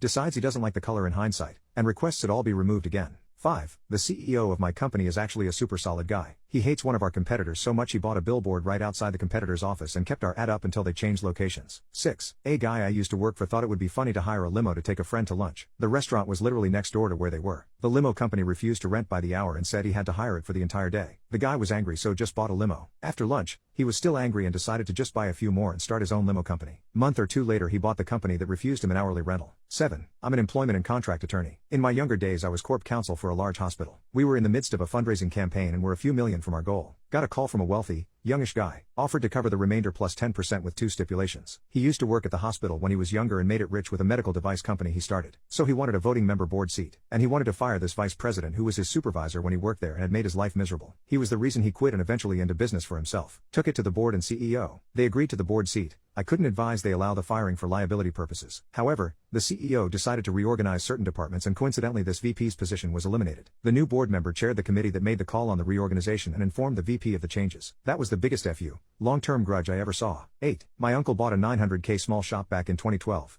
Cash, just so it wasn't torn down because he liked to go there as a kid. Literally just an abandoned small store in downtown Evansville. 9. I worked at a high-end eco resort some time ago. We spent weeks preparing for some guests who'd booked up half the resort for him and his family, doing a bunch of renovations and changes in the cabins and rooms because the guy was very picky, but he was spending a lot, so whatever. We even rebuilt the motor on another boat and outfitted it for down rigging because they needed 3 fishing boats. The guy shows up for his reservation, and the first thing he does is start cussing out and belittling the girl at the front desk. The owner walked in to see what his problem was and the guy proceeded to poop on the front desk girl to him. So the owner just said, I'm terribly sorry you feel that way. We will give you a full return on your deposit so you can find somewhere better to stay. The guy's face goes white, and he starts apologizing and pleading with him, but the owner doesn't care. The guy had to go out to the parking lot and explain to his entire family how his garbage temper effed up their 1-week vacation and they'd have to find somewhere else to stay. The owner couldn't give a F how much extra money he had spent. He wasn't taking that poop, and more importantly, He wasn't going to make the staff take that shift. He wasn't my favorite boss, but that is something I respect. 10. Notoriously Mark Cuban literally getting fined for saying F on a broadcast, finding out the fine goes to charity and saying it again. What's the funniest real-life story you've ever heard? Strap in, internet strangers, because I'm gonna tell you about the time the American government blasted a manhole cover into space. Back in the 50s, safety regulations weren't exactly a thing yet, so when the US government wanted to test a nuke, they decided that digging a hole 500 feet straight down was a good way to measure its explosive energy. They apparently set the bomb at the bottom of the hole and filled it with concrete to dampen the blast. So now they had this 500-foot hole filled with concrete, and some absolute genius thinks that the hole looks a little unsafe being uncovered and all, so they went and put a manhole cover on top of the concrete. When they detonated the nuke, it vaporized the concrete almost immediately and sent the manhole cover flying straight up into space at several times the speed of sound. They allegedly had several high-speed cameras filming the event, and only one camera was able to capture a single frame of the cover being blasted out into the cosmos. Some government scientists did the math to figure out how fast the cover was going, and they eventually settled on a number somewhere over Mach 200. That's over 200 times the speed of sound. Moving that quickly, the manhole cover would have gone from ground level to the outer atmosphere in less than 2 seconds. That's nowhere near long enough for the cover to disintegrate from burning up while leaving the atmosphere. So somewhere out in space right now is a partially melted manhole cover flying away from the Earth at 200 times the speed of sound. This is absolutely hysterical to me, and it gets even funnier when you learn that they allegedly tried the experiment again. I can't find any concrete proof they did this, and somehow launched another cover into space even faster. They used high-speed cameras again, but this time they couldn't find any frames that the manhole cover was visible after the explosion. So it must have been launched into space at an even higher speed than the first one. So there isn't one, but two manhole covers flying through infinity at several hundred times the sound. And this always makes me smile whenever I think about it. What's the loneliest thing you've ever done? I thought when I completed my career as a soldier I would feel nothing but honor. But what I feel is nothing. Maybe it has something to do with losing my purpose, losing my bunk mates, but I've never had to confront loneliness as deep as this. I first returned from serving in Iraq in 2005. I thought I'd be happy to come home, but it was the beginning of the end. My platoon and I were released in the gymnasium in formation. All of our families and loved ones were waiting there for us with tears in their eyes. I watched every single one of my squad mates reunite with their family, picking up their kids and kissing their wives. But there was no one there for me, so I just walked back into the empty barracks. No one had been waiting for me. I realized if I had died on duty no one would have missed me. I found a 6-pack of beer in the fridge in the back and began drinking it all to myself. I couldn't help but get sentimental and think back to playing cards and telling dirty stories with my squad mates at the best points of my deployment. I kept drinking and started to realize how pathetic it was that I had literally been happier while I was fighting in a war than as a free man. When I finished the case I had the sudden idea that I wanted to go for a run. I just needed to get away, needed to use my body for something. And I laced my boots up and left. I'm not sure what came over me. I originally planned to just run a couple blocks, but the next thing I knew I had been running for 45 minutes straight. It was like I became totally disconnected from my body. I couldn't stop. When I stopped running I had to go back and face the real world, and I just wasn't ready. After an hour straight of running, I realized how cold it was outside and my legs started locking up. I thought back to my deployment, thinking about the times when I thought I had run out of energy and somehow dug deep and rallied. Those memories motivated me once again, and I kept running for another 30 minutes. I was already dizzy when I started the run, and the last thing I remember is seeing my vision go hazy and then everything went black. When I woke up in the morning, I found myself passed out in the grass beside some highway. I was in my full uniform, looking seemingly unconscious, and nobody had stopped to check if I was alright. I could have been dead for all they cared. And even though I had been there for hours nobody stopped. I had spent all night trying to escape my loneliness only to run directly into the loneliest moment of my life.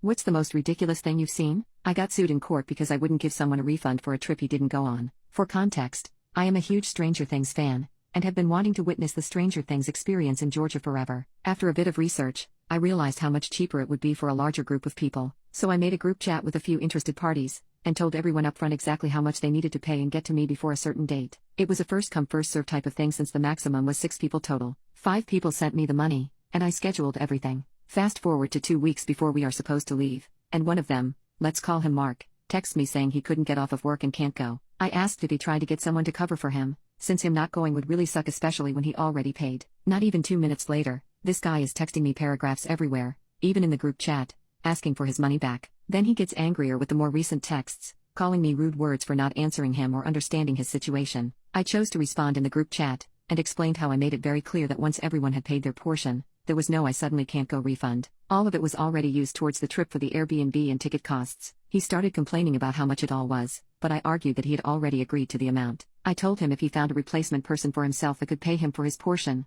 that would be fine as long as I met them beforehand. I wasn't about to stay in a house with someone I didn't know at all. I said I'd also ask other people that were interested before. I just want to add that while I do feel really bad for him, this scenario is why I had made the group chat 2 months before the event, so everyone could plan accordingly. He privately messaged me that I would regret this if I didn't pay him back, then left the group chat and blocked me, so I just assumed he wasn't going for sure, and we never found a replacement for him. The day of the trip came and went. We all had an amazing time, definitely one of the best trips I have ever been on. The specific package deal I got were also VIP tickets for the experience, so we got to do so many cool things and got free souvenirs. One of them was a tiny Dustin speaker. When we got back, I asked the others to text Mark and ask him if he wanted the free souvenirs that came with his ticket, so he could have that much at least. But no one could get through to him. About 2 weeks after we got back, someone knocked on my door and served me some papers. They told me I was being sued by Mark for taking his money. I was shocked and didn't believe what was happening. I don't know why he thought this would turn out well for him. A friend suggested to me to screenshot every conversation we had about the trip and cost, and print everything out. It was only small claims, so I didn't think about getting a lawyer or anything. I mean,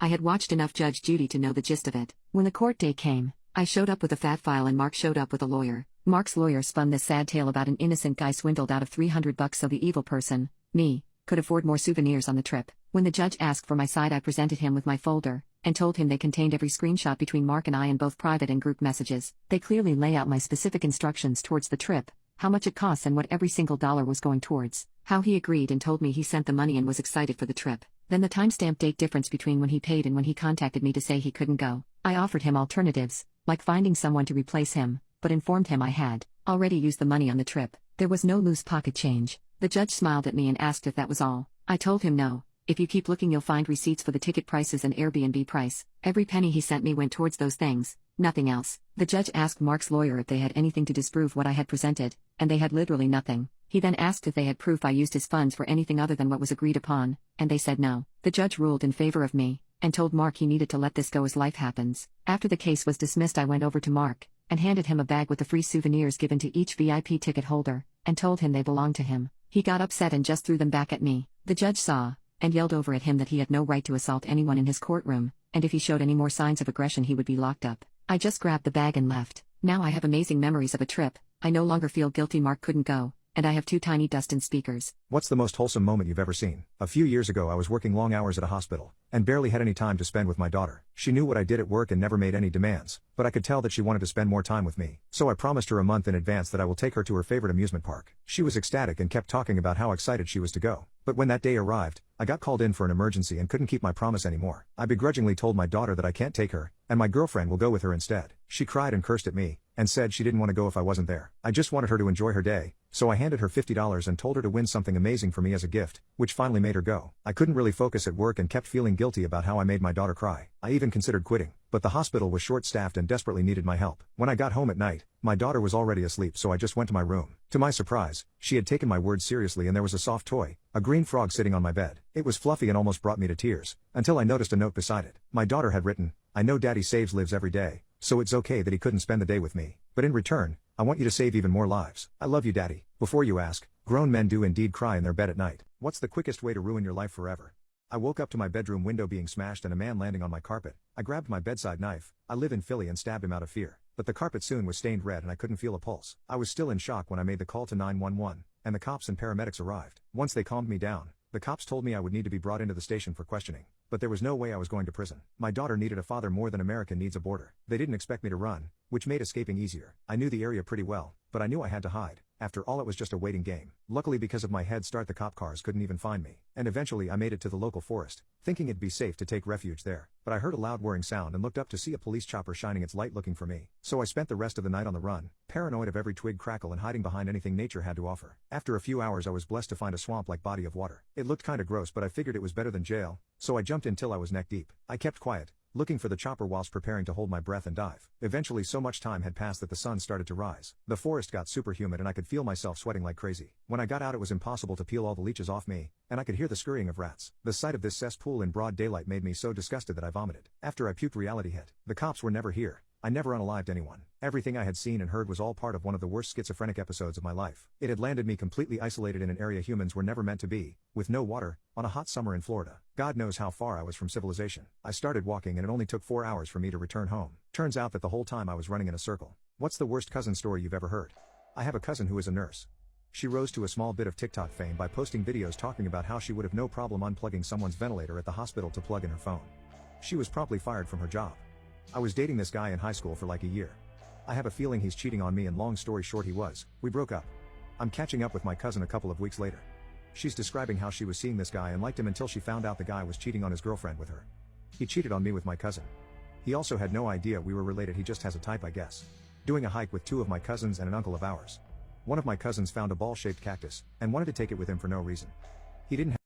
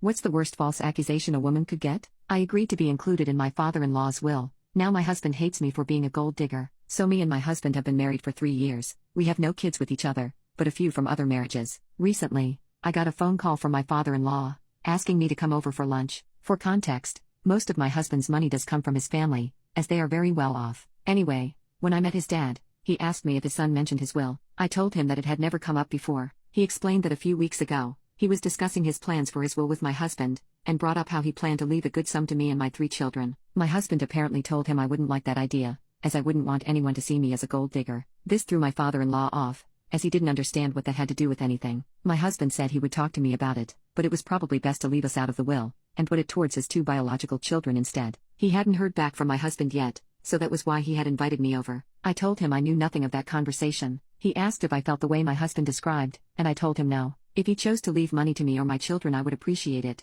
but I was also never expecting it to happen in the first place. I just sort of sat there, staring off into space for a moment, because I couldn't help but find the entire situation ironic. About a year after I got married to my now husband, my mom had a health scare. She asked me to help her draw up a will, just in case. When I told my husband about it, he asked if he or his 2 children would be placed in the will. I told him I didn't know, but that would be up to my mom. He said she should add them, as we were a family now and adding them to the will would be symbolic, making us all an official family. I told him I'd ask, but wouldn't push the topic. I mentioned it to my mom, who said she was unsure, as she really didn't have much to give anyway. Eventually she did add all 3 of them to her will, and I found out later my husband had actually spoken to her about it. I found it odd that he pushed the issue, since both him and his kids are set up to inherit an incredible amount if anything happened to his dad, but just assumed he meant for it to be symbolic. Now, here I was talking to his father, who was telling me he wanted to add my children and I to his will, and my husband refused. I started crying, wondering why he would lie about this, and shared with my father-in-law what had happened 2 years ago. He got upset, and said he would talk to his son about the entire thing. I told him I was leaving, and on my way out, he told me that he knew I was a kind person who cared for both my own children and his grandchildren. No matter what may come in the future, he planned to leave me with something. He just hoped it would do me more good than harm if his family tried to fight it. I thanked him and left. A few days later, my husband came home and started screaming at me. He told me I had no right to speak to his father, especially about money that wasn't mine, that I was showing my true colors finally, revealing I had been after his family's money all along. I asked him to calm down. I said, "You are the one who should be getting yelled at. You, who pressured my mom into adding you in her will, saying it was only symbolic. Now your father actually wanted to add me to his will, and you told him not to. You didn't even talk to me about any of this." He said that the difference was that he was testing my family to see if they cared about him, while I was proving I was only after the money. I called him an idiot, and he called me a bee. The kids came into the room at that point, and so he grabbed his daughter and said they were leaving, and not to expect them back anytime soon. My son asked what was going on, and I told him I honestly didn't know. It has been weeks now,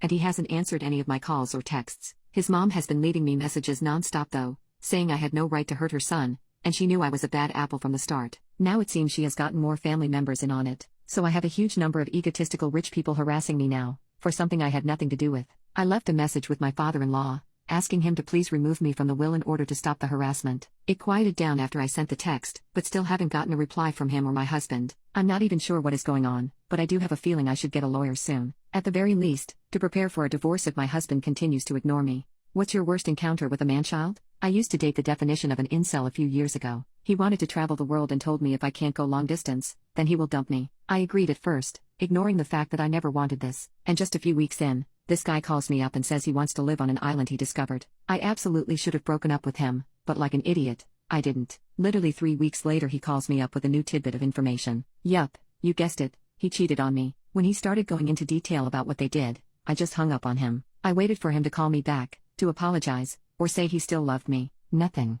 I even tried calling him and he never picked up. At the time I was really hurt, but now I know it was for the best. Fast forward about 4 months later, I am now dating Caleb. We met during the month I was ghosted by my ex, and we immediately became good friends. I told him about my last situation, and he told me he'd have to hold off on asking me out then, until I felt like I was ready. I just bursted into a big smile and a bit later we were official. Since then, we have met each other's families. This is actually the first time my dad has liked a guy I brought home. As a small gift for Caleb, I gathered all of our photos and videos together and made them into a sweet video about our love story, and how it will only grow. After I showed it to Caleb, I posted it on my Instagram. Literally, the very next day, my phone was blown up with texts and voicemails from my ex. He called me an AH and a cheater, saying I was a coward for not contacting him to say our relationship was officially over. I called him back and he started spewing out the same nonsense. I told him he was the one who had cheated and then ghosted me. It has been months since we last talked, and it would be foolish to ever think we'd still be together after all of that. He cursed me out, saying we never officially told one another we were breaking up, so we were technically still together. So I asked him, okay, so you've been loyal these past few months and haven't slept with anyone? He got quiet, then told me he thought our relationship was open, but still a situation where we were only dating each other. I laughed at him, and said, okay, well this is me officially breaking up with you, predated about 5 or so months, then hung up. I blocked him on every social media platform I could think of, and informed Caleb about the situation. Just as I predicted, my ex started harassing Caleb, calling him all kinds of messed up words. He contacted us from social media accounts I didn't even know he had. Caleb blocked him as well, and we've tried to ignore what happened. The only problem is, now all of my ex's friends have started harassing the both of us. A few even threatened to come and teach us a lesson, to make us feel the same pain my ex felt when he found out about us. I told them to F off or I'd call the police. I thought all of it would just blow over, but he hasn't stopped. He even contacted my parents, lying and saying I cheated on him. Luckily they didn't believe a word, but he's still spreading it throughout all of our old friend groups, and the amount of people contacting me about it is insane. My ex is trying to ruin my life from thousands of miles away, and it feels like he is succeeding. Even Caleb has become a bit distant with me because of all the drama. Once I realized peace wasn't an option, I went the nuclear route. I unblocked my ex on all of his accounts, even the ones I didn't know about, and found out where he was currently working. I know for a fact my ex has gone to jail a few times, because he bragged about it to me when we were together. Just a few petty crimes, but still. I pulled up his arrest records, and sent it to his employer. But something else I noticed while scrolling through his accounts I was unaware of, was how many photos he posted of himself with other girls. Multiple of them were dated while we were still together, even while he still lived here. So I screenshotted all of them, and sent them in one large email to everyone who had been harassing me. I included a message, telling them that he was in fact the cheater, not me. The good news is, that recently he posted about how sad he was because all his friends were abandoning him for no reason, and that he got fired from his job, so he was desperate for someone to help him. The guy even started a GoFundMe. No, it is not doing well. The bad news is that when I told Caleb what I did, he got freaked out and asked for some space. He told me I was scary and manipulative, and he wasn't sure he wanted to be with someone who would go so far to get revenge. I told him it wasn't revenge, just a way to get everyone to stop harassing us. He told me I wasn't the person he thought I was. I tried calling him, and told him I loved him and we just needed to talk things through, but he hasn't answered, and we haven't talked in over 2 weeks. I'm starting to think every relationship is going to end with me getting ghosted at this point. What's a little secret that you know only because you work in that industry?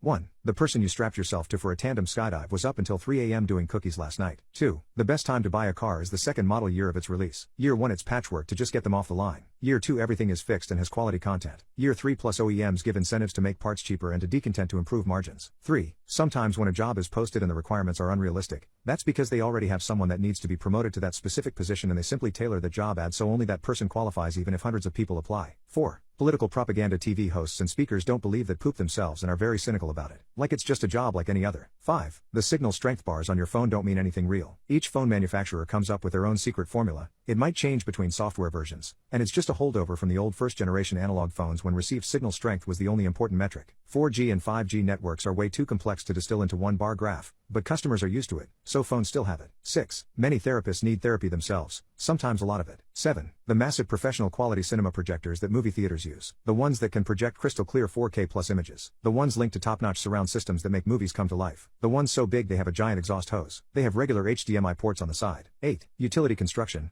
Primarily fiber. The majority of the subcontractors have no idea what they're actually doing and are just following the instructions like it's IKEA furniture. 9. Your call isn't really important to us. What's a real-life example of I will always choose a lazy person to do a difficult job because a lazy person will find an easy way to do it.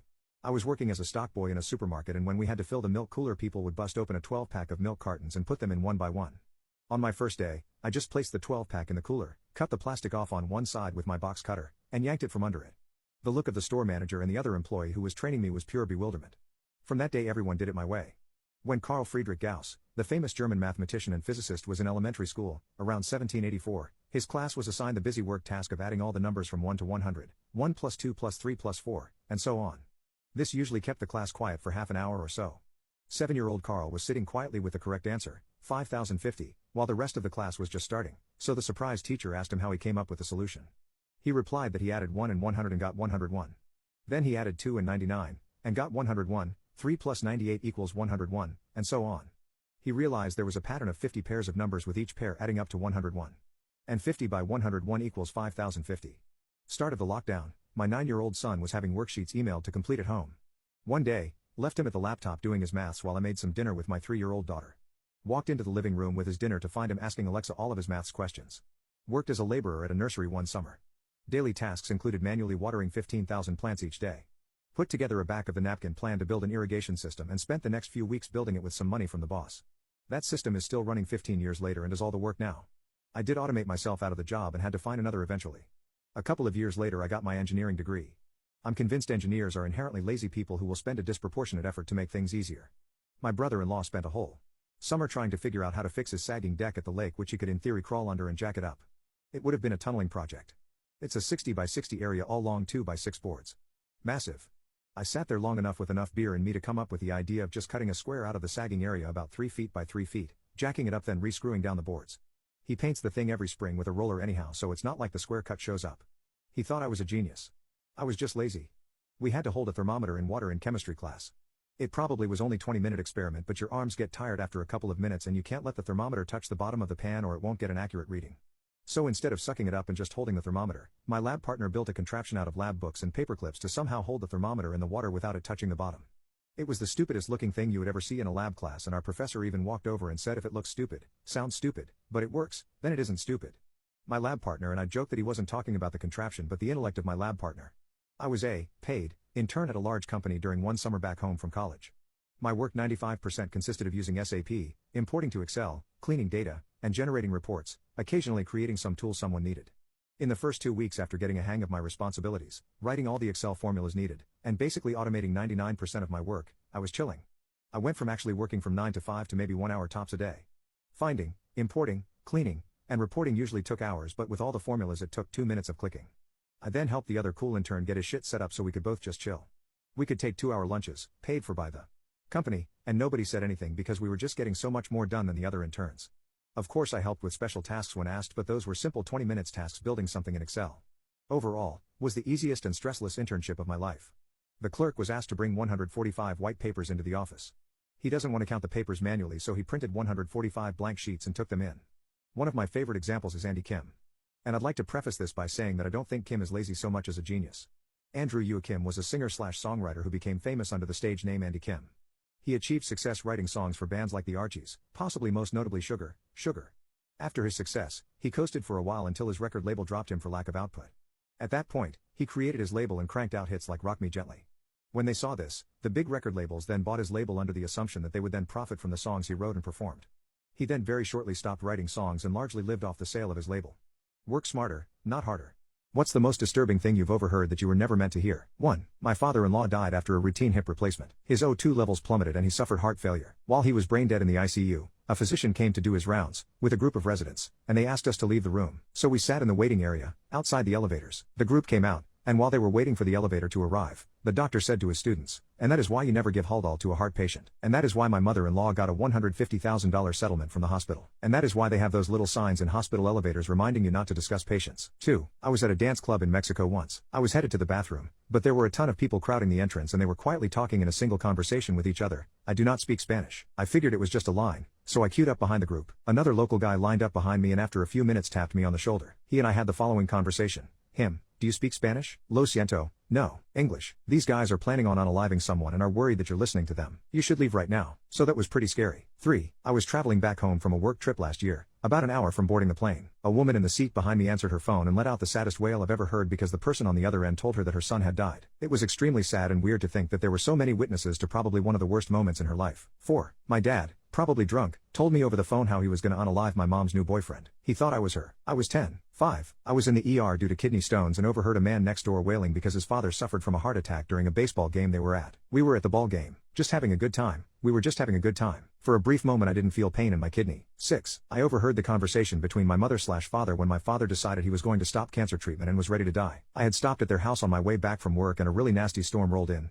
so I just spent the night. My mother is pretty hearing impaired so she speaks loudly. From the guest bedroom I overheard her say there is still something we can do. So I went and listened outside the room. It was basically my father telling her that he is tired of the treatments and just wants to go. His cognitive function had already declined so much he didn't feel like himself anymore. 7. My ex-grandma trying to talk my mom into keeping her first 2 kids and giving up our other 3 for adoption. 8. A girl at my high school told her friend about the time she caught her ex cheating on her with his 13-year-old sister. She called the cops on him. What's the scariest fact you know in your profession that no one else outside of it knows? 1. As a librarian, you'd be horrified at how many books we get returned and have to throw out because they're absolutely covered in bed bugs. We put a block on accounts and notified patrons, but I'm specifically told not to mention this problem to the public whatsoever by management. 2. I work in homelessness. There's lots of scary stuff about this work that people are probably aware of, or are intentionally ignorant of. But one of the most scary/shocking things I learned in this work was pretty early on in it. There are lots and lots of reasons that people experiencing homelessness may be dirty or not shower frequently, but I have had it reported to me multiple times that a female client is refusing to shower/practice hygiene because being dirty/unclean/stinky prevents men from raping her when she's sleeping outside. Both very scary and very sad. 3. Supply coordinator for a hospital here. Our supplies are ridiculously cheap. That you were charged $1,000 for? We paid 79 cents for it. We get diapers for about $1 per case. 4. Lifeguard. I cannot explain to you how quiet and how fast drowning is. Even people with some idea tend to think, okay, so barely any noise. No. There's nothing. You might get some splashing right at the beginning if someone's just panicking, but I've seen an adult man get into trouble with absolutely no sound. Even if someone can get their mouth out of the water, they're so locked in on breathing and not dying that they won't yell. Their arms and legs are under the water, and they're struggling so hard that nothing can make it to the surface to splash. You won't hear it. Please, please, please do not take your eyes off your kids in water, even the bath, for even a second. That's all it takes. 5. Climbing into an unventilated manhole can kill you in seconds, and you wouldn't even know anything was seriously wrong. Do you think that's the air you're breathing now? Manholes can fill with gases that are heavier than breathable air. You think are breathing normally, but instead, you fall unconscious and suffocate from lack of oxygen. 6. I used to work in banking, and it was eye-opening to see how many people were victims of fraud, how little recourse there was to get the money back, and how little the police could do for you. 2. 7. I work in a shelter. Some of our guests are from middle and upper class backgrounds. Bad choices, bad health, bad treatment, and bad luck can happen to all of us, sometimes very quickly. As far as I can tell, the only thing all homeless people have in common is trauma and loss. 8. The amount of worms in fish from the ocean is astonishing. 9. You know how you worry about getting your frozen and refrigerated groceries home and put away before they spoil? Overnight stalkers don't. 10. A lot of people don't realize it, but graduation success rate can basically be predicted based on their third grade reading ability. Early education is important, folks. 11. As a mechanic, I have to say that the colder and more distant a mechanic is, the more likely they are to be honest. It's the really friendly ones who are ripping you off while they're being chummy with you. 12. I used to work in child protection. The people most likely to harm your child, or you, are people you already know, most likely family members. You can bar the door against bad men lurking in dark alleys, but when you do, remember who you're locking in with you. 13. I'm a nurse. I'd say it's probably the fact that people know when they're going to die. They will straight up tell you today is my last day. Thank you for being kind, and you reassure them because their vitals are good, they are taking to treatment well, nothing happening that would indicate a drastic decline. Then, inevitably, you will hear a flat line on the machine and run in, and sure enough that patient has passed away. If it hadn't happened so many times, I would chalk it up to a few people who just didn't have the will to live anymore, but I've seen it enough, I know that's not it. Really creepy when you think about it too hard. 14. Working in the sleep world, many people go to bed every night with untreated/undiagnosed sleep apnea. It's not entirely uncommon to see people's oxygen levels dropping to the mid-70s every night, and this is part of their normal routine. Incredibly dangerous, and awareness should increase further. 15. I'm a teacher. The education system in the US is largely fugged. We're producing kids who can't read, do math, or follow simple instructions. This is quickly going to become society's problem.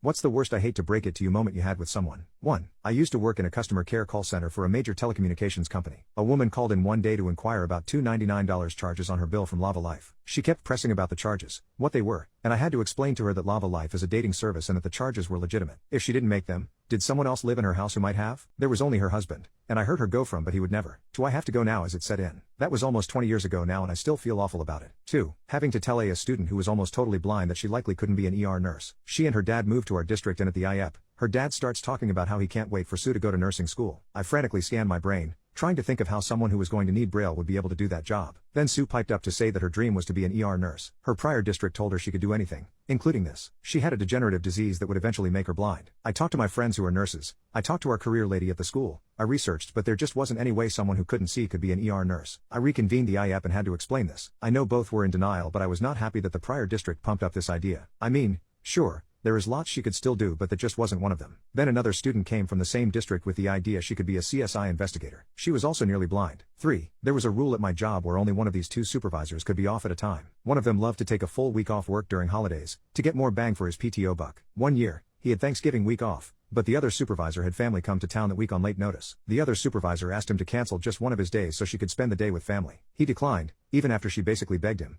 and he even said he didn't have anything to do that day. She then proceeded to take PTO days every Wednesday of a holiday week for the next calendar year, effectively blocking him from taking his cheap weeks off. He told me that he thought it was funny because he knew she didn't have enough time to take all those vacation days off, and she'd eventually have to cancel some of them. I got to tell him, I hate to break it to you, but she only took 2 hours off each of those days. See, the rule didn't differentiate between a partial or whole day. so she only had to burn 24 or so hours to block him. He looked devastated. It was kind of petty on both of their parts, but I give her credit for being creative in her retribution and don't blame her a bit for what she did. 4. I once had to tell a friend that the crypto expert he hired was actually part of a pyramid scheme. He stared at me in silence for a few seconds before saying, "I already invested everything." 5. Had a friend ask me about some green sign in the distance. It was in fact a sodium vapor sign giving off an intense orange light, which sodium vapor is known for. Had to tell him right there that he was colorblind. He was in his mid-30s too. A lot of odd things that had happened in his past fell into place for him that day. 6. I had a guy working for me that was extremely nice, easy to get along with, and wildly inept. Not even like low effort, but just not capable of learning seemingly basic tasks. We tried everything. Coaching,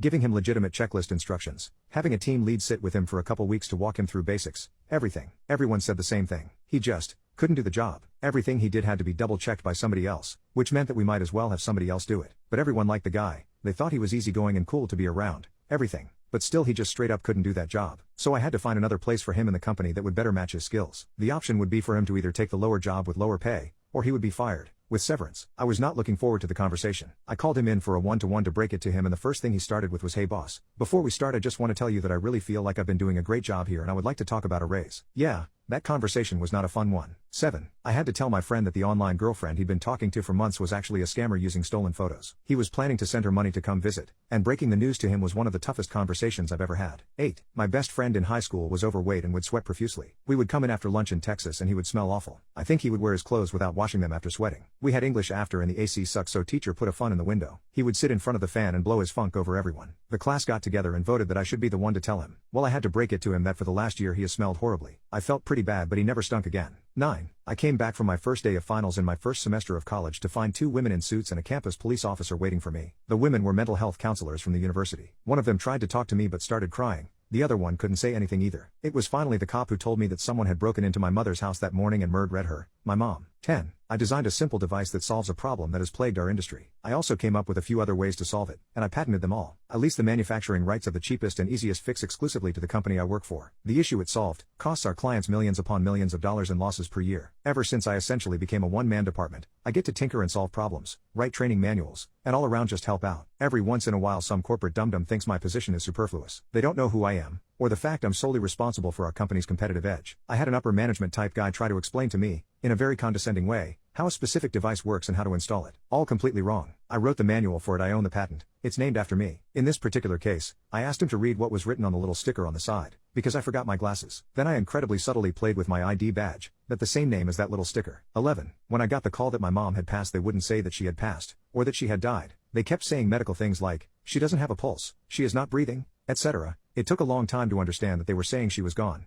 and that it was final. Which is the most haunting deathbed confession you know of? 1. There was a couple where the wife got some mental illness where she wouldn't go outside the house. This went on for years. Eventually, after counseling, she made a little progress and agreed to go to the drugstore one night. She went in while her husband stayed in the car. While she was in the drugstore, someone walked in, shot her in the back of the head, and walked out. She died immediately and the shooter was never caught. For years everyone thought it was some insane paranormal thing, like she somehow knew that being out in public would lead to her death, etc. Many decades later, the husband admitted on his deathbed that he had hired someone to delete her because he could not take her mental illness anymore. 2. My stepfather requested to see the 2 other families he had that nobody knew about on his deathbed. Boy, was that fun. 3. My wife is a CNA in a nursing home. She had a resident who was formerly a delivery, OB, nurse in the 70s and 80s. When she was on her last few breaths, my wife was leaning into her face to clean it, and she whispered in my wife's ear, "When I was a nurse, I switched babies around." I'm not sure what's worse, knowing that one child may not be your child, or that this woman could have done it many times. 4. My great-great-uncle admitted on his deathbed that he wasn't actually related to our family. He'd spent the last 40 years in the US using one of our distant relatives' citizenship papers since they looked close enough, and in the 1920s that was really all you needed. He didn't delete the real uncle or anything.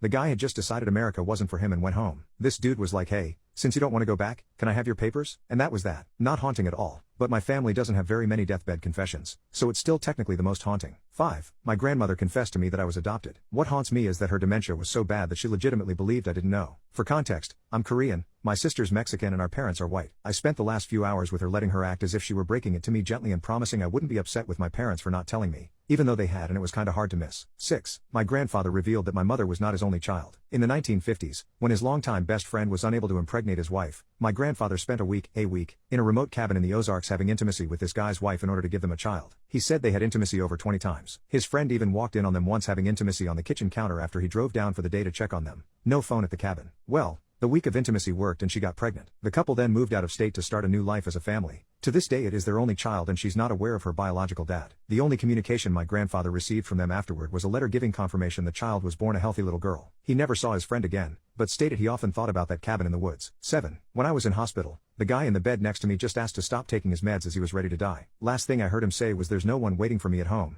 so I'm going where they are. Wasn't really a shocking confession, just a lonely and heartbreaking one. 8. My wife's grandmother called her husband over to her and said something along the lines of, "I've hated you for decades. You are a racist controlling bastard." She died a few minutes later. He went down to the cafeteria and got lunch. 9. Reading these is crazy. All my grandpa said on his deathbed was, "Can someone turn off that smell after I open my breakfast burrito?" Women who have rejected being proposed to. What was the aftermath? A few years ago I was dating a very controlling boyfriend. We were together for 2 years up to this point and we had talked about marriage and I told him I need at least 2 more years. I don't want to be married now. I want to spend a few years with him before we take that big step. He used to always express how he can't wait to marry me and wants to build a family together. Culture has an influence on his decision to want to get married, and he used to say he wants beautiful mixed babies with a beautiful black woman like me. He's told me plenty of times he sees no point waiting if we both want marriage. Well, he proposed while we were on holiday in Greece. I wasn't expecting it, he planned it well. It was beautiful. But I said no. He thought I was joking at first because with me when I'm angry, sad, happy, nervous, I laugh, so he wasn't exactly sure which emotion caused me to laugh. I laughed because I was shocked and nervous. Nervous because I was about to say no and shocked because I wasn't expecting it. I kept saying no and he realized I was serious. He got up from one knee and as he was rising he genuinely gave me an uppercut. He walked off and got a flight home that very day. I was sad, I felt violated and disrespected. We lived together at the time, so I was scared to go back into my apartment when I got a flight home the next day. I found his stuff missing, a note taped to the fridge claiming he still loves me, but since he can't be with me, he will love me from a distance, and he's moving back into his parents. Hence began the next year of stalking from him. I never got any peace and quiet. Constant calls and updates, seeing his car parked next to the restaurant if I went on a date with a guy and so on. I started collecting evidence for a restraining order. It all culminated about 10 months after the breakup. He showed up at my door intoxicated, with a knife. He barged his way in. That is when he decided to rope me at knife point. Thankfully for me, I had a camera set up in the living room in case he ever tried to break in, and I led him to the living room. I knew something awful would happen to me, but if I survived and the events took place in the living room, I would have irrefutable evidence. After the rope concluded, he laid hands on me, then left the house. To make a long story short, I was able to get him arrested and sentenced. I'm in therapy right now and dealing with a lot of trauma.